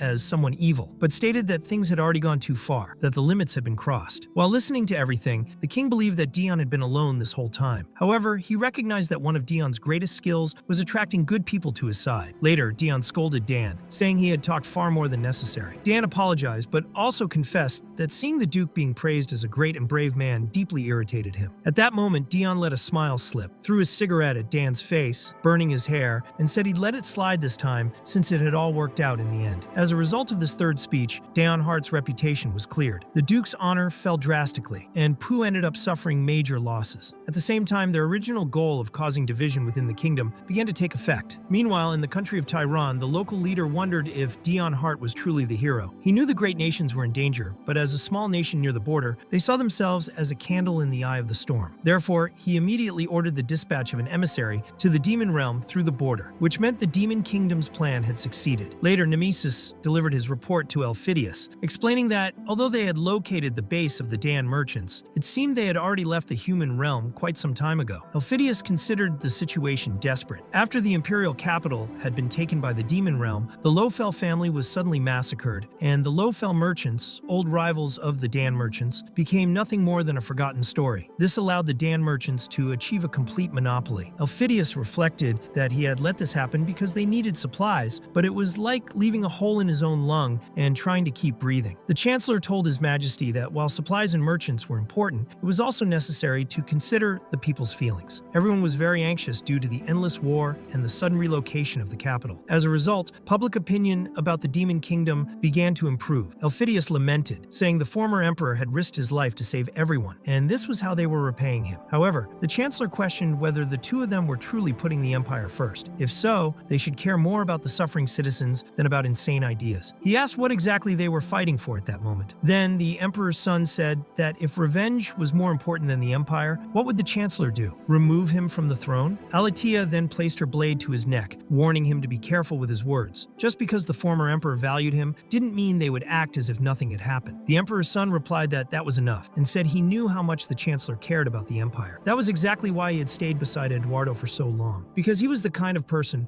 who would stop him, even kill him if he went off track. But now, Elphidius needed someone who would just support and help him, nothing more. He then asked if the Chancellor understood what would happen to the empire if the only heirs to the throne disappeared. He asked him to no longer resist his will, the will of the the new emperor, since he was the empire itself. Next, a bit about the Holy Empire was explained. Despite having only medium military strength and average supply production, it was still called the Southern Empire because of one extremely talented leader. After the third official communication from the Demon Kingdom, a drastic change occurred in the Holy Empire. All the people of the nation, including its vassals, became religious fanatics who obeyed only their queen, the impressive Manhwa. She commented that although she had ceased being merely a queen and had become a goddess, she never imagined she would receive such a high level of support. In addition to efficiently controlling both vassals and citizens, the empire could now simply let the traitors be punished on their own. All these changes happened thanks to the Holy Empire's new strategy, and also due to the direct influence of Salen. She explained that she had only created a small change with the goal of exalting a wise queen. Manhwa said she was happy that someone like Salen had come to her empire and asked if she hadn't said she would leave after getting her revenge. Salen's main goal there was the death of Dion Hart. She would help the Holy Empire as much as she could, but her priority always was and always would be revenge. However, Manhwa said that Duke Illister never looked at her, not even in his final moments, and asked if Salen was still so bound to that love. Salen replied that a person's heart never behaves the way one wants. Even though he had been cruel, he was still the first man to recognize her worth, and she would not allow Dion Hart to have peace. Meanwhile, in the outer garden of the Demon Kingdom's castle, Dion asked if there had been contact from Tyrant. The king confirmed that yes, they had said they wanted to ally with the Demon Kingdom, which he considered great news. As for the Holy Empire, they had not responded yet. When Dion stopped playing the piano, the king asked if he wasn't going to play anymore. Dion replied that he had already played 10 times and asked why the king was so obsessed with his new hobby. Dion wanted to know if he had discovered his preference for art, violin, or piano. The king answered that it was all for Dion's sake, because the curse cast by Duke Illister would only worsen as he felt more guilt. If it wasn't possible to deal with it by separating memories like before, it was better to stay distracted. Dion asked if the king couldn't use his mana to remove the curse, but he said no, it was impossible. The Duke had used his own life and his own mana as payment for the curse. Dion remembered that he had gone through this before, that he had already tried to hate and curse his brother. Ran had also left him a note before leaving, saying that to kill someone with a curse, one must offer what is most precious. Dion didn't know how Ran had discovered that, but forgot to ask before tearing up the letter. He then thought that the Duke had truly sacrificed everything he had to curse him, calling him a shameless bastard. The king reiterated that he was only trying to distract Dion with a healthy and peaceful hobby. If he thought piano was boring, he could teach him to translate ancient languages, instruments, linguistics, knitting. He just had to ask. Dion asked what the king didn't know how to do. The king replied that he had lived long enough to learn everything and reach the peak of each area, yet there was still time left. But he revealed that there was one single thing he had never been able to learn, even with all that life. Only one person could teach him, and that person was the hero. That's why he wanted Dion to hurry and teach him. Dion asked what he was talking about, but before the king could answer, an attack began. A woman lunged straight at Dion's neck, and he immediately grew suspicious, asking if that had been her plan all along. Since he wasn't the one who attacked first, he concluded it was self-defense. Even so, the woman easily dodged. It was the vampire queen who had sworn to kill Dion Hart. The demon king then asked what kind of disrespect that was in his presence. The pressure of his aura alone made her fall to the ground, unable to breathe. The king knew that if it weren't for his interesting toy, Dion Hart, he would have already destroyed the entire demon kingdom. The hero had been created by the world itself with a single purpose: to kill the demon king. And the demon king had been born as the strongest in all of history. He used to enjoy crushing challengers, but over time he realized something terrible. According to the purpose the world had given him, he couldn't lose on purpose or choose to die to the hero. He was condemned to an eternal cycle, and it had completely drained him. Deep down, he also wanted to die. That was when he met a very interesting human, the boy who had survived the battlefield. The king observed his entire life and found it all interesting and amusing. He had finally found the one toy capable of helping him endure the boredom of existence. This opened up a new world of possibilities for him, and now he would not allow anyone to interfere. Holding the vampire queen by the neck, he asked what he should do with her. The frightened vampire begged for forgiveness for showing up like that, and explained that, due to the critical situation in the demon kingdom, she had become anxious. She said that because the demon king was constantly at war, he had neglected control over the monsters. The abyss and the demon realm were in chaos, and she wanted to know if the king truly intended to conquer the human realm this time, even exhausting all his strength just to keep up with that damned human. The queen commented that, although it might not appeal to him, many demons had always wanted to see the sun. Stealing the human's land wasn't a bad opportunity, but she asked whether he was willing to shake the order of the abyss, which had finally stabilized after so long. Finally, the vampire queen stated that the boy was still the hero, and that he, as king,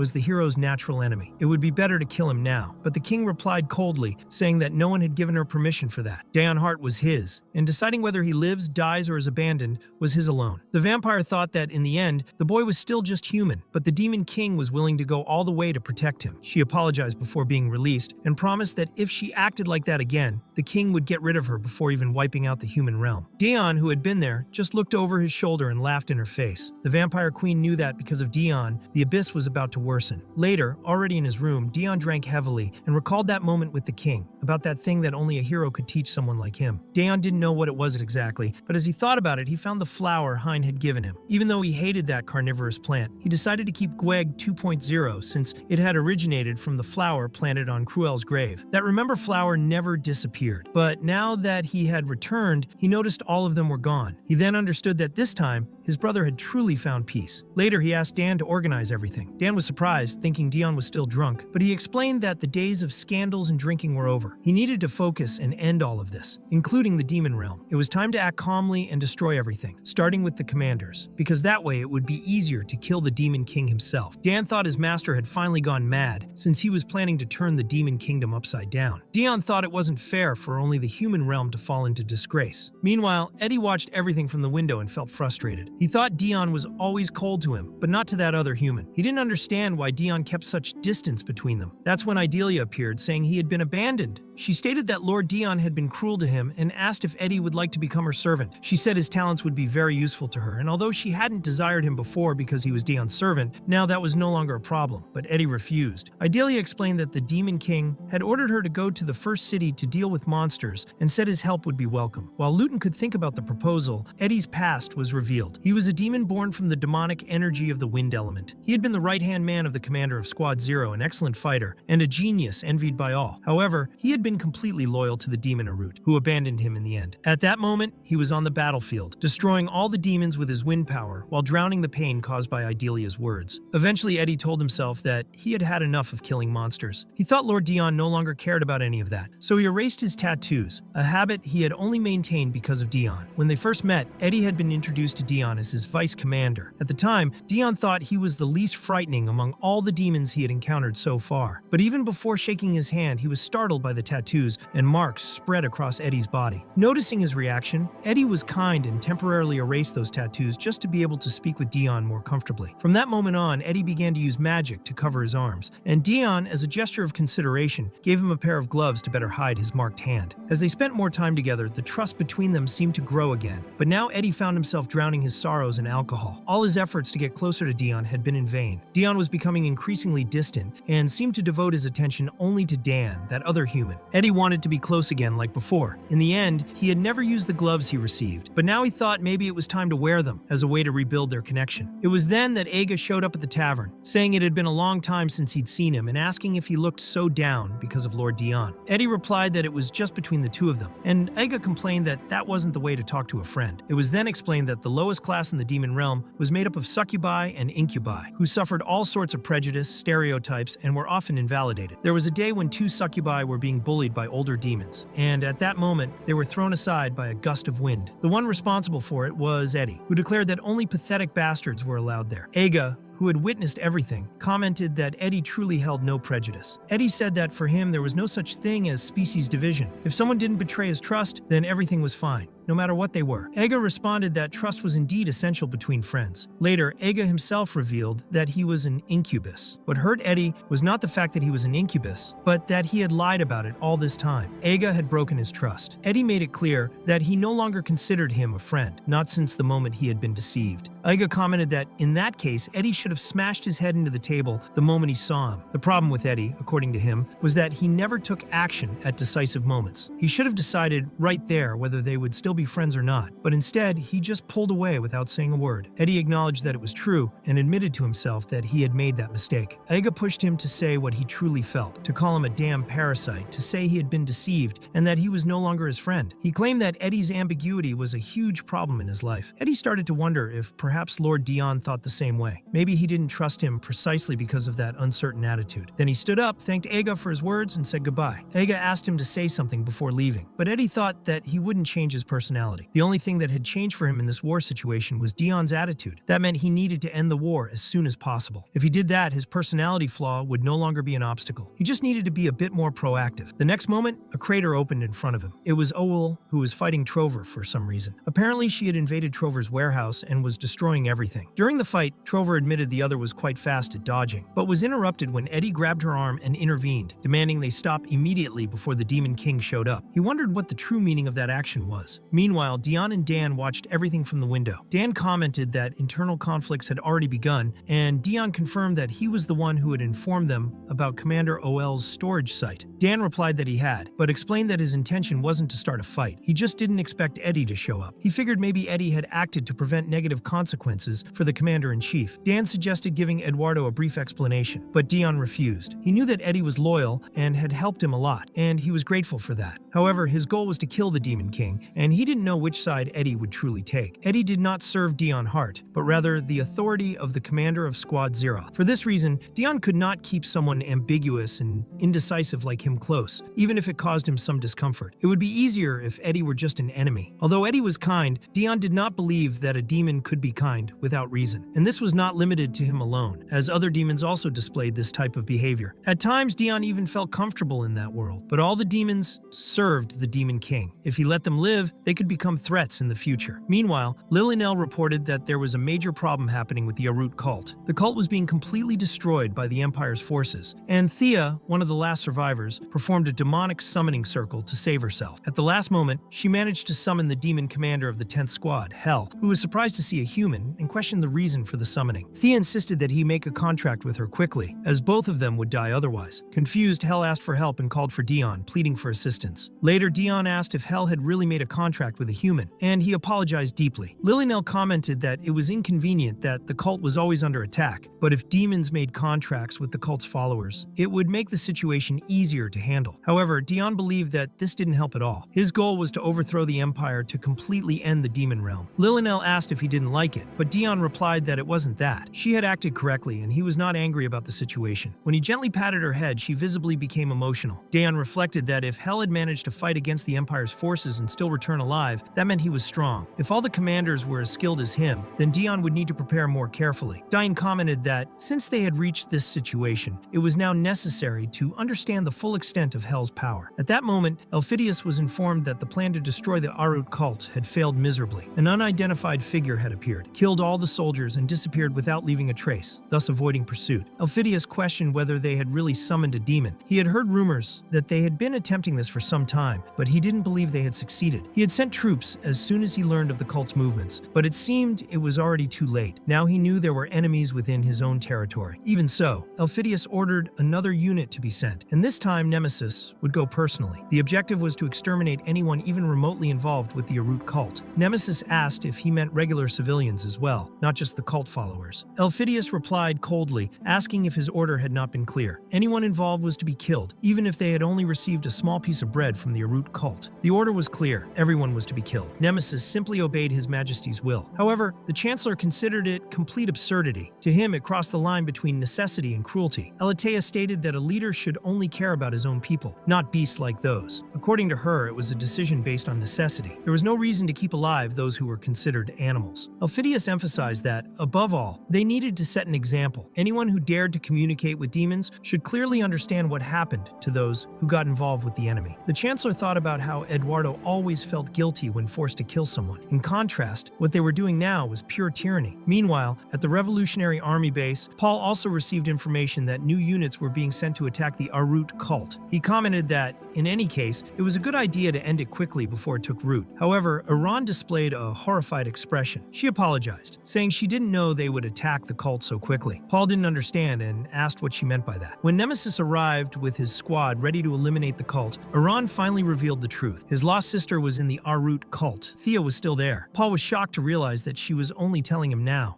If you enjoyed this part of the story, don't forget to leave a like and subscribe to the channel. It really helps me keep bringing more content like this. And if you want to catch the next chapters firsthand, turn on the notification bell so you don't miss anything.